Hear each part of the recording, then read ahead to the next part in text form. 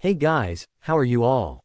Welcome to Let's Start Story on What If Harry Battle of Hogwarts and Harry x Hermione. So do 4 blue hearts. Comment, be sure to subscribe to our channel and like this video, and please share with your friends and watch till end. Also check out Patreon for I have upload Harry x Hermione uncensored spicy version, link in description. Harry Potter stepped out of the fireplace of the Burrow, brushing the ash from his clothes. He had not been in this home much during the last 3 months since the war ended. After Fred's funeral, he just seemed to spend less and less time here. He wasn't sure what changed, but for some reason, it just didn't seem as welcoming as it used to. Harry took the few minutes before he was noticed to try to ponder why that was. He looked around the sitting room where he stood, and it was just as welcoming as it had always been. Deciding that it was nothing about the Burrow itself that made feel any different about the home, he shrugged and moved into the kitchen. As he walked into the kitchen, he found Mrs. Weasley working at the stove preparing dinner. She turned around and rushed over to give Harry her patented Weasley hugs. "Harry dear, it's so good to see you. It's been so long. You really should stop by more often. You can't be eating well living by yourself in that depressing house." Harry accepted the hug, but not before taking a deep breath in anticipation of the rib crunching he was sure to come. When he was finally allowed to speak after being released from the hug, he smiled down at Mrs. Weasley. "I didn't want to impose on your family any more than I already have, Mrs. Weasley. Creature and I have fixed Grimmauld Place up nicely, and it is quite hospitable, and between him and me, we eat pretty well." Mrs. Weasley just smiled at Harry and patted him on the cheek. "Of course dear," she said in a tone that made it clear she didn't believe him. "But still, you should come around more often. You spend too much time alone. I know Ginny would like to see more of you, and so would Ron and Hermione." With that statement, Harry now realized why he didn't spend more time at the Burrow. Ever since the final battle when Ron and Hermione had gotten together, Harry had felt like a third wheel. He felt like an intruder, and things just didn't seem right anymore. There were other reasons also, but Harry refused to even think about those reasons. Then there was Ginny. After the final battle, it seemed that everyone was expecting her and Harry to resume their relationship. Mrs. Weasley seemed to think that she should be planning their wedding and even dropped less than subtle hints about it. Ginny also seemed to expect everything to go back to the way things were. But things couldn't go back to the way things were. The war had changed Harry. Dying has a way of doing that to a person, Harry thought to himself with a mental grimace. The bottom line was that Harry Saint didn't feel that way about Ginny, and the constant hints and suggestions had slowly caused Harry to spend less and less time with the Weasley. He knew he should say something, but for some reason he just couldn't bring himself to say the words. Harry ignored Mrs. Weasley's comment and looked around the kitchen. "So any idea what the big surprise is?" Harry asked. "I got a message from Ron and Hermione. One asking me to come to the Burrow for a big announcement." Mrs. Weasley pursed her lips at the subject change. "No idea. They just asked if I could throw a big dinner for the whole family as they had an announcement to make. They wouldn't say anything about it though." Just at that moment the flow flared alive again, and out walked George and his girlfriend Angelina. "Harry," George greeted, wrapping him in a strong hug. "It's good to see you, old chap. You must come down to the store more often. Business is booming." "Hi George, it's good to see you too." After Fred's death, George had dropped into a deep depression. It had taken Angelina and a few slaps around the head to get George functioning again. When George came out of his depression, he threw himself into Weasley Wizard Wheezes. Harry had stopped by the store a month ago. George had told him that it's what Fred would have done in his place. Angelina and Lee had come on board to help with the store, and Ron and Ginny were helping during the summer. Soon the flow flared alive again, and Bill and Fleur stepped in one right after the other. They were quickly followed by Percy and his girlfriend Penelope. Ginny came skipping soon after and walked over to Harry and gave him a hug and a kiss on his cheek and a small smile before sitting down next to him. Her and Harry exchanged small talk for a few minutes, never really ooching on the state of their relationship or anything substantial. Everyone settled around the table in the kitchen and conversation flowed back and forth, with Harry just sitting and watching with a small smile on his face. No matter what happened, the Weasley family seemed to recover. Soon a small pop announced Mr. Weasley's arrival. "Good evening, Weasleys," he greeted as he took his seat at the H.E.A.D. of the table and smiled around at everybody, including Harry, in his welcoming smile. "I see we are still waiting for the two who requested this dinner and family meeting. Hermione said they would be here at 7. Mrs. Weasley said, looking towards the cloak that told time, showing it was still 5 minutes till. "Knowing that girl, they will be here soon." No sooner had Mrs. Weasley said that, then two Pops announced the arrival of the last two. Hermione and Ron walked in the back door hand in hand, smiling broadly. Harry suddenly had a sinking suspicion on what the big announcement was, and he felt his stomach fall. After all the greetings and hugs were exchanged, Hermione and Ron took their seats next to Harry. "Okay, you two," Mrs. Weasley said. "You two asked for this family meeting, so what's the big news?" Hermione and Ron looked at each other, still smiling. "Well, Mum," Ron said. "Yesterday I took Hermione out to dinner, and as we were finishing dessert, I got down on one knee and asked her to marry me." This statement from Ron was followed by complete silence for a good 10 seconds and was finally broken by Hermione holding up her left hand where a small diamond ring adorned her finger. "And I said yes." Mrs. Weasley's squeal of excitement almost made Harry's eardrums burst. "That's wonderful, dears. I'm so happy for you guys." She jumped to her feet and rushed over, wrapping Harry's two friends into a big hug. "We should start planning the wedding. We still have some time, Mrs. Weasley," Hermione said, trying to keep Mrs. Weasley from gathering steam. "We decided to have the wedding next summer after we are done with school." "What a wonderful idea. That will give us plenty of time to get everything perfect." The rest of the family quickly rose from their seats to congratulate the newly engaged couple. Harry remained in his seat, letting the Weasleys have their family moment, his heart breaking even more as he looked at Hermione's beaming face. She was happy, and that's what mattered. It was his turn to congratulate his best friends, and did so with as much enthusiasm as he could muster and made it as believable as he could. He had a lot of practice at acting this part, and he was glad for that. Harry did what he had always done at times like these. He smiled. It's what was expected of him, and he was quite good at it by now. Throughout his whole life, Harry has had to wear a mask of some sort. While living with his relatives on Private Drive, he learned early on that the best way to survive was to appear meek and draw as little attention to him as possible. When he figured this life lesson out, the beatings became less frequent. When he arrived at Hogwarts, he had to put on a new mask. Harry showed the world the happy child that everyone expected to see. As the years went by, it became harder and harder to hold on to the facade of a happy child, and every time it slipped, people seemed surprised by his anger and resentment at fate for making him its true toy. He learned another lesson, that people only saw what they wanted to see. Maintaining his mask became even harder during his 4th year with the Triwizard Tournament. During the year, he spent a lot of time with his bushy-haired friend, as she was the only one who was helping him live to see the next summer. It was during this time that he started to feel different towards her. Growing up emotionally stunted, he didn't understand the feelings that he was feeling though, and he didn't have anybody he could talk to about it. He ended up labeling those feelings for her as what he assumed a sibling felt for each other.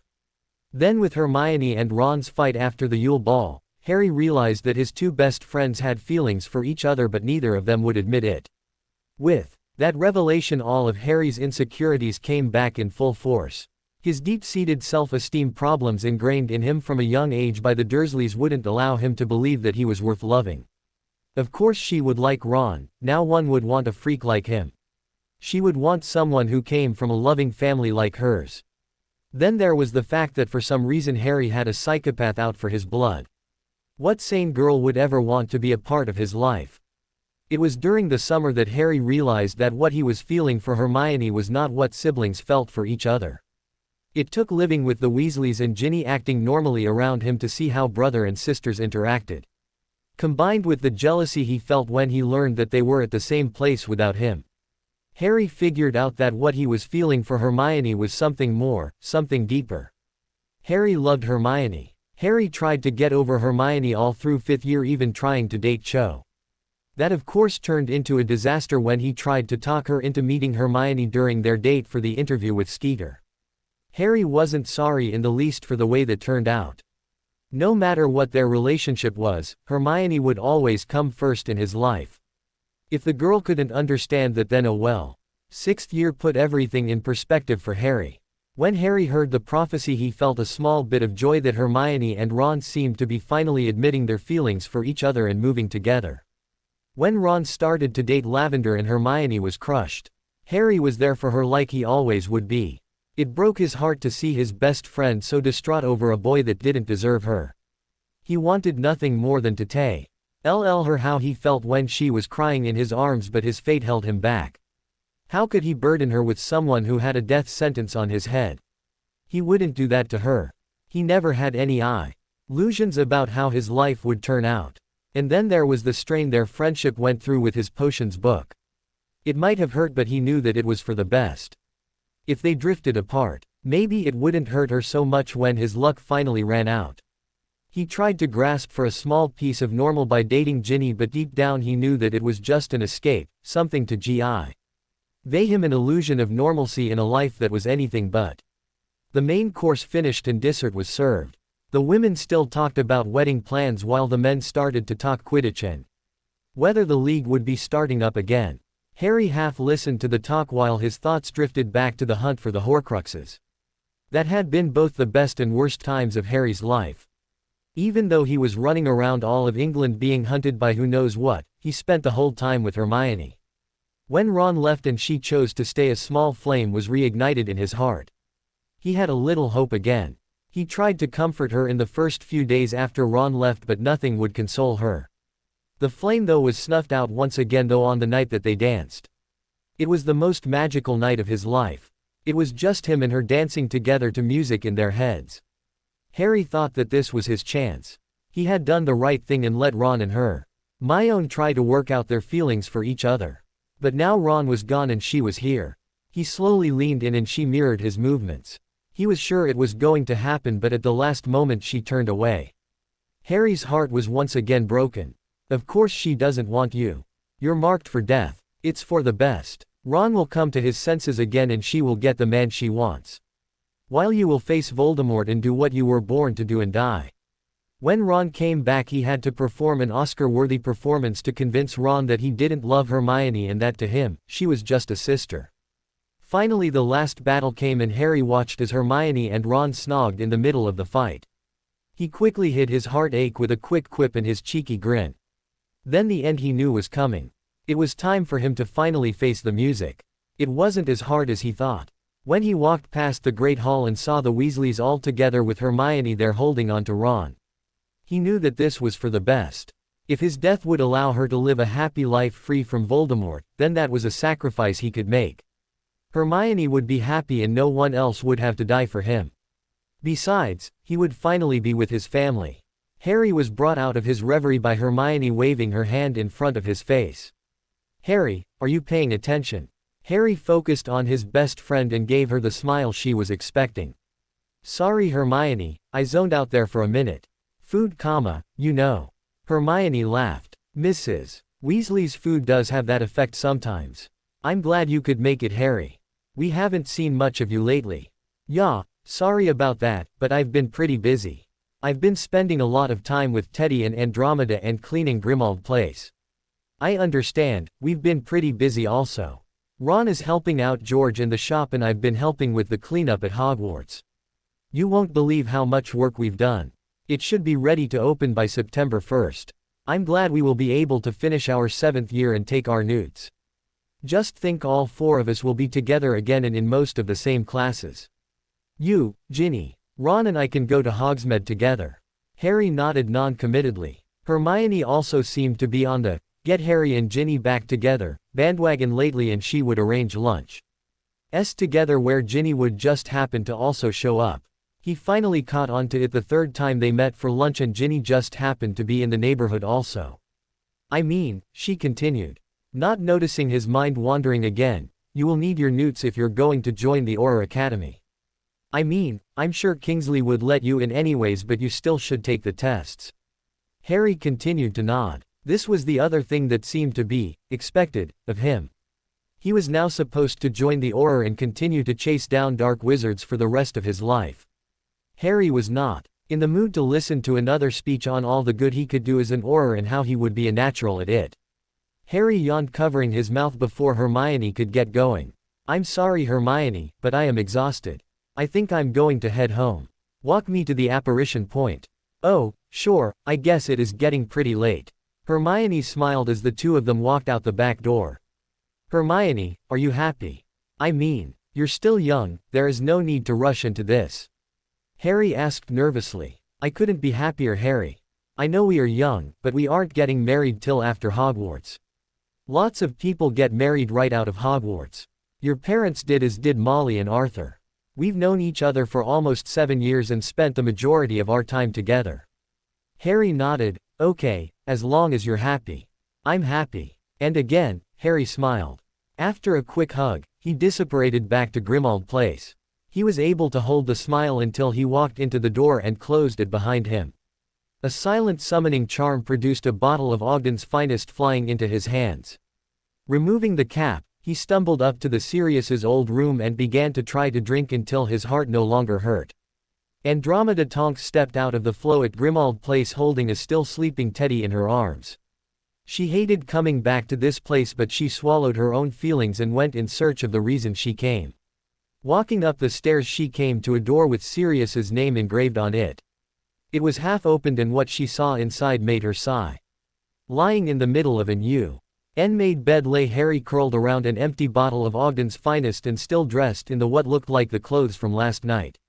This wasn't the first time she had come upon him passed out. It had been a few months since the last occurrence.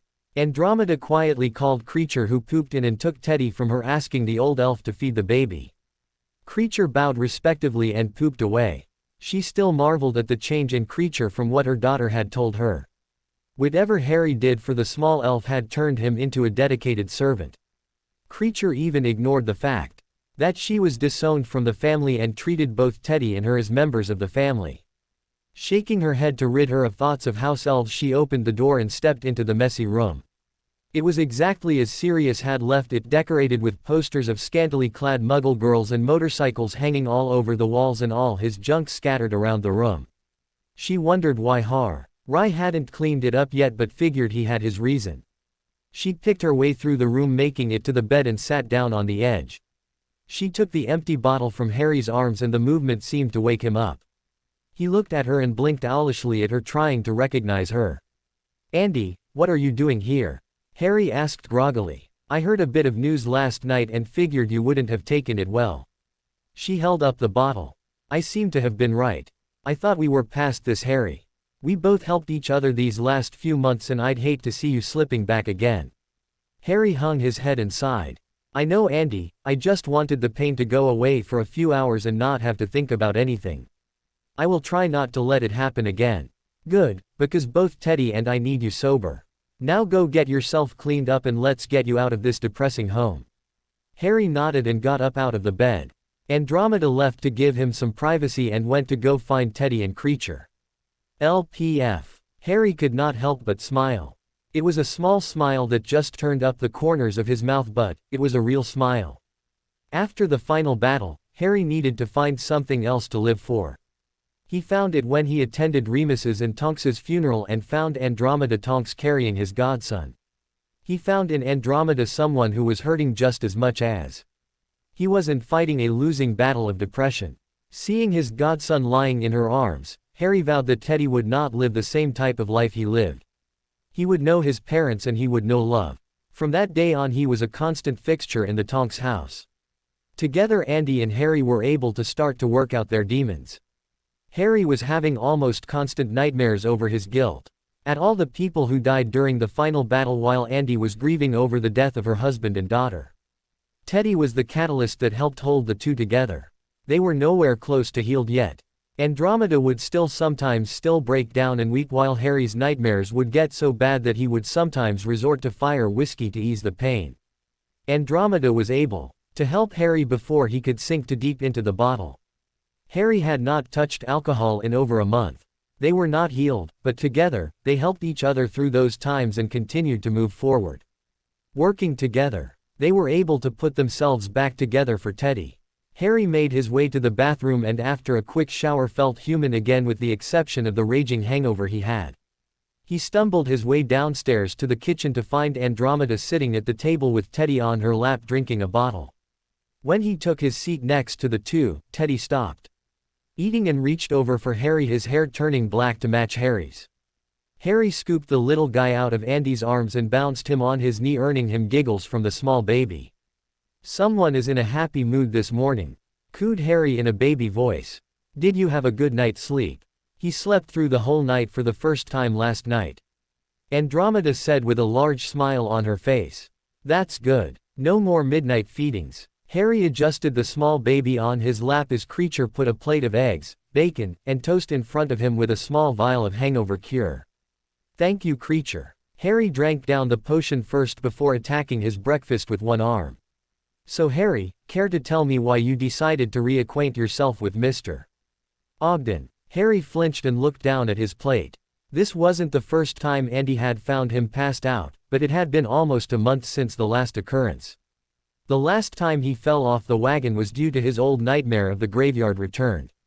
Only this time they including Sirius, his parents, Remus, Tonks, and to his greatest horror Hermione. They were all struck down one by the green light of the killing curse while he stood there and did nothing, their blank eyes staring blankly back. "You know why. You must have heard the news. They are getting married next summer. I just wanted the pain to go away for a little bit." Andromeda let out a quiet sigh. "I don't know why you just don't tell her. We've been over this. She's happy with Ron. She loves Ron, not me. Why say something only to create tension between us? I've accepted the fact that she doesn't love me and will settle for her being happy." Harry looked down at his plate, a scowl forming on his face. "Even if she is too good for that backstabbing git," he mumbled quietly, not realizing that Andy heard him. Harry finished his breakfast in silence and then returned to bouncing a giggling Teddy on his lap. "So what is on the agenda today? I thought we could go to Hyde Park since it's such a beautiful day outside. You could use some fresh air. Then we can discuss what we should do for your birthday party," Andy suggested. "You don't have to do anything. It's not that big of a deal," Harry said, blushing. "Agree to disagree," Andy replied back with a grin on her face. The three of them left Grimmauld Place and made their way to Hyde Park. After walking around the park for a few hours watching the swans, they apparated back to Andy's house. Andy made some tea as Harry put Teddy down for a nap, leaving him with a plush wolf to sleep with. When Harry returned to the kitchen, he sat down and sipped his tea. "So what would you like to do for your birthday? If we must do something, then I would like it to be a small affair with a few friends." Andromeda nodded and took out a piece of parchment and quill and began to make a list of people to invite for Harry's birthday. When the birthday preparations were all complete and invitations sent out, Harry started on dinner. Cooking was one of the few chores that he had to do at the Dursleys that Harry actually enjoyed. He thought himself pretty good at it, and now that he had an appreciative person to cook for, enjoyed it that much more. He had taken over almost all the cooking whenever he was over at Andy's house, and she seemed to enjoy the food he made. "Harry," Andromeda asked halfway through dinner, "have you given any thought as to what you want to do now?" Harry pushed his food around his plate deep in though. "I've thought about it a bit. I haven't come to any decisions yet. Everyone seems to expect me to become an Auror, and I will admit, 2 years ago that's what I was aiming for, but now, I'm not sure. I'm not even sure I want to return to Hogwarts for my last year. Too many bad memories." Andy nodded. "That's understandable. Think about it and remember you should do something you want to do, not just what people expect you to do." Harry nodded and went back to eating his meal in silence. LPF. July 31st arrived and Andromeda Tonks was not a happy witch. Today was Harry's 18th birthday, and the two people she knew Harry had wanted there the most didn't show up. They had decided to hold the party at her place as they had a large backyard with a barbecue manned by Creature. Harry told her he didn't mind, that they were probably busy with something important, all the while smiling that damn smile of his.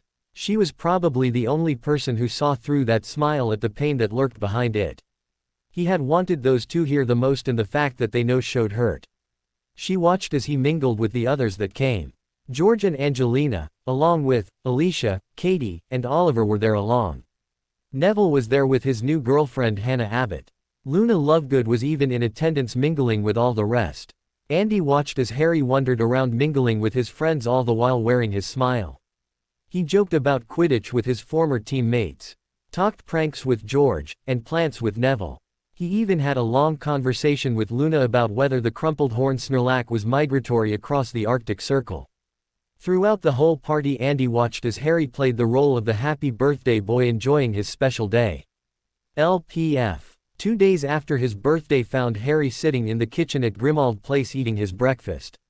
On the table lay an open letter from Hogwarts. It was his 7th-year book list and it contained something he had not expected. When he opened it, a head boy badge fell out of the envelope. For a few minutes he just stared at it in shock. He didn't want to be head boy, he wasn't even sure if he was going back to Hogwarts. Deciding to think about it later, he threw it on the table and ate his breakfast. As he was finishing the last piece of bacon, still staring at the head boy badge, his fireplace roared into life and Hermione walked out of the flames in a rush. Ron quickly stuffed the badge back in the envelope and stuffed the whole envelope in his pocket before Hermione was fully out of the fireplace. "Harry, I'm glad you're home. Something happened and I need your help." Harry sighed to himself. He had not seen Hermione since her engagement announcement, and if he was honest with himself, was deeply hurt that she had not come to his birthday party. "Good morning to you too, Hermione. I missed you 2 days ago." Hermione stared at Harry as if trying to think of what he was talking about. Then suddenly her face paled. "Oh my God, Harry, I'm so sorry. We missed your birthday party. Fleur surprised me and Ginny with a trip to Paris to look at dresses. She arranged the same designer she used for her wedding dress. We completely spaced on the date." Ron smiled and patted her arm reassuringly. "It's fine, Hermione, it's not that big of a deal. I figured it was something important like that you couldn't miss." "So you found something then?" "Not yet. This was the first meeting to just get a general idea of what I am looking for. It will take a few more meetings and then a while for the dress to be done. Fleur and Bill are helping pay for it as our wedding gift from them." Harry nodded and smiled reassuringly at his friend. "So what's so urgent?" "Oh, Ron and I were going to leave for Australia tomorrow to go bring my parents home. We plan on traveling as Muggles with international portkeys still unavailable. The problem is that with Hogwarts letters coming out, the store is packed and Ron won't be able to get away. I don't want to go alone and was wondering if you would be able to come with." Hermione said in all this in one breath and watched Harry biting her bottom lip nervously. Harry smiled to himself. She shouldn't be worried. He would always be there to help her with anything, even traveling halfway around the world with only 1 day notice. "Sure, no problem. I need a passport though. I've already taken care of that. I talked to Kingsley yesterday and he was able to fast-track it." She reached into her pocket and pulled out a red leather envelope and handed it to Harry. He opened it up and saw his picture staring back at him unmoving. "That's a Muggle passport and will also work for wizard travel. Thanks. What time do we need to be at the airport?" "Our flight leaves at noon, so we need to be there by 9. "Okay. Why don't you flow here at 8 o'clock and we can cab it to the airport?" "Sounds like a plan. I'll see you tomorrow morning," she said as she hugged him tightly. "Thanks for doing this, Harry. I really didn't want to go alone." "Of course, Hermione, you know I will always be there for you," Harry said, returning the hug just as tightly. "Now, it seems I have a lot to do if I'm going to go to Australia tomorrow." "Of course. I'll see you in the morning." Hermione turned and left through the flow. Harry just watched as the flames turned back to orange and slowly died away. He shook his head at himself and headed upstairs to change. "Why do you keep doing this to yourself, Harry?" he thought to himself. But of course he had no answer. Harry apparated to Andy's house to tell her about his impending travel plans. All the while ignoring her lips thinning in disapproval that he was again dropping everything at the drop of a hat to help out his friends without a second thought. She watched him paraded back to London to take care of some shopping, hoping that Harry would find something soon that he was passionate about again. Harry woke up in the morning of their departure with a groan. The previous day had been a whirlwind of shopping in order to get everything he thought he would need for his trip. Never having actually gone anywhere before, he was thankful that the Andromeda had come with Teddy. Together the three worked their way through all 6 floors of Harrod's department store, putting his new credit card through its paces. While there, Harry took the opportunity to buy Teddy a few more toys to go in his room. He could never resist the opportunity to buy his godson new toys. With his suitcase all packed and sitting by the door, the cab pickup scheduled, Harry was as ready as he would ever be. Harry rolled out of bed and made his way to the bathroom and quickly took a shower. After his morning routine was complete, he got dressed in a comfortable pair of jeans and a polo shirt he bought yesterday. Andromeda had mentioned that this would be a long flight and he would want to wear something comfortable. How she knew so much about Muggle travel, Harry didn't know, but it made sense. Sydney was on the complete opposite side of the planet after all. All dressed and cleaned, Harry made his way down to breakfast where Creature had prepared a nice going-away meal for him, consisting of all his favorite breakfast foods. "Thank you for breakfast, Creature, this looks delicious," Harry said to his house elf, taking a few bites. "Are you sure you don't mind going over to stay with Andromeda while I'm away? Creature will be happy to help Madam Black and the future head of the Black family in any way Master wants." Creature replied, bowing. Harry simply nodded and went back to eating his breakfast. When he was finishing the last few bites of his bangers, the fireplace erupted in a shower of emerald flames, expelling Hermione and her luggage into the kitchen.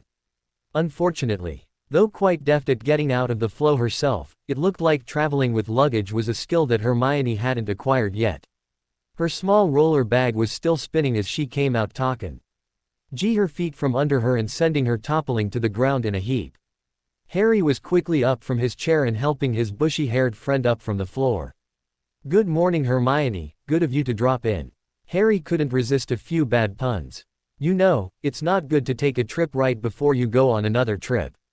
Hermione's glare stopped him before he could come up with any more It couldn't stop the smile that formed on his face. "Not one word, Harry, I remember you having trouble with Flo just by yourself not too long ago. In fact, I think the last time I saw you, Flo, somewhere you wound up on your face." Harry's smile faded with a grimace while Hermione wore a triumphant smirk. "Yeah, Andy told me the trick of flowing somewhere the 5th time I fell on my face flowing into her living room. I guess she was sick of the mess." Harry reached down and grabbed her suitcase and helped her to her feet. He looked at his watch. "The cab should be here any minute. We should be outside waiting for it. I told them my address was number 11 Grimmauld Place since they can't see number 12. Harry turned to Creature and smiled at the old elf. "I will see you in a week or so, Creature. Please take good care of Teddy and help Andy with anything she needs. I will let you know when we will be returning." Creature bowed deeply to his master and then with a loud crack he apparated to Andy's house. Harry grabbed his suitcase from the door and together with Hermione walked to the curb to await the cab. As they stepped onto the curb, Harry noticed the iconic black hackney cab pulling up to them. Harry waved to the cabbie as he pulled alongside the curb. He popped the boot to allow them to store their luggage and they climbed inside. "Good morning, could you please take us to Heathrow Airport Terminal 3? Hermione asked as he settled herself in the seat. "No problem," the cabbie said and the cab dashed away. In less time than Harry expected, he was getting out of the cab at Heathrow Airport. Harry was shocked at the sheer size and the masses of people. He had seen pictures of the airport but never had he been here. Hermione quickly paid the cab driver with some pound notes then prodded him to move inside. He followed closely behind Hermione as she made her way over to the British Airways ticket counter and lined up in the queue. "This place is amazing, Hermione," Harry whispered to her. "So many people going so many places, the organizational requirements alone are staggering to think about. If the bigots could see this, there is no way they would think Muggles is a lesser being." "I know what you mean," she replied in a whisper. "I was actually really looking forward to doing this with Ron. He knows so little of the Muggle world and I had hoped that this would be a good experience for him." Harry frowned but quickly tried to hide it. Hermione must have noticed though. "Not that I'm not glad that you're here. We haven't done much together over the last few months and it will be good to spend some time together." Harry smiled, his mask returning to his face. Of course, she would rather be here with Ron. You were once again her second choice. Only there for emergencies. Harry went back to people watching as the queue slowly moved forward. After a few minutes of waiting they found themselves moving to the open ticket agent to check in. "Good morning. We are traveling to Sydney via Hong Kong. Passports please." They handed her their passports and she looked it over. "Everything seems to be in order. Would you like windows or aisle? Actually, we were wondering if you had any business class available for us to upgrade."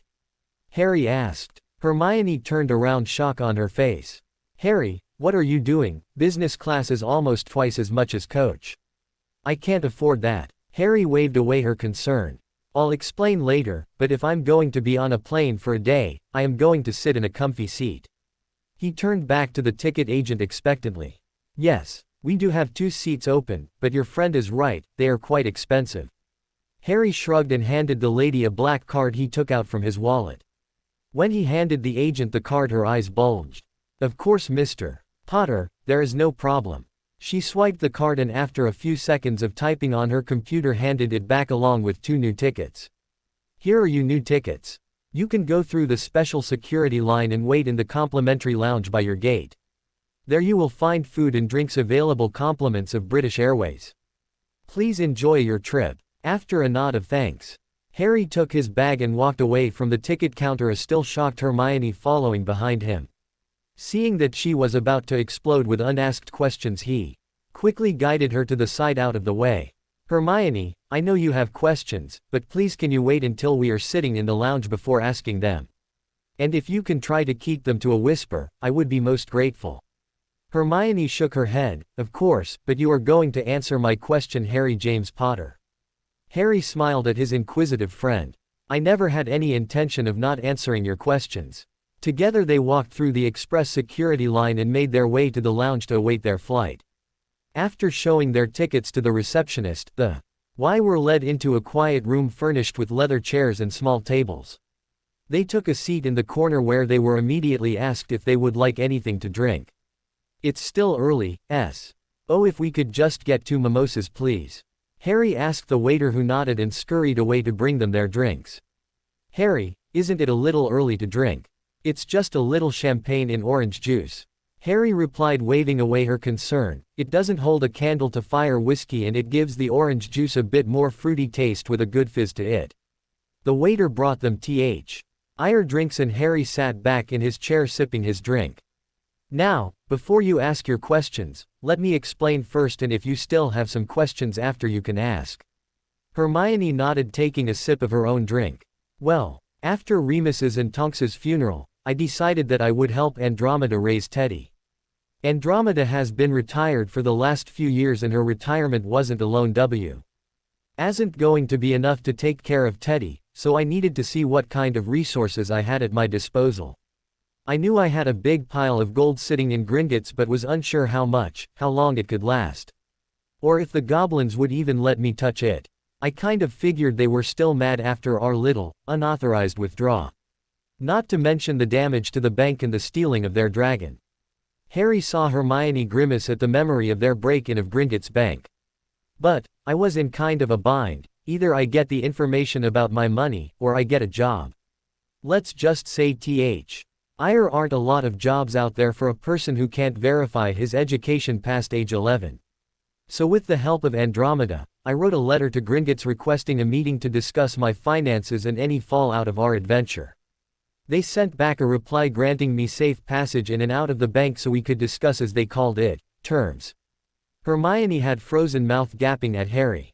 Harry, are you telling me that you talked to the goblins alone about our break-in alone? Why didn't you tell me and Ron? We broke in with you.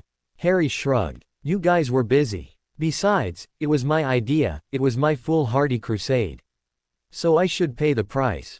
Hermione opened her mouth again to probably protest again, but Harry stopped her with a hand. It's done, Hermione, don't worry about it. So anyways, Andy and I went to Gringotts not knowing what to expect. Did you know her and her husband used to run their own law firm? They worked in both the Muggle and magical world as barristers. One shook her head in indicating she didn't know that. Yeah, apparently they were quite good. They sold their law firm at the beginning of our 5th year and retired. Apparently Tonks told them about Voldemort's return and they wanted to prepare. Anyways, Harry said, getting the story back on track. Me and Andy walked up to the front desk of Gringotts. We had to walk around the massive hole in floor, mind you, and presented ourselves to the teller. LPF. As Harry told Hermione the story, his mind drifted back to that day. It was the first week that Andromeda, Teddy, and Harry had spent Hogwarts. Her and they were still dealing with their problems. 2 nights before, Harry had drunk himself to sleep to try to stop the nightmares from coming. It was the first time that he turned to fire whiskey in hopes to make it through the night. He woke up with a splitting headache, but his sleep was free from nightmares. He thought of repeating the process the next night, but Andromeda had slipped into one of her bouts of depression and he had stayed up all night trying to comfort the grieving wife and mother and woke up on the couch with a blanket draped over both of them courtesy of Creature. Andromeda and Harry approached the teller and Harry stepped forward. "I have an appointment with Ragnarok," Harry said to the goblin. Andromeda had explained that it was best to be direct with the goblins as the hated time wasters. "Name," the goblin replied, not looking up from his ledger. "Harry Potter, along with Andromeda Tonks." The goblin glared at Harry before taking a look at a sheet of parchment. "Very well, come with me," he said, jumping off from his stool and walking down a long ornate hallway. The three approached a gold door inlaid with spiral designs flanked by two burly guards. "Their guide," he said something in gobbledygook to the two guards who nodded and opened the door for them. Harry and Andromeda entered the office now flanked by the two guards. They were led to a large desk where the largest goblin Harry had ever seen sat behind with an axe in his hand. Harry started to think that this was a very bad idea. Surely cooking somewhere was a better alternative than losing your head. The large goblin that Harry assumed was Ragnarok pointed his axe at a pair of chairs in front of his desk. "Sit," he said in a low growl. It wasn't a request and Harry and Andromeda sat in the chairs indicated. The goblin surveyed Harry as he sat in his seat. He looked dispassionately back at the large goblin, meeting his eyes and not backing down. Harry had died once already and he didn't fear dying again. If that was the consequences of his actions to get a piece of Voldemort's soul, then so be it. Harry stared back at the goblin, each holding the other's eyes for a few minutes. Whatever the goblin was looking for, he must have found it as he gave a sharp nod and leaned back in his gold-leafed chair. Harry Potter, the only known person to successfully break in and steal something from Gringotts. I don't mind telling you that a part of my clan has demanded your head in return. Luckily, I have learned what it was that you took from the Lestrange vault. If not for that, we would be having a very different conversation." Ragnarok paused, fingering the blade of his axe. "There are two reasons why your head is still attached to your neck. 1. The object you stole was stolen itself from its rightful owner. We will discuss this in a moment. 2. I know that the thing you stole contained a piece of the Dark Lord's soul and that it had to be destroyed in order to rid us all of that maniac. Though some of my people deny it, I know that it would have only been a matter of time before he turned his full attention on us and tried to slaughter every last goblin in Britain. Unfortunately, our hands were tied due to your ministry's regulations and we could do nothing to aid you even if you had asked and told us what you were after." Harry breathed a little easier. He wasn't going to lose his head after all. He was relieved because he needed his head to help with Teddy and he had no desire to join the headless hunt. "There is still the matter of the damage you caused to Gringotts," Ragnarok continued. "I believe that it would be fair for you to pay for the damage that you caused in your escape. That is acceptable, but I am unsure if I can afford to pay for the damage. I know my vault has a large amount of gold in it, both from my parents and from Sirius, but I'm not sure how much," Harry said a little nervously.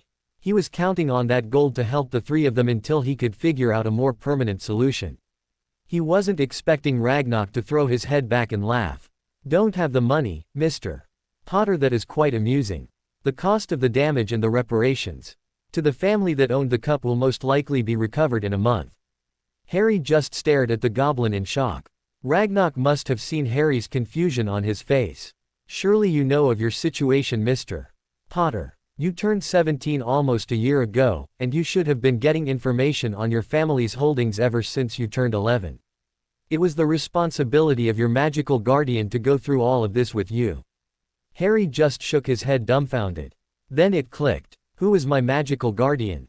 Ragnarok looked at a piece of parchment on his desk. "It looks like Albus Dumbledore was until his death.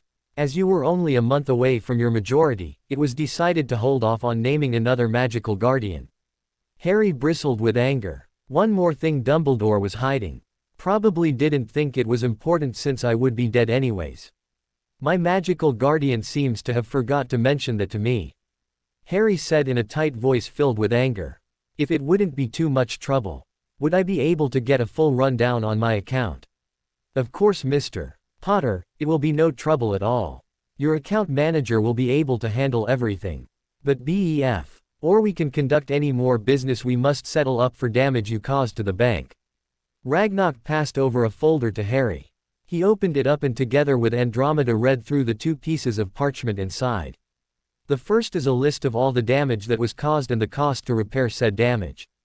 The second is an agreement to pay reparations to the family of Hepzibah Smith for the destruction of Hufflepuff's cup. Though the cup was priceless, our appraisers and barristers have determined that it was already tainted by the Dark Lord and the final destruction by you was a small matter. Harry looked at the 2 figures.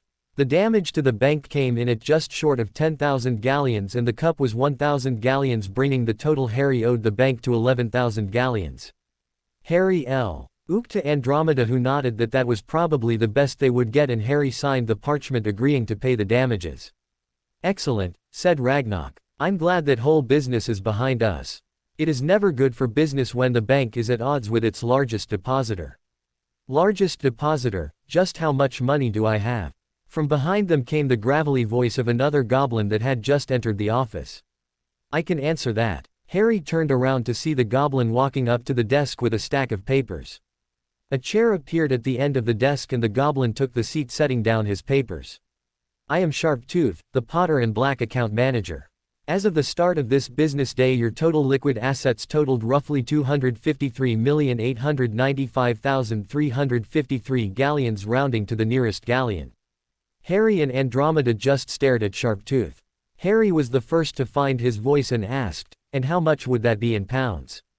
The current exchange rate is roughly 5 pounds to the galleon, which roughly comes to 1,269,476,765 pounds sterling, Mr. Potter. The goblin replied as Harry promptly fainted. Wait a minute, Hermione said, interrupting the story. Are you telling me that you're a billionaire? You are probably one of the richest people in the UK. Harry looked at his friend a little sheepishly, rubbing the back of his neck. Yeah, kind of. I think Sharptooth said I was number 23 actually. Harry took another drink of his mimosa and looked at his watch. We should head to the plane. We will be departing soon. Hermione let out a squeak when she looked at her watch. I totally lost track of time. We should have been at the gate a half hour ago. Harry chuckled. Calm down, Hermione, remember we are in business class. It's one of the perks, I'm told. You can board whenever you want during the boarding process. I'll finish the story when we get settled in our seats. Together the 2 grabbed their bags and headed for the plane. When they were at the gate, Harry smiled at seeing the 4-engine aircraft with its iconic hump on top. I was hoping we would be on the 747. I built a model of one at school once before Dudley decided to see if it actually flew. They gave their tickets to the ticket agent and boarded the plane. Harry's smile broadened when the flight attendant motioned them to climb the stairs to find their seats. We even get to sit in the hump. This is so cool. Harry looked over at Hermione, seeing her smile at his excitement. After stowing their suitcases and taking their seats, they were once again offered a drink. Harry ordered another mimosa while Hermione stuck with a Coke. Okay, now finish the story, she said in a tone that told him he better finish the story this time or he would have to learn to fly without his broom. Okay, so I had just been told I was a billionaire and of course I fainted. LPF. Harry awoke again. Water hit his face. He opened his eyes and saw Andromeda looking at him worriedly. Hey Andy, I just had the weirdest dream. I dreamed that I was a billionaire and the goblins didn't want to cut my head off. A throat binging cleared next to him made Harry look to the side. That was not a dream, Mr. Potter, Sharptooth said. You are a billionaire and we most definitely do not want to cut your head off, at least, not anymore. Sharptooth ruffled through his papers. For the last 15 years, we have followed a moderate growth investment strategy designed to generate a better than market return but with little high-risk investments. Your investments have provided an annual return of almost 20% and we foresee that continuing. Your account is doing quite well, Mr. Potter, if I don't say so myself. Harry looked at Andromeda, who had the same bewildered look on her face. She obviously hadn't known anything about this either. Where did all this money come from? Harry asked his account manager.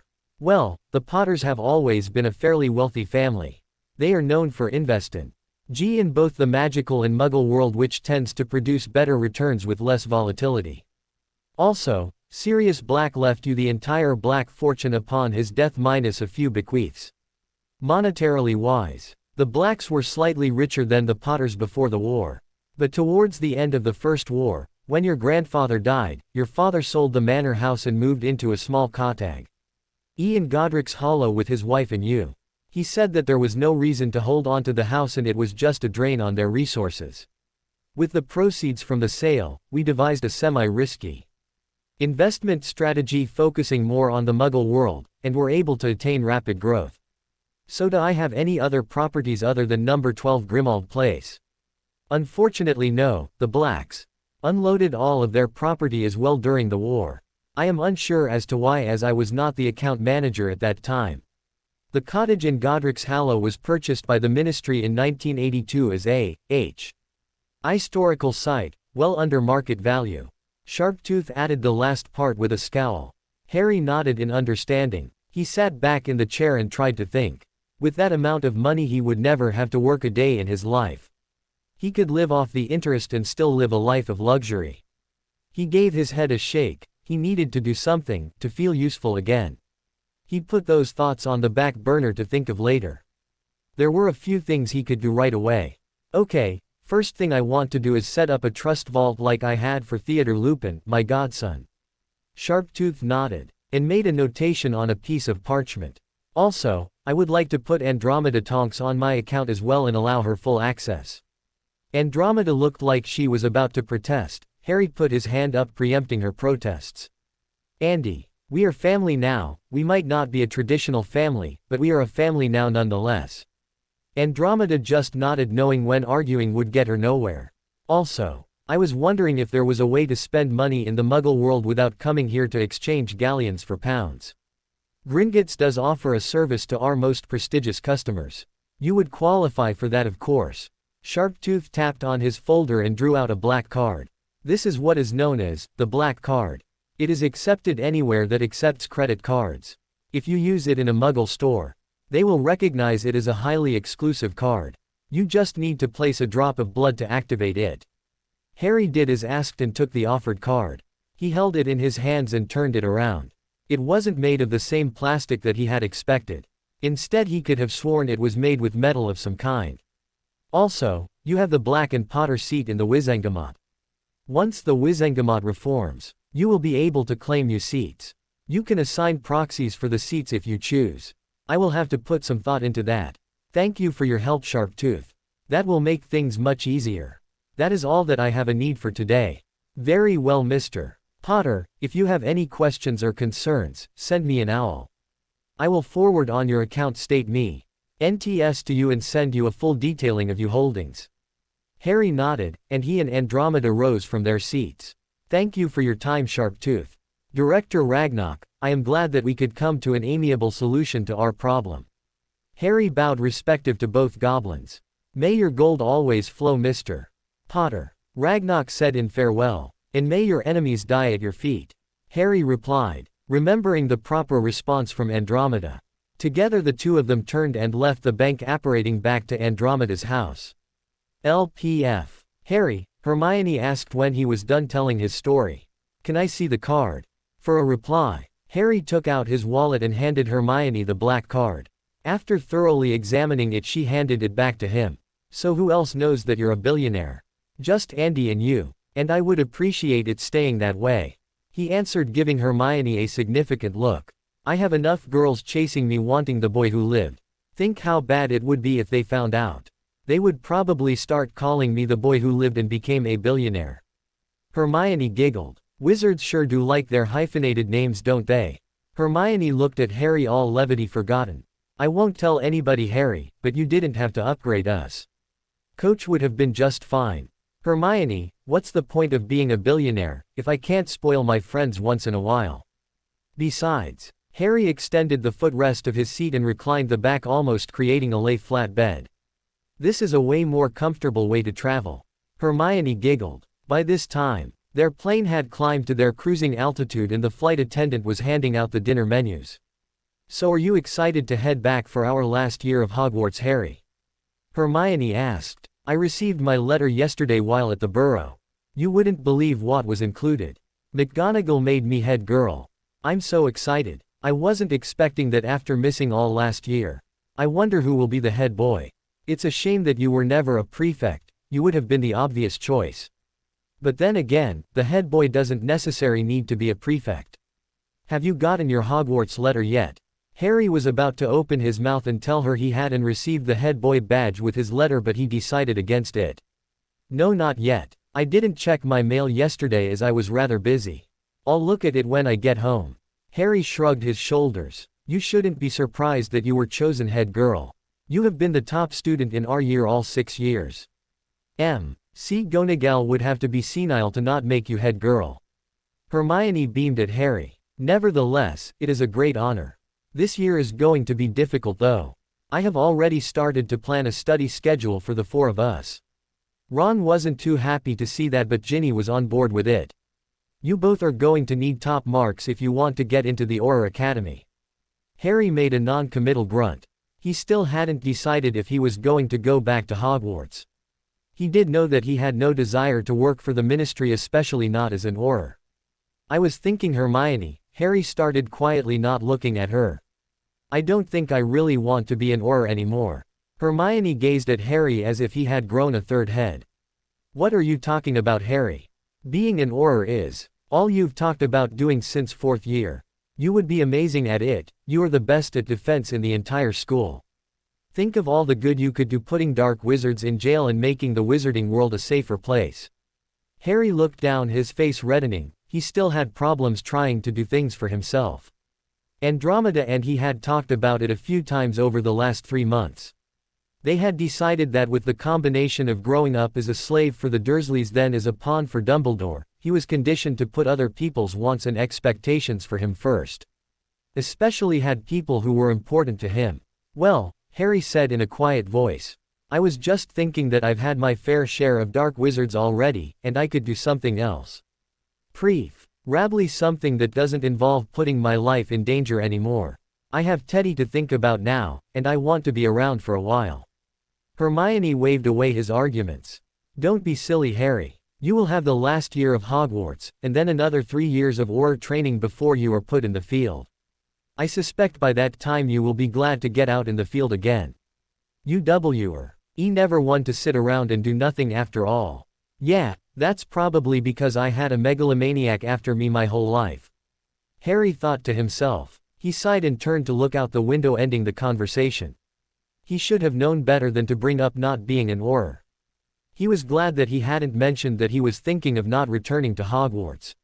He looked at Hermione out of the corner of his eye. She had taken out a bridal magazine, a Muggle notepad and a pen and began flipping through the magazine, taking notes. Harry reached into the seat back pocket and pulled out the in-flight magazine. Flipping through the magazine, he came upon an interview with a person he had heard of before. The magazine was interviewing Bill Gates, the richest man in the world. Curious, Harry began to read the interview. In it, Gates spoke about his plans to retire from the running of Microsoft and his idea for him and his wife to form a foundation to help make the world a better place. ACE funding medical research and medical-related projects around the world. Harry reread the article, paying attention to the parts where Gates spoke of how he wanted to give back to a world that had given him so much. An idea started to form in Harry's head. Harry was now one of the wealthiest people in the world, and he had done nothing to really earn it. That didn't sit right with him. He was always used to having to work hard for everything he had, and to now have an almost unlimited amount of money still left him staggered. Perhaps I can do something to make the world better. Killing Voldemort might have been important, but he was just a symptom of the problem and not the cause. He decided to think about it some more and talk with Andy to see what she thought about the idea. Off the top of his head, there were 3 things that Harry had strong feelings about. He felt a strong desire to help fellow orphans so that none of them had to suffer the life that he had. He also wanted to do something to improve education. And finally, equal rights for everyone, no matter their blood status, magical ability, or whether they were classified as human. Harry looked over to Hermione, remembering her attempts at forming SPEW. When she started it, Harry had agreed with her in principle but felt that she was going about it in the wrong way. He had tried to reason with her, but Hermione was stubborn when she thought she was right. First of all, the name didn't help matters. It spelled something silly and no one would take it seriously. Second, she tried to push what she thought was right on the elves without asking what they wanted. Harry leaned back in his seat and pondered that. He was brought out of his thoughts by Hermione gently shaking him. Harry, what do you think of these two? Xe's for the groomsmen and the dresses for the bridesmaids. Harry looked at where she was pointing. The tuxedos looked like any other tuxedo he had seen, not that he had seen a lot but he saw a few on his trip to Harrods. They look fine, Hermione, and so do the dresses. Why are you asking me? I just thought that the best man would want to have a say, and with Ginny as my maid of honor, it would be nice if you two would match. That way when you two are dancing you won't clash. Hasn't Ron talked to you about best man duties yet? Harry shook his head. Well, I'm sure he will talk to you soon. We have almost a year to the wedding so it's not that urgent. Hermione chewed her bottom lip and looked at Harry nervously. Harry, have you talked to Ginny much lately? I don't mean to pry but I was just wondering when you and her would get back together. She talks about you all the time and she really wants to try to make another go of you too. Harry sighed and took off his glasses, rubbing his eyes. Hermione, I've just been dealing with a lot of stuff lately. Taking care of Teddy with Andy, getting my finances in order, cleaning up Grimmauld Place, it's been a lot of work. I know, Harry, and so does she. But you should talk to her. You're right, I'll talk to her when we get back. Harry said. I've put it off long enough as is.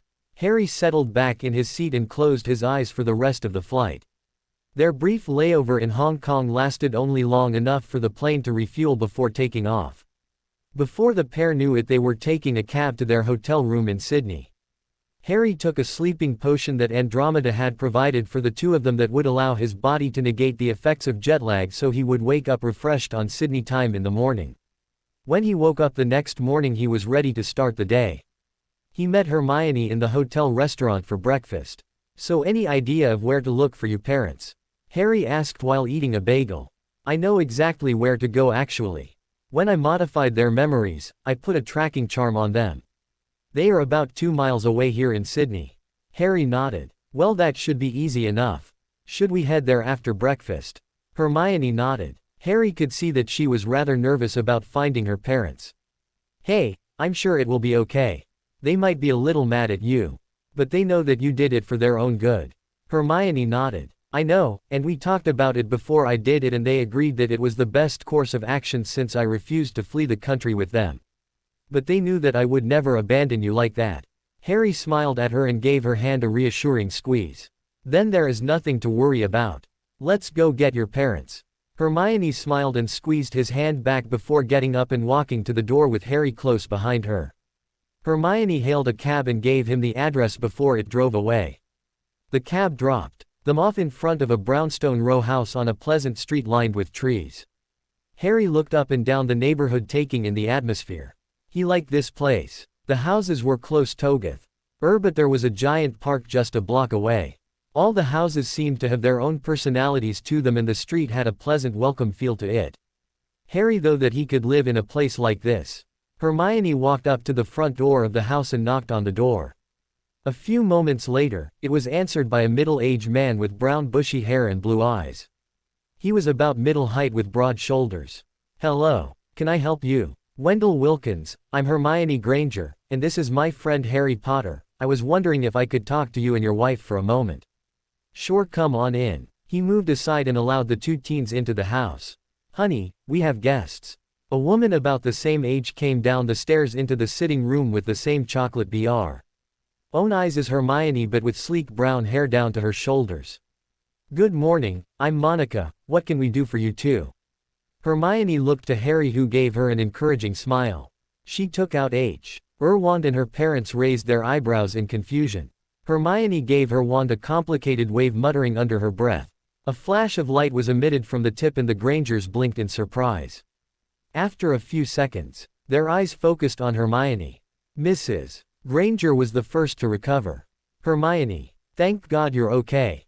She rushed over and drew her daughter into a hug. Her father was not far behind her. I take it that if you are here that means that the dark wizard has been taken care of. He asked as he joined the family hug. Yeah, about 4 months ago now, and I came here as quick as I could to bring you home. I've already checked the house and it is still standing for the most part. There is a little damage done by Death Eaters searching for me, but nothing major." She hugged her parents again as Harry looked on, happy that they were reunited again. "I do have a bit of a surprise for you guys though." She waved her wand over her left hand, making her engagement ring appear on her finger. "I'm engaged," she said with a large smile on her face. Standing a little ways behind Hermione, Harry grimaced, which he quickly hid. The reaction from Mrs. Granger was instantaneous. She let out a squeal and wrapped Hermione in a hug. "Congratulations, princess, we're so happy for you." She then let Hermione out of her arms, and to Harry's shock came straight at him. "Congratulations, Harry, we knew this day would come. Welcome to the family." Harry stiffened, a look of utter shock on his face at both the sudden hug, something he still was uncomfortable with, and what Mrs. Granger had said. Mrs. Granger was interrupted from saying more by Hermione's small laugh. "No, Mum, Harry and I are not engaged. That would be like marrying my brother." Harry couldn't hide the grimace that this statement brought before it was noticed by Mrs. Granger. "I'm marrying Ron." The silence in the room stretched and Harry felt awkward standing there still in Hermione's mum's hug. Harry cleared his throat loudly. "Dr. Granger, it's good to see you again," Harry said, trying to break the awkward silence in the room. "I think the last time we met was before our second year." Harry smiled, remembering their time in Diagon Alley. "Harry, you've grown so much since then, I barely recognized you," Dr. Granger said, trying to get back to normality. "And please, call us Jane and Hugh, it gets confusing with both of us being referred to as Dr. Granger." Harry nodded. Jane moved over to Hermione and gave her another hug. "I'm so glad you're here. Let's move into the kitchen and we can catch up over tea." Jane and Hermione moved off into the kitchen and Hugh approached Harry. "Harry, I'm glad to see you. Thank you for bringing her back to us. She never was too specific about what was going on, but we knew that it was pretty bad before we left. I'm thankful that you two made it out alive." Hugh extended his hand and Harry shook it. "Honestly, it was Hermione that kept me alive. She was always the level head of the group." Hugh chuckled. "I'm sure she would say the same about you. Now how about you join us for tea? It would be nice to get to know the boy behind the name that was a fixture in all of our daughter's letters." Harry felt his face redden. "Perhaps another time. I think that I will take a walk around the neighborhood while you catch up with Hermione. I would hate to intrude on your reunion." Without waiting for an answer, Harry turned around and left the house. LPF. Hugh Granger watched Harry leave the house. He shook his head and walked into the kitchen to find his daughter and wife sitting at the table with a kettle heating on the stove. "Where did Harry go?" Jane asked. "He went for a walk, said that he didn't want to intrude on our reunion." Hugh said. He suspected the was something more, but he wasn't sure. "I think you spooked him, Mum. He still isn't unused to physical affection, especially when he isn't expecting it and from people he doesn't know really well. He didn't grow up in the best environment from what I have been able to gather." Hugh and Jane shared a look and Hugh shrugged. He suspected that that might have been part of it, but probably not the whole story. "What do you mean? He grew up with his aunt and uncle, right?" Jane asked. Hermione nodded. "He was raised by his mother's sister and her husband. He doesn't talk about it much, but he never goes back for Christmas and seems to dread going home for the summer. When he would finally be allowed to leave, he always arrived skinnier than when I last saw him. I remember Ron told me he and his Rothers had to rip bars off his window and pick some locks on his door the summer before our second year." Hugh and Jane shared another look. This was the same place that the headmaster forced him to return to every summer. Jane asked. "Professor Dumbledore said that it was for the best and he would be safest there." Jane said, looking deep in thought. "Well, nothing to be done about that now. What I would really like to talk about is your engagement to Ron." "Oh Mum, I'm so excited. We've already started planning the wedding. We are going to hold it at the Burrow like Bill and Fleur's wedding last summer."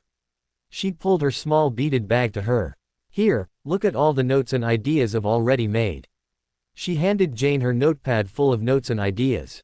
"That's not exactly what I wanted to talk about, dear. I don't understand why you were rushing into this. You are only 18 after all." Hugh watched as his wife paled for a moment. "You're not expecting, are you?" Hugh's face also paled at that thought. He released a breath in relief when Hermione laughed. Of course not, Mum. We haven't done that yet. It's very common in the magical world for people to get married right out of Hogwarts.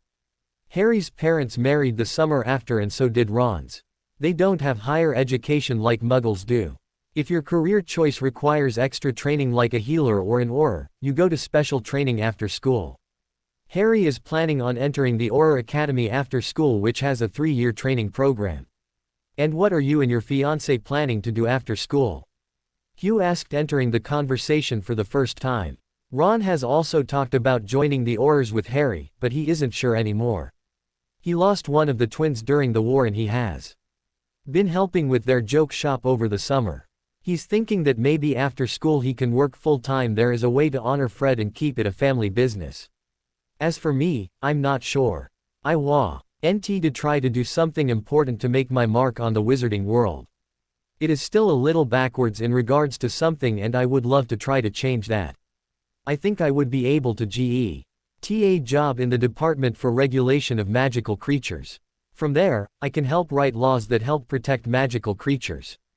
Hugh remembered Hermione's letters after she found out about house elves and their treatment.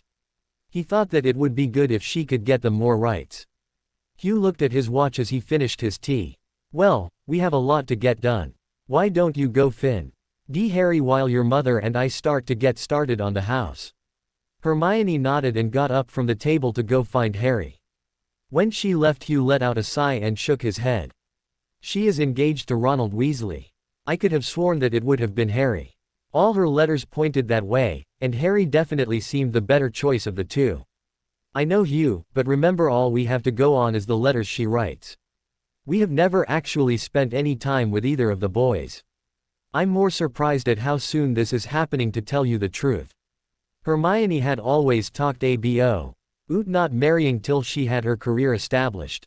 Hugh nodded in response. Well, I guess I will reserve judgment until I actually meet the boy, but going by Hermione's letters, I'm not holding out much hope. Jane nodded. I am a little curious about Harry though. When I hugged him, he became as stiff as a board, and with what Hermione told us about, I'm worried about him. Also, you should have seen his face when Hermione laughed at the idea of being engaged to him. He tried to hide it quick, but the boy was crushed. I think he has feelings for her. You might be right, maybe I will get a chance to talk to him man to man sometime. Hugh looked at his watch again. I better start making some calls to get the ball rolling on getting us back to England. Our lease will be up at the end of the month, and I will call Dr. Wibbly and let him know we are heading back to England soon. We told him this was just going to be a temporary job when we started. Hugh moved over to the phone and picked up the receiver. After dialing a few numbers, he held it to his ear and listened to the phone ring. After 3 rings, the phone was picked up. Hello, the voice said on the other side. Morning, John, it's Wendell. Hugh grimaced at the name. Why did he let Hermione pick that ridiculous name? I hate to do this on such short notice, but something came up and we need to head back to England in a hurry. I doubt we will be coming back. Quote, no problem, we have been pretty slow lately. I'd hate to lose you two as you are wonderful dentists, but I understand. When are you heading back? Do we have tea? Me to get together for dinner one more time. I'm sorry, John, but we will be probably leaving in the next day or two. I understand, Wendell. Give my love, you, Monica. You guys are always welcome to visit anytime you're in the area. Thank you too, John. Hugh hung up the phone. Well, that was easy. Hugh heard the door open and he saw Harry and Hermione walk into the kitchen. Harry was smiling but Hugh noticed that something looked a bit off with his smile. Okay, you two, we have a lot of things to pack. Jane said. It will probably take the better part of today and tomorrow to pack everything up. Hermione and Harry shared a look and smiled. Harry shrugged and took out his wand. Jane, you're forgetting something rather important. We can do magic. Harry's grin got wider as he started to wave his wand. Hugh was amazed to see about a dozen cardboard boxes appear out of nowhere. Harry then waved his wand in a wide arc. All of a sudden, the dishes, pots, pans, and appliances jumped up from their shelves and formed a line, moving in an orderly fashion to the waiting boxes. That's amazing, Harry. Looks just like what Merlin did in The Sword in the Stone. Jane said, remembering the old Disney movie. Yeah, Andromeda and I watched it with Teddy a few days ago and that was the inspiration. Harry, where did you learn how to do that? Hermione asked, obviously impressed. Andy has been teaching me household spells for the last few months and working on my silent casting. It's actually pretty easy. I could teach you if you wanted. Hugh chuckled to himself at his daughter's eager nod, then sat back and watched Harry walk Hermione through the spells he used. To Hugh's eye, Harry seemed like a natural teacher. He was patient, and explained everything in easy-to-understand details. He remembered his daughter's letters during 5th year about the defense tutoring that he led, and he could easily see the raw talent that Harry had for teaching. After a few minutes of practice, Hermione seemed to have mastered the spells. Okay, I'll take the upstairs if you take the downstairs. Hermione instructed with Harry nodding. The two teens headed off to work on their parts of the house. Anne and Hugh followed Hermione, delighted at the chance to see some more magic. They watched as Hermione packed their 2 upstairs rooms in conjured boxes. Hugh noticed that Hermione's spell didn't seem to be as coordinated or as quick as Harry's. Harry is a very powerful wizard, Dad, Hermione said when Hugh voiced his observation. I've noticed that after the final battle, after his fight with Voldemort, he was even more powerful. I haven't had much of a chance to talk to him about it though. Hermione's mood seemed to dim a little. We haven't spent as much time together as we used to this summer. Why is that? Jane asked. You two are so close, and have been since 1st year. I'm not sure. I guess we've just been busy. Harry has been helping take care of Teddy and I've been living at the Burrow and helping fix Hogwarts. Harry mentioned a Teddy and Andromeda. Are those his family? Hugh asked. Not really. Teddy is the son of Remus Lupin and Nymphadora Tonks. He isn't even a year old yet and both his parents died during the war. Harry was named godfather and I guess he is helping Nymphadora's mum take care of him. Harry's seemed a bit distant ever since the war ended, and right time I've brought it up, he just says that he's busy with Teddy. Hugh nodded to himself, filing that away for future thought, and went back to helping his wife and daughter pack up and label the boxes. LPF. The Grangers and Harry returned to the hotel later that evening after a late dinner at a local restaurant. With the house all packed up and them completely moved out, Hugh and Jane decided to take a room at the hotel with the kids. Harry unlocked his room and walked to the bed, collapsing on top. The day had been tiring. They had managed to pack all of the Grangers' belongings and have them ready to be picked up the next day by the moving company. Harry was happy that he had a chance to go for a walk before starting to pack. The reaction from the Grangers was startling. Harry knew that Hermione wrote often to her parents because he had offered her the use of Hedwig to do it, since it wasn't like he had a lot of people to write letters to. Harry suppressed the pangs of sadness at the loss of his first and best friend. He still hadn't been able to bring himself to get a new owl. The combination of Jane assuming that he was her fiancé along with the sudden hug startled him, and he needed the walk to refocus himself. The time spent on the walk only reinforced his opinion on the neighborhood. He decided that when he got back to London he would talk to Andy about finding a place in a similar place. Harry also enjoyed the time getting to know the Grangers. Harry and Dr. Granger, or Hugh as he kept reminding Harry to call him, seemed to hit it off right away. They spent the entire dinner talking about different things. Harry found out that Hugh was an avid golfer and he had even invited Harry to come and shoot around with him. He had enjoyed Jane's company also. She was completely different from the two mothers that he had met. She wasn't as overbearing as Mrs. Weasley, nor anywhere close to how Petunia was. Harry had thoroughly enjoyed himself and hoped that they could spend some more time together when they got back to England. Harry yawned and got up from the bed and went to the bathroom to get ready for bed. He quickly changed into his pajamas and slipped under the covers. Closing his eyes, he fell asleep almost immediately. LPF. Harry was curled up in a small ball lying on his old mattress in his cupboard. His small body racked with sobs from the pain that he tried to muffle as much as possible. Uncle Vernon had come home and apparently lost an important account and decided to take it out on his favorite punching bag. His cupboard door was reached open and light flooded in. Harry squinted up and saw a person standing in the entrance of the cupboard. When he focused on the person, he saw that it was Hermione. The dream Hermione sneered at him. "Why would I ever love a small weak freak like you? You did what you were born to do and now you have no use to me." All you are good for is cannon fodder. She laughed a high cold laugh that still haunted all of Harry's dreams. The cupboard changed and Harry found himself lying in the same position in front of a gravestone. Harry recognized it as the stone angel he was tied to when Voldemort was resurrected. He looked around and to his horror he saw a long line of people marching into the graveyard. He heard the same high cold laugh again and he looked in the direction it came from. There standing in the middle of an open area stood Lord Voldemort. You're right on time, Harry, the party is just about to start. As he was saying this, Harry saw everyone he knew begin to walk into the graveyard. As they approached, Voldemort smiled at Harry. Say goodbye, Harry. Avada Kedavra. A bolt of acid green light shot from his wand. Harry watched as it flew towards the first person. To his horror, it was Cedric Diggory. The killing curse struck Cedric and he collapsed like a marionette with his strings cut. Voldemort laughed as he shot curse after curse, striking down friend after friend. He watched dumbfounded as Sirius fell, then Remus and Tonks. Over and over his friends and family died. When his mum came to the front and the green light struck her, Harry screamed and sat bolt upright in his bed. LPF. RRY sat bolt upright in his bed, drenched in sweat and screaming. He hadn't had that dream for about 2 months now. Why does it have to return now? He had figured out that if he talked about the mare with Andromeda it helped, but now he was halfway around the world. He couldn't get the green light out of his mind and he knew he wouldn't be able to go back to bed without a little bit of help. Harry got out of bed and put on some clothes. He walked down to the hotel bar and was relieved to see that it was still open. Taking a seat at the bar, he ordered a bottle of John Walker whiskey and a cup of ice and started to drink. Aren't you a little young to be drinking that hard? The barkeep said. Harry just glared at the man as a response.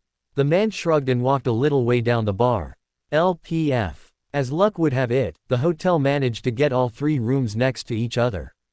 It was for this reason that Hugh and Jane Granger were awoken by a scream coming from next door. Did that just come from Harry's room? Jane asked. I think so. I'll go check on him, Hugh said and started to get out of the bed. As he was getting up, he heard Harry's door open and close. He looked at his wife and indicated he would go and see what he could do.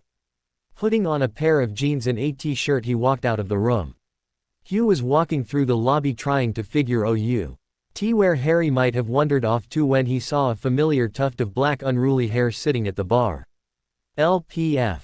Harry was working on his 4th glass when he saw someone take the stool beside him. Harry glanced over at the person and through the fog of the alcohol he thought he recognized Drive Granger. Harry squinted at the man. "What's up, Doc Granger?" Harry slurred. "Harry, what are you doing?" he asked. "Making the bad memories go away," Harry whispered to him. "The alcohol makes the pain stop. Usually I've Andy to help make them go away, but she is on the opposite end of the world and even she doesn't know everything." Harry looked around the bar checking to see if anybody was around. "I've never told anybody all of it." "Well, you can always talk to me, Harry," Hugh said nonchalantly. Ari looked at the man sitting next to him. He didn't know if it was because of the copious amounts of alcohol in his bloodstream, but Harry found himself doing something he had never done. He told Hugh everything. He told him his past, his fears, his hopes and his dreams. LPF. Almost 2 hours and the entire 5th of whiskey later, Hugh found himself helping a completely pissed Harry to his room. Harry had talked almost the whole time, telling Hugh everything about his life. He opened up Harry's door and laid him in his bed, making sure that he would stay on his side just in case. After ensuring Harry was safe in his bed, he went back to his room to find his wife nervously pacing the room. "Did you find him?" she asked urgently. "Yeah, I found him in the bar working on a 5th of Johnny Walker." Jane looked at him with shock written on her face. What could drive a barely 18-year-old to drink like that? Hugh let out a tired sigh and sat on the edge of the bed taking off his shoes. "That boy has had a hard life. By the time I got there he was already a few glasses in. He told me that he usually talks to Andromeda when the nightmares get bad, but with her not here," Hugh shrugged. "Then he did something I wasn't expecting. He must have been pretty far gone, but he actually told me the complete story of his life. He told me everything from his cupboard under the stairs and not knowing his name till he was 5 and the beatings from his uncle, to actually dying in the last battle. He actually died. Yeah, walked right up to that megalomaniac and stood there while he shot a killing curse at him. Why would he do that? Jane asked in horror. It's a long story and I'm exhausted. The bottom line is, that boy needs some serious help. Jane nodded, a decision made to do what they could do for the boy passed out in the room next door. Harry woke up the next morning feeling like his head had been used as an anvil in a blacksmith's shop and mouth that made a dessert seem wet. Groaning, he rolled out of bed and made his way to the bathroom, making the mistake of looking at his reflection in the mirror. What he saw made him wince. His complexion was pale and clammy and his eyes were bloodshot with black circles around his eyes. Sighing to himself, he turned the shower to hot and jumped in, allowing the steam to fill up the bathroom to help soothe his aching head. Harry stewed in the shower, letting the hot water run down his head and back while he tried to recall the night before. He remembered waking from a nightmare and heading down to the bar. He then ordering a bottle of Johnny Walker and started to drink it, but the rest was a blur. He vaguely recalled that Hugh came to the bar also and they talked about what Harry couldn't remember. Harry turned off the shower and got out, drying himself off. He took another look in the mirror and his reflection looked more human this time. Harry knew he shouldn't drink like he did, it was unhealthy and could lead to more problems, but sometimes he felt it was necessary to make it through the night. He shook his head. There must be a better way to deal with my problems. I just have to find it. Harry went back into his room and pulled out his clothes for the day. As he was getting dressed, he thought about his life. Throughout his whole life he had done what other people have wanted him to do with no regards to his own desires. Part of this he knew was because he had no choice in the matter, but other times, it was because he desperately wanted the approval of people around him. First it was the approval of his first friends. Then for first adults who showed him any form of positive attention and approval.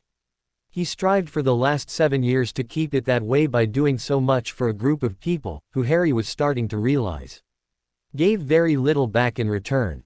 Since he started spending time with Andromeda and Teddy, Harry began to realize that there shouldn't be prerequisites to friendship or family.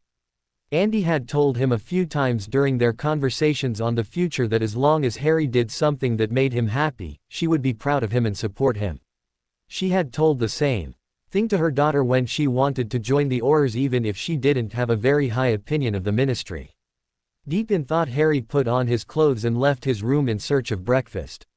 When he entered the lobby, he poked his head into the restaurant and saw Jane and Hugh just sitting down to breakfast. Harry walked over to their table, a small smile on his face.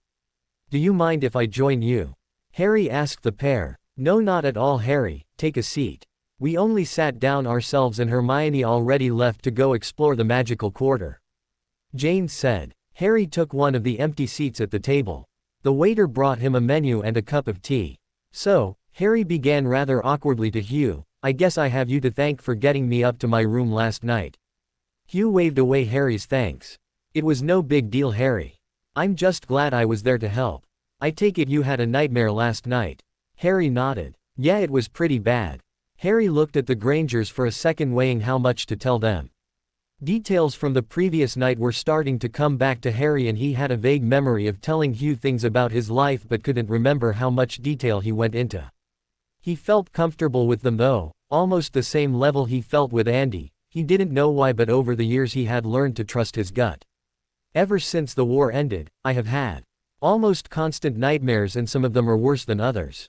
Last night's being the worst of them. For the first few weeks, I couldn't get more than 2 or 3 hours of sleep a night. Then I found that fire whiskey kept the dreams away and allowed me to sleep. After about a month of drinking myself to sleep, Andy found out and put a stop to it.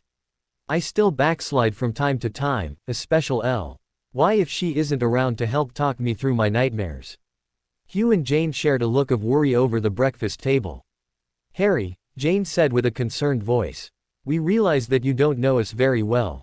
But we would like to help also in any way that we can." The waiter returned and they ordered their breakfast. Harry ordered the eggs Benedict with a side of toast.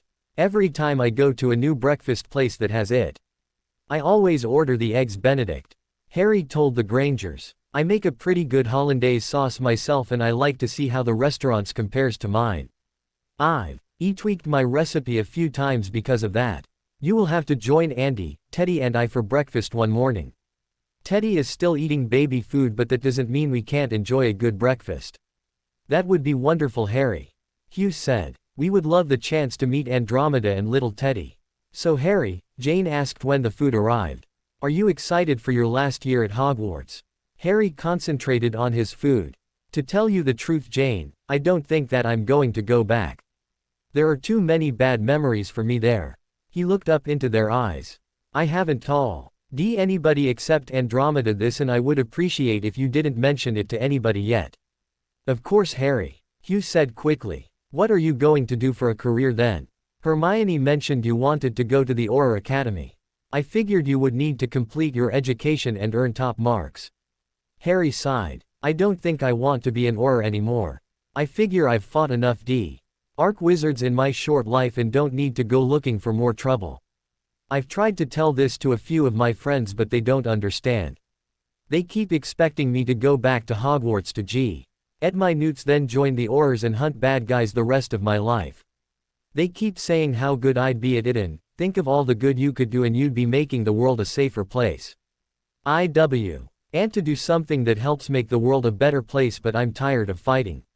I'm still kicking around some ideas in my head, but I know whatever my career choice will be, it will not be working for the ministry. Quote, well, if you like, you can use this as a sounding board. As to people expecting you to do something, just remember that at the end of the day, it's your life and you need to be happy with it. Don't choose a career just because it's expected of you. Do something because you want to do it, Hugh stated with conviction. So do you have anybody special in your life, Harry? Jane inquired offhandedly. Last we knew, you were dating Ron's sister Ginny, but you broke up after 6th year because of the war. Now that it's over, she said you two were getting back together. Harry ran his hands through his hair. That is a rather complicated subject, Jane. We broke up like Hermione said, but I don't think it would work out between the two of us. We are just at two different places in our lives, and I'm really not looking for a relationship right now, plus I don't feel that way about her anymore. Taking care of Teddy and getting my life together are my top priorities. Harry focused on his meal and mumbled, it would be good if other people relished that and stopped trying to push things. Harry thought he spoke too quiet to be heard, but the Grangers heard it nonetheless. Well, the same advice applies, son. Harry's head shot up at the term of endearment from Hugh. No one had ever called him that before, and it felt strangely nice. Do what makes you happy and not just what people expect you to do. Harry nodded and finished his breakfast. When the waiter came, he told him to charge it to his room, much to the protests of the Grangers that he ignored. Thank you for breakfast, it was enlightening. If you excuse me, I have some packing to do if we are going to be leaving tomorrow. Harry rose from the table and headed back to his room. When Harry reached his room, he lost the door and walked over to the window, staring at the Sydney skyline. Harry didn't know why he chose to confide in Hugh and Jane so much. Maybe it was just an attempt at trying to grasp something that he had never known in the form of parental figure to go to for advice and talk about his problems.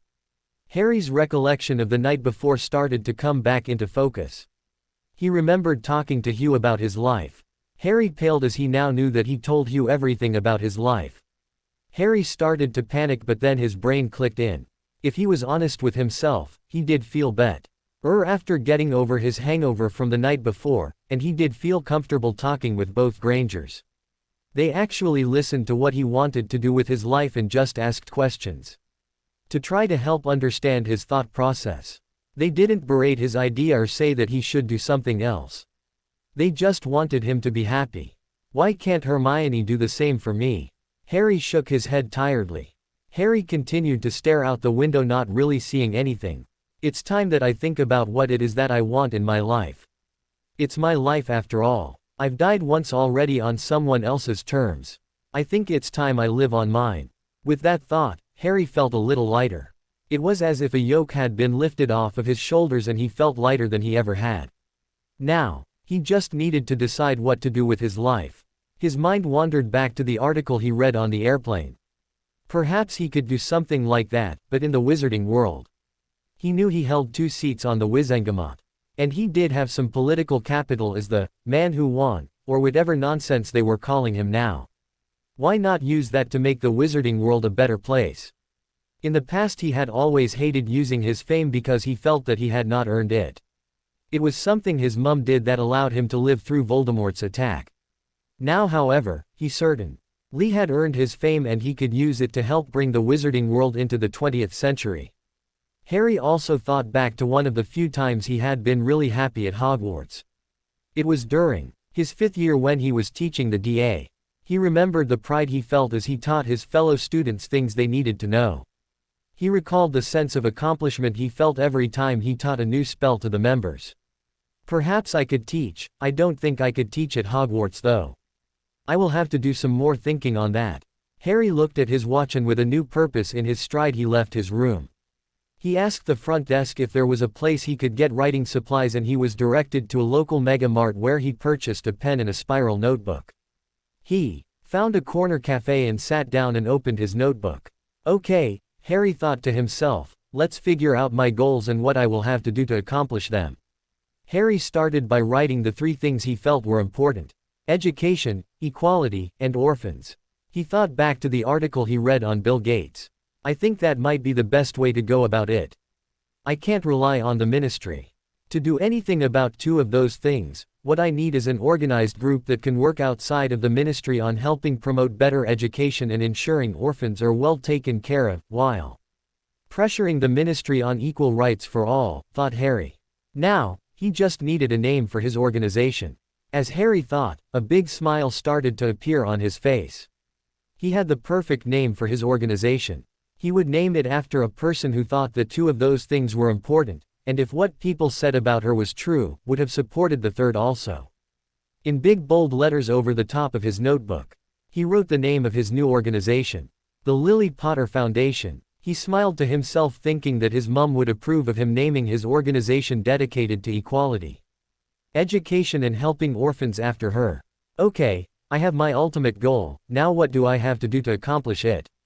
Harry started to make a list of things he thought he would need to do.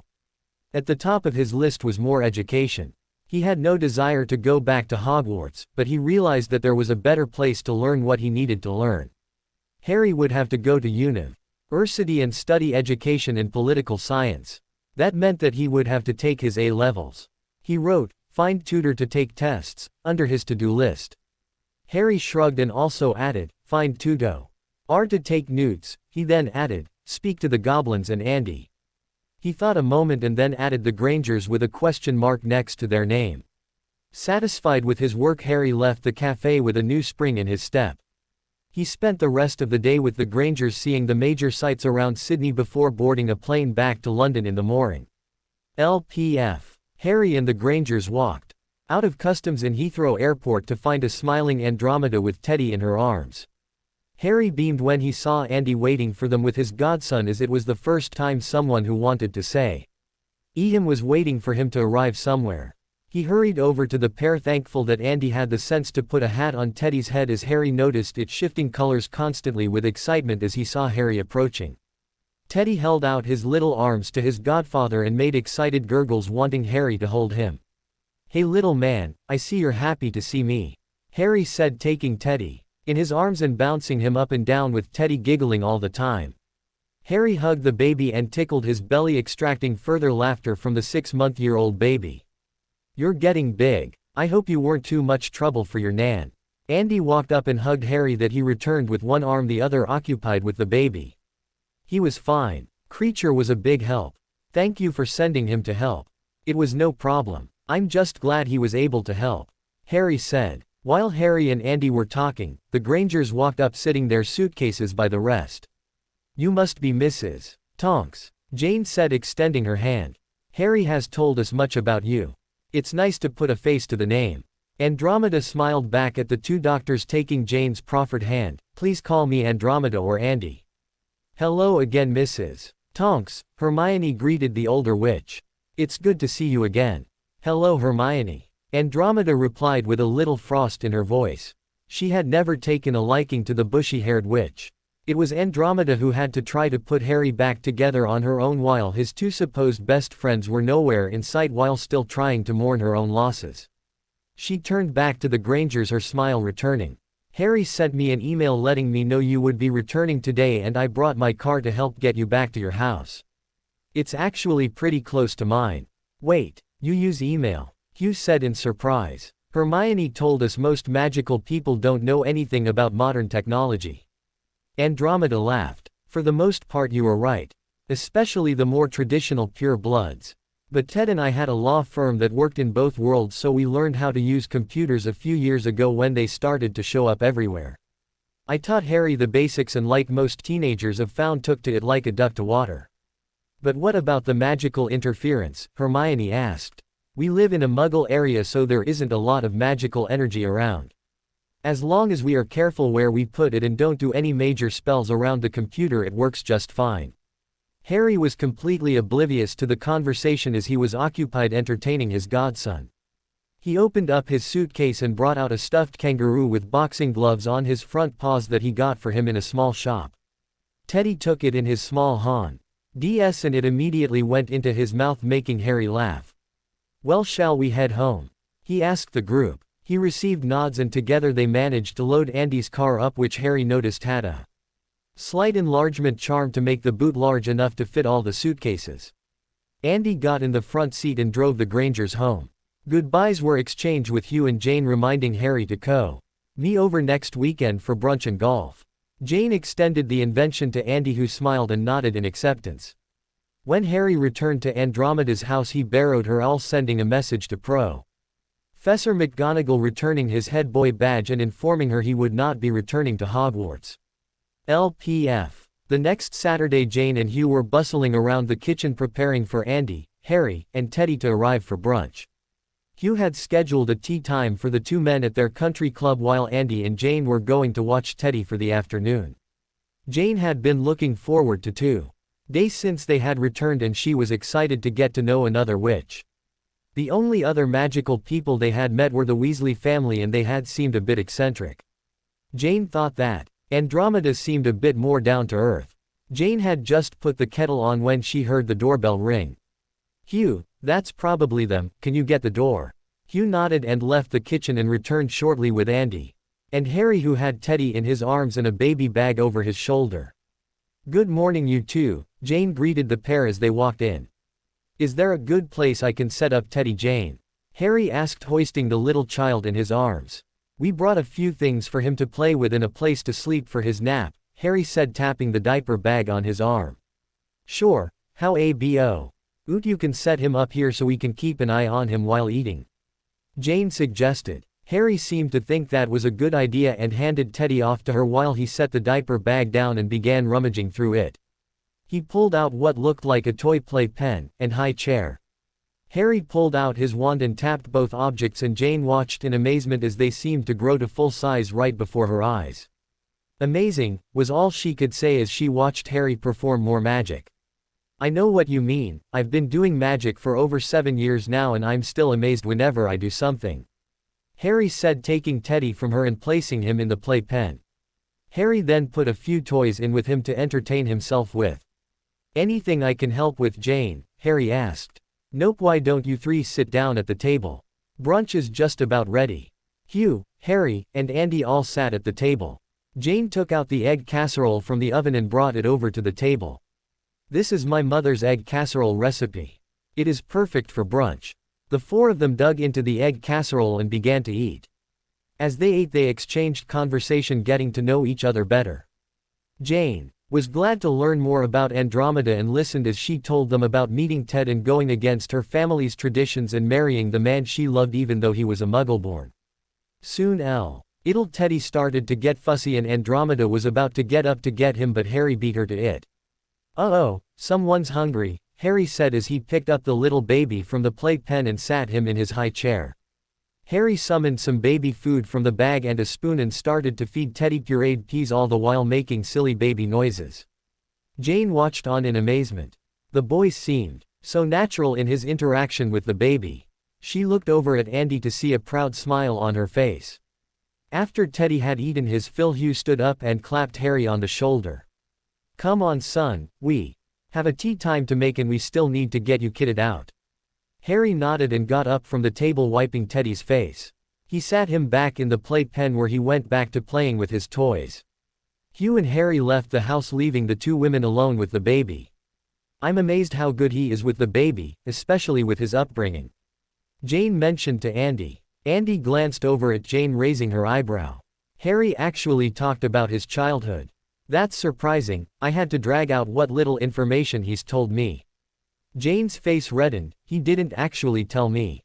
While we were in Australia, I guess he had a pretty bad nightmare. Hugh found him drinking a fifth of whiskey by himself in the bar. He must have been pretty far along because he started to talk to Hugh about his life. From what Hugh has told me, it was pretty bad. Andy flinched. Damn, he was doing so well. I wish I knew how to help him, but other than be there to listen, I don't know what else to do for the poor boy. That was something I wanted to discuss with you. Hugh served in the Falklands back in the 80s, and a lot of soldiers returning suffered from something called post-traumatic stress disorder. Hugh says it's very common in people who have fought in a war. He says that Harry is showing a lot of the symptoms. There are doctors specially trained to help people with PTSD, and we thought it would be helpful for Harry. Andy was nodding. She had heard that Muggles had made great strides in problems affecting the mind, where the wizarding world had largely ignored mental problem like that. It might be worth looking into. We can talk to him about it when they get back. Harry wanted to run something by us anyways. He is being very secretive about it, but I think he is planning something. Hugh was going to bring it up to him on the golf course today. He's really taken a liking to Harry. I think Harry feels the same. He has been looking forward to going golfing with Hugh since he got back. He tries to hide it, but I think he has longed for a positive male role model his whole life. He hasn't had the most luck with the adults in his life.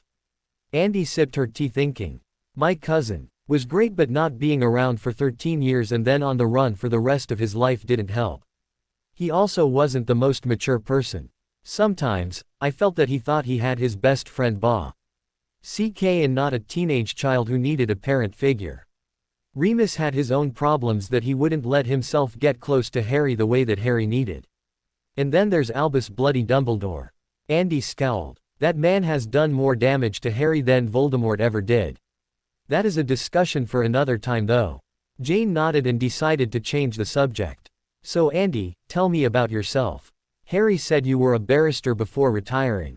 Andy nodded, and the two women talked over tea, trading stories, comparing the magical world with the wizarding world, adventures in parenting, and many other things. Jane noticed that whenever she would bring Hermione up, Andy would scowl slightly.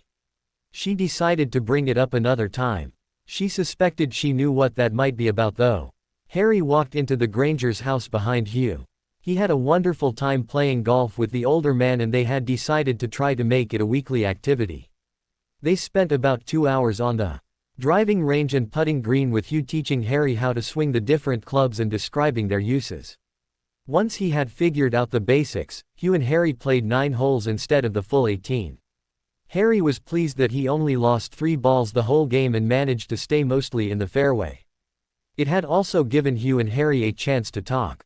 Harry had never had someone he felt he could just talk to about things, and Hugh was enjoying being there to listen and give advice. Hugh had talked about his time in the Falklands and brought up post-traumatic stress disorder and its symptoms, which Harry realized sounded like some of the problems he was having.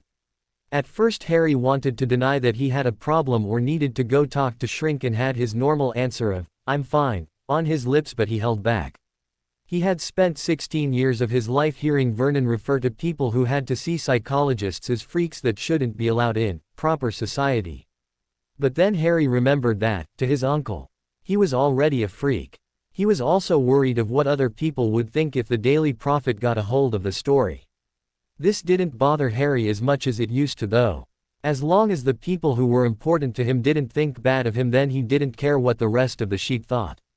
He told Hugh that he would think about it some. After that heavy discussion, the topic stayed lighter for the rest of the game. Harry sat his clubs down in the entryway of the house and continued into the kitchen. Andy and Jane were still sitting at the table talking Verti, with Teddy playing with his toy kangaroo in his playpen. He looked up and smiled brightly when he saw Harry, his hair and eyes changing to raven black and emerald green.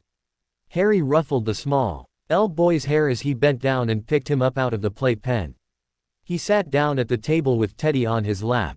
"Hello ladies. Have a good afternoon," Harry asked, pouring himself a cup of tea one-handed. He had to admit he was getting quite good at doing things one-handed. "Hello Harry, we did. Did you enjoy your first game of golf?" Jane asked. "I did. Me and Hugh decided to make a habit of playing. Who knows? I might even be able to make par one of these days. I guess that means we get our Saturday tea." Jane, Andy said, smiling at the younger women as Hugh came in and sat down at the table. "Okay Harry. Ready to tell us what your big secret is?" Harry looked down at the bouncing toddler on his knee, trying to arrange his thoughts. "I've been doing a lot of thinking about what I want to do with my life. And I think I've come to some decisions. As it turns out, I have lots money." Andromeda snorted at the understatement. "And I want to use it to help make the wizarding world a better place." "That sounds like a wonderful idea Harry," Jane said. "What kind of things are you thinking of doing?" "I'm going to use some of the money I was left and form the Lily Potter Foundation. Its three main causes, for lack of a better word, will be to help my fellow orphans, improve education and lobby for equality for everybody." "Those are some very lofty goals Harry," Hugh said. "How do you plan to achieve those?" "The first one is easy. I plan on using the money that was left and provide a good home for orphans, especially magical ones. Tom Riddle lived in an orphanage and was ostracized by his peers, and I think that started his fall. I want to save other children from a similar fate." Harry took a sip of his tea, thinking. "As for the other two, I really have no idea. That brings me to the next thing I wanted to talk to you about. I would like you three to be a part of the foundation. Andy, I know you have a lot of experience as a barrister working in both worlds and have been taught how to work within the system. And I would like you to proxy my 2 seats on the Wizengamot. Hugh and Jane, Hermione has told me that you have helped run charitable organizations before, and I would really like your help in organizing and running mine." The three just stared back at Harry, amazement written on their face. "Harry," Hugh said hesitantly, "the charities we have helped with were usually money drives or social events at the club. We don't know a lot about running a large foundation. But you do know how to run a business," Harry countered. "Your dental practice was one of TH's most successful practices in the London area before you sold it." "We were?" Jane asked. "I know we did rather well, but I didn't think we were doing that well." "How did you know that?" Harry felt his face flush in embracement as he rubbed the back of his neck. I kind of had the goblins look into your dental practice records. Sorry, I wanted you two to be a part of the Lily Potter Foundation. And I wanted to know what role would fit you best." Hugh and Jane looked at each other, then back at Harry. "Well, I guess I could understand that Harry," Hugh said. "So what would you like us to do?" "I would like you two to run the foundation while I finish school." All three adults beamed at Harry. "I decided that I need to take my NUTs, and I want to attend university to get a degree in education and some sort of social service." "Harry, if you want to go to university, you will have to take your A-levels, and I'm pretty sure that a Hogwarts transcript won't be accepted." Andromeda had an answer for that one. "The ministry can provide a way for students who wish to attend higher education to convert their Hogwarts transcripts into one that is accepted by universities. It isn't advertised, said, and not widely known, but it is possible. Ted and I did that to get our law degrees." Jane and Hugh nodded in understanding. Harry smiled at Andy and continued. "I plan on getting tutors to bring me up to speed so that I can take my tests. We can probably help you with some of your A-levels," Hugh said. "And I can help you with your NUTs," Andy added. "Thank you," Harry said to all three. "I'll take all the help I can get." Teddy made gurgling noises from his place on Harry's lap. "Yup, even from you, little guy." LPF. Harry, Andromeda and the Grangers talked a little while longer, working out some more details of Harry's schooling and short-term plans. Afterwards, Harry, Andy and Teddy went back to Andromeda's house. Harry went up to put Teddy to bed and Andromeda put the kettle on. She poured herself a cup and went back to the living room. Sipping her tea, she waited for Harry to come back down. She smiled to herself as she thought about Harry's idea. It was ambitious, but if anybody could pull it off, it would be Harry. Harry came back down into the living room and sat down on the easy chair. Andromeda looked over at him. He looked at her nervously as Andromeda sipped her tea, waiting. Andy, there was something else that I wanted to discuss with you." Andromeda smiled and nodded encouragingly. I was thinking about selling Grimmauld Place and buying another house in London. There are just too many memories there, both good and bad. I was thinking that maybe you could sell this place also, and all three of us could move into the house together. Andromeda was shocked for a moment. But then after a few seconds she realized that it wasn't that big of a surprise. Harry already spent most of his time over here only going to Grimmauld Place to sleep, and he only did that occasionally. He even had his own room here to use when he stayed late taking care of Teddy. She would be lying to herself if the idea didn't appeal to her. It was nice having him in the house keeping each other company. And he was right, the house was full of memories. Most good to be sure, but still it made it hard. Harry stood up from the chair stretching. Well, I'm going to head to bed. Good night, Andy. Harry smiled and went off to his room while Andromeda poured herself another cup of tea and wandered around the house thinking about what to do. She had never thought that after retiring with Ted that she would be considering starting another career. Especially when she learned that Dora and Remus were killed. She figured that she would be spending all her time trying to raise Teddy. But then Harry came into their lives. With someone to share the load, and not have to worry about money, life became a whole lot less complicated. Hugh and Jane even volunteered to watch Teddy. From time to time if Harry had classes and Andromeda was busy with something. Now, Harry was offering her a way to make a difference and to help her grandson grow up in a better world that both his parents had died trying to make a reality. Andy walked over to a picture of Dora and Remus during their small wedding. They looked so happy together. It broke her heart that they had so little time together. Next to the picture was a new photo of Harry playing with Teddy on the floor. She remembered the day she put the picture up and the utter shock on Harry's face when he figured out what she was doing. He just stared at the picture for a full minute, not believing what he was seeing. It saddened her that this wonderful boy had never had a picture on the wall of a house before.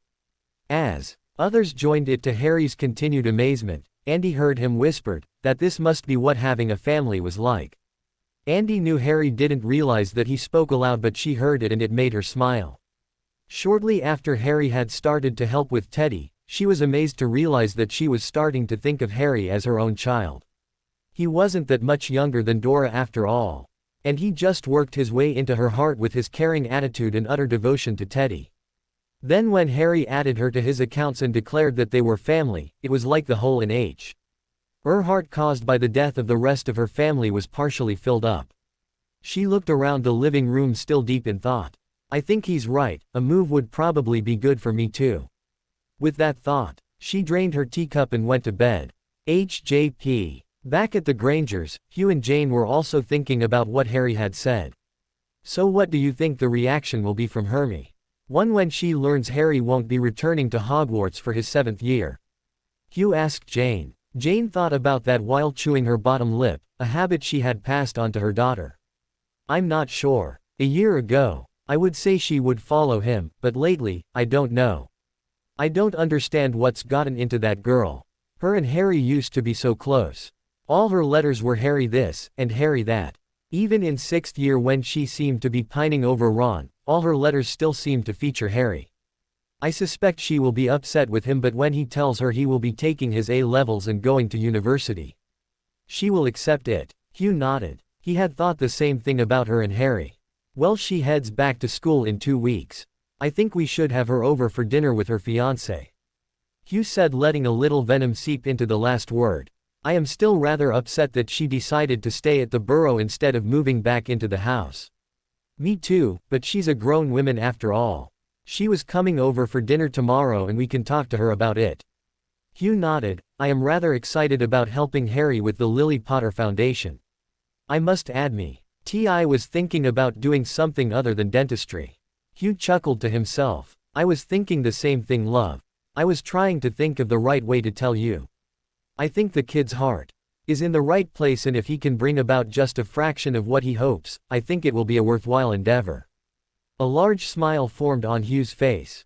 And think about the look on those by Gott's face when they find out that 2 muggles sit on the board of directors. Jane laughed at the thought.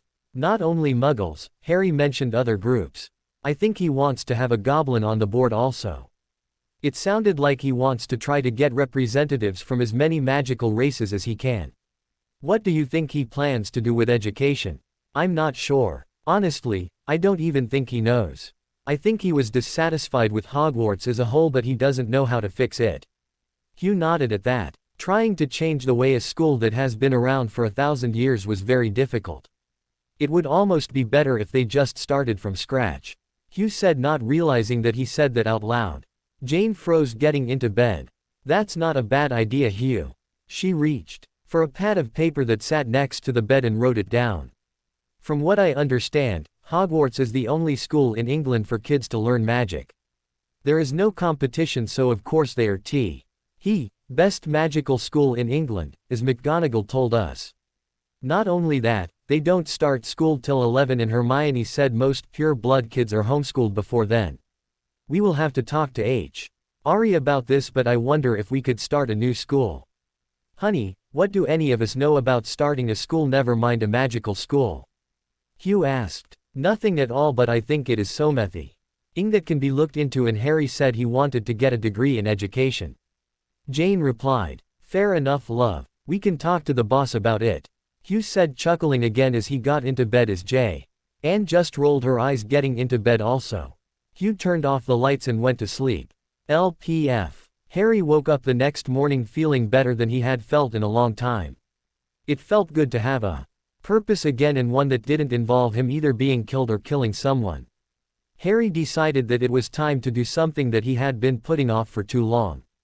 After getting dressed and feeding Teddy, he told Andy he was going to go talk to Ginny. She nodded encouraging to him, and he apparated to the burrow and knocked on the door. The door was opened by Ginny, whose face immediately broke into a smile. Hi Ginny. I was wondering if we could talk. Harry asked a little nervously. Sure Harry, let's go for a walk in the orchard. Harry nodded and followed her out to the orchard, trying to think of the best way to do this. Not able to think of any way, he figured it would be best to be straightforward. Listen Ginny, I wanted to thank you for being patient with me this summer while I tried to get my head on straight. Ginny smiled and looked at him, hope in her eyes. He looked away, knowing that he was about to crush that hope. I've been doing a lot of thinking this summer about where my life is going and what I want from it. I've come to realize that I'm not the man for you. You are a great girl and will make someone really happy, but I don't think it is going to work between us. Harry chanced to look at her and saw her eyes filling with tears. But you said you would come back to me. And when I said that, I meant it, but the war changed me, Ginny, and I'm not the same person I was back then. But I love you. She said it just above a whisper that almost made Harry relent. I'm sorry Ginny, I will always be your friend, but that is all I can give you. Ginny lost her battle with her tears and turned and ran back to the house, her cries following her all the way. Harry looked down at his feet and sighed. He felt horrible for making her cry, but knew he would feel even worse if he had continued to lead her on. Sighing to himself, he started to turn, getting ready to apparate when he heard his name called. Harry James Potter. What did you do? He turned around and saw Hermione making her way to him. He sighed. He didn't want to have this conversation yet, but figured he should get it over with. Hi Hermione. Don't you? Hi Hermione, me. What did you say that made Ginny cry like that? I told her that I didn't want to get back together with her, that the war changed me and I didn't feel like that anymore. Hermione just stared at him with her mouth open, trying to think of something to say. She finally closed her mouth and huffed. Honestly Harry, I'm sure you just need more time. I'll go talk to her and tell her that you are just confused. We can work this all out when we get back to Hogwarts. She turned to leave. I'm not going back to Hogwarts. That stopped her in her tracks and she turned around. Of course you are, how else are you going to become an Auror? I told you, I don't want to be an Auror anymore. Harry said, voice full of exasperation. Oh Harry, don't be silly, of course you want. Stop telling me what I want. Harry yelled, interrupting her. I'm sick and tired of everyone telling me what I should do with my life and no one listening when I tell them what I want. For now on I am doing what I want with my life. I think I've earned the right to finally choose what I want to do. After all I've done for the wizarding world, I think they owe me. Hermione stood there looking at Harry like it was the first time she had seen him. Why can't you just listen to me when I say what I want and support me? I have always been there for you when you needed me, no matter what was you were doing or what I had going on in my life. I would do almost anything for you, Hermione, but I need to think of what I want with my life," Harry said in a quieter voice filled with hurt. "For 7 years we have been best friends, Hermione. You have always supported me in the past, why can't you support me in the first thing that I am choosing to do on my own?" Shaking his head, fighting back his own tears now. "What changed, Hermione? What did I do to make you drift away from me and for you to help those who want to control my life? I thought we were best friends, but best friends listen to each other." Harry shook his head sadly and turned and apparated away, leaving every confused and saddened witch. LPF. Hermione stood there watching the spot Harry apparated away from. Have I really been such a bad friend? She thought to herself. She tried to think over the last few years. She remembered 6th year when her and Harry's friendship had hit its lowest part. It was all because of that blasted potions book and his constant paranoia about Malfoy. That made her pause, but he was right about Malfoy, and look what happened when she didn't trust in her friend. He was right, he had always been there for her. Even when she was being such a bitch to him, he was there for her, to cry on his shoulder when Ron was being a prat. Hermione looked down at the engagement ring on her finger, still thinking about the last 2 years. So, nothing wasn't adding up in her mind, but for the life of her she could not figure it out. Deep in thought she walked back to the Burrow, still trying to figure out why things seemed so out of whack. Shish. He knew the answer was close, but it stayed just out of reach. Opening the door, she walked into the kitchen to find Ron about to come out. "There you are, Hermione, I was looking for you." Hermione looked at her fiancé. For some reason, that thought didn't fill her with as much happiness as it used to. "Here, you look thirsty, I was going to bring you some pumpkin juice." He handed her the goblet full of the strange orange juice. "Thanks, Ron, I am a bit parched." She lifted the goblet to her lips and drank down the drink. She handed the goblet back to Ron, completely forgetting what she was worrying about. "Thanks, sweetie, that really hit the spot. We should start to get ready, we're having dinner with my parents tonight, remember?" She looked over at Ron, a smile on her face. "I'm sure they will love you as much as I do." Jane was putting the finishing touches on the roast she was making for dinner when she heard the doorbell ring. Turning from the stove, she moved to the entrance hall and opened the door, finding her daughter and her fiancé waiting on the other side. "Hermione, it's good to see you again," Jane said, wrapping her daughter in a hug. She released her and turned to the redhead at her side. "And you must be Ron. It's so nice to meet you, Hermione has told us so much about you." She extended her hand while taking in how he was dressed. He had obviously tried to make an effort to dress in a Muggle fashion, but things seemed off. The colors clashed and she was sure that the tie he was wearing was changing colors. Ron took her hand and gave it a good shake. "It's nice to meet you, Mrs. Granger. Thank you for having us for dinner." Jane smiled and welcomed the two kids into the house to find Hugh coming down the stairs. "Hello, Princess," he said to Hermione as he hugged his daughter. "And you must be Mr. Weasley." Hugh also extended his hand and Jane could tell that he wasn't gentle in his handshake. "Come into the kitchen, dinner is almost ready."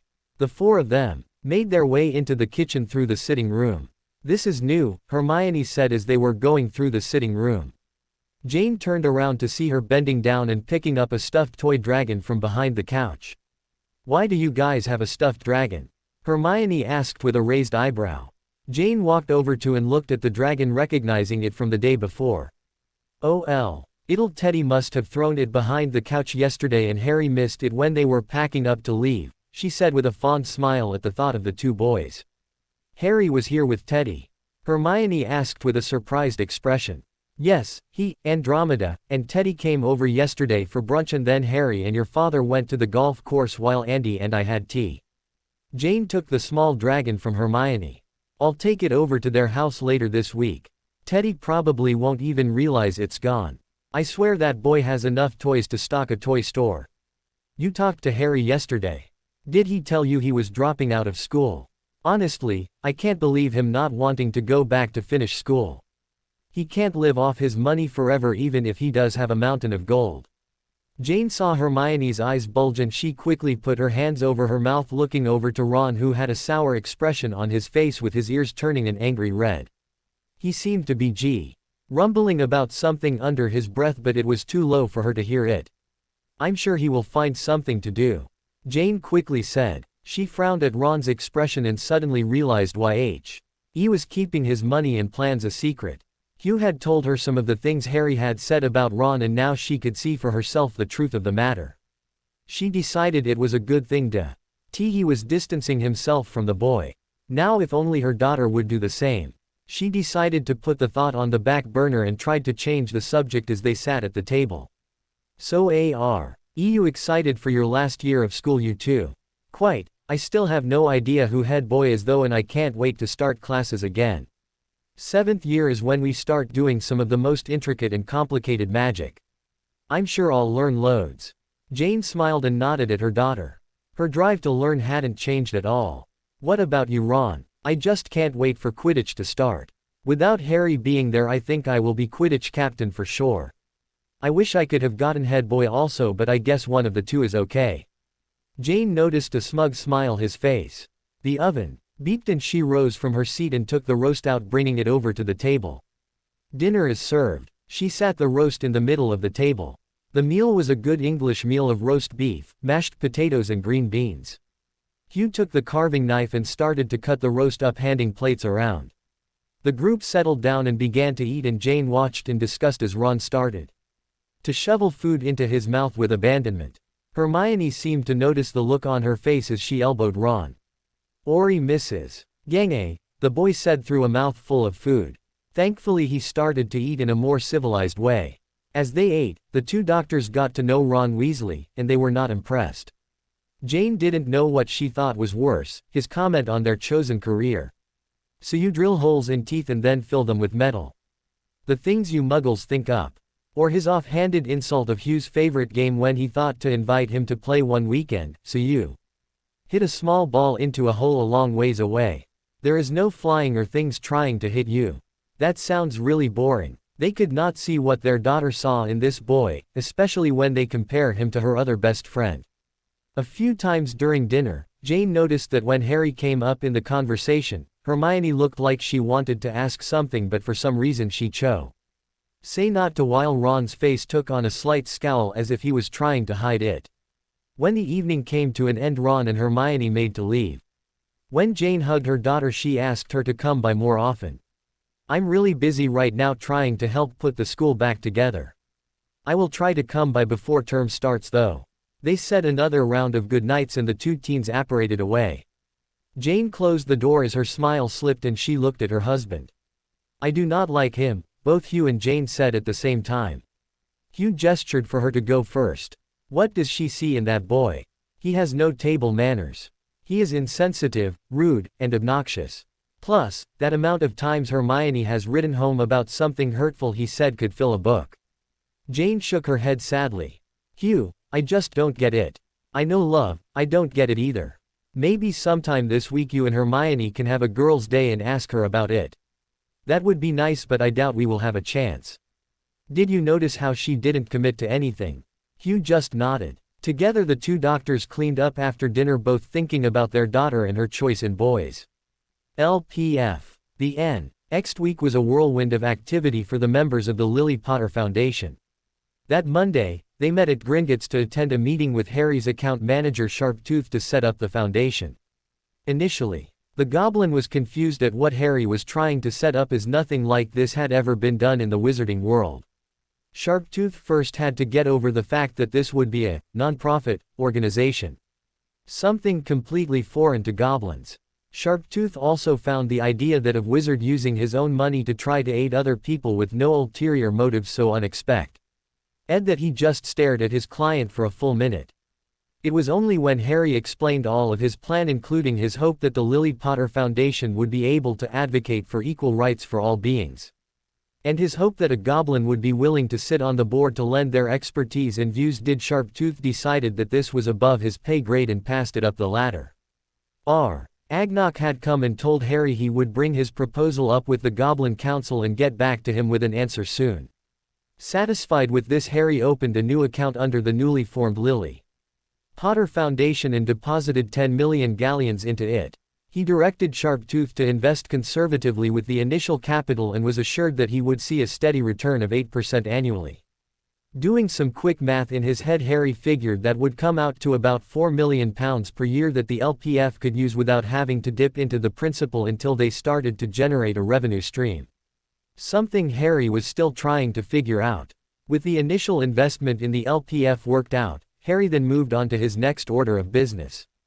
He told Sharptooth that he wished to sell Grimmauld Place as soon as possible, and Sharptooth assured Harry he would be able to get a good price for the property. Harry was pleased that Andy had agreed to sell her house also, but she decided to go through a Muggle real estate agent. With their business concluded, the group left Gringotts. The next thing that was on Harry's to-do list was to set up his schedule for school. Harry spent time the day before searching the internet for information on taking his A-levels. He was able to find an adult education center in London that provided tutors for specific modules that offered flexible schedules that allowed you to work at your own pace. He hoped that with individual attention he would be able to complete the 2-year process to take your A-levels in 1 year so he could enter university next fall. Harry and Andy met with a person from an adult education center, and Harry explained that he had attended an alternative school that did not prepare him for the possibility of going to university. It was decided that Harry would take math, English, history, and biology at A-level. Harry worked out a schedule where he would meet with his tutors in the mornings during the week. Harry's newts were a bit trickier to organize. Andromeda was able to help him with transfiguration and potions, but that left him charms and defense against the dark arts. Harry wrote a letter to Professor McGonagall asking for a list of names she thought would be a good fit. He was a little nervous about writing his former head of house asking for a favor after deciding not to return to Hogwarts, but his fears were groundless. She sent him back a letter praising him for continuing his education and understanding his reasons for not returning. The list of names she included was most helpful. When going over the list with Andy, they were both pleased to see Hestia Jones on the list. Harry knew her as a member of the Order and had talked to her a few times over the summer while at Grimmauld Place. While Andy informed him that she was one of Dora's old school friends and had spent some time over summer with the Tonks family, Harry sent her an email asking if she would be willing to tutor him and went back to the list. The surprises didn't stop there when a day later, he received a letter from Professor Flitwick offering his services as a charms tutor. He would only be able to do GS in the evenings a few times a week, but Harry was more than happy to accept the help of his favorite professor. With Harry's education for the next year organized, the small family turned their attention to finding a new home. After some more searching on the internet, Harry and Andy had a vague idea of what they were looking for and where. When Harry showed Andy where he wanted to look for a house, Andy just chuckled to herself. They found a realtor, and with Teddy's hair securely hidden, they took the tube to downtown London. Harry opened the door to the office and held it while Andy walked in with Teddy. Harry followed in, glancing around the tastefully decorated office. It was only a moment before the receptionist. "Good morning, how can I help you?" Andy took the lead as agreed upon beforehand. "We would like to speak with a realtor about buying a house in London." "Of course, one moment please." The receptionist picked up her phone and pushed a few buttons before talking quietly into the headset. After a quick conversation she replaced the receiver. "Someone will be with you shortly." True to her word, it only took a minute before a middle-aged lady walked into the reception room wearing a red blazer and slacks. "Good morning, I understand you are looking to buy a house." "Yes we are," Andy replied. "Wonderful, why don't we go back to my office and we can talk, would you like tea?" Both Harry and Andy nodded and the receptionist went to fetch tea service. The meeting with the realtor was efficient as Harry and Andy had already done their research and knew what they wanted. "We are looking for a home in Kensington, preferably only a short walk to Hyde Park," Andy said, still not believing that she was even considering moving to the Royal Borough. "We require at least 3 bedrooms, 2 baths, a well-equipped kitchen, a garden, and an office. We have already found a few houses that meet our needs and would like to look at these." Andy pulled out sheets of paper with house listing on them and handed them to the agent. "If you have any suggestions that are similar to this, we are open to looking at others." The realtor was jotting down notes as Andy was talking. She fed through the listings that Andy had handed her and nodded to herself. I do love when people come in knowing what they want. It makes the process so much easier, the realtor said. We can go look at these now if you would like. Both Andy and Harry nodded. Harry scooped Teddy up in his arms and the four of them went to look at houses. The day was exhausting for all involved, but Harry couldn't help smiling at the successful day. It had taken 3 houses for both Harry and Andy to fall in love with the same house. To Harry, it was perfect. It was on a quiet tree-lined street not far from an entrance to Hyde Park. It had 4 bedrooms, and a large office with large bay windows. It had everything that Harry and Andy had talked about. Harry's favorite feature that he kept to himself was that the space under the stairs was open to the whole house. Andy informed the realtor that they wanted to put a cash offer on the house and she assured them that it would be no trouble at all. Andy was so pleased with the realtor that she hired the women to sell her house as well. LPF. While Harry, Andromeda and Teddy were meeting with the realtor, Jane had finally managed to schedule some mother-daughter time with Hermione. Jane waited for her daughter in a small cafe close to her house, trying to organize her thoughts in the best way to bring up what she wanted to discuss with her daughter. Before she had a chance to think of anything, Hermione tapped her on her shoulder. Jane rose and smiled at Hermione as she gave her a hug. "Hello dear, I'm so glad we could do this. Pretty soon you will be back at school and we won't see you until Christmas." "Hi Mum," Hermione replied, sitting across from her. "I'm glad we could do this too. How were you able to owl me?" Andromeda left her owl at our home. As she is in the process of selling her house through a Muggle real estate agent and she couldn't have the owl there. I wonder why Harry didn't take it to Grimmauld Place. Because he is also selling it. They are buying a place in London, I think. They are meeting a realtor today to go house hunting. What? They are buying a house together. Mother, you can't let her use Harry like that. You understand he's Teddy's godfather, but that's no reason for them all to move in together. Oh pish posh, those 3 are as much a family now as any other family. They take care of each other. I think it's rather good for all of them. Hermione had a disbelieving look on her face. Trust me dear, I've spent more time with those 3 in the last month than you. I know what I'm talking about. Hermie. One nodded her head, dropping the subject. Besides, that's not really what I want to talk to you about. I want to know what you see in that boy. Both me and your father are just trying to understand your reasoning. Well, I'm marrying him because I love him. Isn't that what marriage is all about? Yes, but it's also about compatibility. The way your letters sounded, it sounds like you two argue all the time. He has made you cry many times if I remember correctly. Not to mention what Harry has mentioned about your camping trip last year and your 4th year. It just seems that you two aren't a good match. Hermione got a vague look on her face that went away quickly. Ron has a few insecurities from being the youngest boy of 6 older brothers, and has some parts of his personality that don't mesh with mine. Well, I plan on smoothing out his rough edges and finding the diamond in the rough I know is there. Honey, you shouldn't have to change someone into the man you think you need. Jane said, rather exasperated. Well, we all couldn't marry the perfect man now, could we, Mother? Hermione replied a little acidly. Ron might not be the perfect man, but he loves me and I love him. I was hoping you two would be supporting me in this. Jane could see that Hermione was starting to get angry. We are just trying to understand, honey, like we always do. Jane said in a calmer voice, trying to calm her daughter down. Unfortunately, it wasn't working. Then understand that I am marrying the man I love. Hermione almost yelled. Okay, sweetheart, I understand, I won't bring it up anymore. Jane paused, taking a sip of her tea. How about we change the subject? Have you given any thought to what you want to do after school? Hermione seemed to calm down instantly at the change of subject. Something her mother filed away for more thought. I think I want to work for the ministry with the regulation and control of magical creatures. I want to change how house elves are treated. Did you know they are slaves? It's almost the 21st century, yet we are still enslaving a sentient race. It's ridiculous. I just hope that I can make a difference. Yes, Harry mentioned something about house elf welfare. Jane said, nodding. That's the 2nd time you've mentioned Harry, Mother. How much time are you spending with him and why? Quite a lot actually. He and your father hit it off in Australia and we have been helping him get his schooling organized. We were able to get him tutors for his A-levels and newts. I think he wants to go to university next year. Jane smiled thinking about Harry's ambitious schedule. As to the why, as you know, Harry didn't have a very good childhood if he had one at all. He seems to have latched onto us and we are happy he did.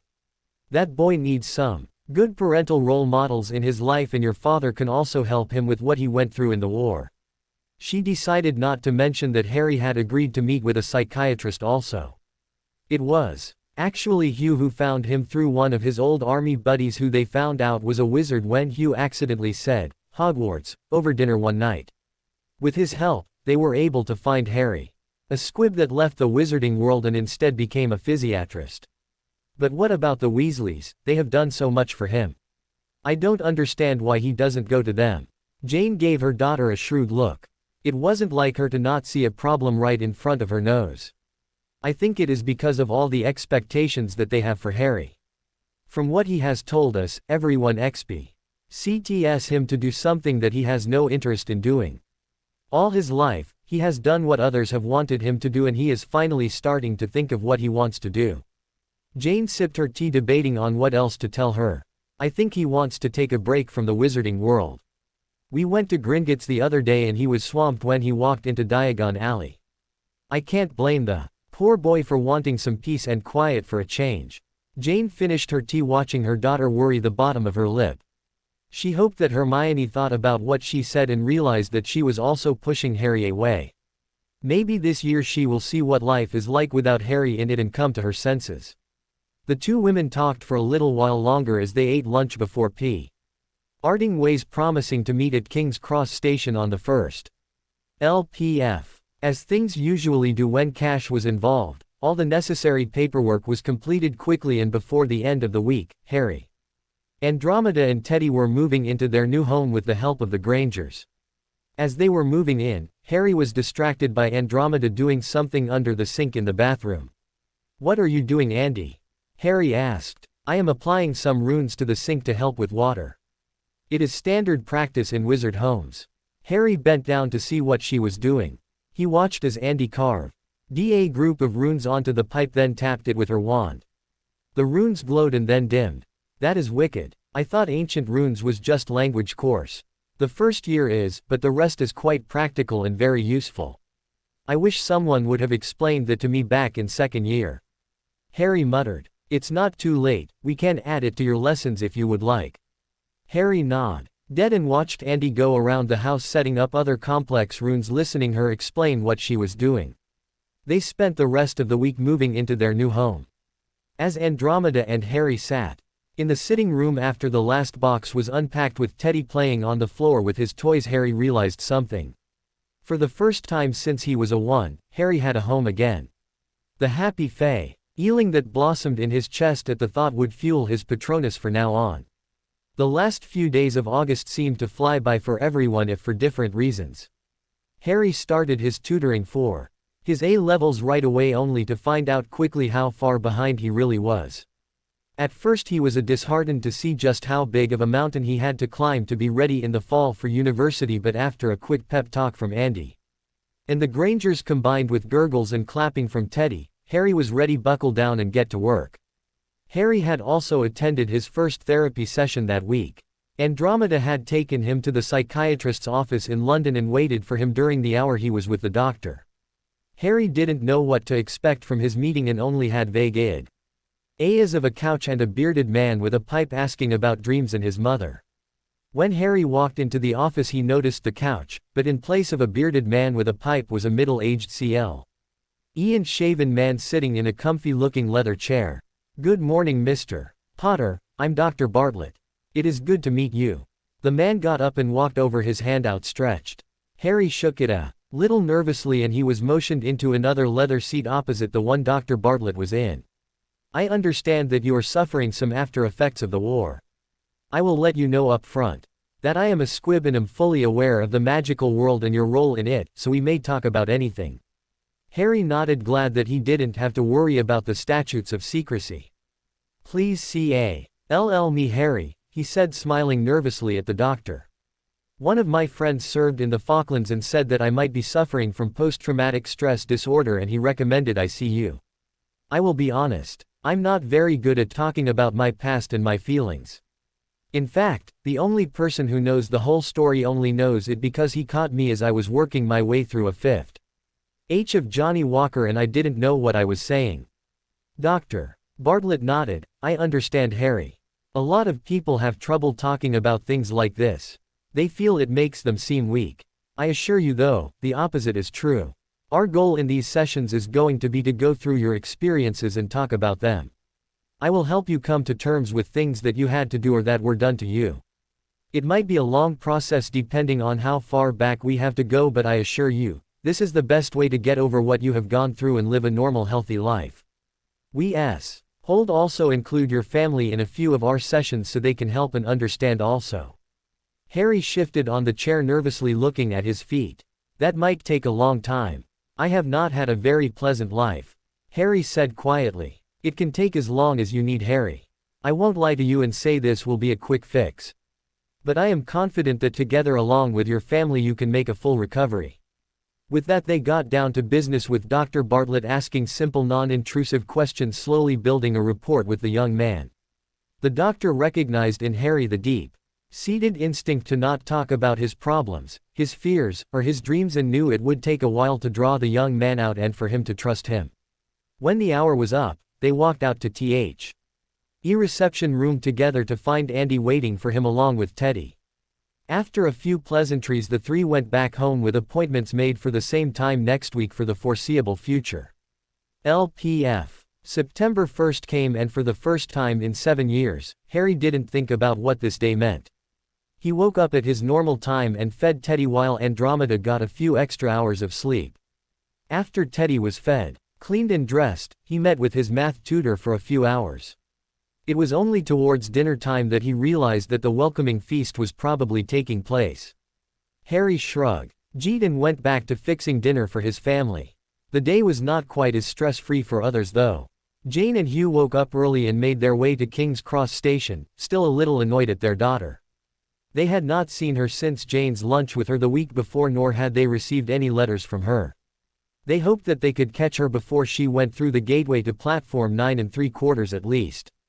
They were in luck as a mob of redheads and one brown-haired girl walked into the station pulling trolleys loaded with trunks. Jane waved and Hermione came over smiling, giving her parents hugs. "Good morning, Mum and Dad," Hermione said as she hugged her parents. "Good morning, Princess. We've missed you these last few days. We had hoped to spend some more time with you before you went back to school," Hugh said with a little sadness in his voice. "I'm sorry, Daddy, time just seemed to slip by and before I knew it we had to pack and leave for the train." Hugh nodded. Jane could see that he was not totally satisfied with the answer but chose to drop the subject. "I need to get through the barrier. As head girl, I need to supervise the loading of the train. All right when I get back to school." She hugged them again before pushing her trolley through the barrier. Hugh let out an exasperated breath watching his daughter disappear through the barrier. 2 minutes, that's all we got," he said under his breath. "Sometimes it's hard to recognize our daughter. She has changed so much and it seems only in the last 2 or 3 years." Together Jane and Hugh turned and stated back to the car.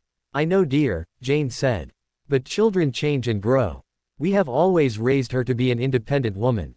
I know, and that is part that is confusing me. The independent girl we picked up from the train after her 5th year seems to have disappeared and been replaced by someone completely focused on that Weasley boy." Jane could only nod in agreement as she got in the passenger seat of their car. "Sometimes, the heart overrules the head, dear. We can only hope her head returns before her heart has her do something she will regret."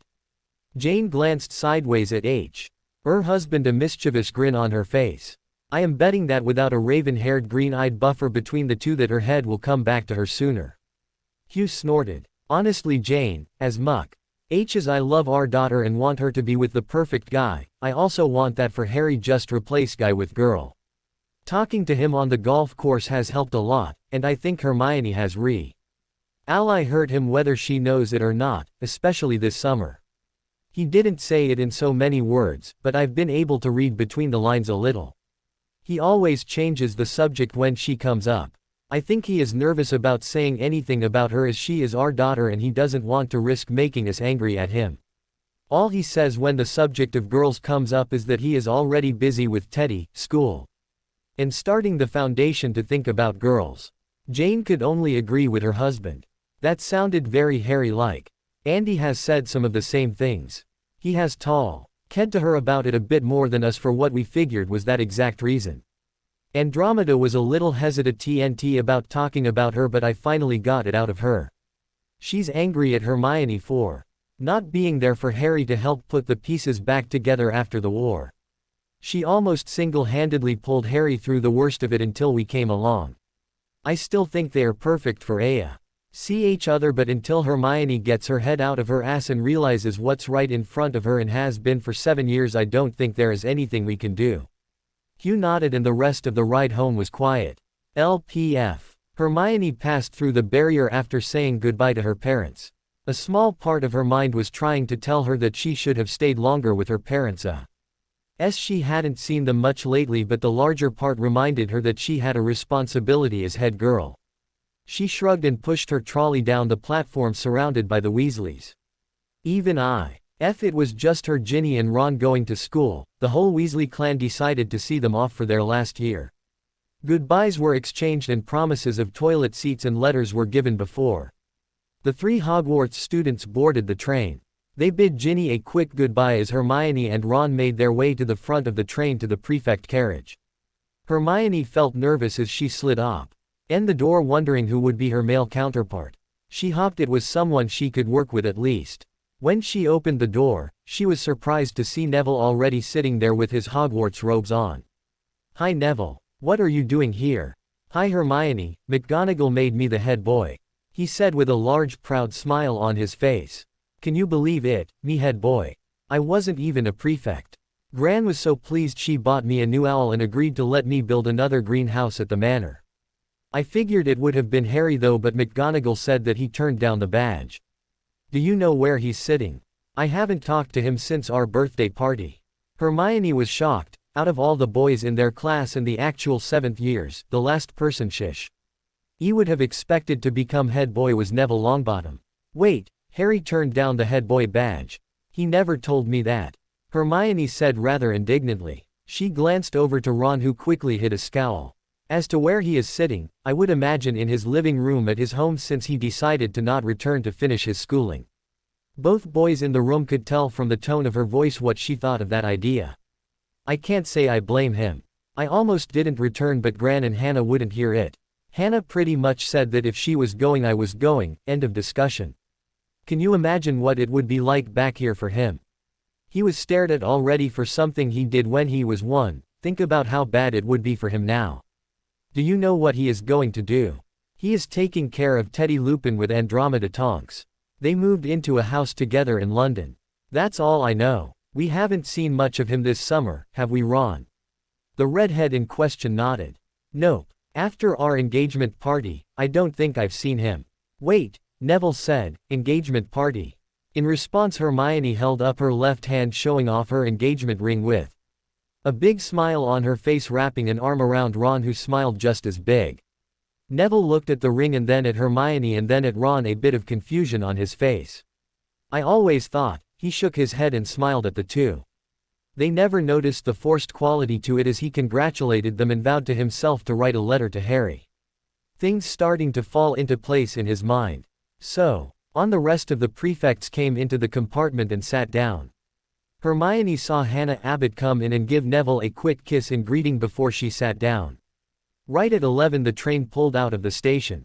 Hermione immediately took charge of the meeting, handing out patrol schedules for the train and assigning patrols for the school year. She noticed a few glances between her and Ron, especially from the girls when they noticed her engagement ring. After the meeting broke up and the prefects went on patrol, Hermione and Ron went to find Ginny and Luna, while Neville and Hannah went to find Susan Bones. Word seemed to quickly spread that the Golden Trio seemed to be missing their leader.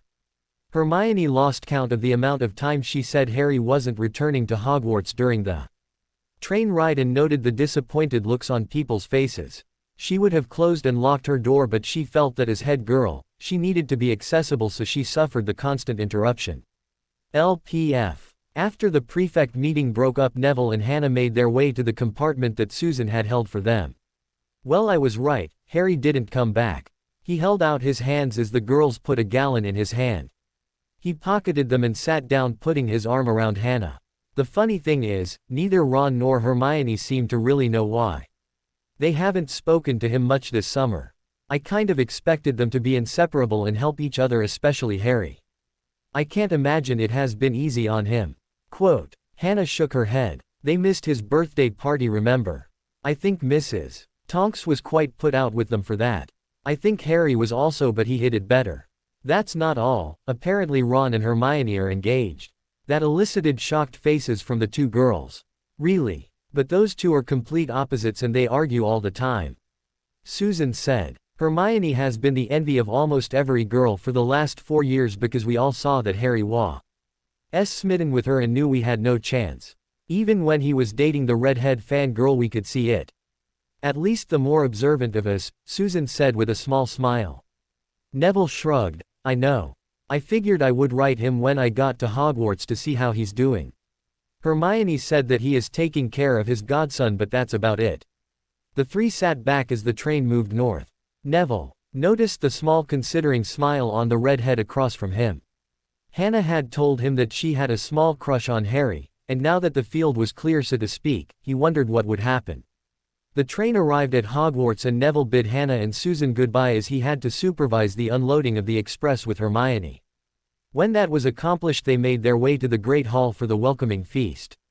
Neville noticed all the glances at the Gryffindor table, the students noting the obvious missing student. Seeing the disappointed faces, Neville decided that Harry probably made the right decision in not returning. He sat and listened to the sorting of the first years. He was surprised at the sheer number of first-year students. Some looked too old to be first years. This was explained after the sorting as Headmistress McGonagall rose from her seat to make the opening announcement. Good evening and welcome to another year at Hogwarts. As most of you noticed, T.'s year's first years were quite a bit larger than normal. That is because this year's first years include those that for whatever reason did not attend last year when they turned 11, much like those seventh years that are here to finish their 7th year. With that, tuck in. McGonagall sat down as the food appeared. The students occupied themselves with eating and talking to the housemates about their summers. Neville worked hard talking to the new Gryffindor first years, trying to remember their names and letting them know to come to him if they needed anything. His memory was still a little spotty, but he vowed that he would do the best he could as head boy. The last year had been a major change for the shy boy. He had gained confidence in himself as his own man, and with the help of Hannah had started to step out from the shadow of his parents. It had been a hard fight with his gran, but she finally started to accept that Neville was not his father. His leading the resistance in T.'s school and killing Nagini had given his self-esteem a large boost. After dinner, Neville escorted Hannah back to the Hufflepuff common room. After a quick kiss goodnight, he made his way to the head suite. Entering the common room, he sat down at a table, taking out a piece of parchment and a quill, and began to write a letter to his friend. LPF. The first day of class dawned bright and early for Hermione. She rolled out of her bed in the head girl suite and went to the shower. After running through her morning routine, she went down breakfast, not surprised to see that she was one of the first into the Great Hall. She considered going to wake Ron, but decided that he would make it here in time for food. While she was starting to eat, she saw Professor McGonagall walk into the hall.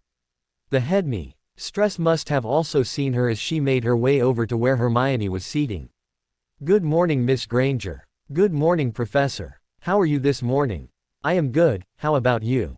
Good. It feels good to be back at Hogwarts. I had forgotten how much I missed this place. It's nice to have the castle back to normal now. Professor McGonagall shuffled through a stack of parchment, ironing out one and handing it to Hermione. Here is your schedule. I will be teaching the 7th year Transfiguration class. We have a new Transfiguration professor teaching the younger years, but I couldn't give up 7th year. Hermione nodded absent-mindedly, looking over her schedule.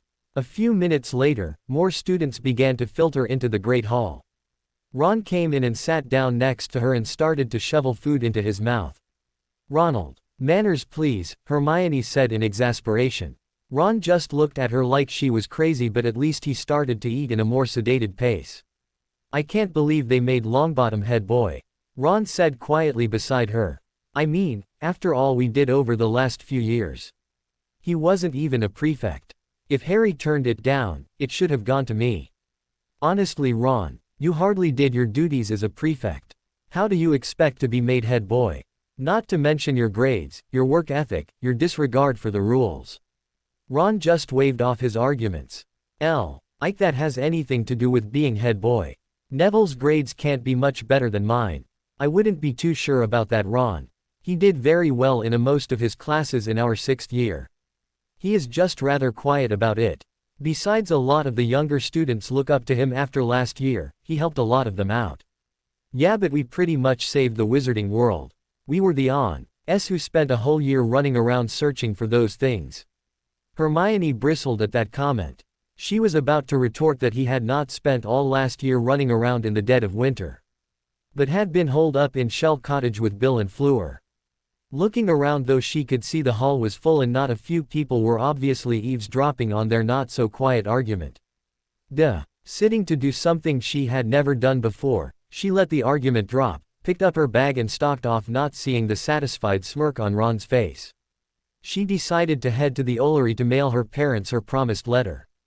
As she was tying the letter to one of the school owls, she thought back to her meeting with her mother. Something was bothering her about it. Why did she have to talk so much about Harry? Whenever he was brought up, it always made her angry for some reason. It was like back in 6th year all over again when they were constantly fighting over that potion book. If she was honest with herself, she would have to admit that she was a little put out that Harry seemed to be spending more time with her parents than she was. I've been busy. Professor McGonagall needed help cleaning up the school. And the Weasleys needed help after Fred's death. Then Ginny needed support after Harry broke up with her. It never entered her mind, though, that her best friend might have needed help also. For some reason, all her reasons sounded hollow even in her own mind. Her mother's comment about people controlling Harry popped into her mind. People aren't trying to control Harry, she thought. They are just trying to make sure he does what's best for him. Shaking her head to clear the jumble of thoughts from her head, she sent the letter on its way and gathered her book bag and headed for her first class. Harry looked away from the stove as an unfamiliar owl flew into the kitchen. The owl landed on the table and held out his leg, waiting for him to remove the letter. Moving over to the table, he removed the letter as Teddy was trying in vain to reach the owl to pet it as he laughed. Smiling at the child, he ruffled his hair and went back to the stove to finish cooking breakfast. The owl flew over to the perch to wait. With breakfast finished and plated, Harry sat at the table eating while reading the letter. Harry was pleasantly surprised to see it was from Neville. As Teddy played with his Cheerios, Harry ate and read his letter.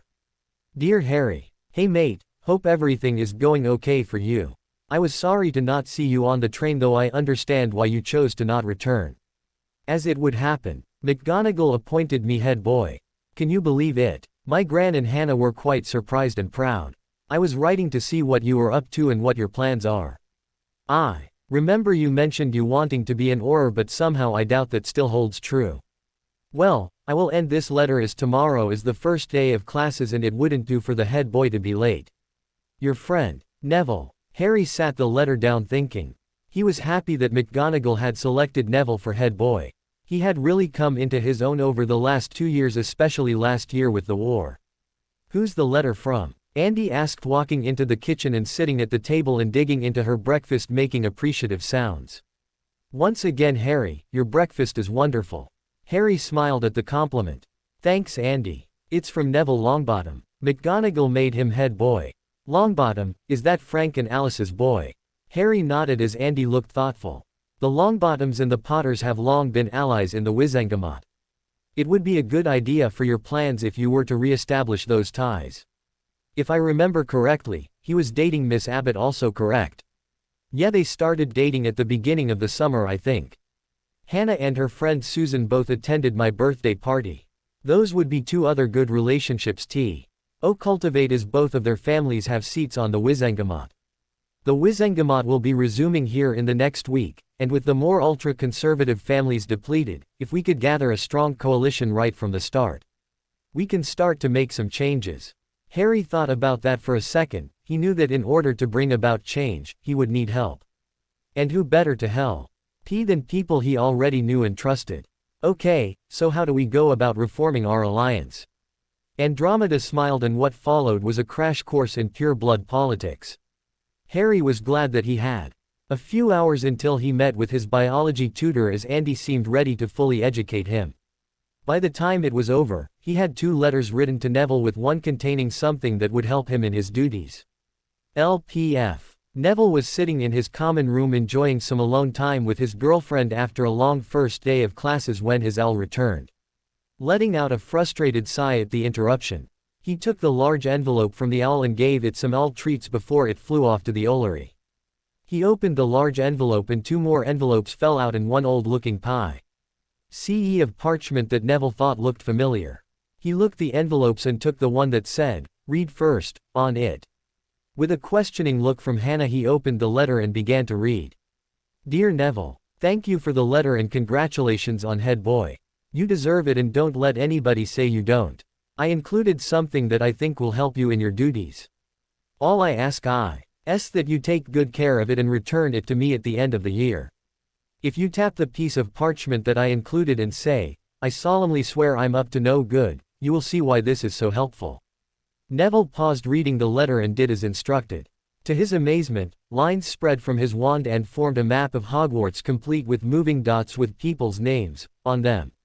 He quickly found his and Hannah's name in the head's common room. He handed the map to Hannah. Look what Harry sent me. Wow, she exclaimed with a surprised expression. So this is how he stayed out of trouble while sneaking around the school so much. Yeah, I've only seen it a few times. This should make my duties a lot easier. He went back to reading the letter as Hannah continued to look over the map. When you are done with the map, say, "Mischief managed," and the map will become blank again. As Dumbledore once told me, use it well. Now for the other reason for the letter, what my plans are. You are right, I'm not joining the Aurors. I am finishing up my newts and my Muggle tests in order to attend Muggle University. I've started a foundation with my family money in order to make our world a better place. That brings me to the second letter. I understand from Andromeda that our families used to have an alliance of some sort in the Wizengamot. So if you could read that second letter now, I apologize for the wording. But Andromeda said that it should be official. Neville picked up the second envelope and opened it up. Dear Mr. Longbottom, as head of House Potter and House Black, I request an audience to discuss the possibility of reforming our alliance. It is my hope that together our families will be able to forge strong ties that will be beneficial to both of our houses. Sincerely, Harry Potter Black. Neville sat the letter down and went back to the first one. I realized that was rather vague, but Andromeda assured me that was the proper form. I am hoping to form a collet ion in the Wizengamot to try to bring equality to our world. In order to do that, we need to go through the Wizengamot. I was also hoping that you could talk to Susan and Hannah about this also. We could really use their help. Well, that's all that I have. Let me know what you think and when we can get together, possibly on your first Hogsmeade visit. Your friend, Harry. Neville sat back on the couch smiling. He knew Harry wouldn't be satisfied doing nothing. By the sounds of this, Harry wanted to change the world and Neville wanted to be right there with him. What has you smiling like a loon? Hannah asked, finally looking up from the map. For answer, Neville just handed Hannah the 2 letters. She quickly read over both of them and handed them back with a smile on her face as well. Well, I can't speak officially for my family or for Susan's, but I have a feeling that we would both be open to joining. Neville smiled at his girlfriend.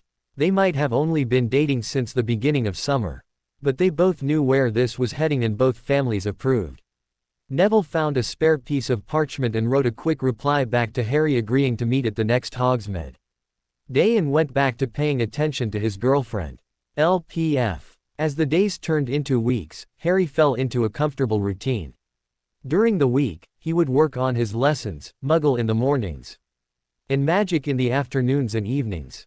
While on the weekends, he would spend time with Teddy, Andromeda, and the Grangers. Hugh and Harry's golf games had indeed become a weekly event. Hugh was turning Harry into a decent golfer and even surprised the young man by signing them both up for a father-son golf tournament at the club. Harry had to blink back tears when Hugh showed him the sign-up form with their names on it. They ended up placing in the top third, a feat that Hugh said was very good for someone who had only played for a few months.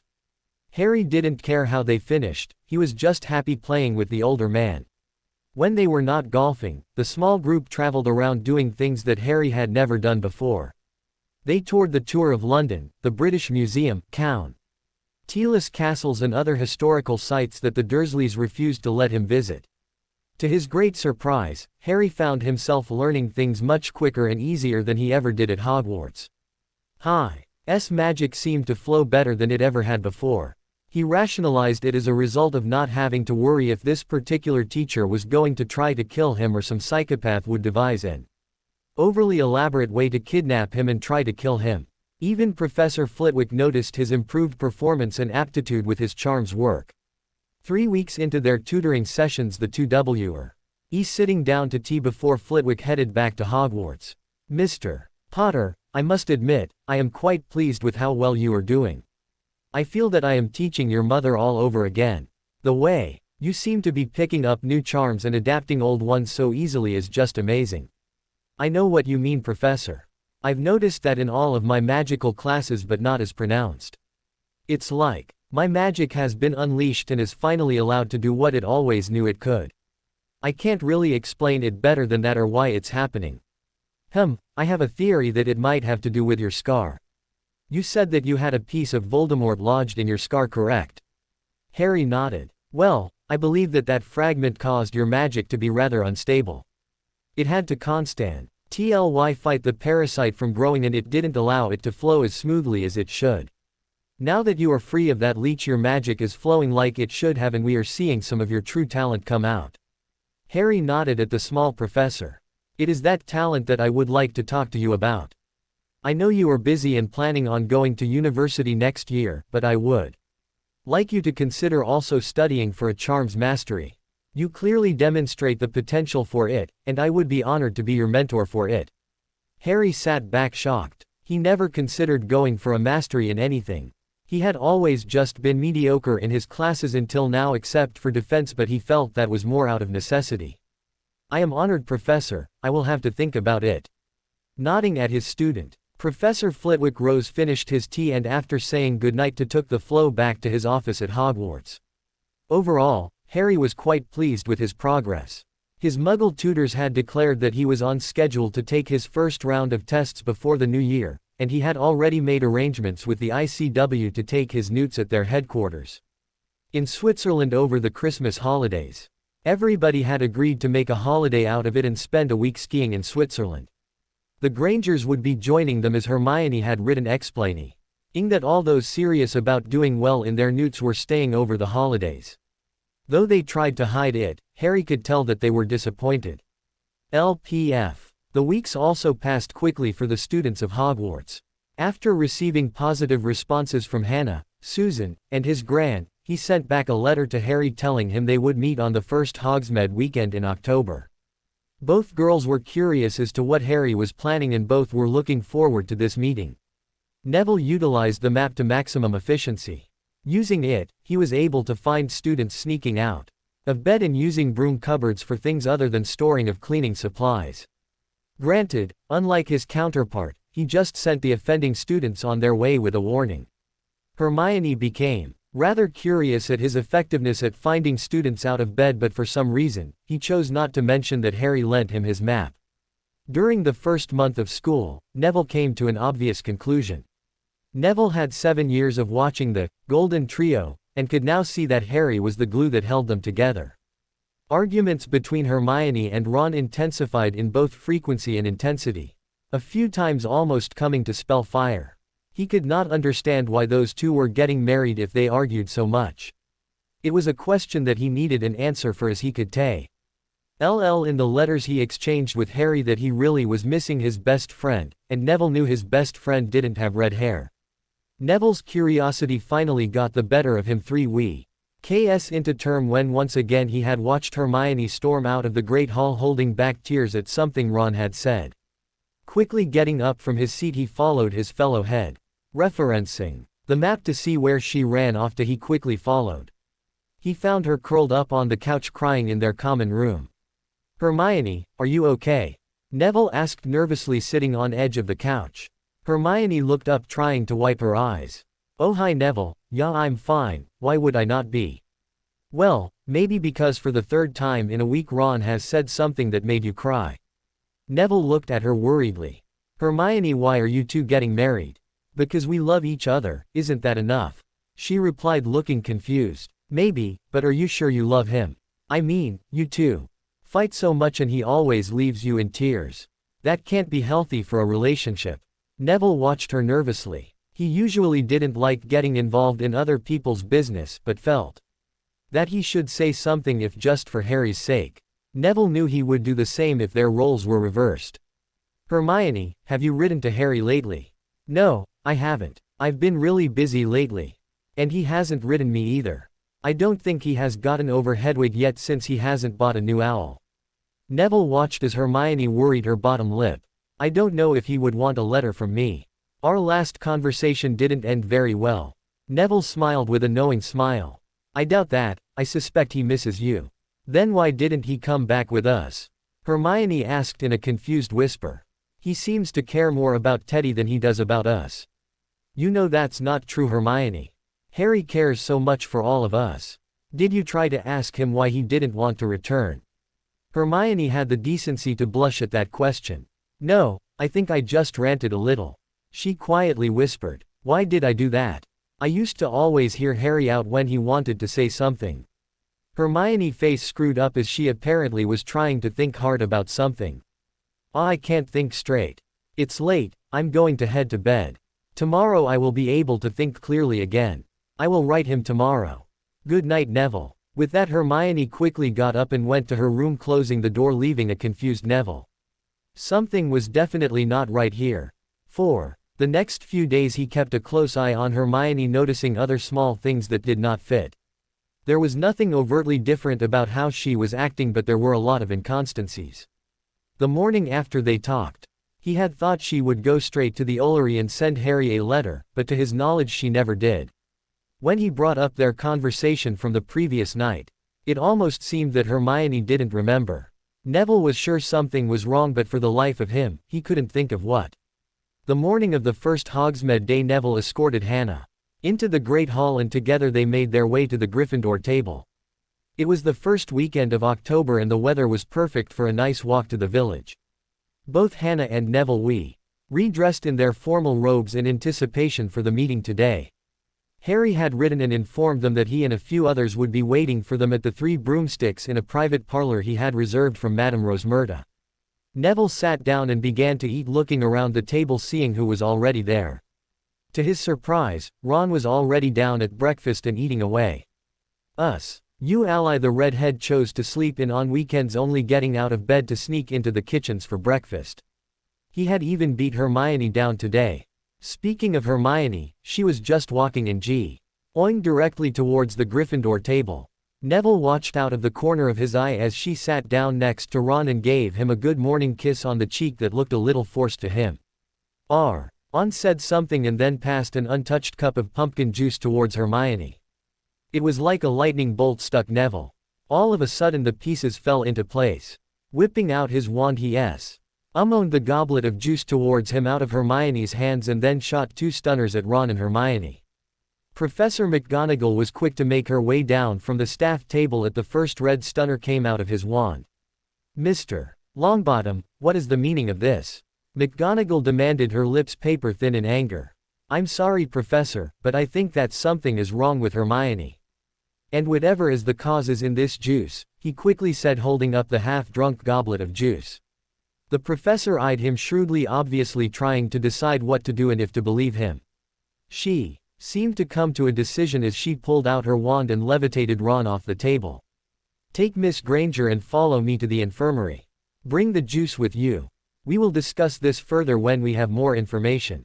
Neville nodded nervously, not knowing whether to hope he was right or wrong, but quickly followed behind the headmistress. The two made their way to the hospital wing, floating their charges in front of them. They entered the hospital wing and both lowered the stunned pair onto separate beds as Madame Pomfrey walked in. What happened? Professor McGonagall turned to Neville, who took this as his cue to explain. Over the last few weeks, I've noticed that Hermione has been acting strange and things were just not adding up.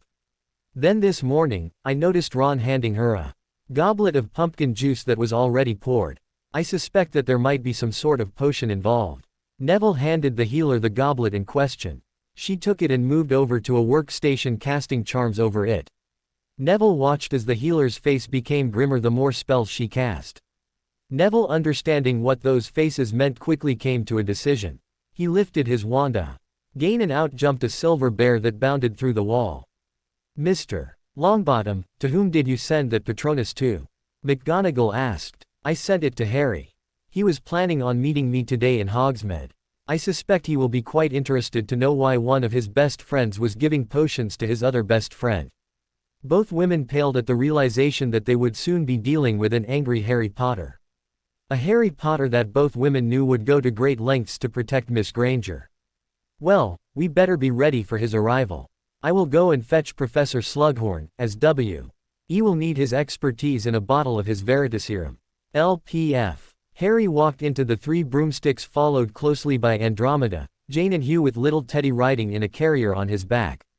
Originally they had planned on it just being him and Andy, but the Grangers had wanted a chance to see Hogsmeade and maybe even Hogwarts. Together the small party walked into the bar, with Harry trying to ignore the stares, the pointing, and the muttering as he approached Madame Rosmerta. After pleasantries were exchanged, she led them upstairs to a private parlor she used for meetings of the like. RRY ordered a round of butterbeers for everyone and they settled into wait. The group had not been seated long when a silver bear appeared out of the wall. Conversation immediately stopped as Harry recognized Neville's Patronus. The bear opened his mouth and Neville's voice came out. Something happened and Hermione is in the hospital wing. You should come. The room erupted into action. I'm going to Hogwarts, Hugh. Jane, would you like to come? Harry, they won't be able to get through the front gate. Andromeda said. Harry just flashed a lopsided grin. Who said I was going through the front gate? Harry handed Teddy to Andy. I'll let you know what's happening. Please give my apologies to Madame Longbottom. Harry, quickly followed by the Grangers, left the room and they made their way to Honeydukes. With the store full of Hogwarts students, nobody noticed them as they moved past the counter and down into the storeroom. Harry, are you sure you know where you're going? I don't think we should be down here, Jane said in a whisper. Don't worry, Jane, I've done this a few times. There is a secret passage into the school from here. To illustrate his point, Harry moved a box aside and opened up the trapdoor. Taking out his wand, he quickly lit it and led the Grangers down the tunnel into Hogwarts. The three moved silently, hunched over as they made their way through the tunnel. Beef. Or they knew it, they were climbing a set of stairs and came to the end of the tunnel. Harry tapped the statue and muttered the password as the hump opened up and allowed him entrance. Harry didn't take the time to dwell on being back in the castle, and he noticed that the Grangers were not even noticing the moving portraits or the staircases that changed position as Harry led them on the familiar path to the hospital wing. They arrived at the double-door entrance and Harry quickly threw open the doors, only to be tackled by a brown-haired missile who immediately wrapped her arms around him. Hermione opened her eyes and blinked at the bright light in the white ceilings. Groggily she tried to remember where she was and how she got here. The last thing that she remembered was her pumpkin juice flying out of her hands, then being hit by a stunner. Putting the pieces together, she figured she was in the hospital wing. Sitting up, she looked around, confirming her conclusion. Ah, Miss Granger, it is good to see you're awake, Madame Pomfrey said, coming over to her. What happened? Hermione asked the healer. You were stunned by Mr. Longbottom. He suspected that you were not acting as yourself and felt this was the best course of action. Hermione was speechless. Somewhere in the back of her mind, a small part of her that had been getting stronger over the last few days was doing a small jig and finally being proven right. But the larger part of her still wasn't listening to it. I don't know what brought him to that conclusion. I feel perfectly fine. Madame Pomfrey pursed her lips. Be that as it may. We did find some foreign substance in your pumpkin juice. If I can just run some diagnostic spells to assure me that everything is okay. Not waiting for her answer, Madame Pomfrey Brandy shed her wand, casting numerous charms over her. Hermione watched as the healer's face took on a scowl. Hermione knew from that look that Neville and the little voice in the back of her head were right. Miss Granger, my scans indicate that there is something in your system. If I could get a sample of your blood, Professor Slughorn will be able to identify what it is along with what is in the pumpkin juice and how we can help." As if saying his name summoned him, the hospital wing doors opened and in walked Professor Slughorn carrying his potions kit. "Good morning, Madam Pomfrey, Miss Granger. Let's see what the problem is." The potion master walked over to the goblet and started casting spells at it as Madame Pomfrey waved her wand over Hermione in a complicated pattern that caused a glass vial to materialize with what Hermione assumed was her blood in it. The healer handed it to Slughorn, who was still working on the goblet. He handed the healer a vial out of his bag and she came back over to Hermione. "Miss Granger, this is a potion that will wash all traces of other potions out of your system. I warn you, the effects could be quite dramatic, but it is the quickest and easiest way to get whatever is in your system out." Hermione nodded and took the vial and went to drink it when she was stopped by Pomfrey and directed into the bathroom. The reason why she was sent here became obvious, for as soon as Hermione drank the potion she hunched over the toilet and everything in her stomach came gushing out. When Hermione was finished she rinsed her mouth out and started to leave the bathroom. As she was walking out of the bathroom, a fog seemed to lift from her mind. For the first time in what felt like months, she was thinking clearly again. Now that she could think straight again, her brain began to re-engage. This strange feeling felt familiar to her. Thinking back, she could remember that she had the same feeling in 6th year, but it slowly started to fade after Bill's wedding. Hermione was lost in thought as she walked back to her bed, not seeing the concerned looks from Neville or a still stunned Ron. She looked down at the ring on her finger and things started to come back into focus. She started to remember everything like it was someone else in her body. Slowly Hermione's face paled at all she had said and done since the end of war.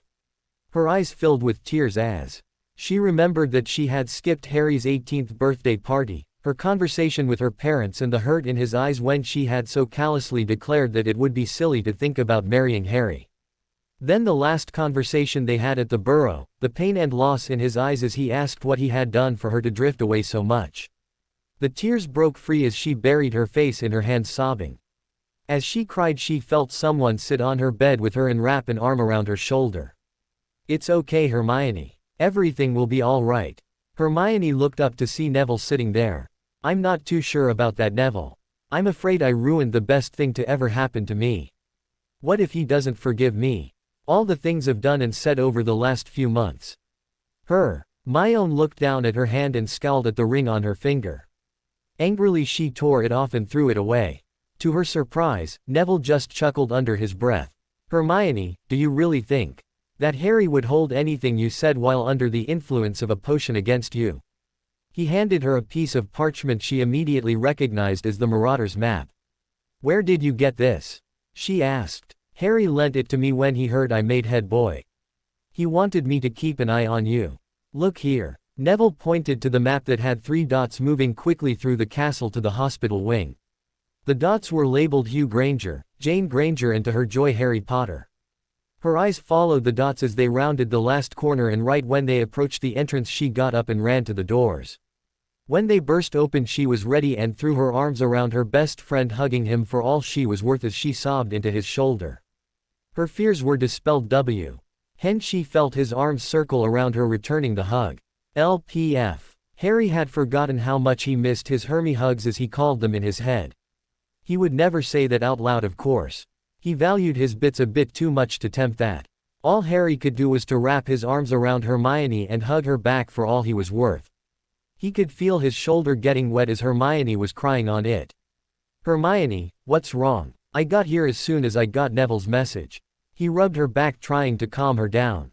It was Madame Pomfrey who ended up answering Harry's question. "It seems that Mrs. Granger is the victim of some sort of potion. It was due to the quick thinking of Mr. Longbottom that we were able to discover it." Harry could only stare with a shocked expression on his face. "Who?" was all he could ask. No one said anything, but their eyes shifted to the other occupied bed. Harry looked and saw the still stunned form of Ron lying there. Harry released Hermione and passed her over to her mum, who wrapped her arms around her daughter as Harry stalked towards the stunned form of his former friend. To the others in the room, Harry's eyes began to glow with righteous fury. "Hi. Robes billowed ominously and each step sent a small shockwave through the hospital wing as Harry's temper let his magic loose. Professor McGonagall was eerily reminded of an enraged Lily when she looked into the eyes of the young wizard. Knowing this might not be the best idea, she got between Harry and Ron before he could do anything. Harry turned his eyes bright with repressed rage on the purrs, unblocking his path from the person who dared hurt Hermione. Mr. Potter, right now we only have a suspicion as to what happened, we do not have any proof. Then we will find proof, he growled back.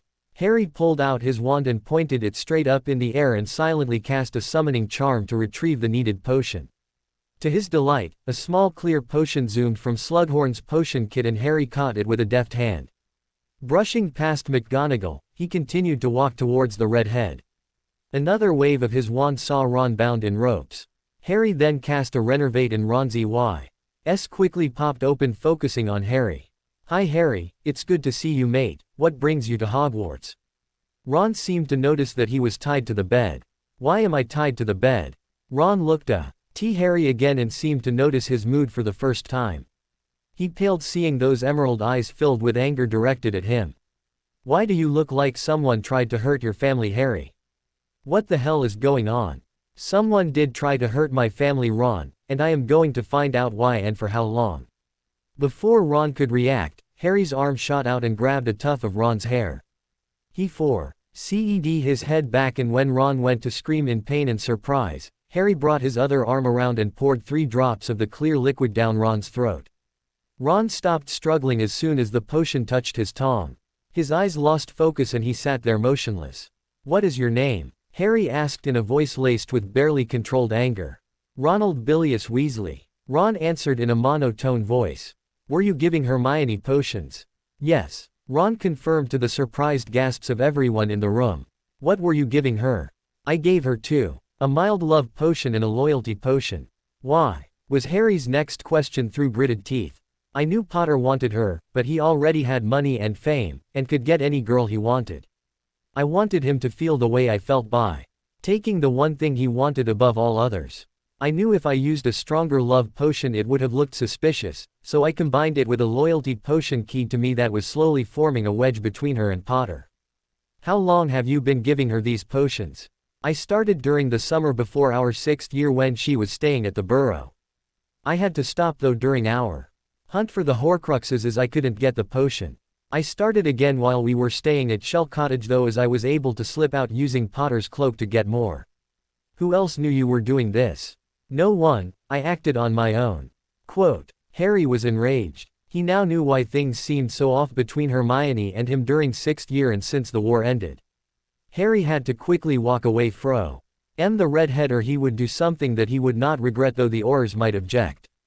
Turning angrily around he walked back to Hermione who was still wrapped in her mother's arms crying.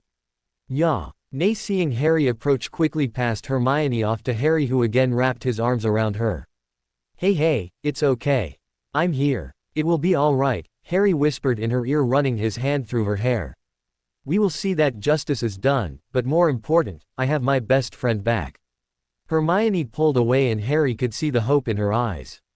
Harry smiled reassuringly back. He could see a small smile start to shine through the tears. "There's that smile I've been missing." Hermione's smile got a little larger at that. While the two friends were talking, Professor McGonagall had Ken Ron to an unused classroom, leaving him tied up to await the Aurors. Harry led Hermione back to the bed and sat her down, taking the chair beside her, never letting her hand go. "I'm going to go get Andy and Teddy. They are in the village and Andy will be able to help us." Harry gave her hand another squeeze and rose from the chair and left the hospital wing, sending his Patronus on ahead of him. LPF. Hermione sat up in her bed in the hospital wing alone while Harry went to go meet Andromeda at the front gates. Her parents had stepped out to have a word with McGonagall in her office and Poppy was in her office. Hermione was brought out of her thoughts when she heard the doors quietly open and close. She looked up and to her surprise saw Susan Bones walking up to her. The redhead took the seat next to her bed and smiled at Hermione. "How are you feeling, Hermione?" the girl asked. "I'm still trying to wrap my head around the whole situation, honestly. I still can't believe Ron would do something like this." "Oh, Hermione. Both you and Harry always had trouble seeing what was right in front of you in more ways than one. Susan said sadly. Ron has been a jealous prat his whole life. If he could find a way to take something someone wanted who he was jealous of, he would do it whether he wanted it or not. Hermione was about to respond that was absurd when Susan stopped her. Just listen for a second and don't interrupt me. I shouldn't be doing this, but my Hufflepuff sense of fair play won't allow me to not say something. Hermione was confused and didn't know where the redhead was going with this. She opened her mouth again to say so but was stopped again by Susan's hand. You came very close to throwing away every girl's dream.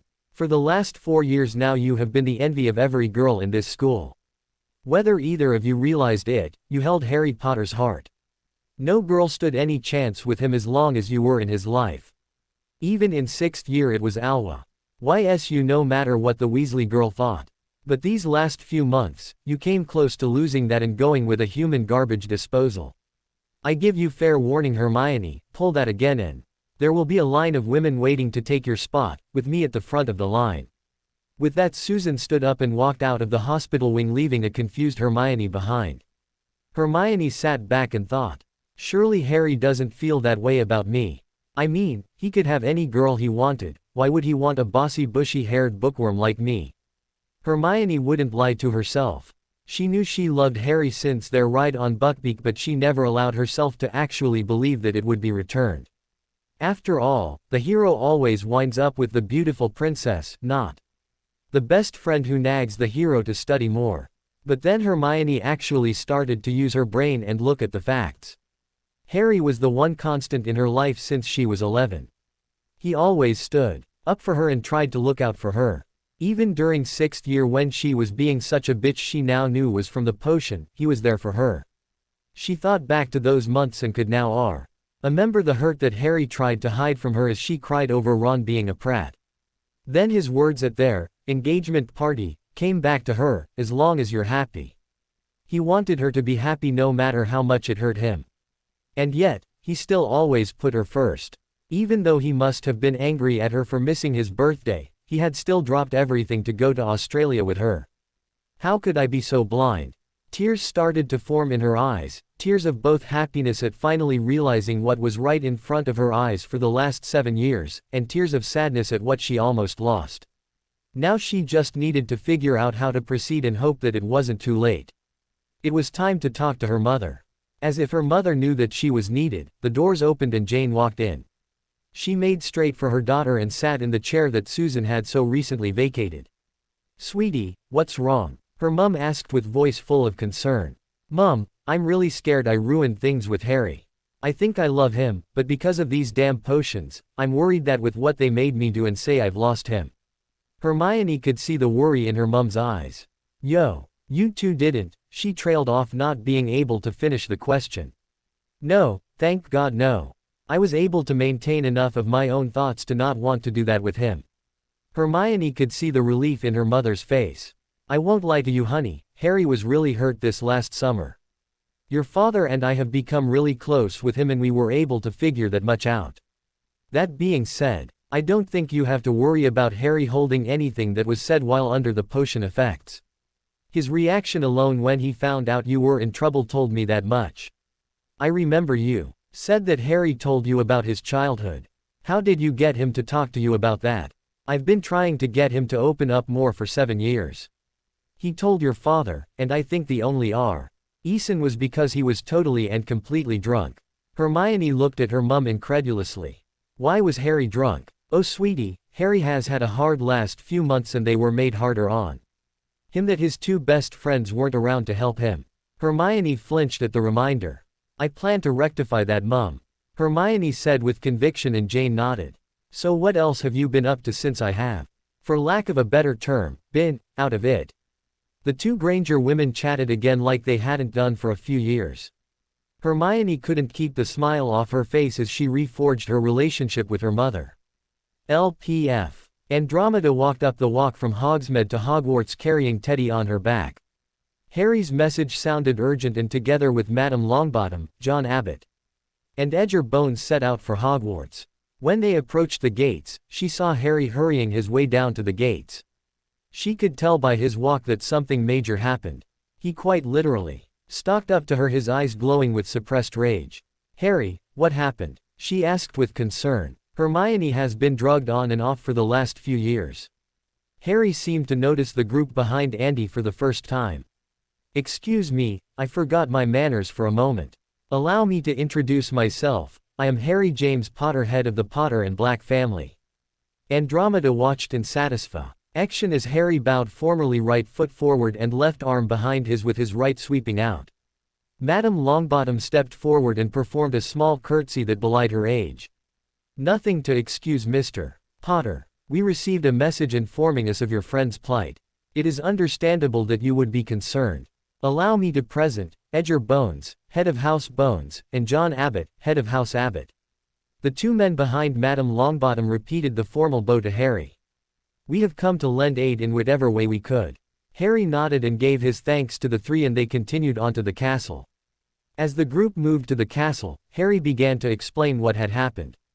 Andy listened with growing frustration and anger as Harry explained about Ron's confession under Veritaserum. She saw looks pass between her companions and she knew that they realized the same thing as she did, and she was not looking forward to telling Harry. Teddy broke Harry out of his story by gurgling and clapping.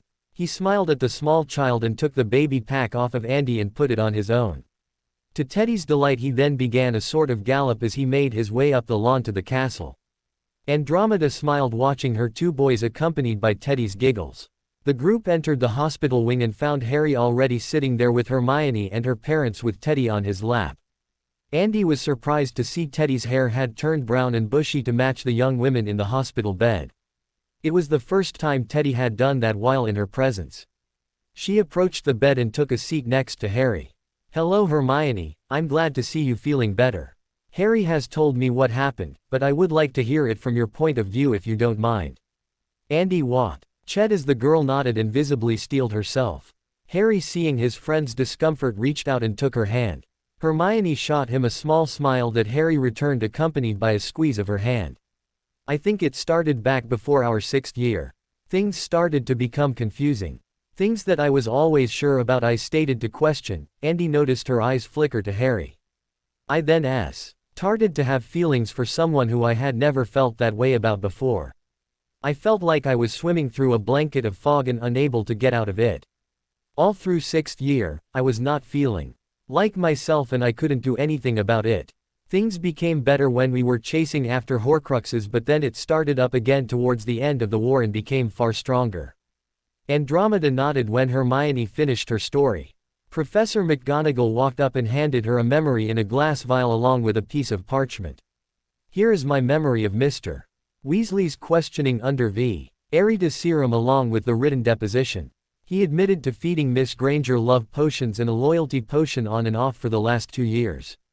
The paperwork for his expulsion is already completed. Eden only needs the signatures of 2 of the school governors to be completed." "Good," Hermione said with satisfaction. "Mrs. Tonks, I would like to press full charges against him also." Andy saw Harry and both Grangers nodding in agreement to this, and Andy knew that it was time to tell her the cold hard truth. "Miss Granger, I would be delighted to represent you in this, and will do all I can to see justice done." She began as she saw smiles grow on all the faces in front of her. "But, I really hate to have to tell you this, but there is nothing we can do." The silence that followed was absolute. It was Hugh that finally broke it. "What do you mean there is nothing we can do? That bastard drugged my daughter and was going to force her to marry her." "I know Hugh, and please believe me, I wish I could do something. The problem is who did the potioning and to whom he did it to." Andy saw the light of understanding in Harry's eyes immediately, then they darkened to anger. "Let me guess, Andy. Because the person who gave Hermione the potion was a pure blood and she is a Muggleborn, he will get off." Andy could only nod. Harry angrily ran his hands through his hair as Jane reached WN and took Teddy from Harry's lap, seeing his anger rising. With his godson out of his lap, he stood up and started pacing the hospital wing. "This is the exact problem that I was talking about. Muggle-borns are treated as second-class citizens. I did not fight and die for a world that treats people like that." Andy could see the anger and frustration roll off of Harry like waves. The others in the room stepped back watching the young man. He rounded on the 3 other Wizengamot members' determination in his eyes. "This is what I will be fighting for now. I ask for your help in making our world fair for everybody in it." The 3 other head of houses looked at each other, then at Hermione, and finally back at Harry. Nods were exchanged between the 3 and it was Madame Longbottom who stepped forward. "Mr. Potter, you have your alliance. Let's change the world." The expulsion of Ronald Weasley turned out to be rather easy. To Harry's surprise, both Madame Longbottom and John Abbott both sat on the Hogwarts Board of Governors. And after watching the pensive memory, signed his expulsion order right then and there. Harry in a stroke of genius had taken McGonagall aside after the order was signed and suggested that she let the wounded party have the honor of snapping the wand. Harry watched on with satisfaction as Hermione took Ron's wand and held it right in front of his face and snapped it clean in two with a maniacal smile on her face. Ron went to grab the 2 pieces, but before he could reach for them, Hermione took out her wand and cast a silent incendio, turning the pieces to ashes. Ron was dragged out of the school and left at the gates. It never occurred to anyone to call the other Weasleys to have them come and retrieve him. With that accomplished, Hermione was finally allowed to leave the hospital wing. Harry looked at the time and saw that it was just now midday and most of the group had not eaten breakfast yet. Harry suggested they adjourn to the kitchen for food, and the group followed him to the kitchen. As the group was walking, Harry noticed the Grangers looking around, trying to take everything in, from the moving pictures, to the staircases, to the ghosts floating around. "Hermione, after lunch how about we give your parents a tour of the castle?" Harry suggested. "That's a great idea, Harry. I still can't believe you got my parents in. It says, in Hogwarts, a history that Muggle-repelling wards are set up so that Muggles can't enter the castle. It helps that they were accompanied by a wizard, and also we didn't actually go through the wards, but under them. I guess Hogwarts, a history doesn't know everything."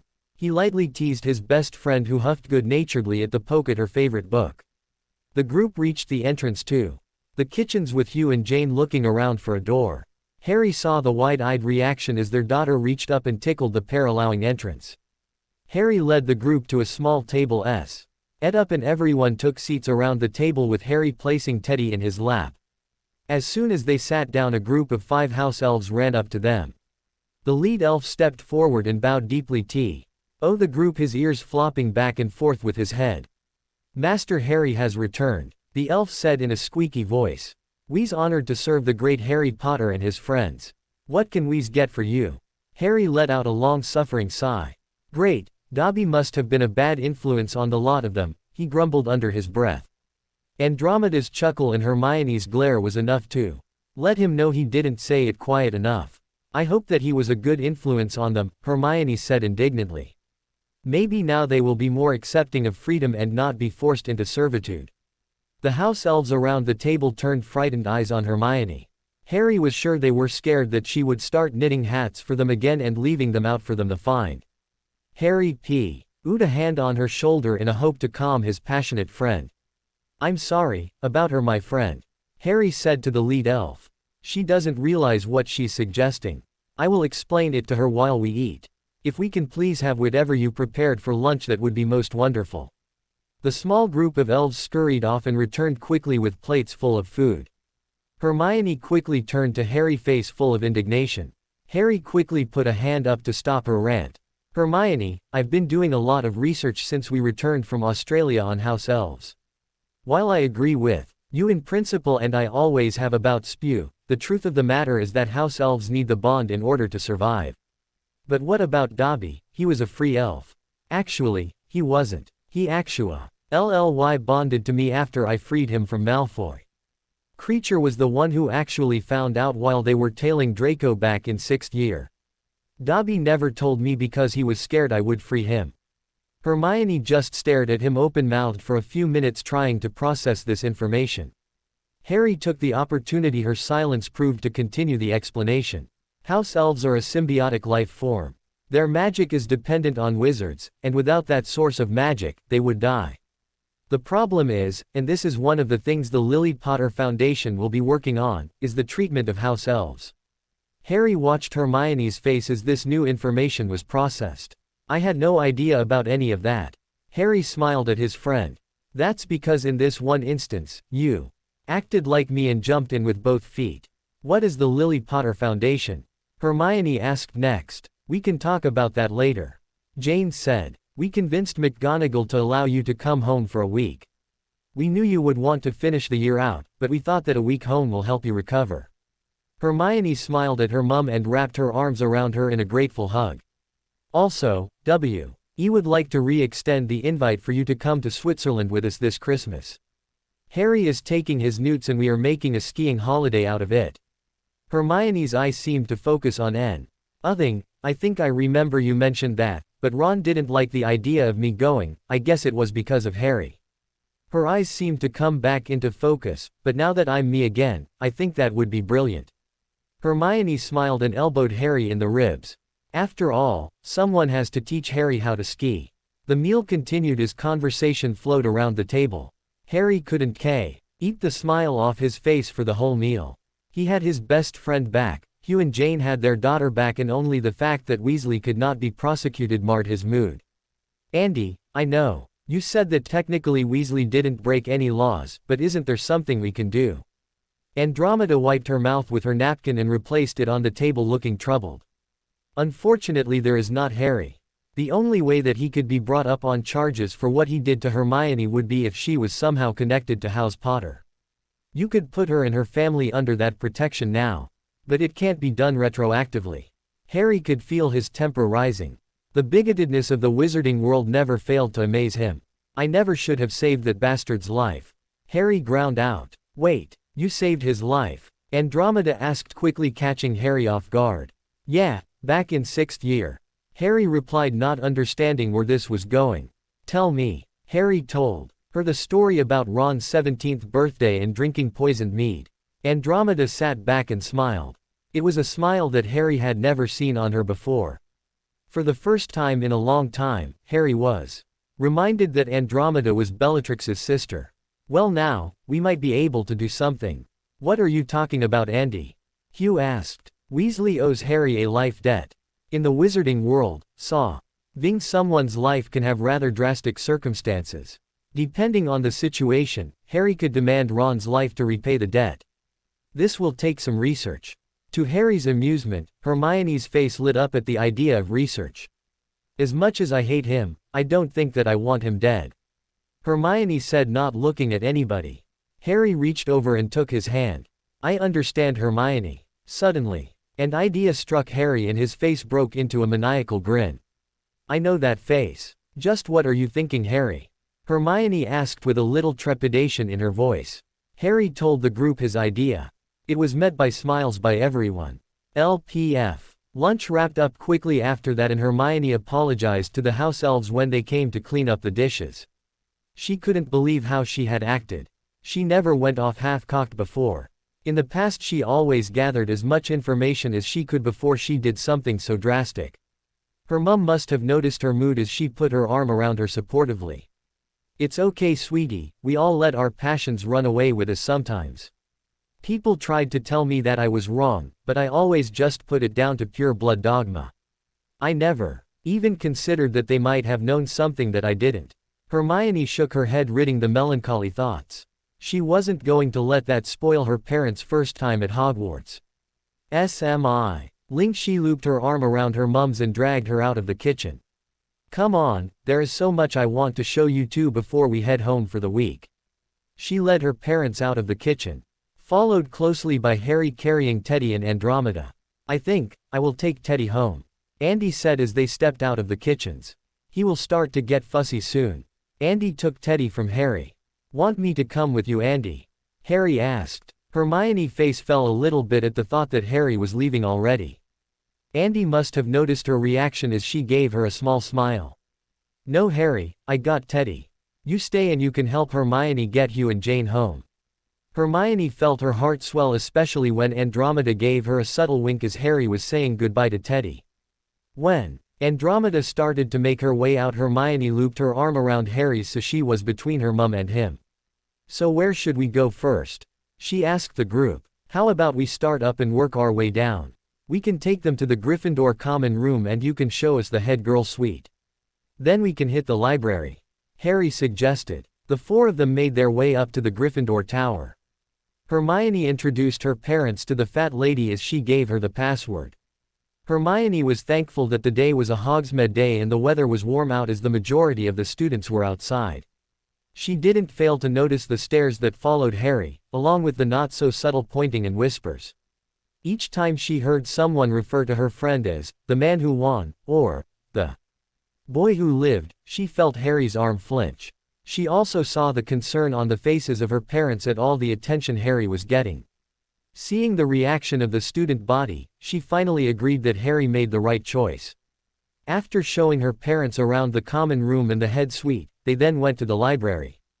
After some good-natured teasing about having to drag Hermione out fro the stacks, they started to make their way outside. They were about to enter the grounds when the one person she was hoping she wouldn't run into came running up. "Hey Hermione," Ginny asked. "Have you seen Ron around? Some idiots have started a rumor saying that he was expelled." Ginny then noticed Harry standing beside her. "Oh, hi Harry, it's good to see you. What are you doing here?" She noticed their linked arms and her eyes narrowed. "What is going on?" She turned accusing eyes on Hermione. Hermione sighed. She really didn't want to have to deal with this now, but she saw no alternative. Meeting the angry redhead's stare, she stood up straight and could feel Harry's arm tighten around hers supportively. "The rumors are true, Ginny. Ron was expelled for using a love potion on me. He's been doing it on and off since 6th year." Quote. Hermione saw Ginny pale, her freckles standing out even more on her already light skin. "Love potion," she stammered. Hermione saw her eyes quickly shift to Harry, and she knew Harry saw it also, as she could feel him tense even more. "Yes, a love potion," Harry said in a cold voice. Hermione could see his eyes drilling into Ginny's. "Unfortunately, there is nothing the law can do since Hermione is a Muggleborn. But I wonder what the law says about giving the future head of two ancient and noble houses a love potion, especially if the culprit owes said person a life debt." Ginny paled even further, making her complexion almost ghost-like. "I'm sure that person would do anything to keep that information from coming out," Ginny stammered in a quiet voice. Harry only nodded. Ginny took that as her cue to leave and scurried off. "What just happened?" Hugh asked. "Some more pieces in the puzzle just fell into place," Harry replied. "Unlike Ron, her plan was more straightforward, I think. I am guessing that she began to slip me a mild love potion back in 6th year in order for me to notice her." Harry turned to Hermione. "Sound familiar, Hermione?" Hermione felt her eyes widen in shock. "Yes, Mrs. Weasley told us a story about her doing that to Mr. Weasley." Harry nodded. "Once we started dating though, she stopped dosing me." "What are you going to do about it?" Jane asked. "Nothing, she knows we know and we can make her life very difficult. I think we can count on no trouble to our plans coming from her. In fact, I think she might be useful." "Why, Mr. Potter? How very Slytherin of you," Hermione drawled. "Didn't I tell you that was the hat's first choice? Thank God I convinced him otherwise." The group continued down the lot toward Hagrid's hut, enjoying the warm October day. When they got to the door, Harry reached up and knocked. Hermione could hear Fang barking inside and Hagrid moving to the door. The half-giant opened the door and stared down for a full second before realizing who was at his doorstep. "Ari!" Hagrid almost yelled, grabbing Harry and pulling him into a hug the Hermione hoped left at least one rib still intact. "It's good to see ya." "Hi Hagrid, have time for tea with some old friends?" Harry asked. "Always time for you, Harry, you know that." Hagrid led them into his small hut. Hermione introduced her parents, and what followed was an enjoyable afternoon tea with Hagrid regaling her parents with tales of her and Harry. She had to hold back tears when Hagrid brought up Hedwig. She could see Harry struggling to hold back the tears. But the gentle giant would have none of that. He again drew Harry into a hug, this time without the rib-cracking force. When Harry seemed to get his emotions under control, Hagrid reached into a cabinet and pulled out 5 glasses and a bottle of fire whiskey. Hagrid poured a little of the smoking liquor into the pewter mugs and handed them out. Hermione noticed. Concerned looks passed between her parents and they glanced over at Harry, who was looking at the cup with an unreadable expression. She remembered her mum saying something about Harry drinking and the concerned looks made sense. Hagrid noticed nothing though as he lifted his cup. To Hedwig, Harry raised his mug in a shaky hand. To Hedwig, my first friend, she was with me through thick and thin, uffering the Dursleys right along with me. Everyone else raised their cups and saluted the fallen bird. Harry quickly tossed the drink back. Hagrid went to refill his cup but Harry stood up and set the cup down. I'm sorry Hagrid, but we really should be going. I need to get home to help feed Teddy. Of course, Ari, come back anytime. It's good to see you again. You too Hagrid. Harry shook the big man's hand then hurried out of the hut. Hermione said her goodbyes and followed Harry out. She eyed her friend nervously and could see him struggling with his emotions.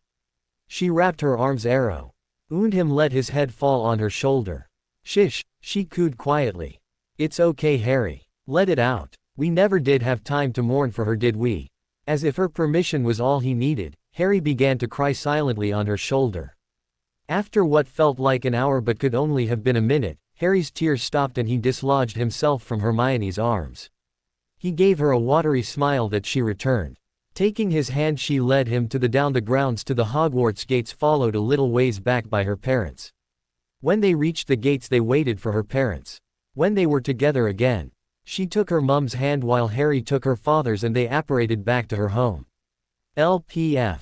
It was official, Jane did not like apparition, but after such an eventful day she was glad to be home. She saw her husband and Harry pop into existence right next to her, Hugh wearing the exact same face that she imagined she had. I should be heading home. Teddy refuses to sleep if he doesn't get his bedtime story.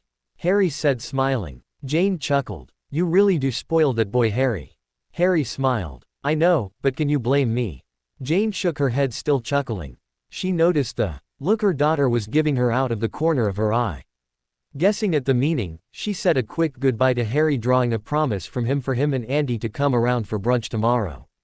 Taking Hugh's hand she went into the house giving the two teens some privacy, or at least, an illusion of privacy as she peeked through the curtains. What's going on? Hugh asked. Hermione wanted some alone time.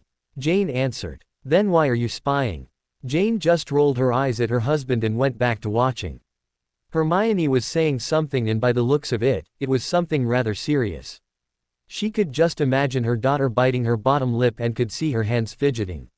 Whatever was said must have gone over well, as the two teens hugged for a long moment and Nay could see Hermione give Harry a kiss on the cheek before they let go and he apparated away. Hermione stood in the garden for a full minute apparently watching the spot Harry apparated from.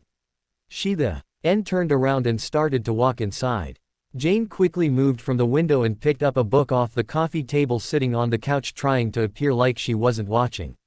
Hermione walked in and looked at her raising her eyebrow and crossing her arms. I know you were watching Mother. Hermione said. Besides, unless you were reading the Quibbler, books should be right side up when reading. Jane looked down and sure enough, the book in her hands was indeed upside down. Cursing quietly she sat the book down and smiled impishly at her daughter. So what did you two talk about? Whatever it was seemed to go well.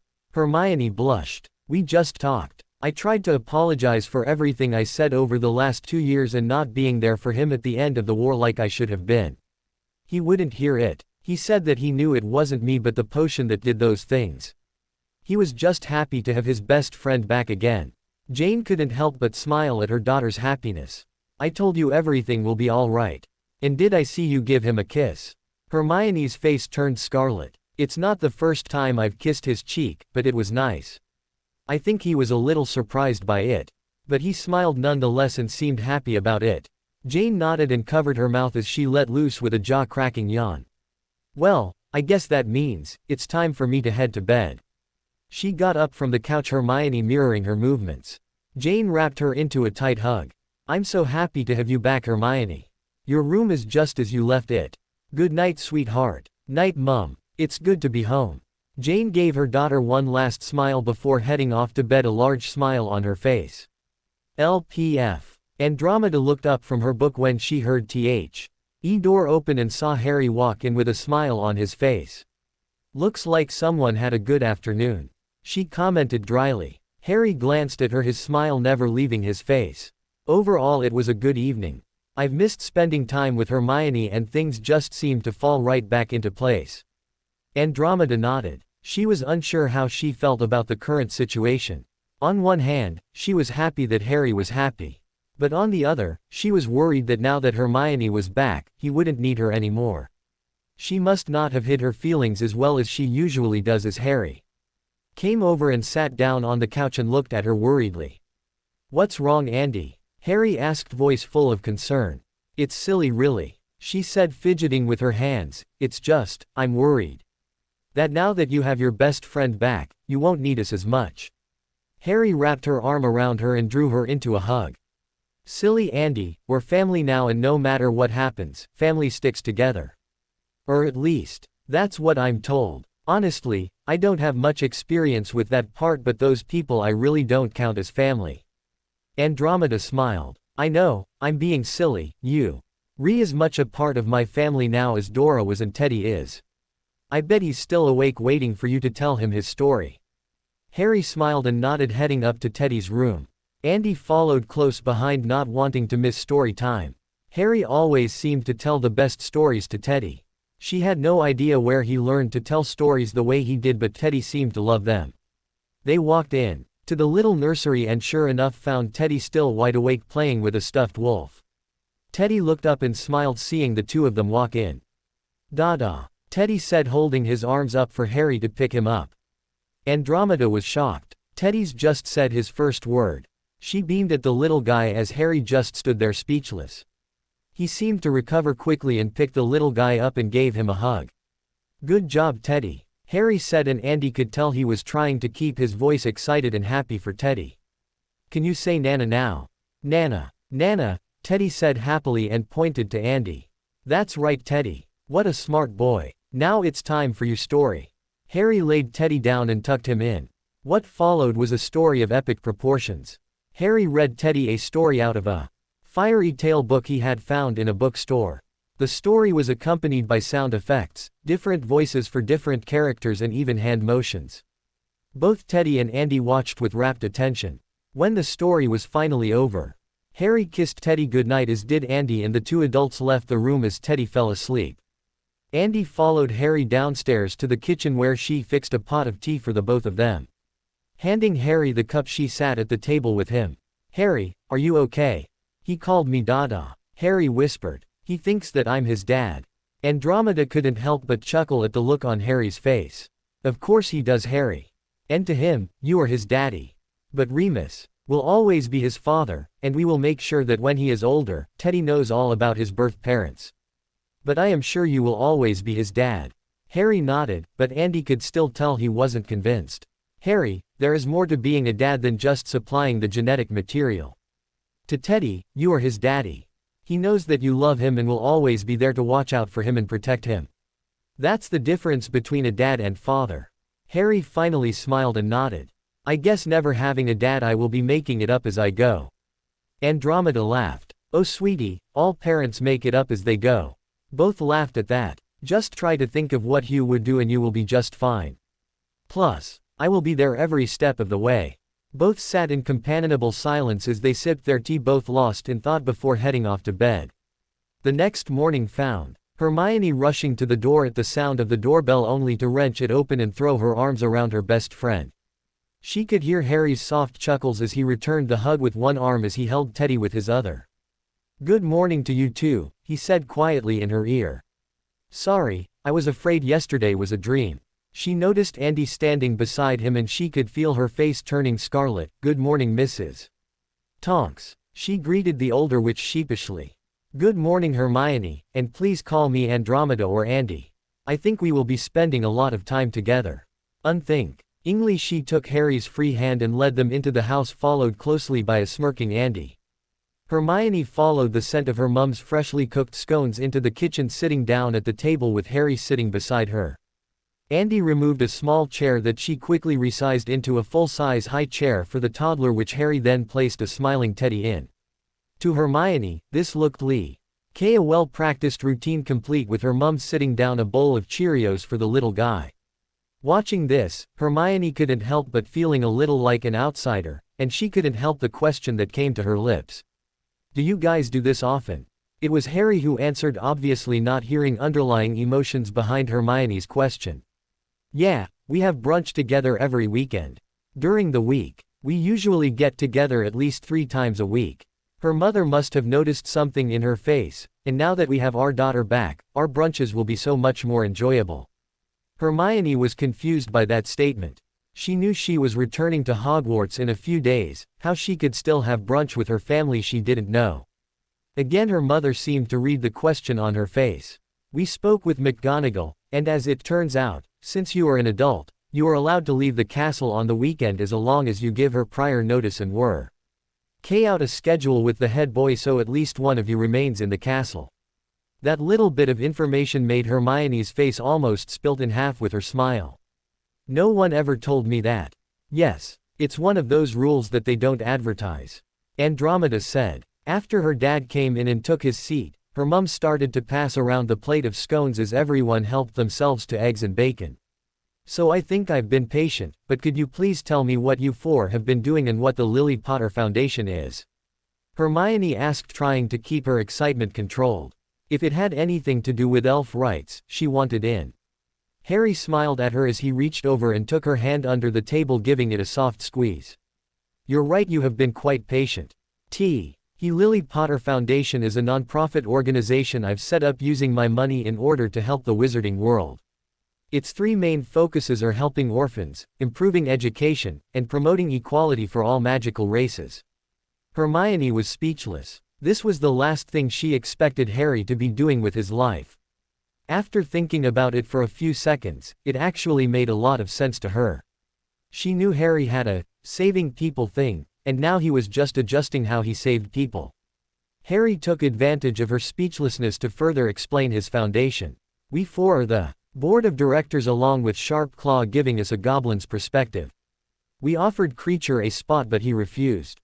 Instead we got a promise from him to give us information on house elves. So far, we are just focusing on orphans as that is something we can do without a lot of help from the ministry.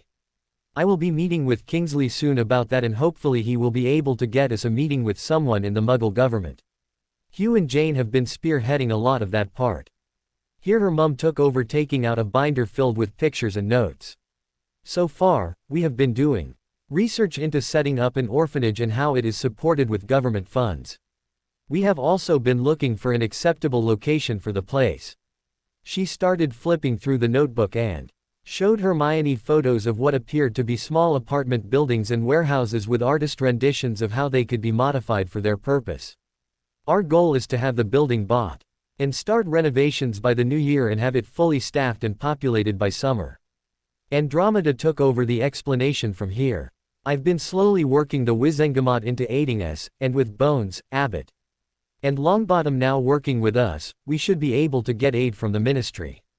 We will also be able to now start making small changes in laws. Harry took over the explanation from Andy. In the long term, we hope to eventually start a primary school for young witches and wizards. I am hoping to convince both ministers that by finding first-generation magical children early and have them all come to our school, we will be helping both sides. If we could attract a few half-bloods and pure-bloods, all the better. That won't be for a few years though. I need to finish University first as none of us know anything about education. Before Hermione could respond to this, a small owl zoomed into the house carrying a familiar red envelope. Hermione knew what it was before it started smoking.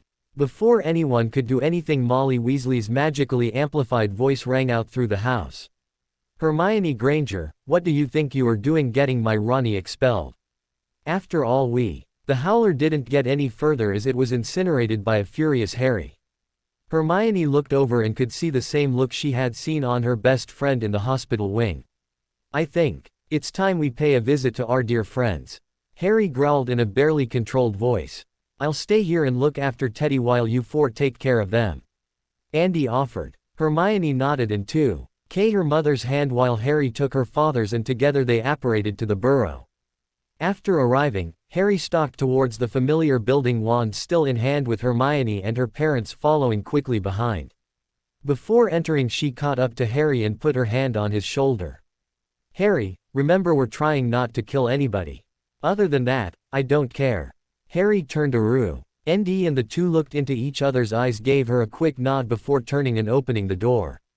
They found the entire Weasley family sans Ginny sitting at the kitchen table eating brunch. Even Bill, Fleur, and Charlie were in attendance along with Percy. Molly was the first to notice them as she rose from her chair and brandished her wand at the four who just entered the house. "What are you doing here? You are not welcome in my house after what?" She never finished what she was about to say as Harry had silenced her with a wave of his wand. Hermione stared daggers at the women. Out of the corner of her eye she could see Ron trying to edge his way out of the kitchen without being noticed. She shot a body bind jinx at him, stopping him in his tracks. This seemed to light the powder keg off as the rest of the Weasley men apart from Arthur rose from their seats, wands drawn, and pointed them at Hermione only to have Arthur stand up. "Enough. There will be no more spells cast. We will sit down and discuss this like civilized people." The rest of the Weasleys reluctantly sat back down and stowed their wands.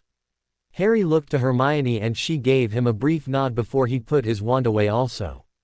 "Good," Arthur continued. "Now, perhaps you four can tell us what this whole thing is about." Hermione told the gathered family what was discovered in the hospital wing and what Ron confessed under Veritaserum. To her relief, most of the Weasley family was looking at Ron with a high level of disgust. Fleur was looking at him with utter hatred. Hermione found herself liking the French part Vila even more now. Only Molly continued to look unconvinced but was unable to say anything due to Harry's silencing charm. Harry took over after giving her hand a gentle squeeze.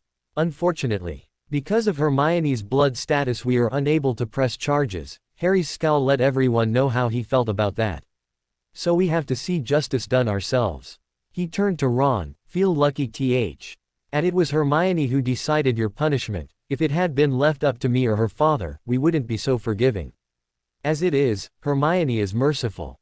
I am calling in the life debt that Arthur Weasley owes me and I demand as payment he cast Ron out of the family and not allow any contact with him." Molly looked like she would break through Harry's silencing spell at that. Mr. Weasley on the other hand looked resigned. "I would have cast him out of the family for such a transgression anyways. We always thought of you two as family and for Ron to do this is unforgivable." Mr. Weasley turned to Ron with a stern expression on his face. "Ronald Bilious Weasley, as head of the Weasley family, I expel you from our house. You are no longer a Weasley and we will no longer let your shame taint our name." Hermione glanced around and saw the majority of the family give nods of support, but they were not finished yet. "Ronald No Name, I Harry James Potter call in the life debt owed to me. As repayment for your life, I hereby bar you from performing magic until you either die or I release you. You will spend the rest of your days in the Muggle world living as a Muggle." Harry took out his wand and what Hermione recognized as a 50-pence piece. He tapped his wand and the coin turned blue. He put the money in Ron's pocket then said activate. Ron's eyes bulged as he felt the portkey activate. Mrs. Weasley must have finally removed the silencing charm as she finally made her voice heard. "Where have you sent my son?" she yelled. "That is none of your concern, madam," Harry said in a cold voice. "Feel lucky that Hermione stayed my hand, or I would have killed him on the spot. If I found out anyone else helped him in his schemes, I will not be so merciful." Harry was looking directly at Mrs. Weasley as he said this. "That goes for any other incidents of potions being slipped to any of us. I would suggest we all just call this situation wrapped up and move on." Somewhere deep down, Hermione felt bad that Harry was blackmailing the entire Weasley family to drop the matter, but the larger part of her was glad that it was over. Harry turned around and all four of them left the Burrow operating home. Upon appearing in her back garden, Hermione wasted no time in wrapping her arms around Harry and squeezing for all she was worth. "Thank you, Harry, I'm glad we were able to get a semblance of justice. I would love to see that git try to live as a Muggle." "Where did you send him anyways?" "I sent him to the middle of New York City with nothing in his pockets except for 50p. He should be in store for a hard life. Better than he deserved if you ask me," her dad said, "but I guess that's the best we can get." Both Harry and her mum nodded in agreement as the four entered the house to find Andy playing with a laughing Teddy. LPF. The rest of the day passed uneventful for the group. Hugh had convinced Harry to go for a short round of golf while the women decided to go do some shopping. Jane decided that this would be a perfect opportunity to talk with her daughter about her future and what her plans were. Having Andromeda there for another perspective would be helpful. Jane was pushing little Teddy in his stroller while Hermione was looking through some tops when she decided to broach the subject. So what are you planning on doing after Hogwarts? Hermione paused sorting out some rather revealing tops that Jane was sure her daughter wanted to wear around a certain green-eyed wizard in order to answer her questions. I'm not sure. Part of me wants to go to work for the ministry still. While I was with him that job only seemed to be a placeholder until I started to pop out babies, then I was to quit my job and be a happy housewife. But now that my mind is my own again, I want to make a difference. Something else that I was thinking about though was something I started to think about at the end of my 5th year. I started to devise a way using runes to make GGLE electronics work in a magical environment. I've run into 2 problems though. I don't know a lot about electronics to begin with and haven't had the time or funds to further my hypothesis. That would be rather useful, Hermione. Andromeda said. We have already gone through 2 tellies and a computer since me and Harry moved into the same house and he started practicing magic. I remember Lil. Why trying to accomplish the same thing before she died? We will have to ask Harry if he found any of her notes. The girls went back to picking out clothes and then went to the changing room to try on their outfits. As to the ministry, I doubt you would be happy in that job. Under current laws, the best you would be able to start out as is someone's secretary. As a Muggle-born, your career advancement will be slow and not get you very high. The highest I've heard a Muggle-born ever reach is middle management. Jane could tell that her daughter was shocked by this revelation by the silence that permeated from her changing room. The silence didn't last long though, as a yell of, "What?" came from behind the door. But McGonagall said that I could do whatever I wanted with my grades and if I was head girl. Are you telling me that she lied to me? Andromeda came out of the changing room with a sad expression on her face that Jane knew meant that this was not going to be a good conversation. The short answer is yes, Hermione. But you have to look at it from McGonagall's point of view. I'm not saying it is right, but her job as deputy is to ensure that students come to Hogwarts and stay. Right teacher ignores the fact that the deck is stacked highly against Muggleborns from the very beginning. I learned a lot about this after me and Ted started dating and his experiences after Hogwarts. Andy turned towards Jane with a raised eyebrow. If during McGonagall's first visit she told you how prejudiced the wizarding world was against Muggleborns and how hard it would be after Hogwarts to find a good paying job, would you let your daughter attend? Also remember that you only have to attend until you're owls. After that you can walk away from the wizarding world with no consequences. Ione by this time had come out of the changing room and Jane could tell that she was furious at hearing this. Jane could understand why. She had always told her daughter that she could be anything she wanted as long as she worked hard at it. This is one of the things that we are hoping to change though, right? Jane asked. Andromeda nodded. I haven't talked to Harry about that dirty little secret of the wizarding world, but it is on our to-do list. Because of this, many Muggle-born witches and wizards are deciding that it's better to go back to the Muggle world, but they are finding that they are not qualified for many jobs due to their lack of an education they can point to. They end up having to do like Harry is doing and hire tutors or take night classes to get back up to speed. I'm hoping that a lot of those wizards and witches will work for the Foundation in some capacity eventually. Hermione looked deep in thought for a moment as she chewed on her bottom lip. Jane recognized her daughter thinking up a plan. I'm glad you guys had me working on my normal subjects now during summers. Hermione said out loud. I wish I never stopped after 5th year though, but things were becoming rather hectic. I think that if I work hard, I will be ready to take my A-levels in the spring with Harry. It will be tough, but I think I can do it. Why don't you take your newts with Harry over Christmas? That way, you can focus more on your A-levels. Jane suggested. Hermione paled. That's only 2 months away. My entire study schedule is based on June tests. I will have to cram it down so far. I don't think that I can do that. Jane could tell her daughter was starting to work herself into a panic and knew she had to put a stop to it before it got any further along. Hermione, she yelled, getting the girl's attention. I'm sure you are more than capable of taking the tests now. I've watched Harry take a few practice tests and I'm sure you will do just fine. I'm sure Harry would be more than willing to let you have a few of his practice tests and help you study. Hermione seemed to be coming down off the ledge as her breathing became normal again. That might work. I will have to go over a few tests to see how I am though. If I get my newts done, then I can work on my A levels. I'm not sure if I could drop out though, I have responsibilities as head girl. Jane nodded, not expecting any other answer. After that, then Harry and I can attend university together. Jane saw her daughter's face light up at the thought, probably more for who would be attending with her than the fact that she would be going. Andy cleared her thought. I have another idea that might allow you to meet both goals. You could go to work with me as proxy for the Black and Potter seat. We all can. Ow, that Harry will never take his seats as he hates the spotlight too much. I've spoken to him about it and he seems more than willing to work behind the scenes and make a few appearances, but the Act 2. All day-to-day operations are going to stay with me. I'll give you some hands-on experience as we try to bring about the changes we want. Hermione nodded. That's a lot to think about. I appreciate the offer. Hermione wandered off deep in though to another section of the store. Andy was about to follow her when Jane held her back. You expect her to take the Potter seat eventually, don't you? Andy smiled at the younger women.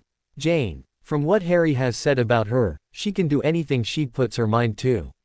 I have no doubt that she will be Mrs. Potter in the not-too-distant future, and on. She knows how to work the system and we stack the deck more in her favor, she will be able to be Minister of Magic one day. Hermione reminds me a lot of me in my younger days. I was full of piss and vinegar wanting to change the world also. The difference is that we can give her Hermione the tools to do it. Jane could only nod in agreement. She knew Hermione would never be happy being some housewife somewhere or some ornament on the arm of a political figure. If Andy was right and she and Harry got married, which Jane agreed was probably going to happen, she would be neither of those things. Harry would let her spread her wings and soar, supporting her any way that he could. LPF. The rest of the week passed quickly for the group. Hermione was able to sit in on some of Harry's tutoring sessions and was pleased to see that she wasn't as far behind as she feared in her normal subjects and was a little further ahead of where Harry was in all but charms and defense in his magical lessons. She had to admit though, that she was pleasantly surprised at the academic drive Harry was displaying. She cornered him after his math tutoring sessions and jokingly asked where this Harry was during Hogwarts. His answer killed all humor in the room though. To tell you the truth, Hermione, I had a very hard time focusing during Hogwarts. Part of it, me and Professor Flitwick have decided, was due to the Horcrux in my head and the constant worry about if I was going to die. The other part though came from my therapist. He said that subconsciously I didn't believe that I had a future and so my mind refused to focus. He also said that with the way the Dursleys encouraged me to do worse than Dudley in school also had a hand in it. But now with a goal and a stable and supportive environment, I'm finally able to reach my potential. Hermione could only nod her head, not knowing anything about psychology. She herself had met with Harry's psychiatrist and spent an hour talking to the man. They had decided to meet a few more times to talk over her experience with Ron and the war. Hermione was about to head home when Harry stopped her. When she turned back she was surprised to see him nervous, wringing his hands and blushing madly. Hermione, I was wondering if you would want to maybe go on a date this Friday night. Hermione couldn't stop the large smile that spread on her face. Harry Potter was asking her out on a date. She had dreamt about this since third year and it was finally happening. I would love to, Harry. Okay, well I just thought I would. Wait, what? He asked, looking at her in confusion. I said yes. Hermione was still smiling and suddenly Harry's face matched hers. Brilliant, how about I pick you up at 5 on Friday at your house? Hermione nodded, still smiling, and forward and kiss Harry on his cheek. See you Friday, she said right before flowing away. LPF. Friday afternoon found Jane in her daughter's room doing something that she always wanted to do. She was helping her daughter get ready for a date with a boy. A boy she knew her daughter loved and suspected the boy felt the same way. Hermione was ruffling through her closest still in her bra and knickers, hair still wrapped in a towel. What should I wear? Should I go formal? Should I go casual? Something between. Should I dress muggle or are we going to a wizarding place? What colors? Hermione, calm down dear, Jane said, trying to hold back her laughter. I think a nice skirt and blouse will work just fine. I doubt Harry is taking you to a wizarding place, and I'm sure he will love whatever color you are wearing. Hermione seemed to calm down enough to pick out a nice skirt and blouse combo that she picked up with her mum last Sunday. The ensemble was completed with a jacket and a nice pair of open-toe heels. Jane helped Hermione apply a light coat of makeup and did her hair. They were just about finished when the doorbell rang, sending Hermione into a panic again. He's here, how do I look, do you think he will like it? Hermione, I'm sure he will love it. Now go meet your date. Jane pushed Hermione in front of her to the stairs. When she arrived downstairs, she was happy to meet a speechless Harry, trying his hardest to get his brain re-engaged in a beaming Hermione. Harry's brain finally seemed to reboot and he was able to put words together again. Hermione, you look beautiful, well you always look beautiful. But tonight you look extra beautiful. Harry stammered out, making Hermione smile wider. Thank you Harry, you don't look half bad yourself. Jane saw Harry was dressed in a smart Oxford shirt and a pair of khakis with a nice pair of shoes. Pictures, Hugh said, coming into the living room with his camera. Hermione wrapped her arm around Harry and he did the same as Hugh snapped off a few pictures of the young couple. Harry then offered Hermione his arm and the two apparated out of the house. Jane sat on the couch trying to read a book and failing miserably. She was anxiously awaiting Hermione's return. Finally, at around 11 o'clock, she heard the telltale crack of someone apparating. Rushing to the door, she peeked out of the window trying not to be noticed and was quickly joined by Hugh. They watched as the two stood close together, holding hands, talking softly together, both smiling. They watched with bated breath as they leaned into each other and shared a kiss. Seeing that, Jane left her post at the door and did a little jig as Hugh watched her, a smile on his face also. After a few seconds they heard the door unlock and quickly moved to the couch. Hermione came into the living room with the largest smile they had ever seen on her face. She stopped when she saw her parents still awake and gave them a shrewd look. Okay, let me have it. I'm guessing you saw the end. Only the beginning of the end, princess, Hugh said. I'm heading to bed, I'll leave you two to talk. Hermione rolled her eyes and came and sat down on the couch, still smiling. As her dad went upstairs, leaving her alone with her mum. So how was your date? Jane asked. Oh mum, it was wonderful. Harry apparated us both to London, where we then boarded this dinner cruise that sailed up and down the Thames for a few hours. After dinner we danced on the deck with the lights of London shining around us. Harry put a warming charm on us so we didn't feel cold. It was a perfect night for it. The stars were shining and the moon was full. Oh mum, it was so magical. After that we just walked along the river arm in arm. So was that your first kiss we saw? Hermione's blush told her all she needed to know. No, we kissed many times on the dance floor. Those kisses were magic onto themselves mum. It was simply amazing. I'm so happy for you both. So does that mean you two are officially a couple now? Hermione's excited nod was her answer. That's what you two spied on. He asked me before saying goodnight. He also gave me a present that will help being back in Hogwarts more bearable for all of us. Hermione pulled out what Jane thought was a small mirror. This is a communication mirror. Harry's dad and his godfather made them back in Hogwarts. Harry said he found their notes on them and made us a set. He made some improvements to them though. Originally you could only talk to its pair, but he adjusted the charm work to allow you to talk to other mirrors. He has one, and he said he has a pair for you and Dad so we can all talk to each other. Think of a Muggle cell phone. That's amazing honey. You're right, that will make things much easier. Now, off to bed. McGonagall's expecting you tomorrow morning for breakfast. Hermione only nodded as she practically floated to her bed. The next day Hermione returned to Hogwarts and life returned to its normal routine. Time for Harry with the addition of nightly chats with his girlfriend. During the next week Hugh, Jane, Harry and Andromeda toured their top choices of buildings for the orphanage and settled on what appeared to be an old textile factory compound. It was a little more pricey than they originally wanted, but the property held promise. The complex was made up of 3 buildings surrounded by high stone walls with a gate at the front. The main building was a 4-story office building that would be used as the orphanage. Harry had plans to include a dining hall complete with kitchen, library, common room and rooms for the children and staff. There would be a large green space around the building for a greenhouse, play areas and sports field. The other two buildings were factory buildings and would be torn down. When the group was ready to implement phase 2 of their plans, they would be able to construct a new building to house the school. The political arm of the Lily Potter Foundation had also been quite busy over the week. Andromeda, with the help of their new allies, had 2 bills ready to go to the floor of the Wizengamot in the next session. One of the bills Andy had been working on since the founding of the Lily Potter Foundation would provide protection for magical orphans and set up a fund to help support magical orphans and orphanages. In the wake of the last war, many families had been torn apart, leaving numerous children without parents who found their way into the Muggle orphanages, as many of them were Muggle-born children. The other law that had only recently been written was a bill that made all crimes treated the same way regardless of blood status or gender. It was ambitious and quicker than they originally planned on making their first push for equality, but between Andy, Madame Longbottom, Mr.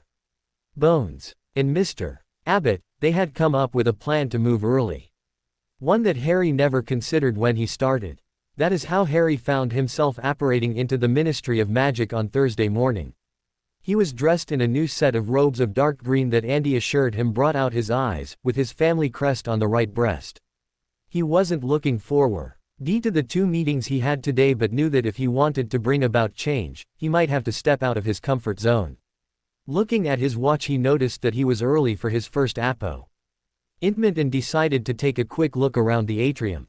While he walked around, he let out a relieved breath to see the dark statue that used to adorn the atrium had disappeared and been replaced by a golden fountain that sprayed water from a golden obelisk in the center, the water falling into a shallow pool that was littered with coins.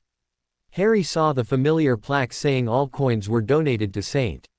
Mungo's. Harry reached into his pocket and flipped a gold galleon into the pool, wishing for luck in his 2 meetings. Harry presented his wand at the security desk, and after bearing the St.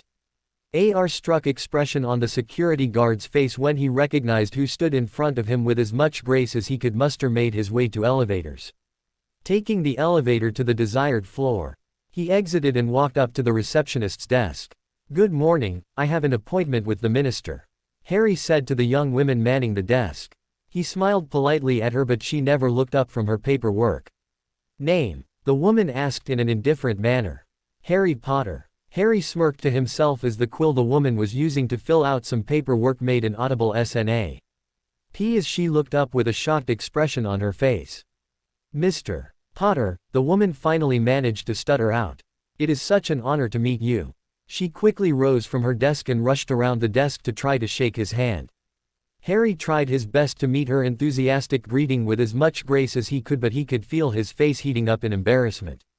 The girl continued to talk a minute, thanking him profusely for ridding the world of you-know-who, and Harry had to hide the scowl that tried to form on his face. The man was dead for almost 6 months and people still couldn't say his name. Putting the smile back on his face, he gently dislodged his hands from the woman's firm grip. "I do apologize, but I have a meeting with the minister, and I would hate to keep him waiting." The woman, Harry thought she said her name was Monica, seemed to come back to her senses and her face went scarlet. "Of course, Mr. Potter, take a seat, and I will see if he is ready for you." She beat a hasty retreat and with a soft knock on the door, opened it and went in. Harry had barely sat down when the door once again opened up and Kingsley Shacklebolt came out of his office, a large smile on his normally calm face. "Harry, it's good to see you again. Please come in." He turned to Monica and ordered tea for the 2 of them.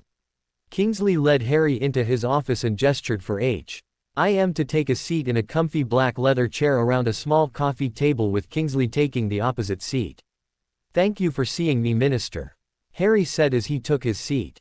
"Harry, we've known each other for a while and been through enough together, that I think Kingsley is fine while we are alone."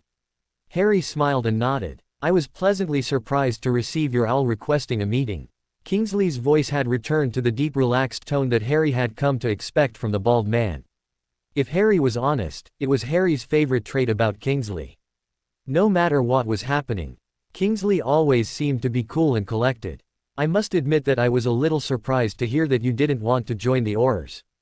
All your professors seem to think that's what you wanted to do with your life." Monica chose that time to enter and serve tea to the 2 men. Harry thanked the young women, sat back and in his seat sipping his tea. For a time I did, but with the war over, I figured that there were other things that I could do that would be more beneficial and that I would enjoy more, which is why I'm here today. Ah yes, your letter mentioned you wanted to talk to me about a few things. I assume this has something to do with the 2 bills that Andromeda is currently working on. Partially, I do not think that we will have any problem passing the orphan bill. But we are cutting it close on the equality under the law bill. We have the support of many of the Light Coalition, but the more conservative faction is being rather stubborn. I have a meeting with Cyrus Greengrass later today to discuss the matter with him and his neutral party.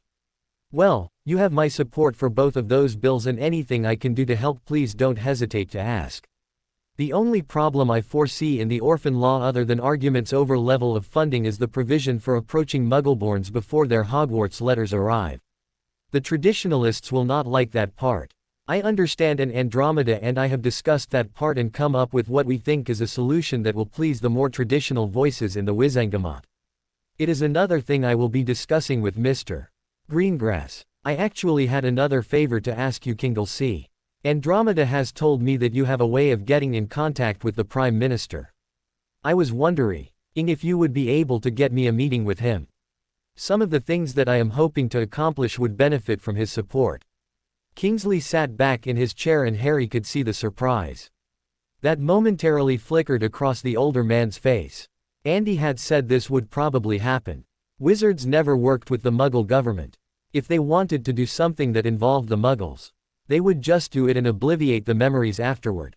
I might be able to set something up, Harry. I know the man fairly well. After all, I was his bodyguard for almost a year before things really got bad. At first he didn't appreciate me being placed in his office with not even a, by your leave. I will see what I can do. Most people don't appreciate important decisions that affect their lives being made without them even being asked. Harry said with a frown. That had been the majority of his life, and he could understand where the PM was coming from. Harry had already decided he would do everything he could to keep the mundane government involved as much as was possible. Harry looked at his watch and saw that it was close to his next appointment. He finished his tea and rose from his chair. I would appreciate it greatly, Kingsley, if you could get me a meeting with the PM sooner rather than later. I hate to run, but I have another appointment. If you have a free evening soon, you should come by for dinner. Andy says she misses you coming around with Tonks. Harry shook the man's hand and Kinglesey escorted him out of the office, promising to see what he could do and having Harry give his best to Andy. Harry walked past the still starstruck receptionist and entered the elevator and rode it down to the Wizengamot offices. LPF. Cyrus Greengrass was sitting in his office reading over the second of 2 bills that were expected to come to the floor of the Wizengamot in the next session. He sipped his tea and looked at his watch. He couldn't decide what to do about these bills.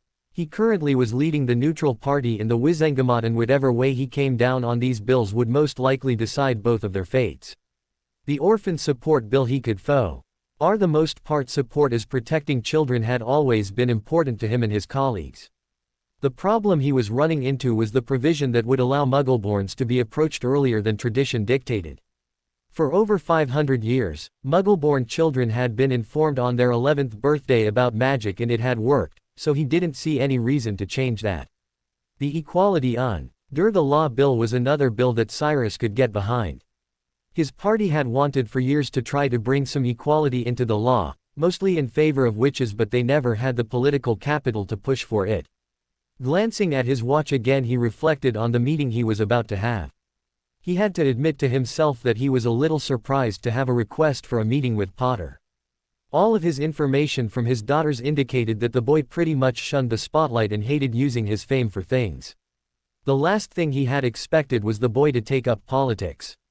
If what his daughters had said was true about the boy, he expected the boy to be eaten alive. Gryffindors did not make the best politicians, and the boy seemed completely ignorant of the traditions and practices of the wizarding world. He thought back to the letter and remembered that it was written with all the proper forms expected of a letter between 2 heads of house. Perhaps the boy actually does know some things. He was drawn out of his thoughts by a knock on his door, and his receptionist poked her head in. "Mr. Potter is here for his meeting, sir," the woman said. "Thank you, Mrs. Wilkins. Let him know I will be with him shortly." She nodded and closed the door. He looked at his watch again and nodded in approval. The boy at least had manners to arrive 10 minutes early for their meeting. Deciding to test the boy a little, he took out his copy of the Daily Prophet and started to read. Let's see how the boy takes being made to wait.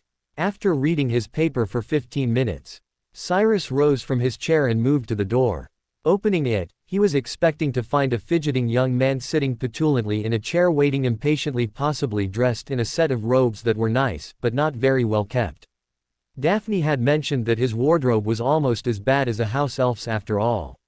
What he found though was smartly dressed young man standing at Mrs. Wilkins's desk, a cup of tea in hand, chatting amicably with the middle-aged witch. The two noticed him standing there and broke off their conversation. Mr. Potter placed his teacup on the desk and walked over. When the boy approached, he performed a perfected bow at the proper level for one head of house to another. Mr. Greengrass, thank you for taking the time to meet with me. It is an honor to make your acquaintance. The honor is all mine, Mr. Potter. I am pleased that we have this opportunity to speak to one another. Please join me in my office. Cyrus expected Potter to follow right behind him, but he quickly turned to Mrs. Wilkins. Thank you for the tea and the conversation, Mrs. Wilkins. Please give my best to your husband. I hope he makes a quick recovery. Potter took her hand and made a formal bow over it. Cyrus was re-evaluating the boy every minute. Apparently someone had given him a proper education on how to behave. He suspected the Tonks woman, she was after all a black seer. This led Potter into his office and he sat down behind his desk and gestured for him to take the other seat. The two exchanged the traditional pleasantries that go along with these meetings as Cyrus started to try to feel the other out. He was having trouble rectifying the image that his daughters had painted of an awkward boy with the confident young man sitting on the other side of his desk. So Mr. Potter, what can I do for you? Cyrus asked, getting to the point of the meeting. I would like to discuss the two bills that will be presented to the floor in the next few days. I trust that you received them and had a chance to look over them. Cyrus nodded the affirmative. I would like to hear your thoughts on the propositions. Quote, Cyrus had not been expecting that. He had been expecting T.O.B. told exactly why he should support the bill, and then either promised something in return or threatened with retribution depending on which side was sitting in his office. Actually being asked I's opinion was a refreshing change from the last few years. Cyrus leaned back in his chair and steepled his fingers, observing the boy over them. He sat in his chair straight and proper with a look of expectant curiosity on his face. He will have to learn to school his face better. Cyrus thought. For the most part, I can get behind these proposals, and thus my party. The orphan one will most definitely garner our support if we could just hammer out some of the details with only one sticking point. I will hazard a guess that it is the proviso for the approaching Muggleborns at the first sign of accidental magic. Precisely. Muggleborns have always been approached at age 11 when their Hogwarts letters come out, and the tradition has worked for over 500 years, and I do not see any reason to change it. Potter was nodding as he seemed to expect this argument. I understand your concerns, sir, and can see where you are coming from. I will agree that it has worked reasonably well over the years. But I would argue that now it is posing a major threat to the statute of secrecy. Cyrus was intrigued by this and raised a disbelieving eyebrow. I fail to see how you have come to that conclusion. Pretend for a moment that your child started to do something that you could not explain. Strange things start to happen around them and neither the child nor the parent can explain why. What would your reaction be? I would take my child to a healer. Cyrus admitted, starting to see the point. Exactly, the healer, or doctors as Muggles call them, have no idea either what is happening, so they talk to specialists who then talks to other specialists. The Muggles have ways to communicate with countless people spread around the world almost instantly, and many will use this to try to find answers. Cyrus nodded at this. He had heard of the Muggle internet in some of his business deals with Muggles. Anyways, with so many people communicating about children having strange powers, it will only be a matter of time before someone tries to take a deeper look. It is my understanding that this is precisely what led to the Federal Magical Administration in the United States to start approaching Muggleborns at the first signs of accidental magic. Cyrus found himself nodding. I might be able to use that argument to sway a few of my colleagues, but the more traditional will still not support this. Many of them frown on the more, shall we say, liberal practices of our cousins across the pond. Potter nodded and looked deep in thought. One of the many complaints I heard against Muggleborn students in school was that they came into a world not knowing anything about its traditions or history. Correct? Cyrus nodded. I found out I was a wizard 1 month before I entered Hogwarts. Can you honestly tell me that that is enough time for a person to learn thousands of years of wizard history and customs? Instead, we can introduce Muggleborn children early and take time to educate them on our world and customs. Cyrus sat back in his chair and thought. It was true that the lack of knowledge of Muggleborn children was one of his biggest annoyances. They came into their world and expected it to be exactly like the Muggle world and disregarded thousands of years of traditions and did not give any thought to why something was done. House elves seemed to be one of the bigger issues that came up frequently. He never really thought that many of the Muggleborn children had less than 1 year to learn what wizard children had learned over their whole life. He also had to admit to himself that the traditionalists did little to educate them about their world. I think we can work together on this, Mr. Potter. What about your other proposal, the Equality Under the Law bill? I will add that this one is a bit more of a personal cause for me. Potter said. One of my close friends has suffered for the last few years under mind-controlling potions. Imagine my surprise when the culprit, who admitted to his crime under Veritaserum, could not be prosecuted for said crimes. I assume that the victim in question was a Muggleborn witch. Correct. When I found this out, I did some digging into our laws and noticed that not only are Muggleborns subjected to this, but also half-bloods and witches have very little protection under the law no matter their blood status. I looked at our most recent population numbers and that leaves only about 20% of our population to enjoy full protection under the law. I will admit that is rather disturbing. Cyrus admitted. The problem is that 20% also holds most of the power in our country. True, but due to recent events, a large part of that support has gone away. I have done my research, Mr. Greengrass, and I know from your voting patterns and speeches that you and your party are strong advocates of keeping wizard traditions alive no matter the spectrum they fall on, but you have also tried to advocate for equal rights. The problem is that neither side was willing to help. Cyrus had to admit the boy had done his research. The majority of his neutral party was made up of traditionalists who had some experience with the inequality of their world. Many of them were fathers of daughters like him who wanted the best for them. He was thankful that neither Daphne nor Astoria had to be subjected to the inequality of their Lega L system, but many of his colleagues were not so lucky. Perhaps with this new player on the field things could change. His party had always been on the small side with little influence and had survived by keeping their heads down and working both sides against the other, making small changes here and there to try to temper both extremes. Perhaps now, they could move into a new position of strength with the help of Potter and his small group of supporters. As it so happened, 2 of the people he knew to support Potter were already on the fringe of the Light Party and had been dissatisfied with it for some time.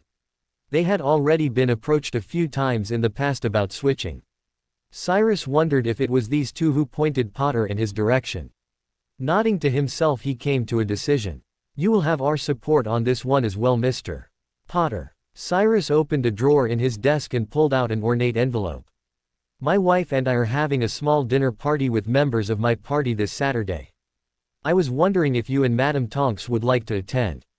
He passed the invitation over to Potter, who took it with a polite bow. We would be delighted, Mr. Greengrass. Both men rose from their seats and walked to the door. Cyrus opened the door and extended his hand to the young man. It was a pleasure meeting you, Mr. Potter. I look forward to working with you.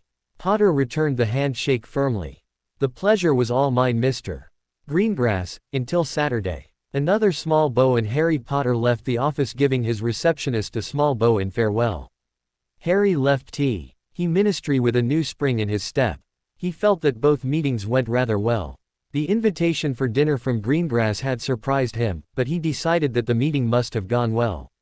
If the man invited him and Andy to dinner at his home, Harry didn't know what to expect when he met the elder Greengrass. He remembered his daughters vaguely from Hogwarts as 2 Slytherins who always seemed to hold themselves apart from the bigots like Malfoy, and that alone had Harry giving a point in the man's favor. Hermione had known more about Daphne having shared runes and arithmancy with T. He blonde Slytherin and had a good opinion of the girl, giving him another point. Harry apparated into his backyard and entered the house through the glass sliding door. The first person to notice his arrival was an excited Teddy sitting in his bouncy chair while Andy was working over the stove. She turned around at the noise her grandson was making and gave Harry a welcoming smile. "How did it go, Harry?" "Good, I think. At least if you consider us being invited to a dinner party on Saturday at Greengrass Manor is a good sign." Harry couldn't help grinning as he held up the invitation that Mr. Greengrass had handed him. Andy took the invitation and gave it a quick read. "This is indeed good, Harry. It seems he is having a dinner party with members of his party and wants you to join them for dinner. We can expect politics to be the main topic of conversation for the evening." Andy furrowed her brow in thought. This might be the first move in him trying to get us to join his party, and I am unsure if that is a good thing or not. Quote, "From what Madame Longbottom and Mr. Abbott told us about their party, they seem to want some of the same things that we do. Greengrass seemed to be quite keen on the equality law especially." Andromeda nodded, still thinking. "Maybe, we will have to do some more thinking and see what the dinner brings. Speaking about dinner, I received an owl from Kingsley S. Eyeing he was free for dinner this Friday night." Harry smiled and nodded, glad that Kingsley could find some time for dinner. "Do you know if he likes any food in particular? I figure I could take care of the cooking while you two caught up." Quote, "Do you know any Moroccan foods? I remember Dora mentioning that he enjoys foods from his native country but hardly ever gets it." Andy asked. "Nope, but I enjoy a challenge." Harry replied, smiling. He always enjoyed cooking new types of food. "I'll look up some recipes tonight and go to the market tomorrow after I'm done with my tutoring sessions."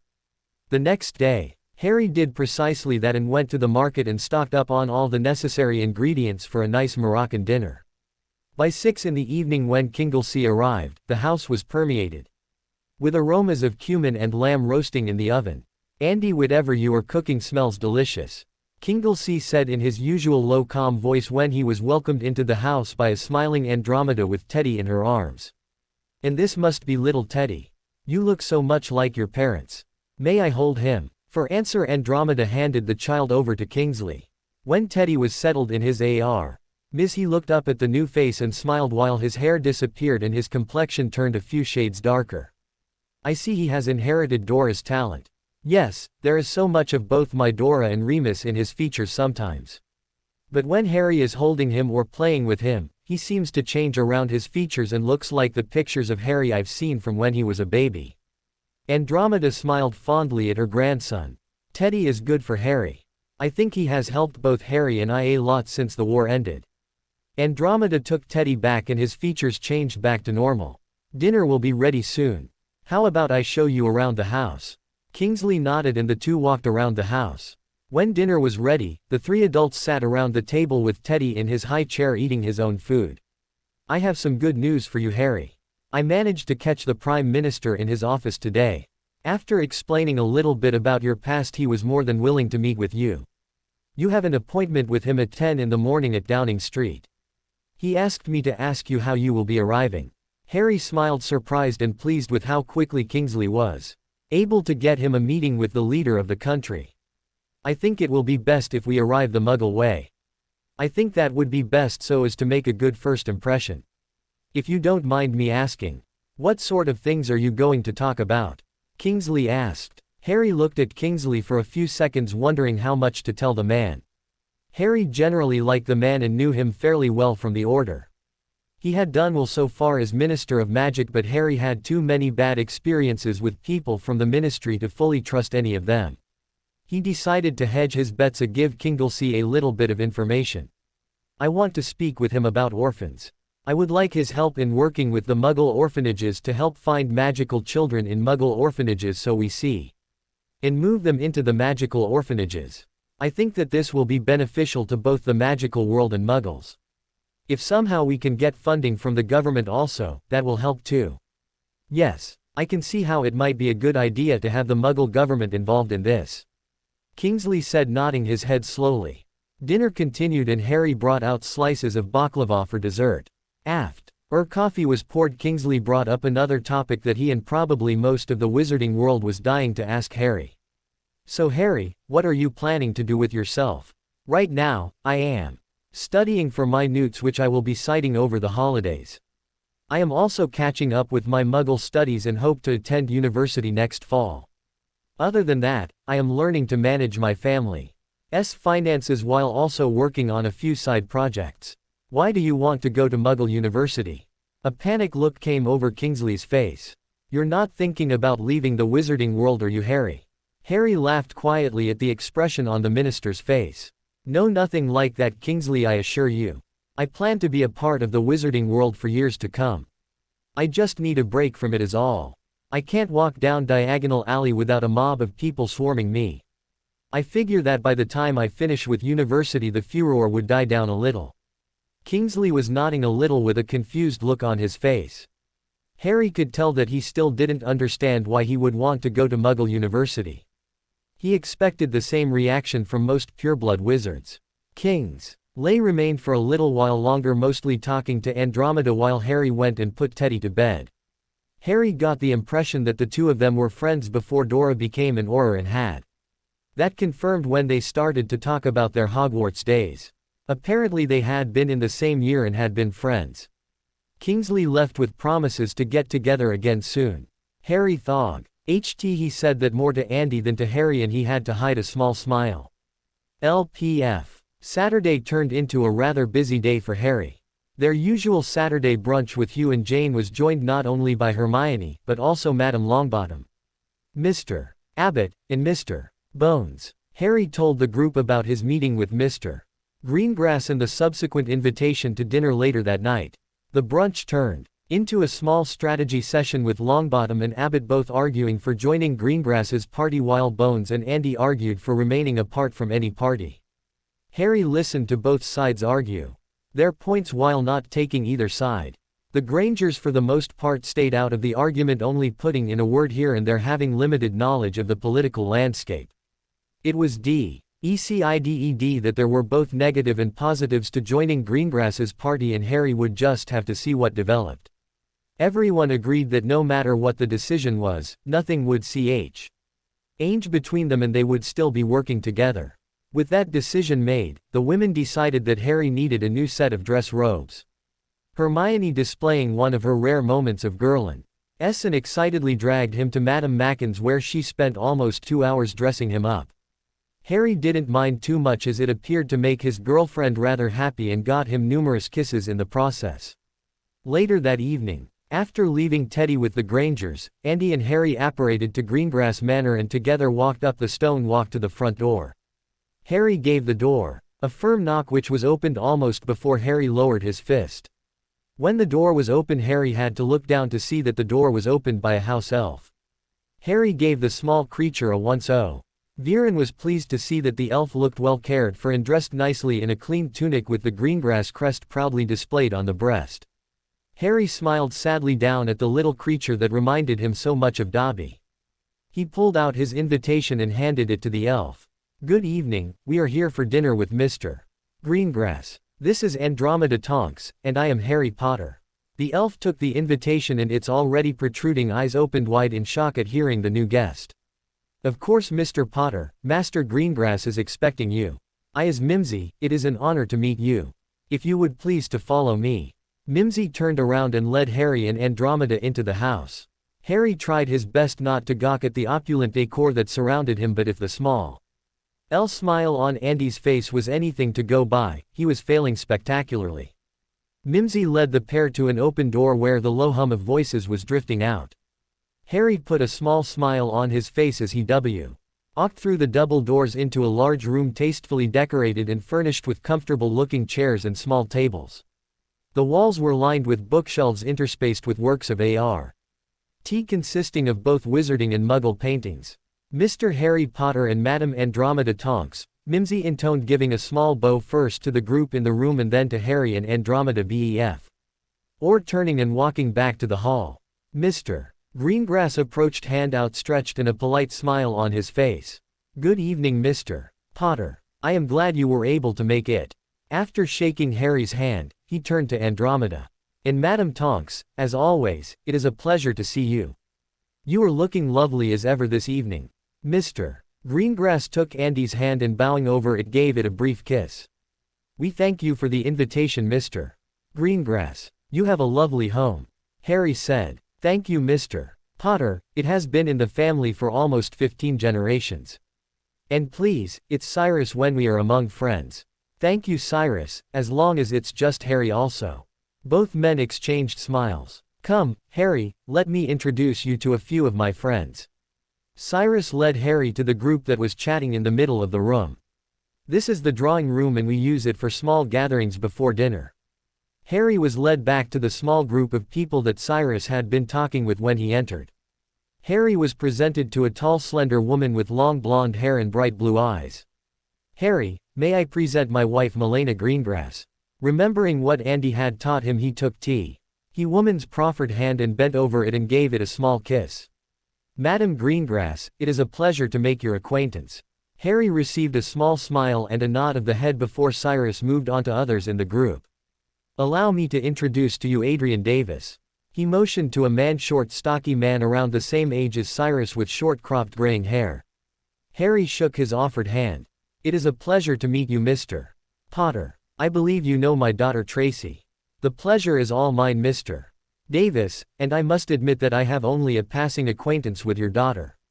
House rivalries being what they are, the opportunity to talk never arose. And please, call me Harry. Adrian smiled, shanking. I understand, Harry, and please call me Adrian. The house rivalries certainly did seem to get out of hand in the last few years. I do not recall the divide being so gaping in our time. I have heard that sentiment from a few people. I think a lot of the blame of that has to fall on the teachers. Many of them did nothing to discourage it and some even encouraged it. From what my Daphne has said, Cyrus said. That seems to be the truth of the matter.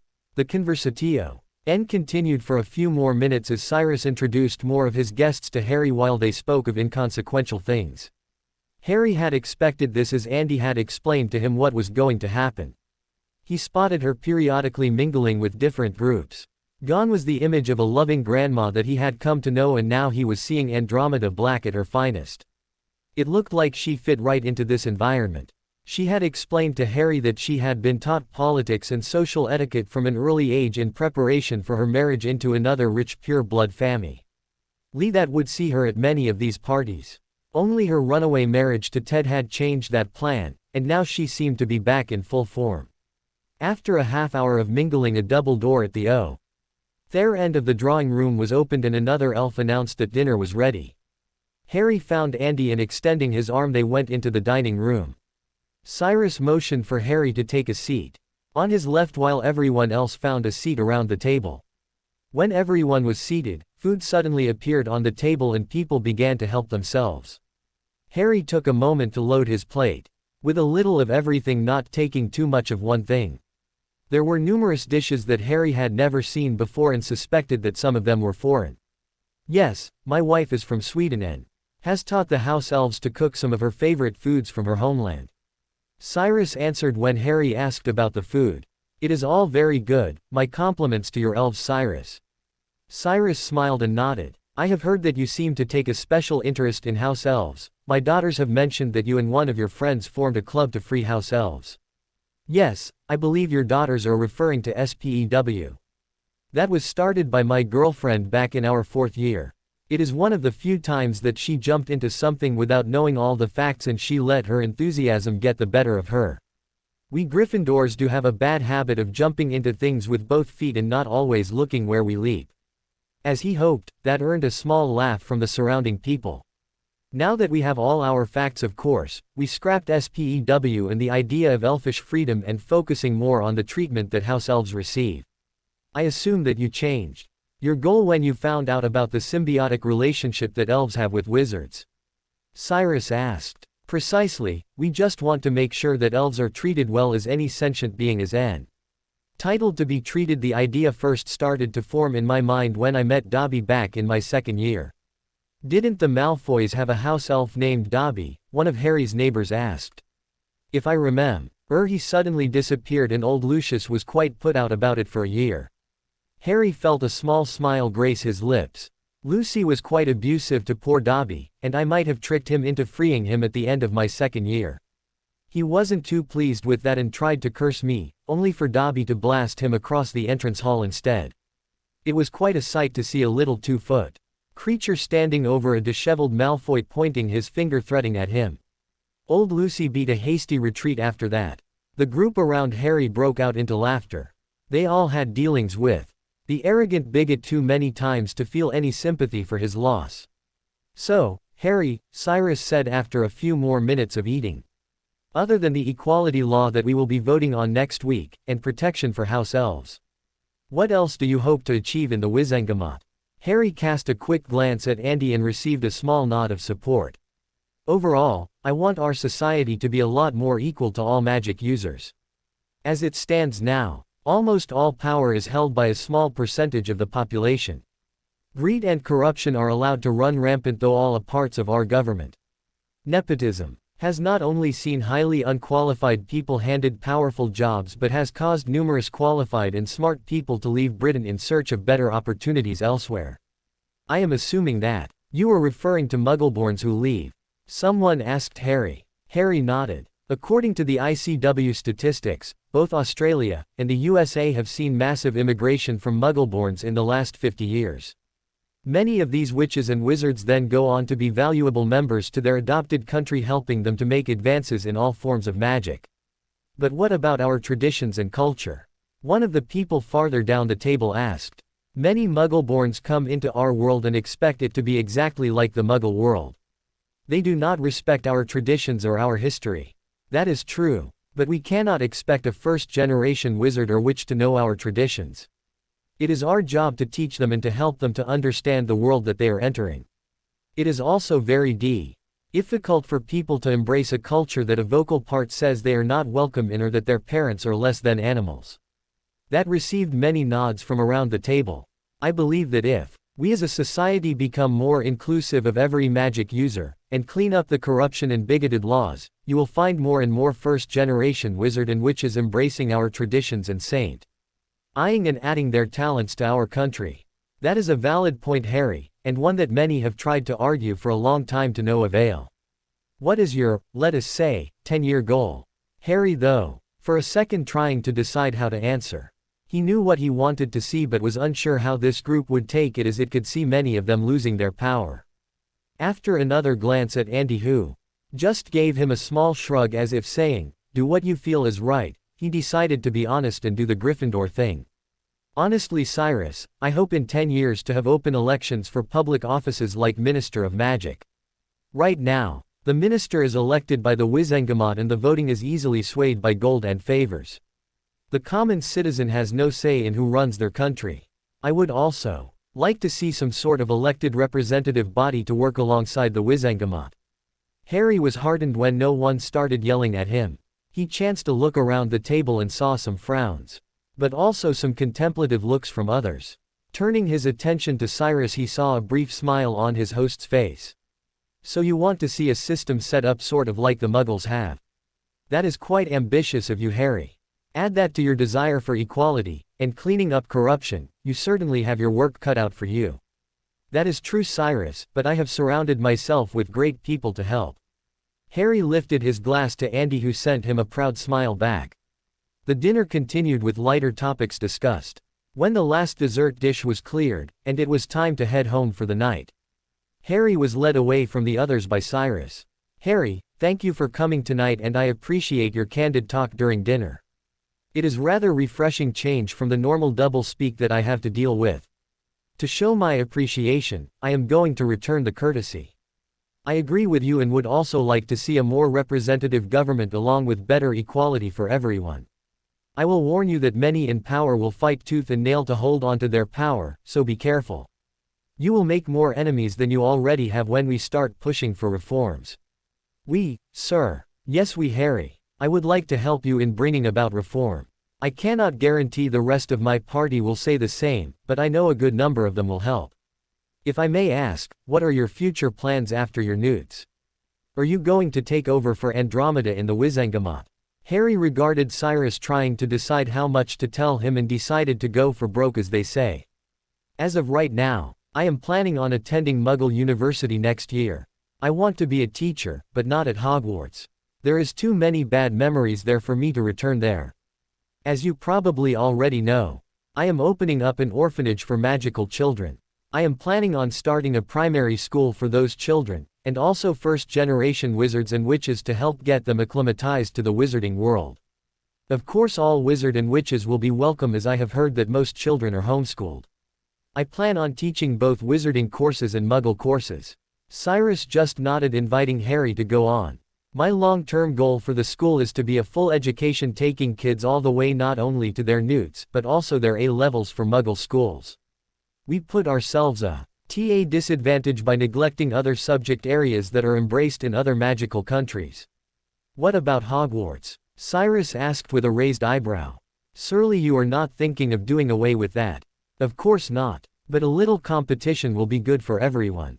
People say that Hogwarts is the best magical school in the UK, but from what I have found, it is the only school in the UK offering a full magical education. I think this has allowed them to let their standards slip. Heck, our history owl is not even recognized in the rest of the world, and other owls and newt scores are also not held in high regard.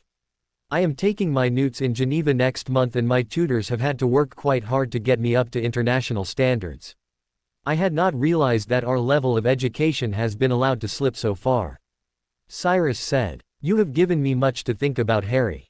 It was a pleasure having you for dinner. I hope we can do this again sometime."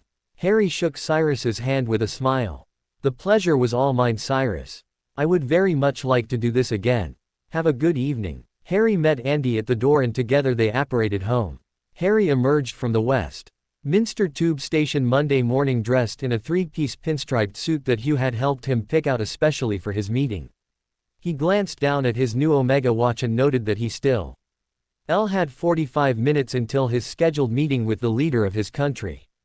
Adjusting his long overcoat, Harry glanced around the bustling streets to get his bearings before starting off, thankful that the normal November weather had given him a break and allowed the sun to shine. He turned his feet in the direction of Downing Street and started to run through things he wanted to say to the Prime Minister during their meeting. He knew that he was young and age would be held against him, but he was hoping that his new outfit and his demeanor would help the Prime Minister see past his age and take him and his ideas seriously. The tactic seemed to have worked well with Cyrus, and he hoped for a repeat performance today. The few-block walk came to an end with Harry standing in front of black wrought iron gate manned by a group of serious-looking police officers. Hoping he had the right entrance, Harry presented himself to what he hoped was the man in charge. "Good morning, my name is Harry Potter. I have a meeting with the Prime Minister this morning." The guard gave Harry a once-over, noting down every detail and looking for anything suspicious. "One moment, sir," replied the guard. He pressed a button on what Harry recognized as a walkie-talkie and said something too low for Harry to catch. Harry must have checked out, for no sooner had the officer spoke than the gate slowly opened. "Right this way, sir. Someone will be with you shortly." Harry walked through the gate and waited just on the other side. He didn't have to wait long before another man in a black suit a few years older than Harry walked up to the gate. "Mr. Potter, my name is John Wilmington and I am one of the Prime Minister's aides." The two shook hands and Mr. Wilmington motioned him forward. "If you could please follow me. I will show you to the waiting room." Harry followed Mr. Wilmington down the street and was brought to a black door with a silver number 10 emblazoned on the front. Mr. Wilmington opened the door and Harry stepped into the entry hall of 10 Downing Street. Harry followed Mr. Wilmington up a spiral staircase in a room painted in a way that would have made Helga quite happy with tea. He walls lined with pictures of former prime ministers. Harry tried to recall what he knew about some of them, but oftentimes not recognizing any of the faces in the pictures. He was led to a sitting room furnished with comfortable seats and a large desk. "Would you like some tea while you wait, Mr. Potter?" Wilmington asked as he took Harry's coat. "Yes, please," Harry replied as he took a seat on the couch to wait. His tea was quickly brought and he sipped it while Mr. Wilmington retook his seat at the large desk and began to work on his computer. A few minutes later the phone on his desk rang and was quickly answered by Mr. Wilmington. "The Prime Minister will see you now, Mr. Potter. He gestured to the white door at the far end of the room. Thank you for the tea, Mr. Wilmington. Harry aced his teacup on the desk and walked to the door while mentally preparing himself for the upcoming meeting. He opened the door and walked inside and glanced around. He was standing in a large office with white walls and furnished with numerous couches and comfy-looking chairs, along with a big desk facing the fireplace. The man that Harry had seen on the telly numerous times was waiting for him. In the middle of the room, smiling slightly. Mr. Potter, it is a pleasure to meet you. I understand that I have you to thank for finally getting rid of the terrorist Vold, you know who. He walked forward, hand outstretched, which Harry took, and after a firm shake was motioned to sit in one of the chairs flanking the fireplace. Mr. Prime Minister, Harry began, feeling his face redden as it always did when praised for things he had no choice but to do. I am sure other wizards you have met have told you to refer to him in that ridiculous way that they do, but I ask that you not give him the dignity of not saying his name. And as to me being the one who rid the world of that animal, I could not have done it without a lot of help and luck. The Prime Minister laughed, just as modest as Kingsley said you would be. It is a good trait to have, Mr. Potter, but it can be taken too far sometimes. You should be proud of what you have accomplished in your young life. Harry smiled back at the minister. The family is trying to break me of that habit, Mr. Prime Minister, but I have 16 years against me, so it will take time. So Mr. Potter, what can Her Majesty's government do for you? As the two sat in the chairs, Harry could tell that though the minister's words were companionable, he still regarded Harry with a great degree of mistrust and caution. First of all, Mr. Prime Minister, I understand that there is a portrait in here that allows you to communicate with the Minister of Magic. The Prime Minister nodded. I was wondering if you would allow me to make it so he cannot hear what we discuss. The Prime Minister regarded Harry with a calculating eye and gave him a brief nod and indicated a portrait of an ugly man over the fireplace. Harry took out his wand and fired a quick spell at the portrait. When Harry's had first asked about the portrait, the man in the portrait started to edge his way out of the frame, but before he could make it halfway, Harry's spell hit his frame and he was frozen in place. Harry then performed another spell, putting a blindfold and earmuffs on the man, much like Hermione had done to Phineas during the hunt. There, now we can talk without being spied on. I have had bad experiences with portraits and the ministry, and so I trust neither of them. Harry said, putting away his wand. I am going to make a guess that your experience with magical people has not been too pleasant in the past. The Prime Minister gave him another curt nod. They probably have made you feel like a little child who needed their hand held, and any of your concerns were brushed away as unimportant. Yes, during my term, I have now met 4 of your ministers of magic, and one was a blustering fool, the next was a short-tempered opportunist, and after him a pompous ass who talked to me as I was little more than an animal. I haven't decided where Kingsley falls yet, but so far, the track record is against him. Harry couldn't help but smile at the Prime Minister's summing up of the last 4 people to hold the Minister of Magic post, glad that their opinions were similar. I have also had the pleasure of meeting the last 4 ministers in one capacity or the other and agree with your assessment. I have no words that I could use in polite company to describe what I think of Fudge. Harry scowled momentarily at the thought of the man who had done so much to him over the years. Shaking his head to get back on track, and as much as I like Kingsley as a person, I have no faith in the office he now holds. The Prime Minister nodded in agreement. Mr. Prime Minister, what I would like is a closer relationship between magical and non-magical people. For too long, the mentality in the wizarding world is that we live in 2 separate worlds, and to many witches and wizards, the magical world is far superior to the non-magical world, even though they have no information to base that belief on. What they fail to realize is that there is only one world, and it is getting smaller every year. I am assuming that the secret of magic is not as well guarded as the Ministry of Magic would like to believe it is. The Prime Minister's face went blank as he gave Harry a calculating look. For a few seconds he regarded Harry before seeming to come to a decision. Mr. Potter, what we are about to tell you is classified. I will need your oath that it will not go beyond these walls. Harry nodded and took out his wand and gave the required oath. Yes, you are correct that the magical world is not as well concealed as your ministry would like to think it is. I myself was unaware of just how much was known until after I learned about Voldemort's return. It turns out that there are people in Her Majesty's service whose specific job it is to keep tabs on your world. It is my understanding that had Voldemort been around much longer or the death toll got much higher, they would have taken matters into their own hands and you would not have liked the outcome.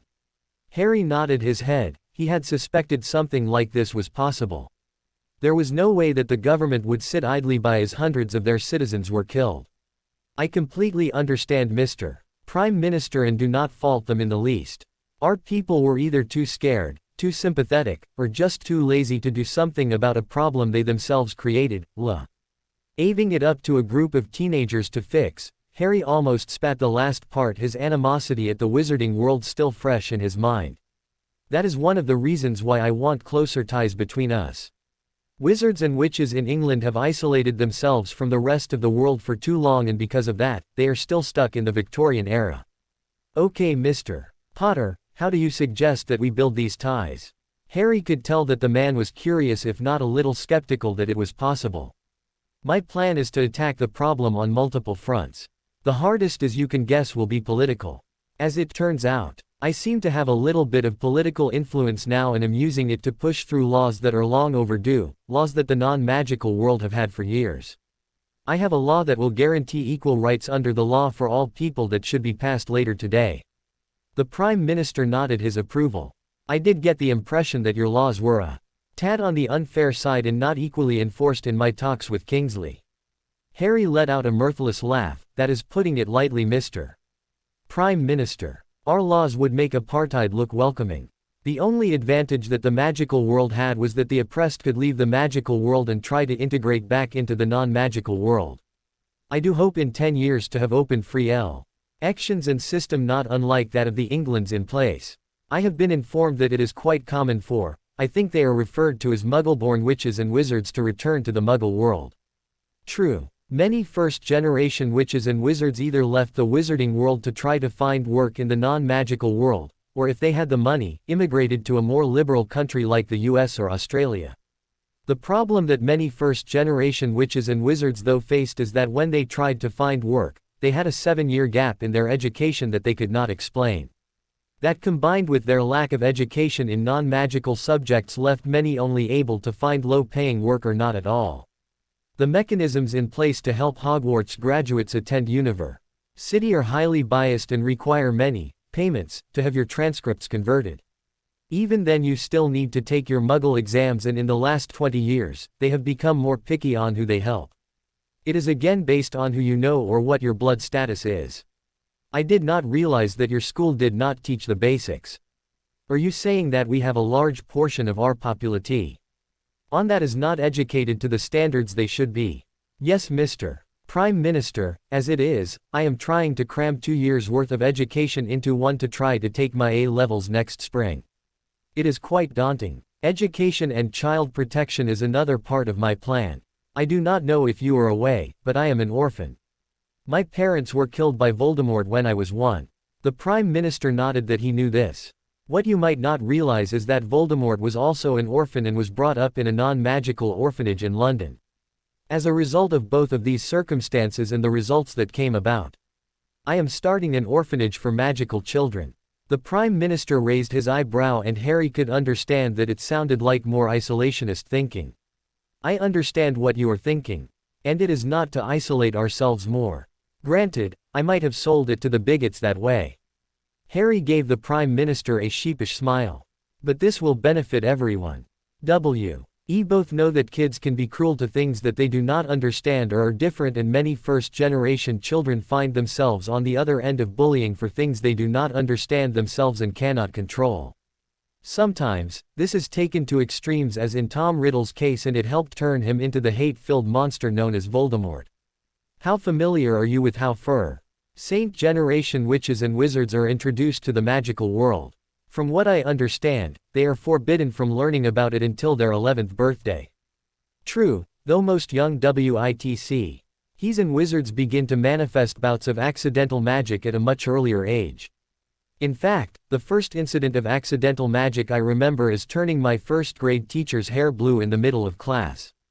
I am told I experienced some at an earlier age but cannot remember them. I do not mean to interrupt what is sure to be an interesting story, but where are you going with this and how does it tie into this orphanage you are starting? Part of the orphanage will also be a school. In fact, it will be a large part of the orphanage in time.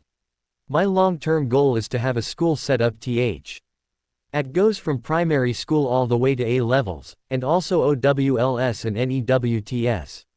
I am hoping to set this up as both an alternative to Hogwarts and also a way for witches and wizards to learn what they should know to be a functioning member of society, be it magical or non-magical. I do not want this to be under the control of the Ministry of Magic, but under the Department of Education. The orphanage I am hoping to be under the Department of Child Welfare. I hope to make both of these as transparent as possible while still trying to follow international guidelines set up by the ICW. So why you want to try to integrate magic into existing government agencies? The Prime Minister asked. Essentially yes, we are a small fraction of the population and would not need that many people to monitor both the school and the orphanage. There are many people who are allowed to know about magic that can help in some capacity. We can educate teachers to notice if a student exhibits magic, to contact a special hotline, and then the child and their parents will get a visit from a person familiar with magic and the non-magical world, and offer them a spot in my school. As it stands now, first genera Tion witches and wizards get a visit at age 11 and then are mostly left to fend for themselves. Parents, either by intent or not, are almost completely cut out from their children's lives after that. They go to a school that they cannot visit and are not notified if something happens to their child. Non-magical parents pretty much lose all rights to their children once they enter Hogwarts. I am going to change that and make sure that parents do not feel that they are losing their children. Most of this is based on the system the Americans have had in place for almost 50 years, and from what I have found, it has worked wonderfully. How do you get around the law that states first-generation magic users are not to be approached till age 11? And that is where my orphan law comes into play. I have a provision in the law allowing children to be approached at the first sign of accidental magic. I made it essential in protecting magical children from, as the bigots put it when batting in its favor, filthy scarred muggles. Again Harry grimaced, showing how he felt about such sentiments. Harry could tell that the Prime Minister was intrigued and pleased with his ideas, though not convinced yet. What makes you qualified to open a school or an orphanage? I understand that you have not finished your own education yet. I am not qualified, which is why I am taking my A-level in the spring and am hoping to get into Cambridge in the fall. I am also surrounding myself with people who do know what they are doing. I have a list of every first-generation witch and wizard to H. Avenue graduated in the last 15 years and slowly tracking them down to see what help they can offer. It is slow going though, as all I have is my home internet to find these people. Good, I'm glad to hear that you are smart enough to know what you don't know and find people who can help. I like your idea, Mr. Potter, and think that it is doable. I will need to talk to a few other people who are also, as they say, in the know. But I think we can work together. When are you planning on opening your orphanage? The building should be ready by summer. We are currently looking for people to staff it. Excellent. Give me your list of first-generation witches and wizards and I will have people begin gathering background on them. The people I spoke of also have a database of, I think you call them, squibs, who have found their way into government service that we can approach. During construction, we can have the Child Welfare Office conduct the required inspections to a point, I think, but we should aim to have a magical working for the office as soon as possible to oversee it. You focus on getting high enough marks on your tests, and I can put a good word in for you at Cambridge. My mater does have a wonderful education program. I'll start getting the ball rolling and keep you informed with what is happening. We can have another meeting with more of your people in the new year to go over our plans. Quote. A large smile broke out on Harry's face. He rose from his chair and the minister mirrored him with the same smile. Thank you, Mr. Prime Minister, and please, just Harry. I shall have the whole board of directors of the Lily Potter Foundation finalized by year end and we can schedule a meeting all together. The Prime Minister smiled, shaking the young man's hand. Wonderful, Harry, and while we are in private, it is just Tony. Thank you for proving that not all wizards are as closed-minded as the ones I've met. I look forward to what the future holds for both of us. Y walked over to his desk and opened a drawer and took out a business card. This is my direct contact information. Send me the list of first-generation witches and wizards when you get home to my Emma. And I will get them to the proper people. Shaking hands once again, Tony led Harry to the door and Harry left the office feeling that things could not have gone better. LPF. Tony closed the door after the young man left, still smiling. He was not expecting anything like what had occurred to happen. When he was asked to meet with the man who conquer, as Kingsley had called him, he had expected to come face to face with boisterous teenager looking to cash in on his fame.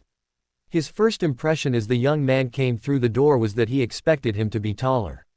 He walked to his desk and sat down in his chair, glancing as he did at the ugly portrait. Laughing to himself, he noticed that Harry had not undone whatever magic he did to the annoying portrait and wondered how long it would last. Picking up his phone, he dialed a number from memory and waited as the phone rang. "Good afternoon, Tony," the voice on the other end greeted warmly. "What can I do for you?" "Hello, Margaret. I was wondering if I can make an appointment to see Her Majesty. Something has come up that I would like to discuss with her." He listened as one of the Queen's secretaries typed on her computer at Buckingham Palace. "She has an opening on Thursday. Would you like me to ask if she can see you then?" "Yes, please," Tony replied. "Very well, I will ask her and get back to you later today." "Can you tell me what it is about?" "Yes. Tell Her Majesty that it is in regards to the group we discussed last spring." "Okay, I will let you know. Have a good day, Tony."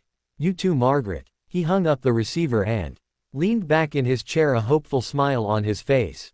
LPF. The Prime Minister was not the only politician to be sitting at his desk contemplating the future. In the Midlands stood a large manor house, hidden behind every ward known to wizards. In the large library, Gerald Knott sat in the dark, lit only by the light of his large fireplace, nursing a glass of fire whiskey.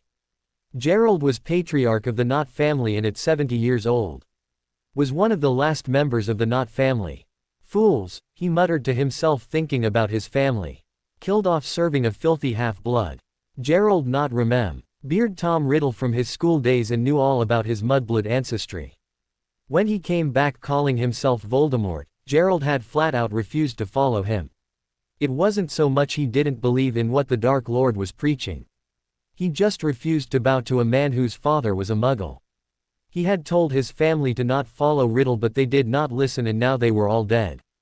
The OLD pureblood families were all but decimated because of Riddle's war, and now the Mudbloods had a new champion in the form of Potter, who, unlike Dumbledore, actually seemed to be trying to do something. That ridiculous equality law that was passed earlier today was a prime example, and Knott knew where things were heading. Unlike his other conservative colleagues, he could see what Potter was trying to do. Both the equality law and the orphanage bill of his were just as stepping stones in a larger plan. Knott had tried to convince his colleagues to vote against both, but only managed to convince them to vote against the equality bill, and they did not garner enough support to kill it. Reading between the lines of what the bill actually said, Knott could postulate where things were going. Power being drained away from its rightful holders and given to scum and closer ties to the filthy Muggles. Oh yes, he caught that provision in that orphanage bill Potter pushed for so hard. He was copying the blood traders in the colonies, and Knott didn't like it. Soon the others will see what that jumped up half-blood is up to. Hopefully it won't be too late. Throwing the rest of his whiskey back, he rose from his chair and made his way to bed, formulating a plan to deal with Potter and his blood trader friends. Harry stood leaning over his ski pole, surveying the mountains around him. As he gazed around at the towering peaks around him, he found it hard to believe that he was over 9,000 feet above sea level. As he took a few minutes to appreciate the beauty around him, he reflected on the last few weeks of his life. After his meeting with the Prime Minister, he had redoubled his studying and kept his nose to the grindstone, only removing it for some time with Teddy and his weekly brunches with Hugh, Jane, and Hermione. All the work had paid off in the end, for now not only had Harry taken the first part of his A-levels, he was also a fully qualified wizard. It had been an exhausting few weeks, and if Harry was honest with himself, he would admit that taking all those tests so close to each other hadn't been one of his better ideas. He felt that the A-levels themselves were not that bad, just long. After he was done taking the tests, he, Andromeda, and the Grangers decided to take the opportunity of being up in Cambridge to take a tour of the campus and meet some of the professors. The tour had only solidified Harry's desire to attend the prestigious school. After returning to London, Harry and Andromeda packed in along with Teddy, caught a flight to Geneva for Harry to sit his newts. Arriving in Geneva and after checking into their hotel, the three made their way to the headquarters of the International Confederation of Wizards. To Harry's surprise and amusement, the ICW was headquartered below the Palace of Nations but was accessed through the bathrooms in the main lobby. Just as he had to do when infiltrating the ministry, he flushed himself and Teddy down the toilet, shaking his head at wizards and their thought process. Harry found out that they didn't call them the nastily exhausting wizarding tests for just the acronym. The tests ran Harry through the ringer and he returned to his hotel each night drained both mentally and magically. He thanked his lucky stars that he was only taking 4 and silently pitied Hermione when she would be sitting 7 of these torture sessions. Harry shook his head, bringing him out of his thoughts. He gave a push on his poles and began a nice leisurely glide down the mountain towards the chalet where his family was waiting for him for lunch. As his skis sashayed through the white powder of the Swiss Alps, he let his brain wander back to his time in Geneva. He knew that he was well prepared for his newts thanks largely to his tutors and his own hard work, but he hadn't expected the results that came from them. His potions and transfiguration tests passed quickly with only a little notice being paid, and he lieutenant that he made a good showing of himself. Under Andy's tutoring, he found that he actually enjoyed potions and had a deft hand with brewing them, and it only took an encouraging teacher to bring it out. His transfiguration went over well and he felt that McGonagall would have been proud of his results. It was when he came to his 2 best subjects though that people began to take notice. Much like Harry's owls, the practical portion of his exams took place in a large room with other examiners testing other newt students. It didn't help that when his name was announced, it drew every eye in the room. He tried his best to ignore the stares and whispers as he began to perform the required charms. Silently thanking Flitwick for all his help and encouragement, Harry breezed through all the read charms without uttering a single word. It was only when he stopped the final charm and looked around that he saw every examiner watching him, looking quite impressed. Harry looked back at his examiner hoping for an explanation. "Mr. Potter, that was one of the best charms practical newts we have seen in a while, especially from a student from England. As we still have a little bit of time, I'm curious as to what else you can do." What followed was 30 minutes of the examiner asking Harry to perform more and more obscure and complex charms, just asking in general terms what he wanted to say. Ian leaving it up to him to figure out what to do by combing multiple charms in many cases to achieve the desired result. When the examiner finally said they were out of time, Harry was exhausted yet quite pleased with his results. "Mr. Potter, if you're interested, I would be pleased to help you get your mastery. I dare say you are already well on your way to that level already." "Thank you, sir. But Professor Flitwick has already offered to mentor me." "Ah yes, that is a good choice as he is one of the best in the field." The two parted with a handshake and Harry returned to his hotel. The next day was his defense against the dark arts test, and Harry was not surprised to see a large crowd in the testing area waiting to watch. Harry had learned that the newt practical for Dada was a simp. Le duel with a master auror, and if you did well enough against the master auror, you passed. How well decided your grade. Because of the way the test was set up, the students were tested one at a time. And they each waited in antechamber unable to see the other students. When Harry's name was called, he walked into a large room with hundreds of people lining the walls. Harry approached the earned examiner and shook the offered hand. "Good afternoon, Mr. Potter. I am Master Auror Smith from the Federal Bureau of Magical Investigation. It is a pleasure to meet you. You as well, Master Auror R. Smith." Harry looked around the crowded room. "Is this normal for?" he asked, indicating the crowd of spectators. Smith chuckled. "No, I am afraid that word has gotten out that you are here and many wanted to watch our duel. Shall we get started? The only rule for the duel is no unforgivable. It will be over when one of us is unable to continue." Harry let out a tired sigh. He couldn't escape his fame anywhere in the magical world. He gave a nod and turned to take his position and raised his wand. The duel that ensued was one that those who saw it would talk about for years to come. Spells show. T fast and hot back and forth between the two combatants with neither of them uttering a single word. Harry, gifted with his quick reflexes, stuck to mostly dodging and moving as he fired his spells at his opponent, who seemed to favor shields more. As the ground began to fill with debris from blasting curses, both combatants began to utilize transfiguration and charms, sending waves of animals and animated constructs at their opponent. The duel had been going on for almost 10 minutes and Harry was getting tired. The long days of exams had begun to catch up with him and he could feel his magic levels draining. Thinking quickly, Harry spun his wand in his hand, creating a thick mist that obscured the entire floor up to shin level. Harry then began to transfiguring some of the rubble into full-grown lions that charged down the American. While he was busy with the lions, Harry began to conjure snake after snake and with a quick Parseltongue command sending them towards his opponent hidden in the mist. Smith had just finished off the two attacking lions when he felt something around his leg. Looking down, he saw a swarm of snakes quickly coiling around his legs, preventing him from moving. He cursed himself for not getting rid of the mist when Potter first conjured it and began to try to get rid of the snakes. Using cutting hexes to cut the heads of the snakes seemed to work at first, but to his surprise the head just regrew while the severed head formed into another full snake. By the time he stopped using cutting hexes, the number of snakes had doubled and he was being overwhelmed. The snakes moved too fast for him and before he knew it he was quickly wrapped up and unable to move anything but his head. He looked right as the red beam of light stuck for his head. When Harry saw his stunner impact his opponent and the judge blowing his whistle declaring Harry the winner, he let out a relieved sigh and sunk to his knees completely exhausted.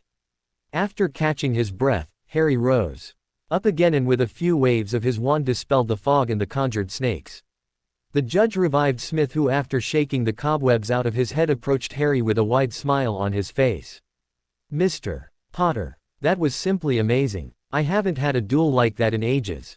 What was the snake spell you used at the end? I actually made that spell myself. I altered the Serpensortia spell to include a duplication spell that not only creates another snake but returns the original snake back to its original state. I call it Hydra and only a Parseltongue can cast it. Simply amazing, Mr. Potter. Most Newt-level students are only expected to last 5 minutes to receive an O. Not only did you double that but you kicked my ass in the process. Well, when you have a psychotic murderer on your heels all your life you either learn to fight or die. I chose the latter." Master Orr Smith laughed and slapped Harry on the back. He looked around the room and seemed to catch the eye of 2 others in the audience. Harry saw each one give a nod of approval, of what Harry had no idea. "Mr. Potter, since this was an officially sanctioned test, and 3 master-level Aurors in attendance agree, we award you your mastery in defense against the dark arts." The room broke out into loud cheers. Harry just stared dumbfounded at the man. If this is just because he was cut off by Smith. "Mr. Potter, this has nothing to do with who you are and everything to do with what you have accomplished. That duel was master-level stuff and you dissever your mastery." Harry could only nod in acceptance, still stunned by this turn of events. After that the crowd began to break up and Harry found a beaming Andy and an excited Teddy. "Harry, that was amazing, I'm so proud of you." She gave Harry a one-armed hug that Harry returned. "Thanks, Andy, I wasn't expecting to do that well." Andy rolled her eyes at Harry's tendency to underestimate himself.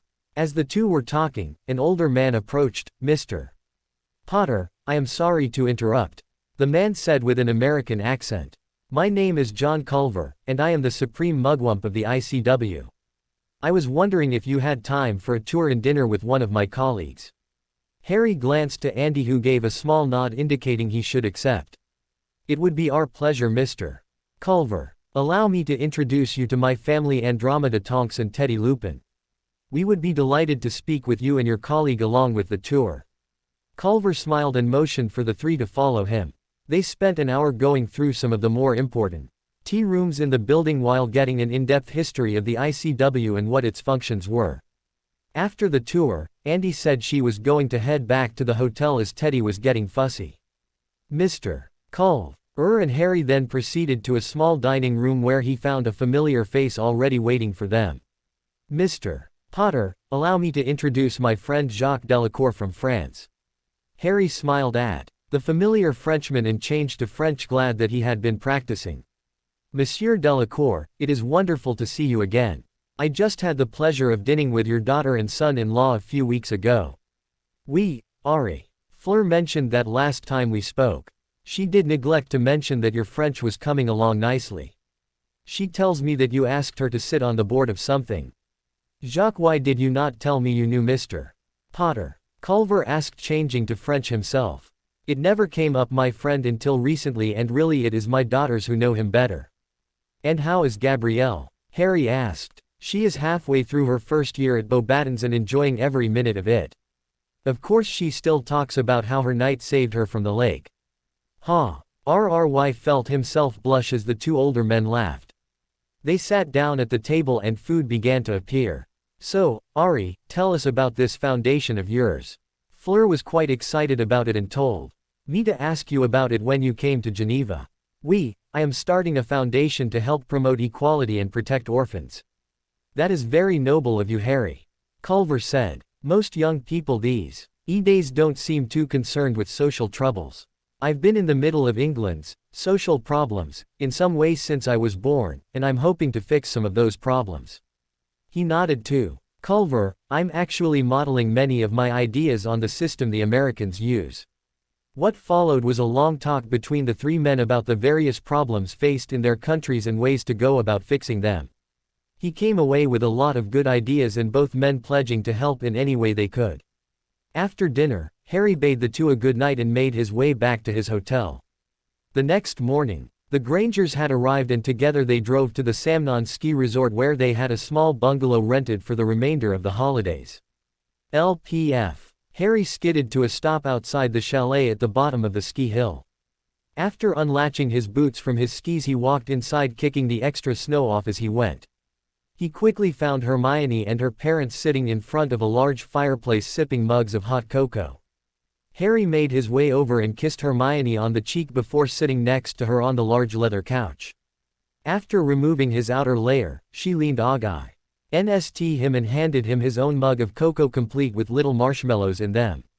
How were the slopes? Hermione asked. Great, I love skiing. It's almost as good as flying. Hermione rolled her eyes. Her enjoyment lasted long enough to teach Harry the basics before she found a warm place to sit by the fire and watch the mountain. So what did you guys do this morning? We spent time in town doing some shopping.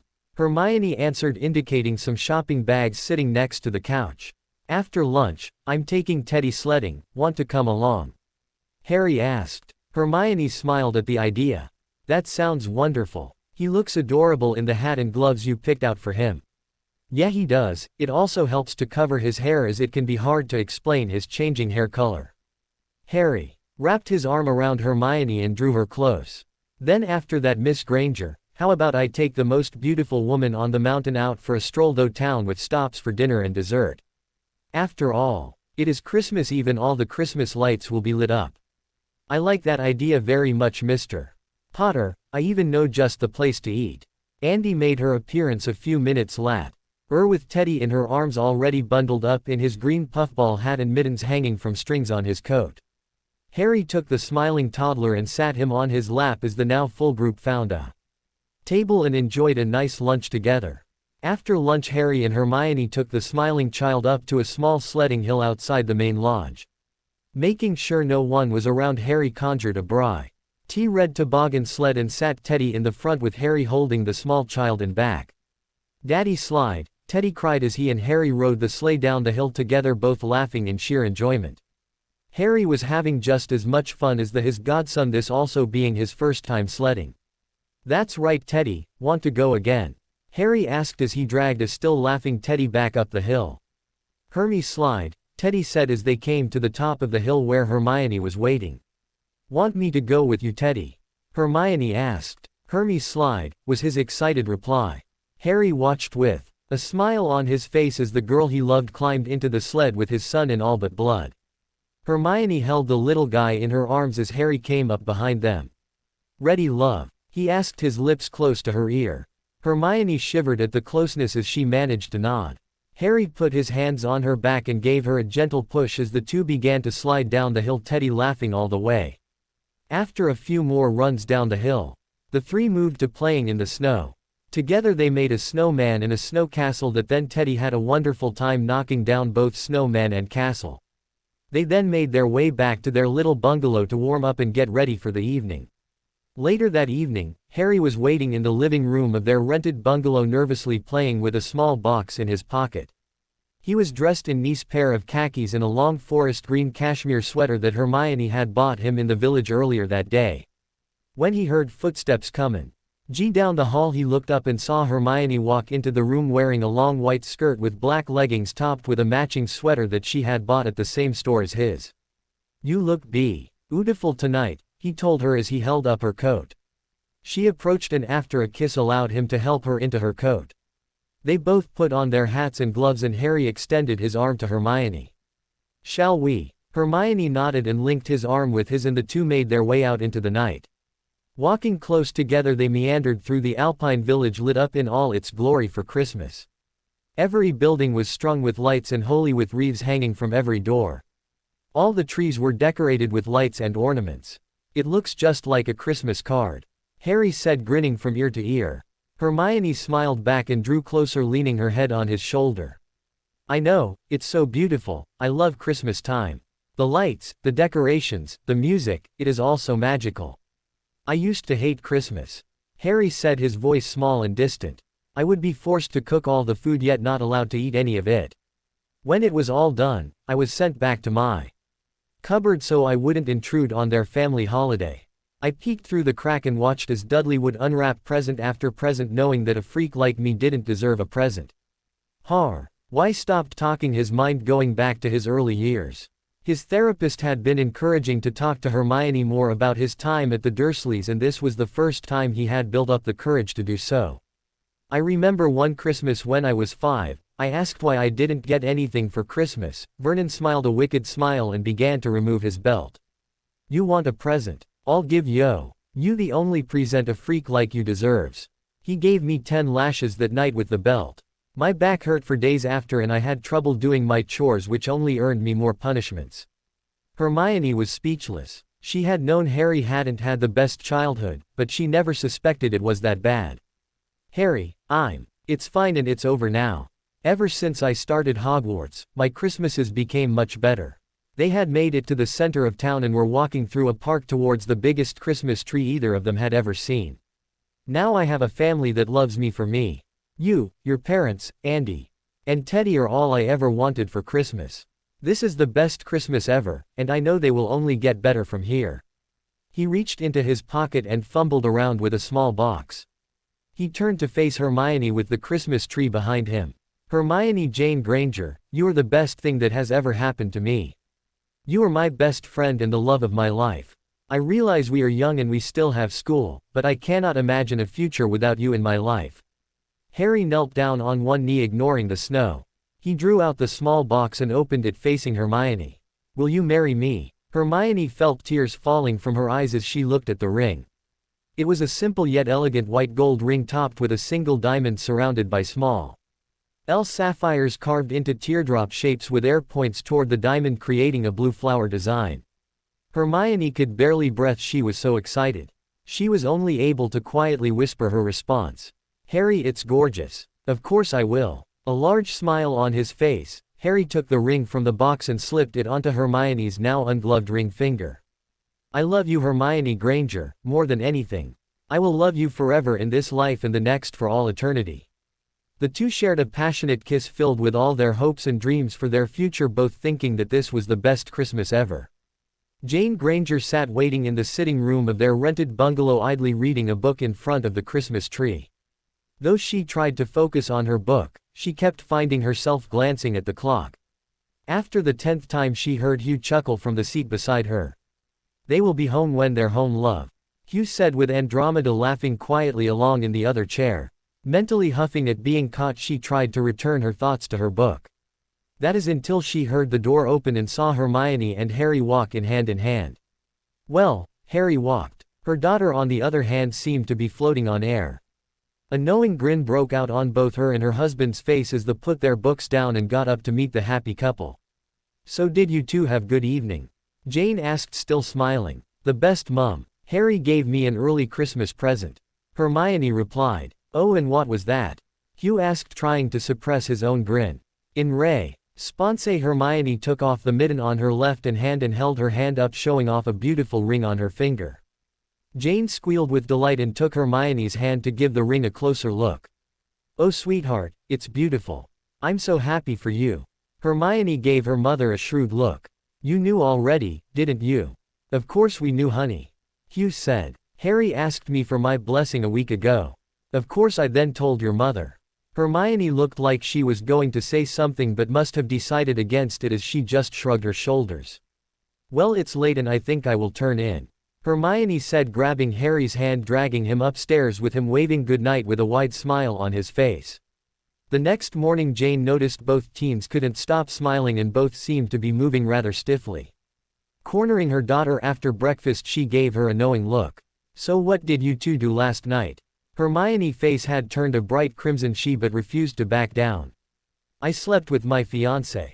Jane's face broke out in a large smile and dragged Hermione up to her room. Closing the door, she sat the two down on her bed. So how was it? It was times like these that she was thankful for the open relationship she had cultivated with her daughter. They had always been open and frank about such topics with each other, and it was this aspect of their relationship that she had missed the most over the last few years. Still blushing like a tomato, Hermione smiled. It was wonderful, Mum. He was so gentle and loving. It hurt a little at first, but only for a moment. After that it was wonderful. It was the first time for both of us, so we were both quite nervous. I don't think the Dursleys told him anything, as I almost had to guide him each step of the way. From what I've heard about those people, I wouldn't be surprised. Jane gave Hermione a pointed look. Now, I have to ask, you two are being safe, right? I know you both want kids, but I hope you are not in too big of a hurry. There is both a spell and a potion that we used. The spell is good for 24 hours and the potion is good for 6 months. Jane nodded, satisfied. She nodded and the two girls went back downstairs to rejoin the celebration. The rest of the holidays passed in a blur for the family, and before they knew it, it was time to head back home. 2 weeks into the new year, Harry received a call from the Prime Minister's office requesting a meeting with the entire board of the Lily Potter Foundation. LPF. The last few months had been rather busy for Tony. His meeting with the Queen left him with little doubt that she deemed this a top priority for her Prime Minister's government. She had told him in no uncertain terms that she wanted this project to be of top priority. She was tired of having a portion of her population undereducated and discriminated against while another ignored the realm's laws. Tony quickly put together a team of already known Muggleborn Magic users and squibs who were already in public service to begin gathering the known data on magical people. By data mining numerous databases, they began to quickly build profiles on witches and wizards who had tried to integrate back into the non-magical world and what their professions were, education level, and any special skills that they possessed. They also began to search for squibs and parents of first-generation witches and wizards. The list provided by Harry was a good start and gave Tony's people a place to start in their searches, and it quickly grew the more they searched. The more profiles that Tony looked over, the happier he became, expecting that this would take a long time to set up due to the need to train the needed people, but as he flipped through the bios, he began to realize that wouldn't be necessary after all. Tony had expected the majority of Muggleborns to have joined the military due to their lack of education, and there certainly were a good amount serving Queen and country. But it seemed a lot of Muggleborns did what Harry was doing and had taken night classes in order to catch up and then attended university, with a surprising number of them going into education and social services. Tony surmised that after leaving the wizarding world due to discrimination or bullying had produced a strong desire to stop others from having the same experience as them. Unable to do that in the wizarding world, they turned to the non-magical world.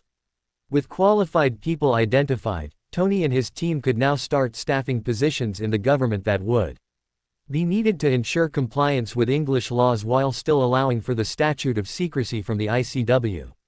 He now had 2 squibs who had experience in construction in training for building inspections and a group of squibs and magic users with education experience in the Department for Education working to combine educational standards both for magical and normal subjects. Much of what they we're using was being adapted by the Americans who have been using a system like this for years.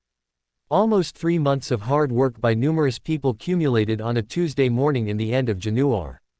Why that brought the board of the Lily Potter Foundation together with what his staff was now referring to as the Department of Magical Relations. Walking into one of the main conference rooms at 10 Downing Street, the Prime Minister was pleased to see that everyone was already arrived and mingling with one another over tea. When he was noticed, everyone found their seats with him at the center of one side of the long conference table, flanked by his people, with Harry sitting opposite him with a stately woman with long black hair at his side with graying roots, along with the most varied assortment of, he guessed he should say, beings that ever sat in this office. Good morning everyone, thank you all for coming. Since this is the first of what I hope to be the first of many of these meetings, how about we go around and introduce ourselves? The Prime Minister nodded to the far end of the table for his head of magical education to begin. The middle-aged brown-haired woman at the end began smiling around the table. My name is Emma Green and I am the newly appointed head of magical education.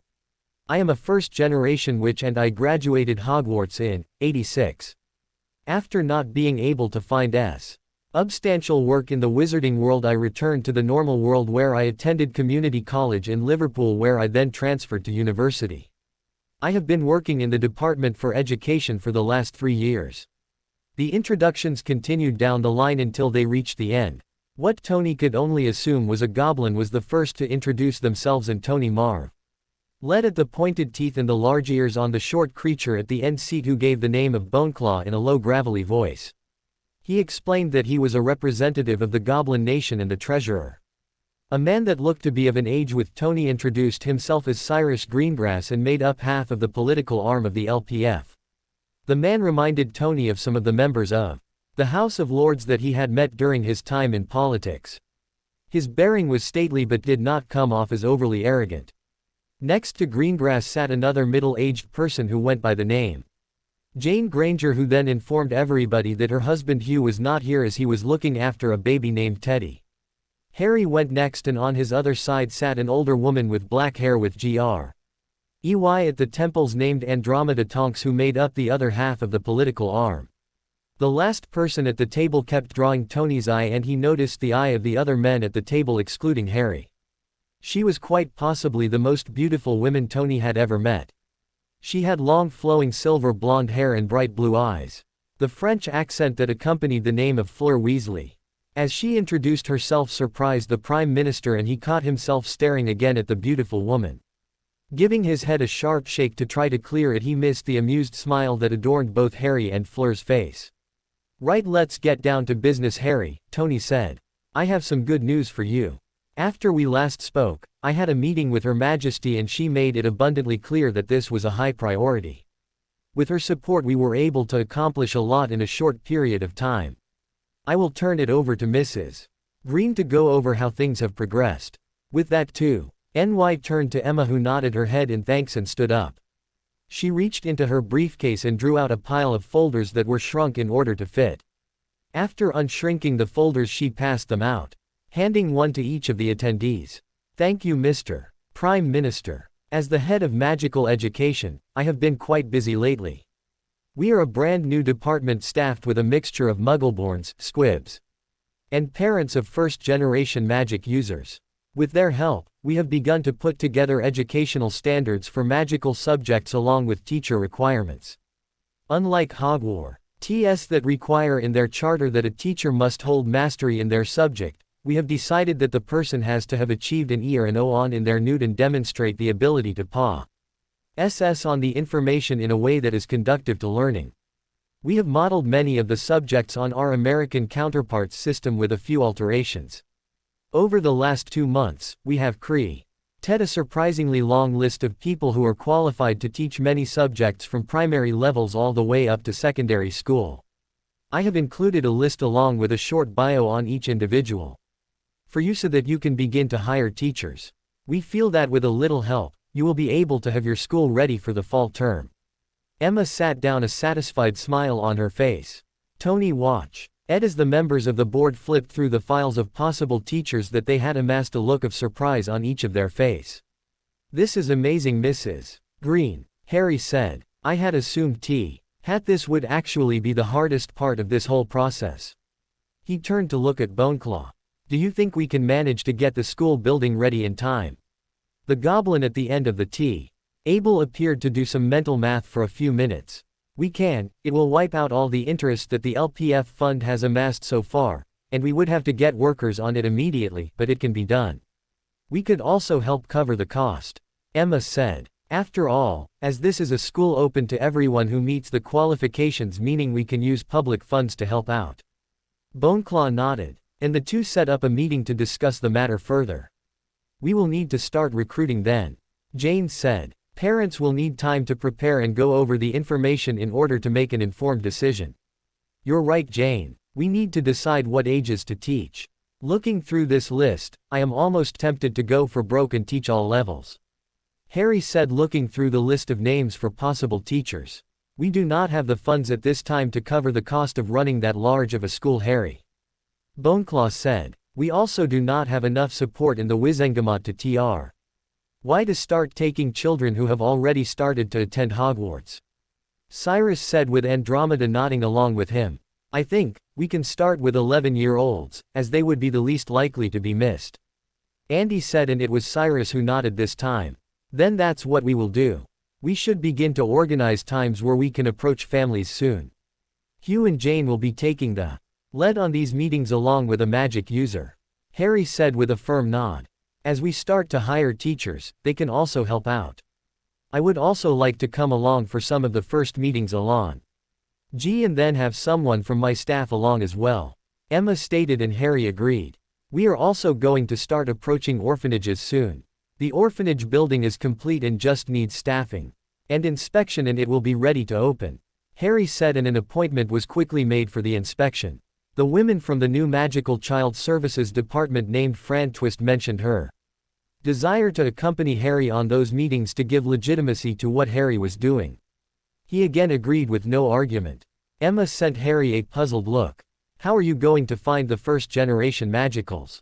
I have heard that both the Ministry and Hogwarts have a book that records the names as soon as they perform their first bout of accidental magic, but I don't know how to duplicate that or get access to that. A mischievous smile appeared on Harry's face as he exchanged grins with Cyrus. Oh, don't worry about that, Mrs. Green. We have two of the smartest witches on the case and should they our own copy of the Book of Acceptance soon. LPF. Ever since returning from her Christmas holidays, Hermione was counting down the days when she would be done for good. Oh, she had contemplated taking her newts with Harry in Geneva. But she just couldn't turn down being head girl. She had worked hard to earn her badge and she didn't want it to be all for naught. Not only that, but she had made a commitment to Professor McGonagall, and even if she had lost a lot of faith in the Hogwarts educational system, Professor McGonagall was still her favorite professor and she didn't want to let her down. The news of Harry's and her engagement didn't take long to get out. All it took was for Lavender to see the shining ring on her hand during the welcoming feast, and the next day the whole school seemed to know. Hermione couldn't stay mad at her housemate though, as she had been largely staying to herself after Greyback attack, and this was the first time that she seemed like her old self again. She had even spent time between classes and at meals talking about wedding ideas. With classes mainly focusing on revision now, Hermione found herself actually starting to get bored. During her weekends home with Harry, she had helped him with his revision and even participated in some of his practice exams. This had left her feeling, for the first time in her life, well prepared for her tests. It was a strange feeling for the normally high-strung girl, and she was feeling quite bored as a result. It was time like these that she lamented that her two best friends were boys and she hadn't branched out much. After what happened with the Weasleys and no longer having any desire to interact with Ginny in any way, she no longer had a female friend to talk to. This all came to an end though during the last week of January. The day after Harry's meeting with the Prime Minister found a tired Hermione sitting at breakfast in the Great Hall nursing a warm cup of tea. She had stayed up late the night before talking with Harry about his meeting and both had been too excited to go to sleep. Her and Harry had already talked about how she was going to copy the Book of Acceptance during the halls. But they had planned on waiting till summer when Harry could sneak in with her, but it seemed like it was going to have to be done sooner. As she took another sip of her tea, she tried to think of how she was going to finish the task. She was so lost in thought that she didn't register a blonde girl in her year sit down across from her wearing robes trimmed in green until she spoke. "Good morning, Granger." Hermione started out of her thoughts and blinked owlishly at the girl sitting across from her. A girl with blonde hair past her shoulders with ice blue eyes that seemed to miss nothing was sitting across from her. She knew who she was, but was a little surprised that she was talking to her. "Good morning, Greengrass." Hermione regarded the girl with a curious expression. "We have been in class together for over 7 years now, and this is the first time that you have said one word to me. Why?" Greengrass's face was impassive, reminding Hermione why people referred to her as the Ice Queen. "Well, for 6 of those 7 years, I lived with people who would make my life and that of my family's quiet difficult. It was better to stay in the background and remain unnoticed. But now, things have changed thanks largely to your fiancé." Hermione had to admit that she had a point and nodded in acceptance. "Understandable, so what can I do for you?" "2 things actually. I'm sure you know that my father is working with Potter on this foundation of his." Hermione nodded, knowing the man was on the board. She had yet to meet him herself, but Harry said he was a good man and her Harry had developed into an excellent judge of character. "He would like me to work with you on that little project of yours. With the timetable moved up, he thought that we would have better chance of succeeding together." Hermione was smart enough to know when to accept help, especially on a project of such importance.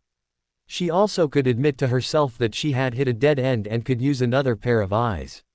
With Mr. Greengrass already being involved and knowing that the Slytherin girl was second in her year in both runes and arithmancy made her the perfect choice. "Okay, Greengrass, you can help out. What was the other thing?" For the first time, Greengrass's mask of indifference slipped slightly and Hermione could see that the girl was nervous about something. "I would like to take the opportunity of us working together to get to know you better and become friends. The last 7 years, Tracy Davis has been my only friend and it would be nice to have another one. If I had been sorted into another house, I would have tried years ago, but the political climate being what it was," she gave her shoulders a small shrug. "With Potter and my father working together, I suspect that we will be seeing a lot of each other and it would be nice to be on friendly terms." Hermione tried to hide the smile that her face was trying to form. She loved Harry with all her heart, but she needed a male friend to talk with sometimes who wasn't her mother. "I think we can figure that out. For starters, my friends call me Hermione." She extended her hand to the blonde girl. "Daphne," she said, taking the offered hand and shaking it, her smile matching Hermione's. "We don't have any class till after lunch. Why don't you come up to my room and I can show you what I have so far?" Daphne nodded her acceptance and rose from her seat. The 2 witches reached the head sweat and Hermione opened the door and led Daphne inside. She pulled out her wand and approached her trunk and after tapping the top in a specific pattern opened the lid, revealing a thick tome and spiral notebook. Taking out the contents, she handed the notebook to Daphne, who looked at it curiously. "I am assuming that this is Muggle." "Yes. All of my notes are done in a non-magical notebook. It is easier to organize and keep track of them than parchment, neater also." Daphne just nodded as she opened up the book and perused the notes. "The book that I planned on using is almost ready. I have all the enchantments for self-updating and expansion already done, so that is ready to go. I just need to finish the rune cluster that I'll link the books together and add the names." Daphne nodded, flipping through the notebook, seeing how far along Hermione was. The 2 girls then put their heads together and worked on the problem at hand. The next 2 weeks saw Hermione the happiest she had been at Hogwarts since returning for her last year. Her time spent working with Daphne was exactly what she was looking for. She found in Daphne a kindred spirit in many ways. Both girls were quite bright and grew up on the outside due to their intelligence. Daphne is the daughter of a pure-blood wizard in a world where women were expected to be seen and not heard and to never think for themselves, while Hermione grew up lonely, not fitting in with her other classmates. Where Hermione had compensated by trying to demonstrate her knowledge, Daphne had compensated by adopting her Ice Queen personality. Both resulted in neither girl making a lot of friends. When Daphne introduced her to Tracy, she quickly became another friend. Where Daphne was quieter and used sarcasm and her dry wit, Tracy was boisterous and quick to laughter. Hermione was having trouble thinking of Tracy as a Slytherin with her open personality and ready smile. Together, the three girls worked to finish the book and planned on how to connect the books and copy the existing names. 2 weeks after Daphne approached Hermione, they were ready to act. LPF. Herm. Ione sat in the headmistress's office beside Neville for their weekly meeting, sipping tea and trying not to look suspicious. "Is there anything you two need to discuss this week?" McGonagall asked, taking a sip of her tea. "It seems that there are still students trying to take over the top prankster's spot with the help of Weasley's Wizard Wheezes products," Hermione said. "I have had to dispel FIV.E portable swamps in the last 2 weeks alone. Sometimes I want to hex Harry for giving those two their startup capital, but even I have to admit a lot of their stuff is quite brilliant. I wish those two would have put as much effort into their studies when they were here as they do some of those products." McGonagall groused. "Brilliant minds, the both of them. Even with just George running the store comes out with new products quicker than we can ban them. With a Hogsmeade branch opening up next month, I am almost tempted to let Filch use that Probably probe again just to save us from headaches." Hermione nodded as McGonagall took a long drag on her tea, drinking the majority of the contents. She glanced at Neville and saw his glass was also almost gone. "Speaking of Hogsmeade, the next Hogsmeade weekend is..." McGonagall's eyes seemed to roll back in her head as he fell to her desk with soft snores coming from the now asleep professor. Hermione looked to her side to see Neville in a similar state. Looking around the office, she thanked her lucky stars that the portraits of former headmasters were all fast asleep in their frames and couldn't see what was happening. Not wanting to take any chances, she pulled out her wand and with long sweeping strokes, conjured blindfolds around each and every one of the pictures. She quickly rose from her chair and pulled out her beaded bag she had carried with her while on the hunt. Sticking her hand in, she brought out the heavily enchanted tome and working quickly she started to cast series of detection charms until she found what she was looking for. Moving to a heavy oak bookcase in the corner, she twirled her wand in an intricate pattern, causing the bookshelf to move to the side, revealing a large black leather-bound tome sitting on a golden pedestal with a small quill in a silver ink pot. Getting quickly to work, she drew out the already prepared rune clusters carved into leather that matched perfectly with the inside cover of the book. Wincing slightly at what she was about to do, she used a knife to cut part of the binding out of the inside cover of the Book of Acceptance. She then placed her own piece of worn leather on the spot. A quick mending spell she had learned from Madame Pants and the book was back to its original state. Placing her wand tip on the patch, she concentrated on the runes hidden underneath the leather binding and focused her magic into them. Hermione could feel her magic flow into the runes and felt her core quickly drain. This was what she was worried about the most. Daphne, Tracy and herself had surmised that this was going to take a lot of power and was the main reason they wanted to wait for Harry to activate the runes, as he was more powerful than any of them. She looked at her other tome and saw names start to appear on the pages, with pages appearing as they filled up. "So far so good," she muttered to herself. When the duplicating was done, she started to move back to her chair when she saw the small quill jump out of the ink pot and start to write a new name in the Book of Acceptance. She quickly opened her book to the end to watch as the name appeared there as well. Smiling tiredly, she made her way back to her chair and sat down with a quiet sigh. "Creature, could you come here please?" she called out. With a soft pop, the old house elf appeared in the headmistress's office. "Mistress called for Creature," he asked, bowing his head slightly. "Can you please take this to Harry and let him know it worked and the ambient magic should keep everything fully charged?" "Yes, mistress," Creature said, taking the large leather tome before disappearing. Hermione smiled to herself in triumph. She drew out a small potion vial and poured a few drops in her tea before taking a drink. She drifted off to sleep, thinking that both Neville and McGonagall would assume that she was drugged also and think it just a prank from one of the students, and no one would know that the Lily Potter Foundation now had a self-updating copy of the Book of Acceptance. Adam idly kicked a pebble down the sidewalk as he walked home from school. Today had not been a good day for the young 8-year-old, but that had been the norm for him over the last few years. Strange things tended to happen around him, and neither he nor his parents had any idea as to why until his parents noticed that these strange occurrences seemed to happen around him whenever he was feeling strong emotions. When they figured this fact out, they had begun to help the boy learn to try to control his emotions in an attempt to limit these accidents, but like all small children, he found it difficult and accidents continued to happen. His parents had taken him to countless doctors and experts to try to figure out what was wrong with him, but none of them could help. In fact, the doctors seemed to forgot all about him and his visits the very next day. Adam could not figure that part out. He had heard his parents talking to a doctor they had seen only 2 days before, and it sounded like the doctor not only was quite positive that they had never seen them, but he also had no records of their visit. After almost 3 years of this, they became frustrated with the whole situation, and his parents had given up trying to figure out what was going on and just learned to accept that Adam was just different. Letting out a sigh, he gave the rock one final kick as he turned up the path to his home. Opening the door, he let himself in and toed off his shoes, then dropped his book bag in the corner. "Mum," he called out. "I'm home." A woman in her early 30s walked out of an opening from the hallway that Adam knew led to the kitchen with a large smile on her face at the sight of her only child. "Hello sweetie, how was school today?" his mum asked. Something in his face must have given her the answer as her smile melted away into a look of worry. "Oh Adam, what happened?" she said, moving to give the small boy a warm hug.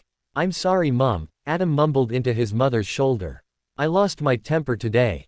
Billy Smith and his mates were picking on Susan and me again at recess. They had chased us behind the school and were calling us names and pushing us around. Billy knocked Susan on the ground and she skinned her knee. I was really angry and I could feel that tingle sensation. Then I heard a large crack and a large piece of the roof broke off and fell on Billy's head. His gang ran, and when the teachers came they took us to the nurse's office. Billy had a small cut on his head and Susan's knee only needed a band-aid. Did anybody get in trouble?" Adam shook his head. They were more concerned with part of the school falling on a student than anything else. His mother nodded. "Well, I'm glad that your friend Susan is okay. Come on, I'll make you a snack and then you can start on your homework." Adam nodded and went with his mum into the kitchen. While he was eating his after-school snack, he heard the garage door open and heard his father's voice float in from the hallway. "Honey, I'm home." Adam looked up smiling to see his father walk into the kitchen, giving his mother a swift kiss on the cheek. "You're home early, John. Nothing going on at the home office?" his mum said, smiling at her husband. "For some reason, I was given the rest of the day off and it was strongly suggested that I go home early, which means that I get to spend the afternoon with my lovely wife and wonderful son." Before his father could even sit down at the table with Adam, the door bell sounded, drawing the whole family's attention. John walked out of the kitchen to answer the door, but not before giving Adam's brown hair a ruffle as he passed him. Adam went back to eating his snack, not really caring too much about who was at the door. John walked to the door and opened it to see a man flanked by 2 women. "Good afternoon," the man greeted pleasantly. "My name is Dr. Hugh Granger. Would you happen to be Jonathan Foote?" "Yes, that's me. How can I help you? We were wondering if we could take a few minutes of your time to discuss your son and his education." John G. Avenue. The 3 people standing on his front stoop once over, noticing that they seemed to be well dressed.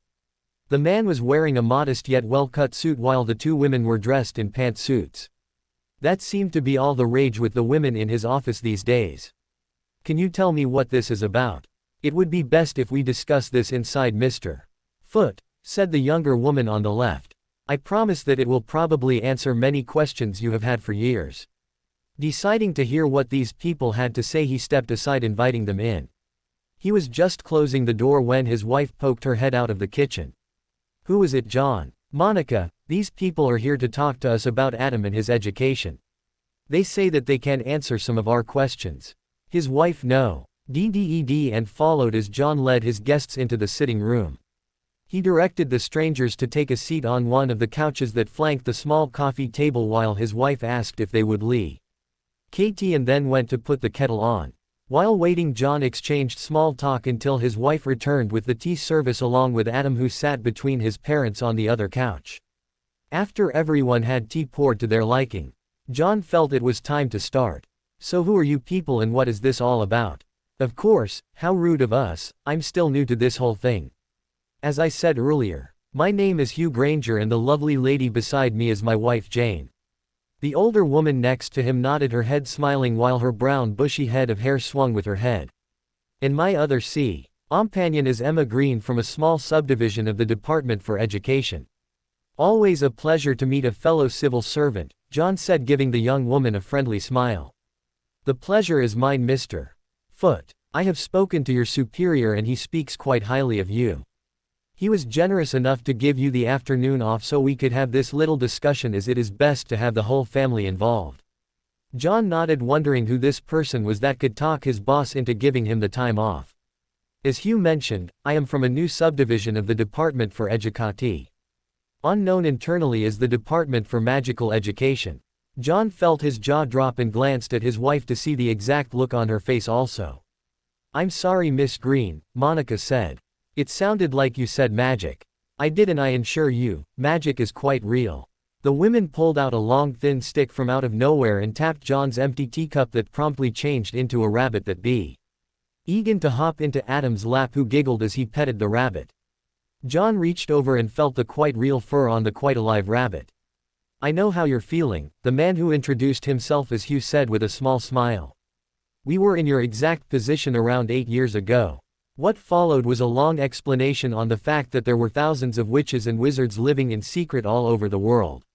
The three explained that Adam was what was known as a first-generation wizard, as both his parents were non-magical. "Now recently," Miss Green said, "we have seen some changes. OCCU. RRING and the government has taken a larger role in regards to its magical citizens. Before, you would have been approached when your son turned 11 and then offered a place in a magical school named Hogwarts. But due to extreme prejudice, substandard education, and corruption, Her Majesty has directed her government to step in." "When my daughter was approached on her 11th birthday," Jane Granger said, "we were given a whitewashed explanation about the wizarding world with very little details. A professor from the school arrived and said that our daughter would have the opportunities to do whatever she wanted when she finished school, and that the school was the best school for magic in the world. Unfortunately, we realized too late that it wasn't true." "I am sorry to interrupt," John broke in. "But how do you even know that Adam is magic?" "The first time Adam performed what is known as accidental magic, his name and location was recorded. The Ministry of Magic then kept an eye on your family and stopped any investigation into his accidental magic, such as erasing the memory of any doctor you might have gone to." "That explains that," John muttered. "So if families are LLY approached when the child turns 11, why are you here?" Hugh smiled and took over the explanation. "Well, as we said earlier, things are changing and the government is taking a more active role in the magical world. My wife and I, along with a group of like-minded people, were dissatisfied with how things were handled by the people in charge, and with the help of the Crown and the Prime Minister's office, along with some well-placed people in the wizarding government, we have begun to make changes. The biggest change, and the part that concerns you, is that a new school is opening at the start of the next school year. One that will be open to all school-aged kids able to do magic. This school will not only teach kids about magic, but also all the normal classes that would be available at normal schools. This will allow the child to be a productive member of both societies." "Where is this school?" Monica asked. "The school is being built outside London. Parents have the option of either driving their kids themselves, or we can provide transportation to and from school. One of the most important things we are striving for is parents' involvement in all aspects of their children's education," Jane answered. "One of the worst things we experienced with the magical world was we seemed to lose our daughter more and more every year, and we hope to save other parents from that experience." Hugh pulled out a brochure from his pocket and handed it to John. "Fresh off the presses, this has all the information about the school, along with contact information if you have any questions. The building isn't quite finished yet, so the pictures are just artist renditions. The building should be finished in about 2 months." John looked down at the brochure. "The Lily Potter Institute for Gifted Youngsters. I am assuming someone is a fan of the X-Men." Hugh laughed. "Yes, our future son-in-law who started this whole thing recently discovered the Marvel Universe, and the X-Men seem to be his favorite. Let's just say he is finally catching up on 18 years of missed childhood." John nodded, absent-mindedly browsing through the brochure with Adam peeking over his shoulder. "Are the things I can do really magic?" Adam asked, both excited and nervous. "That's right. Mrs. Green said. I remember when I was your age and started to do weird things. I didn't know what was happening until I was 11 and it was all explained to me. Will I get a magic wand also? Not yet. Your magical core is still too unstable for a wand. Until you are 11, your magical education will mostly be theory-based and non-wand subjects. And what subjects are those, Mrs. Green? Monica asked. History, potions, herbology, runes, and arithmancy, she answered. Many of these classes will overlap with normal subjects such as chemistry, biology, and math. In 2 months, when construction is complete, we will be having an open house and all potential students and parents are invited to attend. You don't have to decide until after you meet with the teachers and tour the school yourself. John shared a glance with Monica, silently agreeing that they would try to keep an open mind during hour-long discussion they would be having tonight. I understand that this is a lot to take in and you probably will have numerous questions. I know we did. Hugh said. Feel free to call any of those numbers in the brochure with any and all questions. It is important to us at the Lily Potter Foundation that you have all the information up front. When we went through this, we had the one visit and no way to ask questions. So please, do not hesitate to contact us if you have any questions. The 3 guests rose and after being escorted to the door bid everyone a good day. LPF. Helen Wilson Materia lived in an alley in the outskirts of Liverpool with a loud crack. She looked to her left, surprised and a tad jealous as Harry Potter appeared with a near-silent pop. It still amazed her that after almost 20 years since she left the magical world, that not only would she be working with witches and wizards again, but Harry Potter no less. He was nothing like she expected him to be and was quite happy to be a part of the changes he was helping to bring about. Dressed in a long brown coat over his black slacks and a button-down shirt and tie, Harry was the picture of civil servant, with only his age making him seem out of place. Harry pulled out his wand and conjured 2 umbrellas, and together they walked out of the alley to their destination. After a short walk through the rain, they arrived at a 4-story brownstone building with a wrought iron fence surrounding the property with lush green grass between the house and the fence. Helen had worked in child services for almost 15 years now and had visited many orphanages in her time, including this one, and she had built a good rapport with the matron who ran it. Are you sure that there is a young witch or wizard here, Harry? Helen asked Harry, not for the first time. I have been here a few times and no one has reported any strange things happening. The book doesn't lie, Helen, and this is the address it gave. Something they learned in my life is that people will refuse to see what they don't want to see and turn a blind eye to people's suffering. So they might not have mentioned it before. She saw a flash of pain and sadness mar his normally happy face for just a moment. It was a look she had seen on countless other children, and another piece of the puzzle that was Harry Potter fell into place. The two walked up the paved path and she knocked on the front door. After a moment, the door opened, revealing a young woman who Helen recognized as one of the regular volunteers. Good morning, Miss Hawthorne. I have an appointment to speak with the matron. Good morning, Mrs. Wilson. Mrs. Flamini mentioned you would be stopping by today.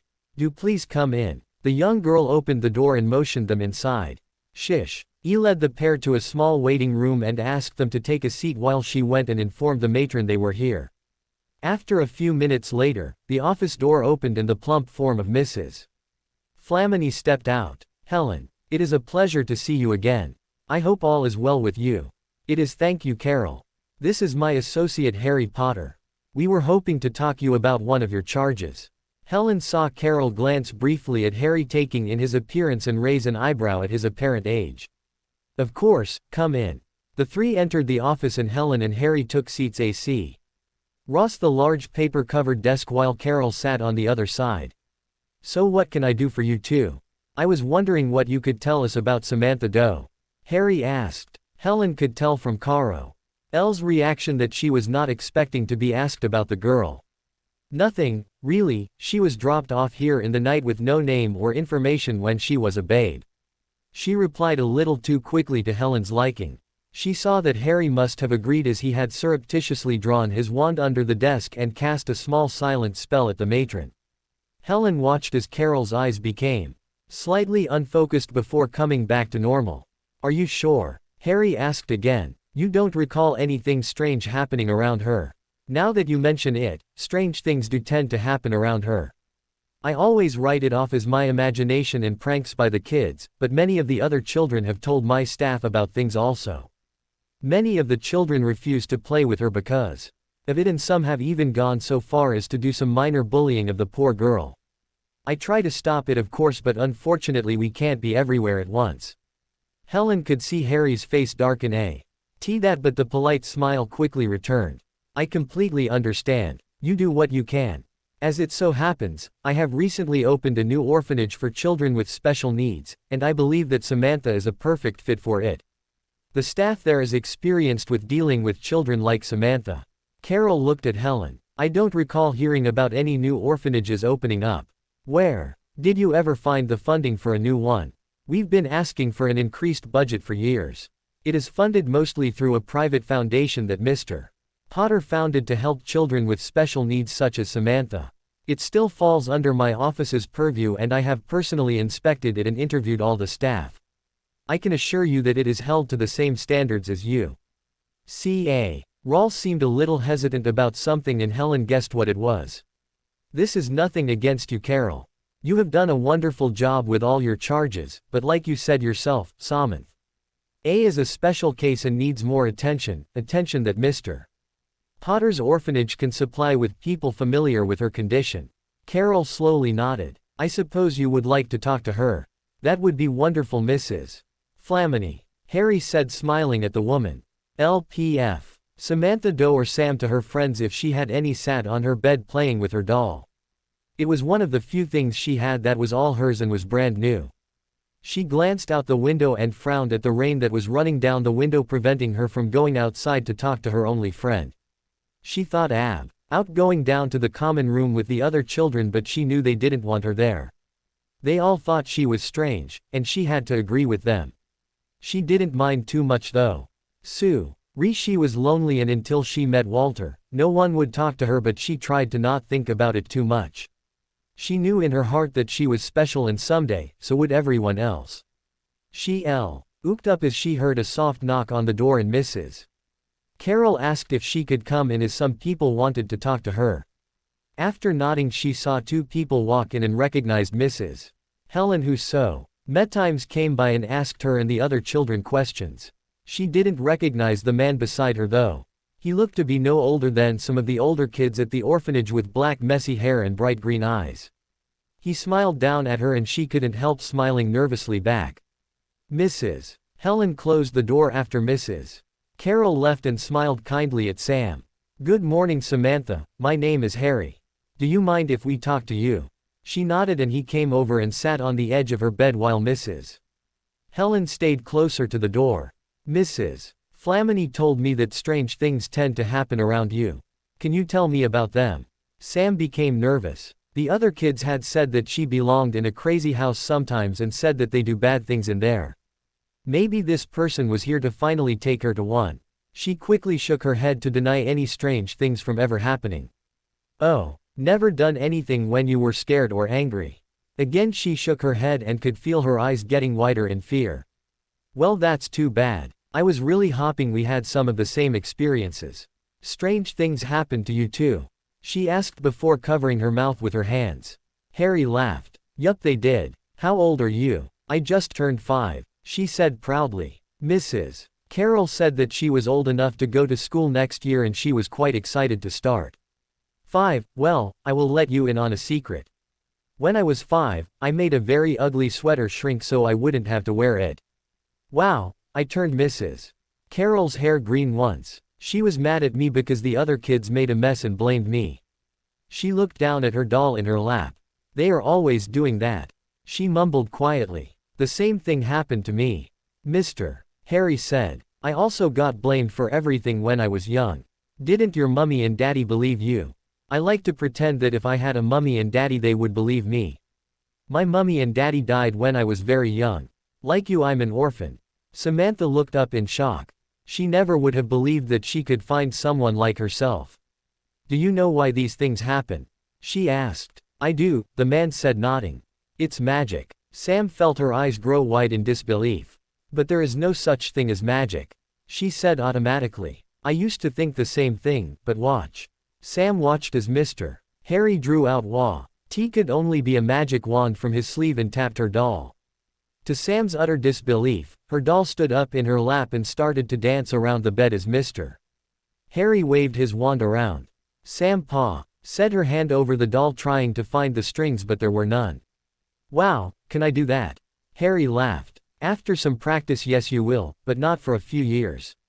There are many people like us, Samantha.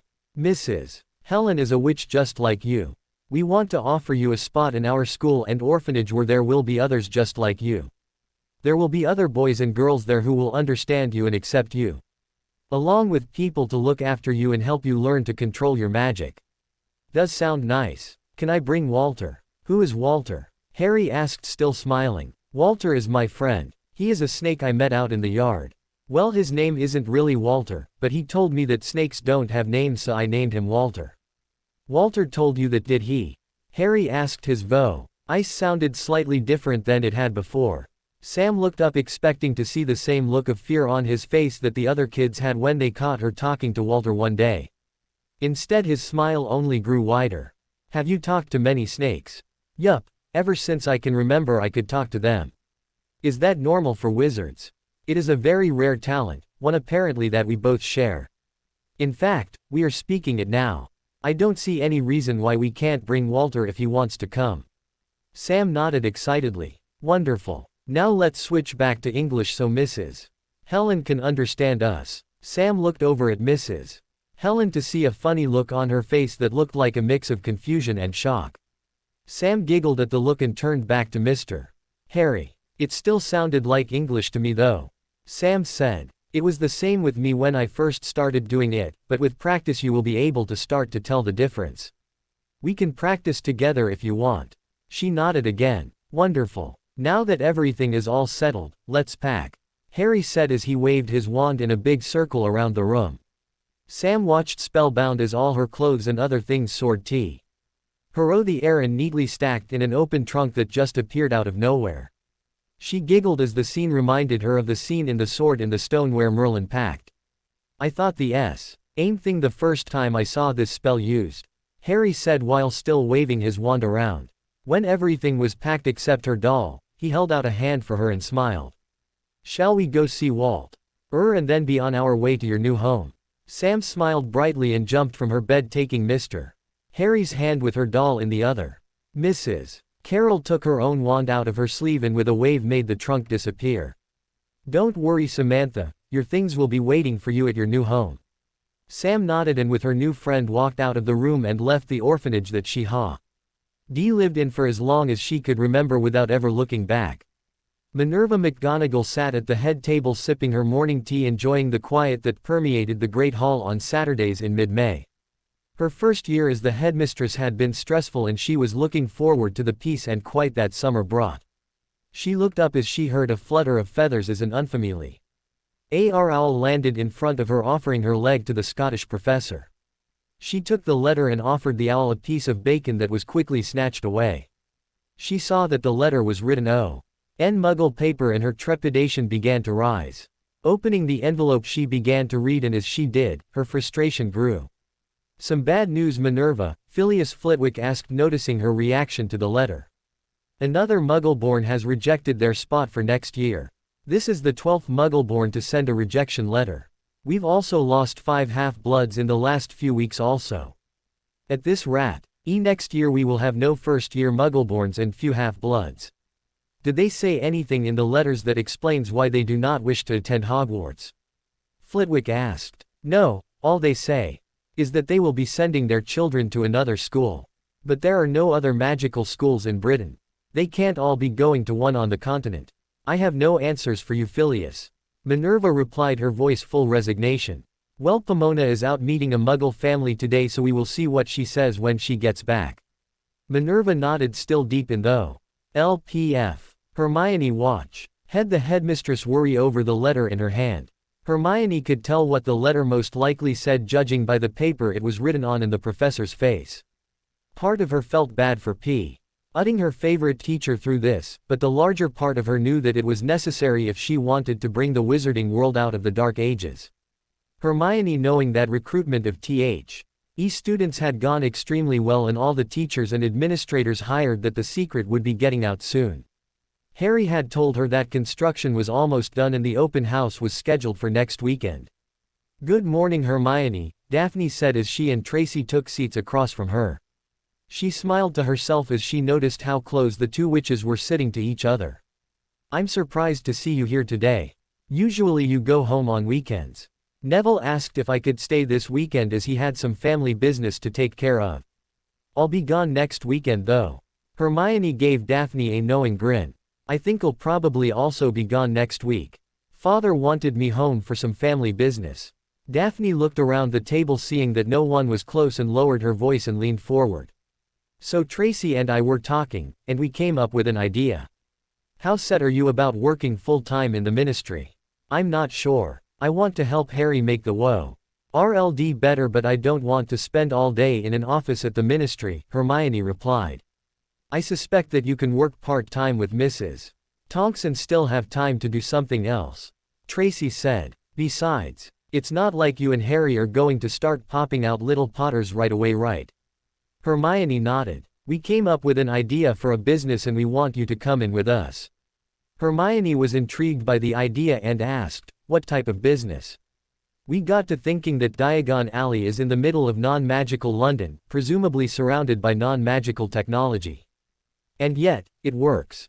Or at least we are assuming that it does, as no one seems to be concerned about their shops in the area."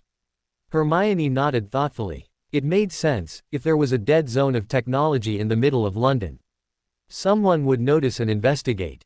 We know that there are wards that suppress magic and are used in Azkaban and magical restraints. We think that Diagon Alley is surrounded with a ward that contains magic and keeps it from interfering with non-magical technology. We know for sure that magic does affect Muggle technology, so that isn't just an urban legend. Even Americans have to be careful about mixing technology with magic. "So what are you suggesting?" Hermione asked, figuring she already knew where this was going. Daphne leaned in further in her excitement. "The problem, as you know, is that wards to suppress magic or completely negate it are extremely complex and requires a large amount of power to cast and maintain. We want to find a way to use non-magical technology along with magic, and then sell it." Hermione grinned. "That would be great. I miss having my computer while I am at Hogwarts." "Exactly," Tracy said. "Think if we could use computers or those cell phones.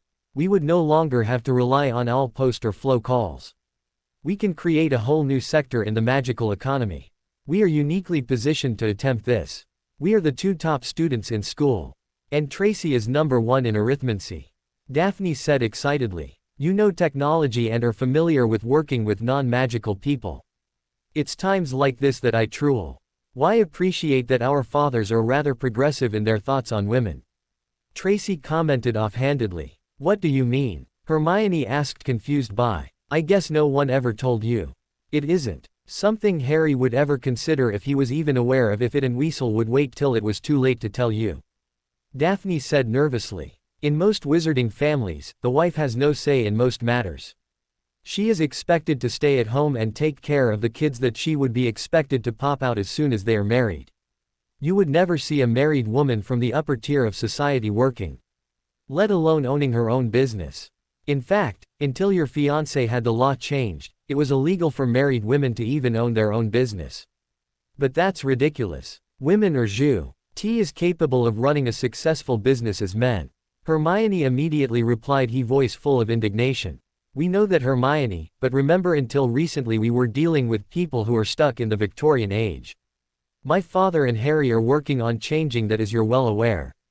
"Is that why you two are hiding the fact that you are together?" asked Hermione nonchalantly, not paying attention to what she was asking. Daphne and Tracy just stared at her with stunned expressions on their face. Hermione noticed and turned scarlet. "I'm sorry, I didn't mean to bring it up like that, it just slipped out." "How did you know?" Tracy asked. "We only just told our parents over Easter and no one else." "It isn't that hard if you're paying attention," Hermione said. "You two always sit close to each other, usually touching. You look at each other the same way Harry looks at me. You are never out of each other's company long. Neither of you have shown any interest in any boy. Oh, and Harry lent me his map for patrols, and I noticed you two sleep in the same bed as you're the only Slytherin 7th year girls who returned.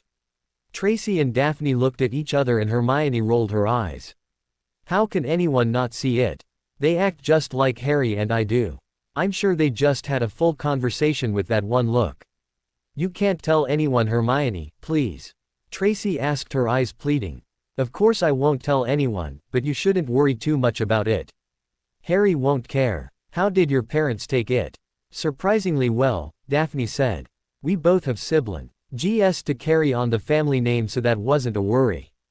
But back to our idea, what do you think? I think we can do it. It will probably take a lot of research and development, along with some capital to begin with. Hermione grinned. Lucky for us, I happen to know a quite wealthy individual who has a history of investing in startups.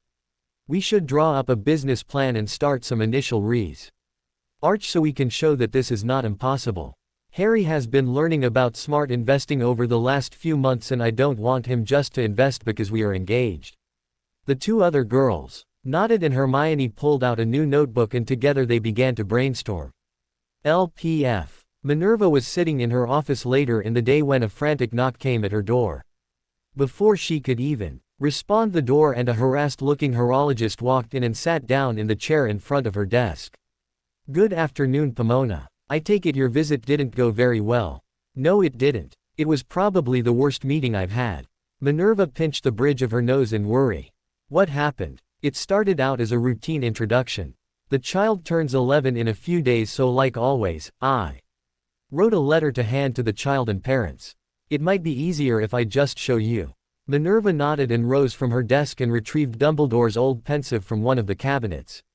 Pomona drew her wand and after putting the tip to her temple drew out a long silver thread. She put it in the stone basin and Minerva dipped her head in. Minerva appeared behind Pomona as she walked up the front path up to the house of the new Muggle-born student. She glanced at the well-trimmed lawn and flourishing flower beds with approval as she walked up to the door. After knocking on the door, she stepped back and waited for the door to be answered. She didn't have to wait long as the door was opened and a man in his late 20s opened the door. Can I help you? The man asked. Good morning, are you Mr. Henderson by any chance? I am. What can I do for you? The man known as Mr. Henderson asked. My name is Professor Pomona Sprout and I am here to talk to you about your son and his future. May I come in? He nodded and opened the door wider to allow her in. We can talk in the living room, he said, leading her into the house. Diana, he called out for who Pomona assumed was his wife. Can you bring the boys into living room? We have a guest. Pomona was led into a comfortably furnished sitting room and only had to wait a minute until a woman around the same age as the man came in the room, followed by two boys only a few years apart. Pomona introduced herself as Professor Sprout to the three newcomers. Oh hello, the woman greeted with a warm smile. We weren't expecting another visit so soon after the last one, but we are very glad you came. We thought of more questions to ask but we're waiting until the open house next week. I beg your pardon, but I think you have me mistaken for someone else. You said you were a professor, so I am assuming the school sent you. They did, but probably not the school you are thinking of.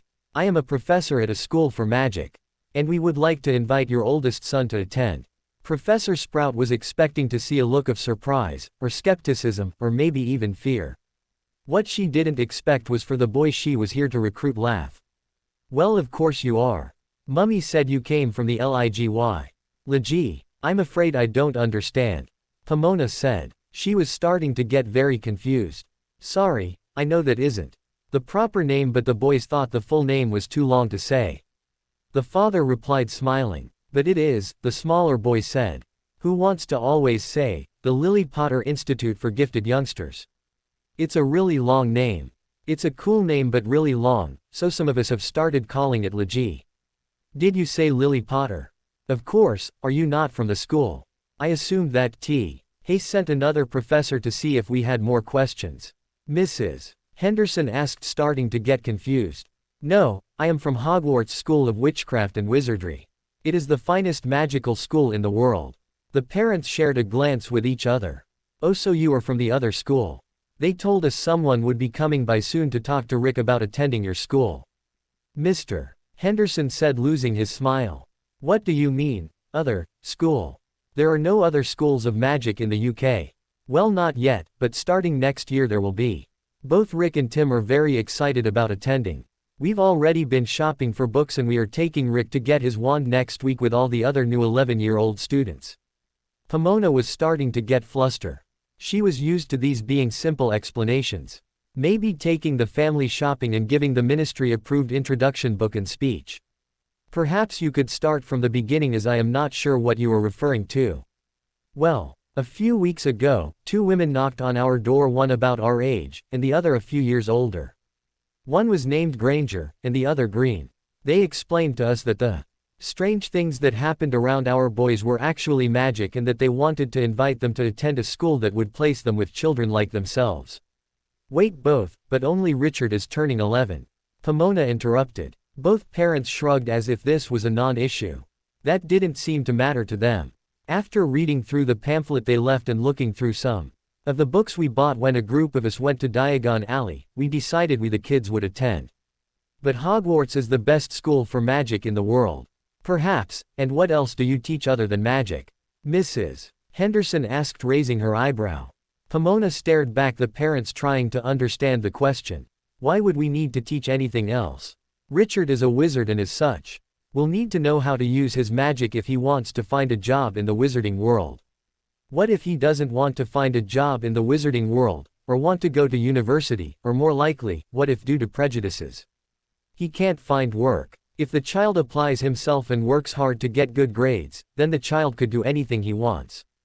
Pomona repeated the approved Ministry of Magic line on reflex. She couldn't know that the Henderson family was told to expect that exact line and then given a book of verified facts on hiring practices and salary statistics for the last 25 years proving that statement a lie. Even if that was true, which our information says it's not, Professor Sprout, we do not feel comfortable sending either of our children to a boarding school in Scotland. It's a school that we cannot see or visit, while giving up our parental rights to someone we have never met. Add that to the lack of a well-rounded curriculum and I think we will have to decline your invitation. Mr. Henderson said with a tone that was finale. Now, if you don't mind, we have a very busy day today.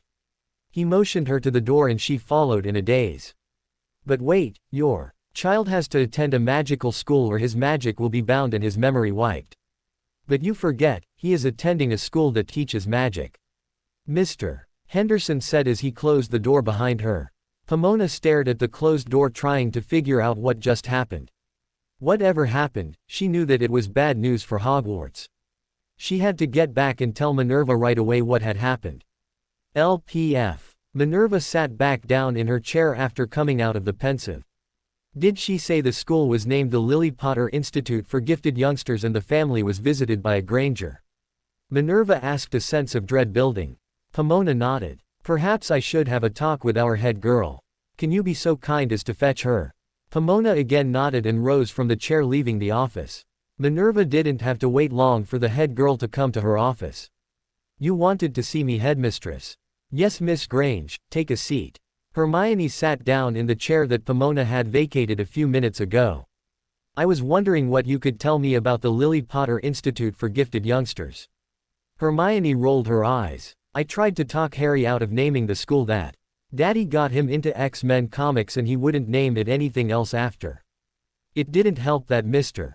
Blair also seems to be a fan of the X-Men. Wait, are you telling me that Harry set up this school? Minerva said. But he loved Hogwarts, why is he setting up a new school? Hermione sighed sadly. She knew this would be brought up eventually when the school started recruiting and taking kids from Hogwarts. Yes. Harry once considered Hogwarts his home, his first real home that he could remember. But can you really blame him after all that he has been put through by the people whose job it was to keep him and the rest of the students safe? Not to mention the games that Dumbledore kept making him play. He wants to be a teacher, but he can't do it at Hogwarts. Minerva had to admit the girl had a point. Mr. Potter's school years were never what she had hoped they would have been. If she was honest with herself, she could have done a lot more to help the poor boy, but she had listened to Albus and did nothing to really help the boy. She was not looking forward to when she would meet Lily and James in the next great adventure. But I thought he wanted to be an Auror. When did that change? I don't think he ever really wanted to be an Auror. Hermione said thoughtfully. I think he just saw it as what was expected of him and the best way to help him survive with that psychopath always trying to kill him. But he cannot just start a new school. There are laws and thousands of years of tradition that he is ignoring. The same laws and traditions that label first generation magicals and women as third-class citizens. Hermione challenged, raising her eyebrow. You told me when you met my family that I could be anything I wanted if I worked hard and got good grades. Can you look me in the eye and say that is true, even with the new laws Harry is getting passed? Minerva knew she couldn't and dropped her eyes to the desk. The Lily Potter Institute for Gifted Youngst. RS is a school sanctioned and monitored by the Department for Education. The students will be held to the same standards that all children in Britain are held to, and magical standards are being adapted from the American model that has seen great success in melding the two. But the statute of secrecy, you are breaking international wizarding law. The ICW will not stand for that. No, we are not. The school and all government posts that deal with the school are staffed by magicals, squibs, or parents of first-generation magicals. Plus, the ICW is in full support of this. Harry has met with Th.M. numerous times since taking his newts. The list I gave Harry back in the fall, Minerva suddenly realized. That's why he wanted it. He's been planning this since he left school, hasn't he? Not really, only since we went to Australia. But by taking away Muggleborns from Hogwarts, we will not have enough in the budget to keep open. How are we supposed to keep open? Hermione just shrugged. I would appreciate if you do not use that offensive word in front of me. Minerva just looked back in confusion, not understanding what she said that was offensive. First generations have traditionally paid a much higher tuition than the pureblood students. Perhaps it is time for them to pay their fair share. Minerva flinched. She knew the truth of that statement.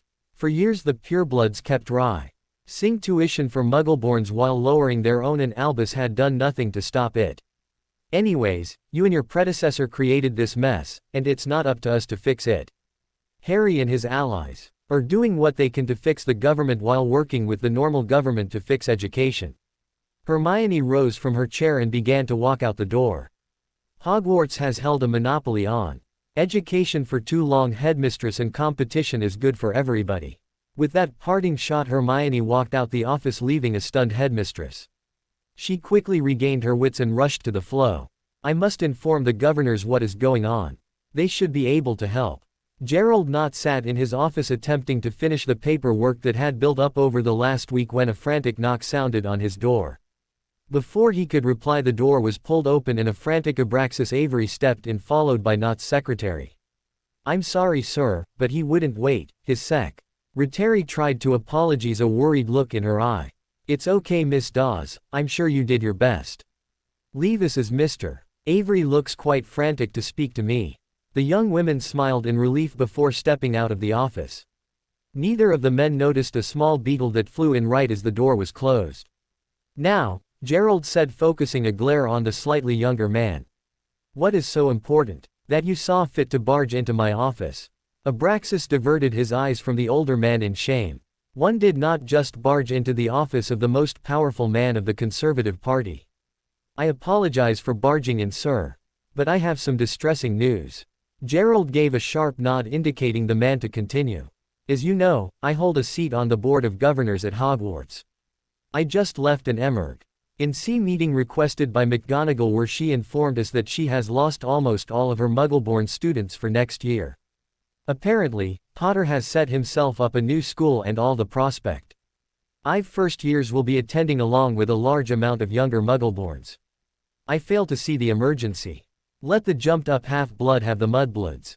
They will never work in any ministry post without a Hogwarts education. Even with those ridiculous new laws he and Greengrass passed. I am not sure you quite understand, sir. The Muggleborn students make up almost 75% of the operating budget of Hogwarts. With them not attending, fees for pure bloods will be forced to increase. Knott nodded, starting to see part of the problem. Pure blood families paid very little for Hogwarts. Why should they, when it was their birthright to attend the school of their ancestors?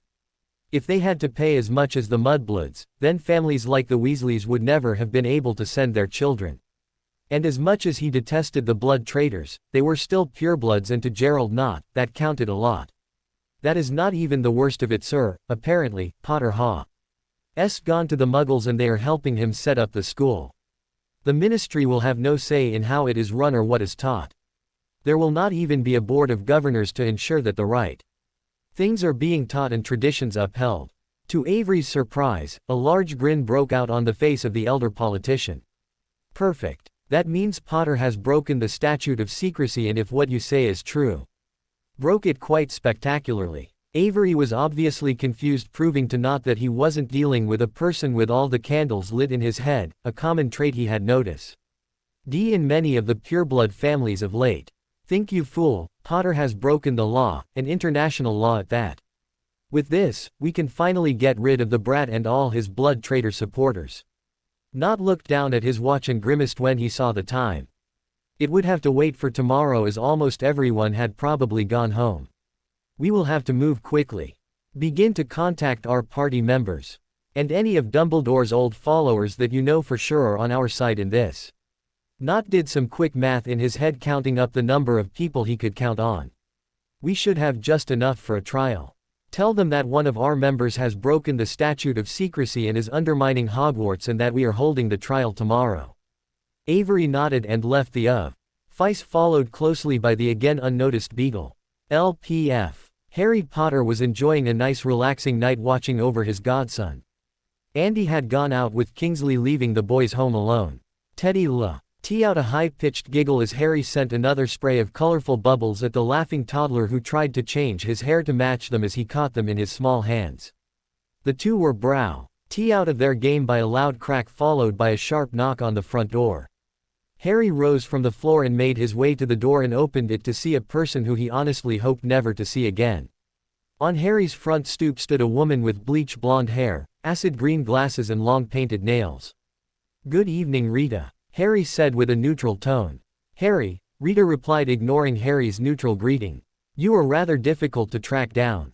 "Apparently not difficult enough. What can I do with you?" "I still can't decide how I feel about your book, particularly the chapters that involved me." "Well, Harry, the people had a right to know," Rita replied, smiling again, showing her golden tooth. Harry just shrugged, not in the mood to argue with the reporter. "I will ask you again, what do you want?" "Harry, my young friend, it isn't so much as what I want, though we will get to that, it's more about what you want. I was buzzing around the ministry looking for a story when I came upon the most interesting piece of news. I will give you a hint, it involves a new school, blood purists, and you. Would you like to hear it?" Harry's interest was piqued. "That depends on the price," Harry said. "Oh, nothing too onerous. Just a promise that I will be your exclusive interviewer for the next 5 years, along with a promise of no less than 4 interviews a year," Rita offered. Rai rejected that offer and countered with his own. After 5 minutes of negotiating they came to an agreement.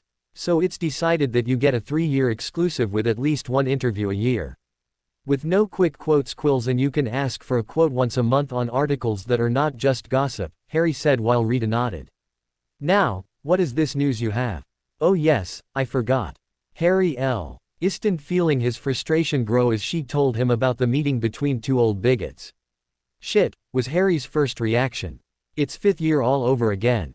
"Thanks, Rita, I have a little something happening next weekend that I am sure the prophet will be interested in, and I won't even count it as your 1 interview a year.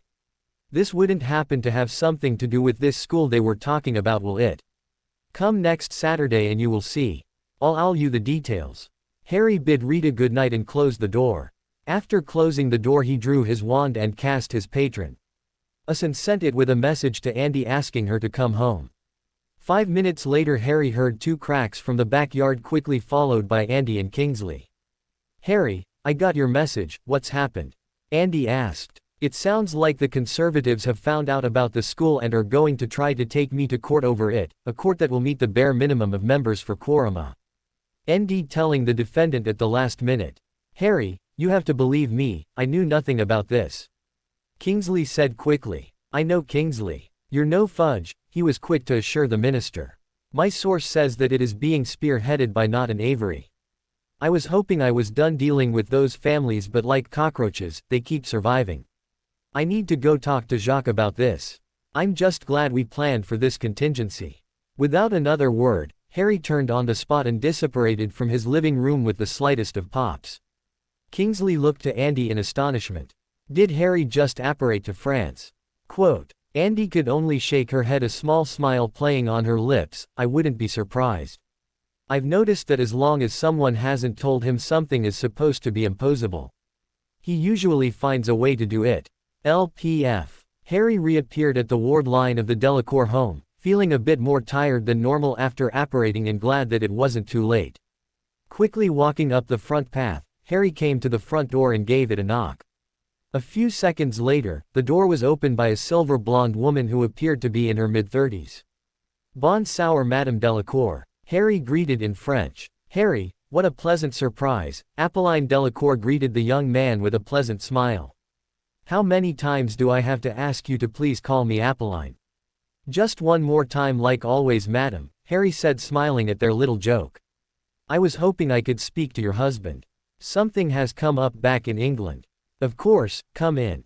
Apolline moved aside, motioning him inside. He is in his office, go right in. Harry nodded and walked through the vast manor to Jacques' office. The Delacour parents had taken a liking to Harry, and Teddy, and together with Bill and Fleur had visited numerous times. Harry guessed that they were trying to fill in for Bill's parents, whom he had not had much contact with since learning about W.H. at his mother and youngest siblings had done. Harry arrived at the office to find the doors open and Jacques working at his desk. He gave the open door a knock and Jacques looked up from his work and smiled when he spotted Harry. Harry, to what do I owe this meeting? The older man asked, rising from his chair to greet his young friend. I wish this was a social visit, Jacques, but it appears we will. I'll have to use those contingency plans we made up. The Wizengamot is moving against the school tomorrow morning. Jacques nodded, his face turning grim. Well, we figured that would happen. Give me a few minutes to pack a few things and I will take your portkey back with you. Harry looked at the man with a confused expression. Portkey? I just apparated to your ward line from my home. I figured we could go back the same way as it would be quickest. Jacques regarded the young man with not a bit of surprise. Harry, do you realize the power required to not only apparate the distance you did but also over water? I didn't even think that was possible. Harry shrugged, his face reddening in embarrassment. All we were taught was destination, determination, and deliberation. I had all three, so I don't see what the problem is. Jacques just shook his head. We will talk about this later, my young friend. I will make a portkey for myself and meet you back at your house. Harry nodded and left to return home. LPF. Gerald Knott sat in his seat in the Wizengamot chambers, sipping a cup of tea with a satisfied smile. Everything was going according to plan. A quorum of members he knew would support him against Potter were already there, and he was happy to see that there were numerous people from Dumbledore's old faction and none of Potter's followers were in attendance. Apparently the threat to Hogwarts was enough to get them to work with him against Dumbledore's golden boy. Thinking of Dumbledore caused Knott to look at the Chief Warlock's seat at the center front of the room. That caused another satisfied smile. Even with his party being rather small, they still managed to hold on to the Chief Warlock's seat. Merrick Runcorn was a carryover from when Riddle was running things, and no one had gathered enough support to remove Runcorn due to the massive amounts of bribes that had been given out to other members of the Wizengamot. Those bribes Knott knew also went to help stop investigations into his activities during the war, like a few members of his party. He was even able to survive the problems that were caused by his son and his involvement in the Muggleborn Registration Act. Runcorn caught Knott's eye and he gave him a nod to start the meeting. I call this emergency session of the Wizengamot to order, Runcorn said, rapping his gavel on the front of his desk. This session was called to address one of our members breaking one of our most sacred laws. Mr. Knott, it was you who brought this to our attention, so the floor is yours. Knott tilted his head as he rose and walked to the front of the room. My fellow members of the Wizengamot, as the Chief Warlock has stated, it was brought to my attention that one of our members has not just violated, but completely ignored the statute of secrecy.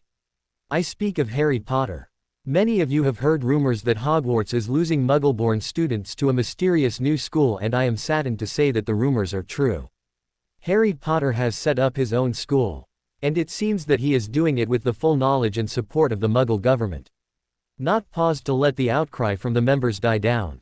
Not had urged that no one be given specifics so as not to detract from the shock of his announcement. According to my information, his school is being managed by the Muggle education system. That is absurd. What do Muggles know about teaching magical kids? Interrupted a member of his party. Muggles have no business teaching our children anything, and there is nothing that they could teach that would be worth a wizard or witch's time. Not nodded. My colleague is correct, of course. We must stop this act of treason before it gets any further, find out all the Muggles who are involved and make sure that they cannot speak of what they might know. Not failed to mention that would mean killing every one of them, but that will come later once he had general approval for his plan. One of the members of Dumbledore's old party rose from his chair. And where is Mr. Potter to answer for these charges? Alas, I do not know. As tradition and rules dictate, a letter was sent to Mr. Potter and every member of the Wizengamot informing him about this meeting. I can only assume that with him not here to defend himself, he must be guilty. Do you mean this letter that arrived at my home less than 5 minutes ago, Mr. Not? A hard voice asked from behind Not. He spun around to be met with a pair of emerald green eyes that were practically glowing with anger. After a second, Potter turned to address the chief warlock. I apologize on behalf of myself and the other members just now taking their seats for our tardiness, as the letters informing us of this meeting only arrived 5 minutes ago. To Not's surprise and frustration, all of Potter's supporters were taking their seats. Not also noticed another man dressed in fine robes standing off to the side. Not thought he recognized the man but could not put a name to him, or remember where he knew him from. Mr. Potter, the chief warlock intoned, "It I not this body's responsibility to ensure that you check your mail. As you noticed, others were able to report on time for this meeting. Of course, chief warlock, who needs to be informed via owl about a trial when you can just tell all your supporters yourself and conveni. NTLY forget to send out the notices to the defendant or his supporters. I am glad to see that the ministry has not changed since my 5th year." A few members began to grumble at this news, sending suspicious looks at Not. "We are not here to discuss procedures, Mr. Potter," Not said, trying to bring the meeting back on track. "We are here because you stand accused of breaking the statute of secrecy, and have threatened our very world. For this, we accuse you of treason, punishment by a lifetime in Azkaban." Potter just nodded, his face perfectly calm. "And how have I supposedly broken the statute of secrecy? Your school is being run by the Muggle government. We indulged you in allowing younger Muggleborns to be approached, but this is too far. Muggles have no business teaching wizard children or overseeing a wizard school. All schools need to be either managed by the ministry, or an appointed body of upstanding citizens. Have you actually read the statute of secrecy?" Potter asked, still in that damn calm voice he had been since he entered. Not was under the impression that Potter had a quick temper, and yet here he was keeping a neutral expression and not raising his voice. He cursed the Malfoy brat for the bad information.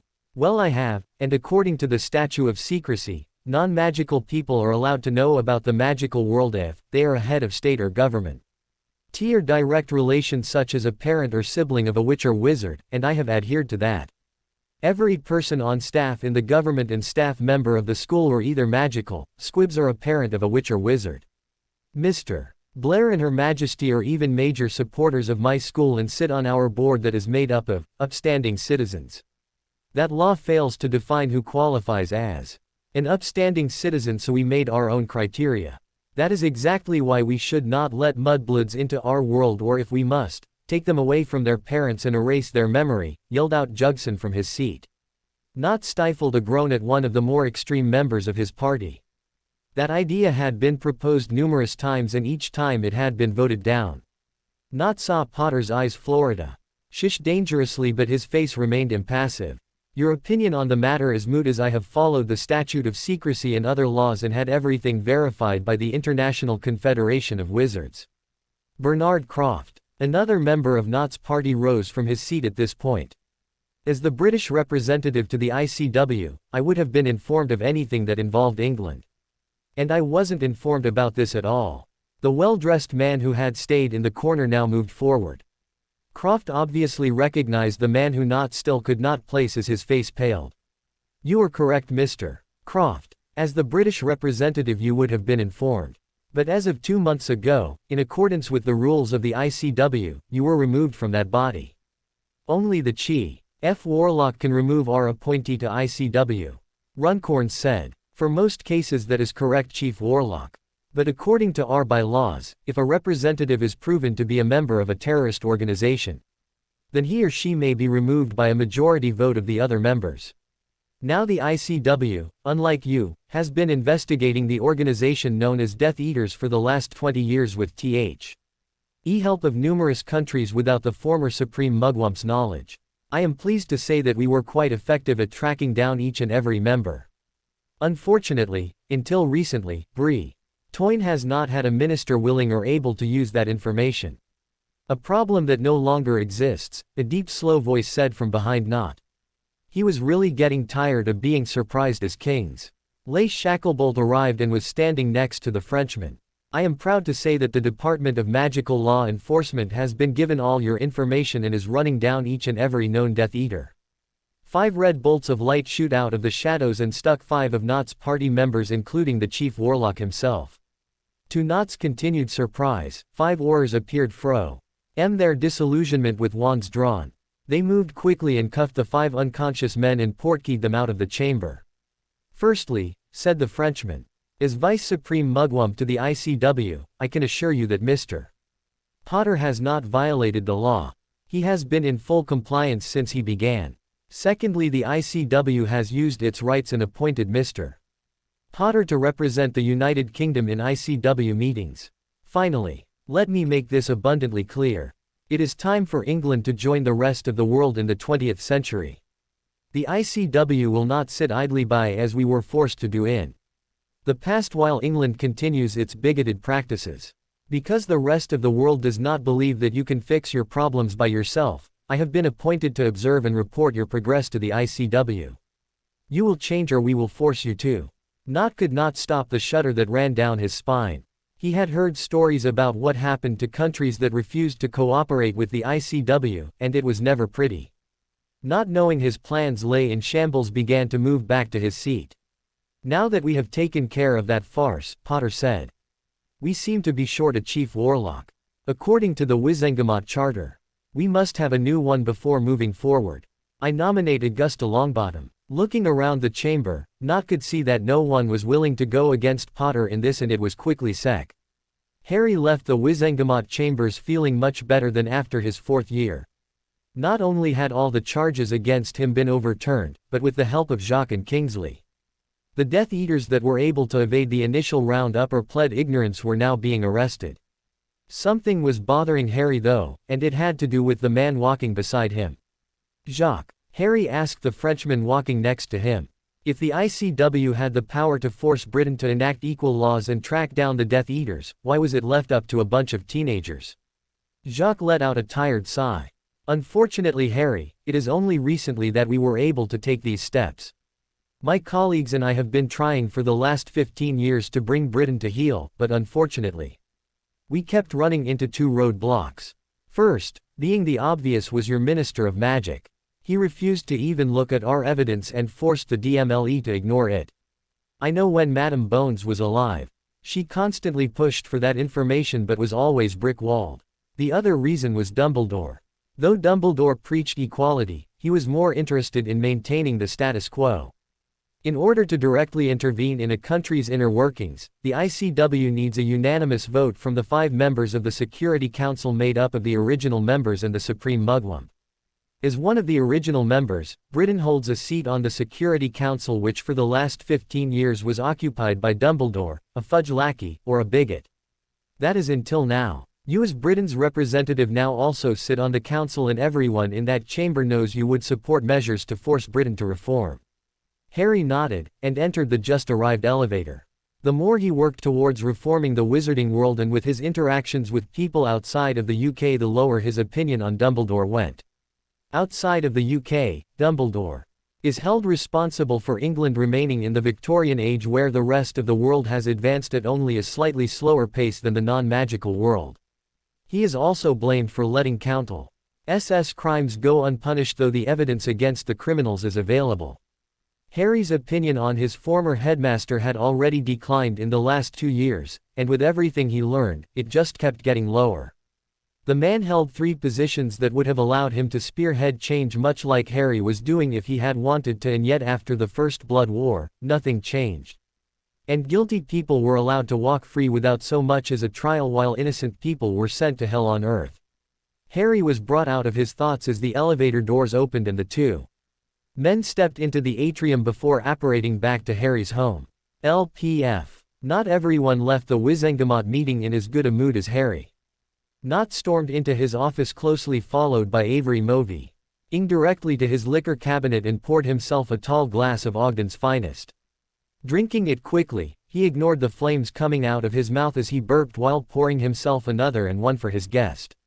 He sat at his desk and sipped his drink, trying and failing to regain control of his temper. That half-blood has gone too far this time. Not snarled. It is bad enough that we have to tolerate more and more mudblood filth, but now he has brought in a frog to observe how we run our country. It is deplorable, sir, but what can we do? Avery asked as he sipped his own drink. Nott leaned back in his chair and thought. Sometimes, we have to dirty our hands to clean the body. I think it is time we take a leaf out of Tom's book. I want you to send a message to all of the former followers of Riddle along with others you think would care to join and set up a meeting. I have heard that Potter's school will be having an open house this Saturday, so we must hurry if we want to welcome the Mudbloods and their families properly. Avery nodded and quickly left the office, hoping enough of Death Eaters managed to evade the roundup and willing to help. LPF. Thursday morning found Ari sitting in the waiting room at St. Mungo's with Teddy playing on the floor with some blocks. Andy had asked Harry if he could take Teddy for his 1-year checkup, and as he had been quite busy lately with his studying, setting up the open house, and dealing with false Wizengamot trials, he was anxious for a little reprieve and some time with his godson. Mr. Potter, a nurse said.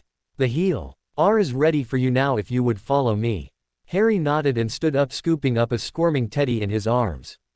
It was a relief to Harry that the nurse was not making a lot of fuss about meeting him, and that the hospital seemed to be rather slow this time of day.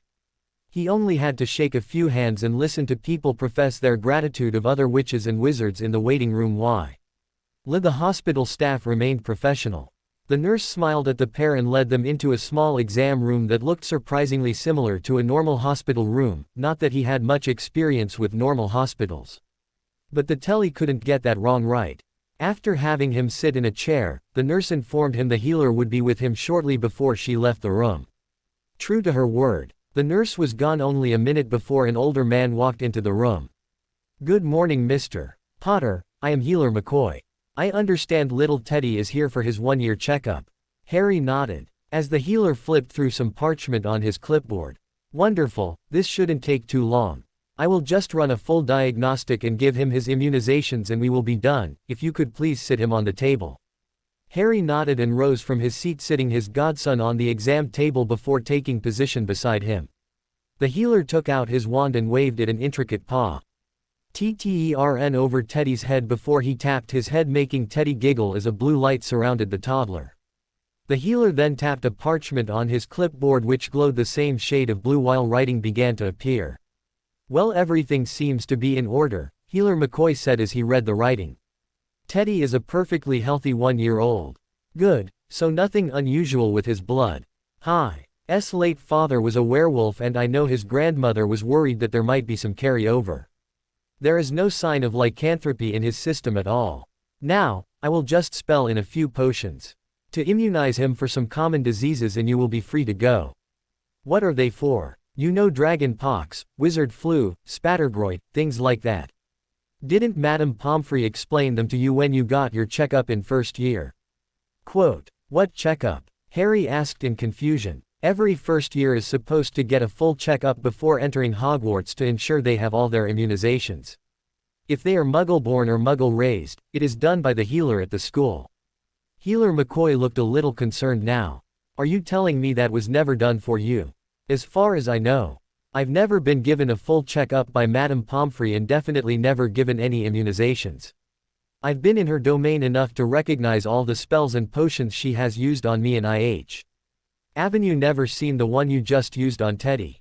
McCoy said. That's not only weird, but unsafe. You could have caught any type of disease and not been able to fight it. Let me pull up your medical records. All school records get transferred here to your master record. Healer McCoy left the room. Harry pulled out a toy snitch from the diaper bag for Teddy to play with, who was rapidly getting bored and liable to start fussing. The little winged ball began to fly around Teddy as he tried to catch the small golden ball. The healer returned reading a new piece of parchment. According to this, you spent a lot of time in the hospital wing at school. There is a lot of mended bones and cases of magical exhaustion, but no records of full checkups or immunization. In fact, the only full check-up we have on record was when your parents brought you in for your one-year checkup. You did receive the immunizations that Teddy will be getting today, but without the boosters at age 10 or 11, you were still at risk. We should probably get that sorted out and get you vaccinated. It is quite risky to catch dragon pox or spattergroit at an older age. Harry nodded and sat next to Teddy on the examination table. Again the healer performed the complicated wand wave before tapping Harry on the head and then the parchment. Harry was unsurprised to see a lot more writing appear on the parchment.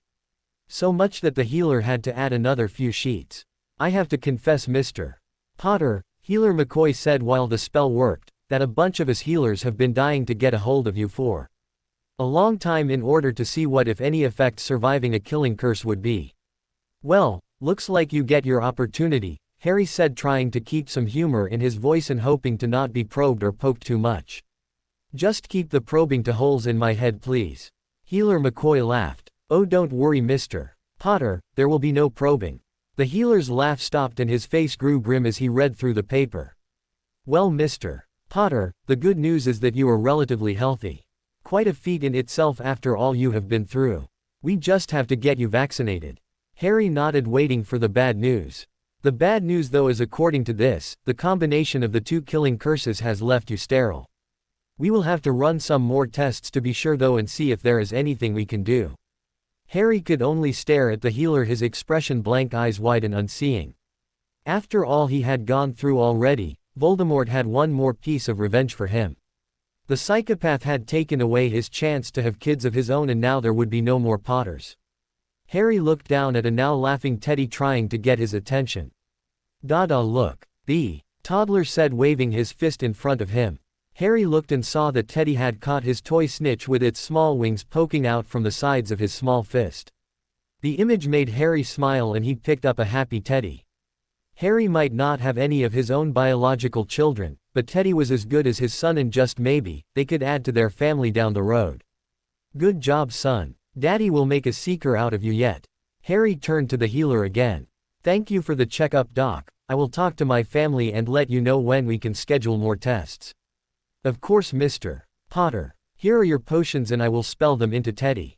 Harry quickly drank 3 vials of potions, and after Teddy was given his, the two left the hospital. LPF. Draco Malfoy stood in a lavishly decorated sitting room along with a group of 20 other wizards, most he recognized as former Death Eaters. He asked himself for probably the 10th time why he had accepted Theodore's invitation to join him and a few other classmates at his grandfather's house. Draco had managed to avoid being arrested with his parents in a DMLE raid only because he was out flying on his broom when the orders came. While his parents were being taken away, he took the opportunity to fly away. Draco's attention was drawn to a pair of double doors that opened as an older man that only could be Not's grandfather entered the room. Good evening, everyone. Thank you for coming on such short notice. I have asked you here tonight so that we might once and for all deal with a problem. Potter needs to be dealt with, and I need your help to do it. Why should we help you? Came a snide voice from the crowd. Where were you when the Dark Lord was in power? Hiding behind your wards, I bet. Of course, I refused to follow the son of a muggle. The man killed just as many pure bloods as he did mudbloods. Because of him, many of our oldest and most prominent families are either extinct or down to 1 or 2 members. Draco could see a lot of nodding heads around him. The fact that the Dark Lord was nothing more than a son of a muggle shook many of his old followers when the truth came out after his fall. Why should we attack Potter? The same voice asked. Draco had to agree with him. 6 years of school and not once had he ever gotten the better of Potter.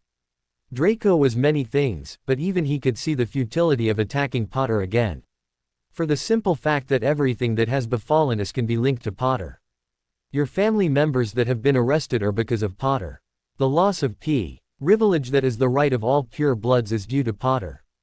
The fact that pure blood children will soon have to pay the same as mudbloods to attend Hogwarts is due to Potter. If we kill Potter, the rest of his alias will fall back in line and everything will go back to the way it is supposed to be. All it will take is the death of Potter and a few mudbloods and muggles. Draco couldn't believe what he was hearing.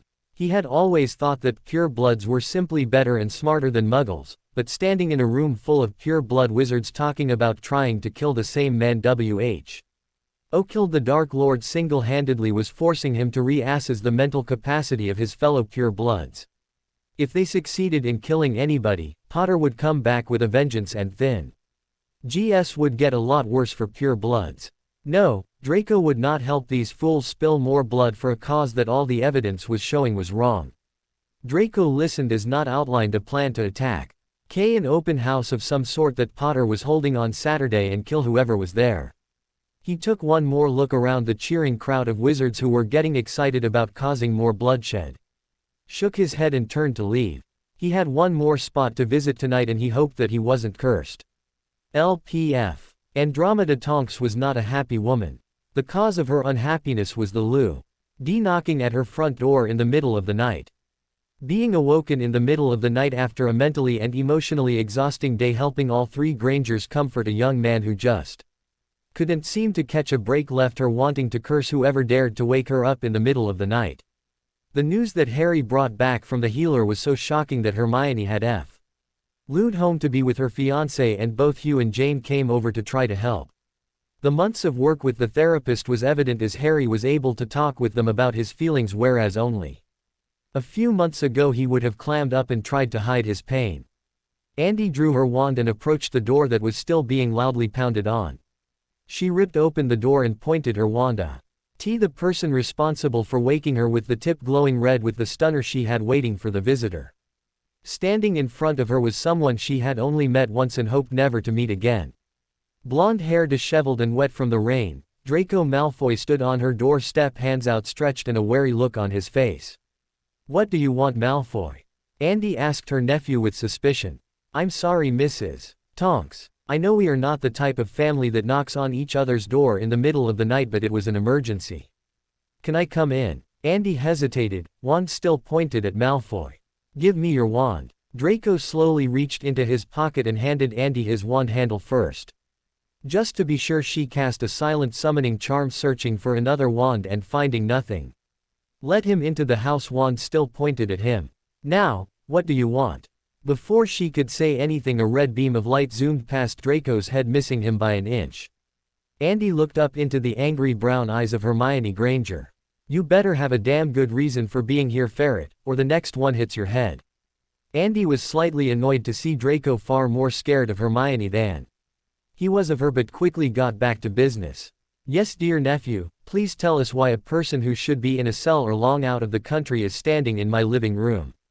Draco's eyes shifted back and forth between the two witches. "I just came from a meeting of, let's just say, former associates of mine organized by Gerald Knott. They seem to be planning to attack something Potter is setting up on Saturday, killing anyone there." "Why are you telling us this, Malfoy?" Hermione asked a second before Andy could. Draco let out a nervous sigh.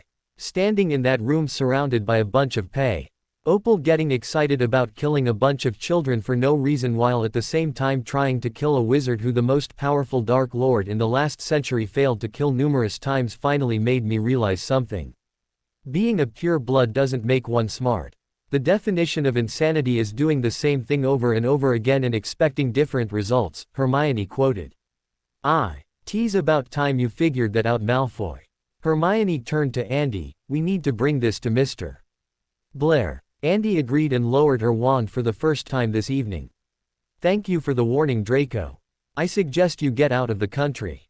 They are rounding up former Death Eaters. If you do get caught, I will put a good word in for you." Andy handed back Draco's wand. "I hope I don't need it, Aunt Andromeda, but I appreciate it." Draco bid them good night and left. She noticed that Hermione only lowered her wand once Draco was out of the house. I should have obliviated him, Hermione said. I have no idea how he found out where Harry lives. Probably the same way Rita did. Andy said, sitting down on the couch.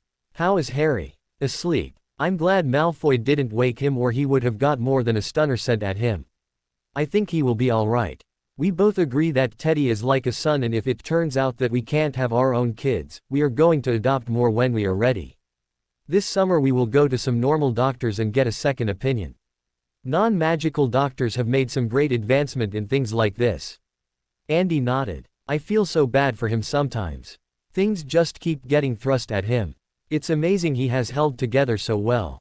Andy smiled at the younger woman. I think a lot of that has to go to you. Hermione blushed. You have to take some credit for it also. You were there for him when I was acting the fool. You put him back together after everyone went back to their old lives. I don't think I will ever be able to forgive myself for 6th year or after the war. Don't be too hard on yourself, dear, you were under the effects of some horrible potions. I am just glad it was caught before it was too late. That boy needs and deserves all the love we can give him. You, Harry, Teddy, your parents, and I all are family now, and family is supposed to help and love each other. Andy's lips drew into a feral grin. Now, we need to figure out what we are going to do about these idiots who think they can attack our family. Saturday morning dawned bright and early at the Lily Potter Institute for Gifted Youngsters. The newly remodeled Show OL building stood proudly with its windows gleaming in the morning sun. The fresh-laid grass of the football pitch rippled in the soft breeze that blew across the field. Together with Hermione, Harry wandered through the building, making one final inspection before the families began to arrive. The last few days had been hectic for Harry and his family. When he was told about Malfoy's warning in the morning, he immediately called the Prime Minister's office, and after apologizing for the early morning call, he explained the situation and then quickly left the house to attend an emergency meeting.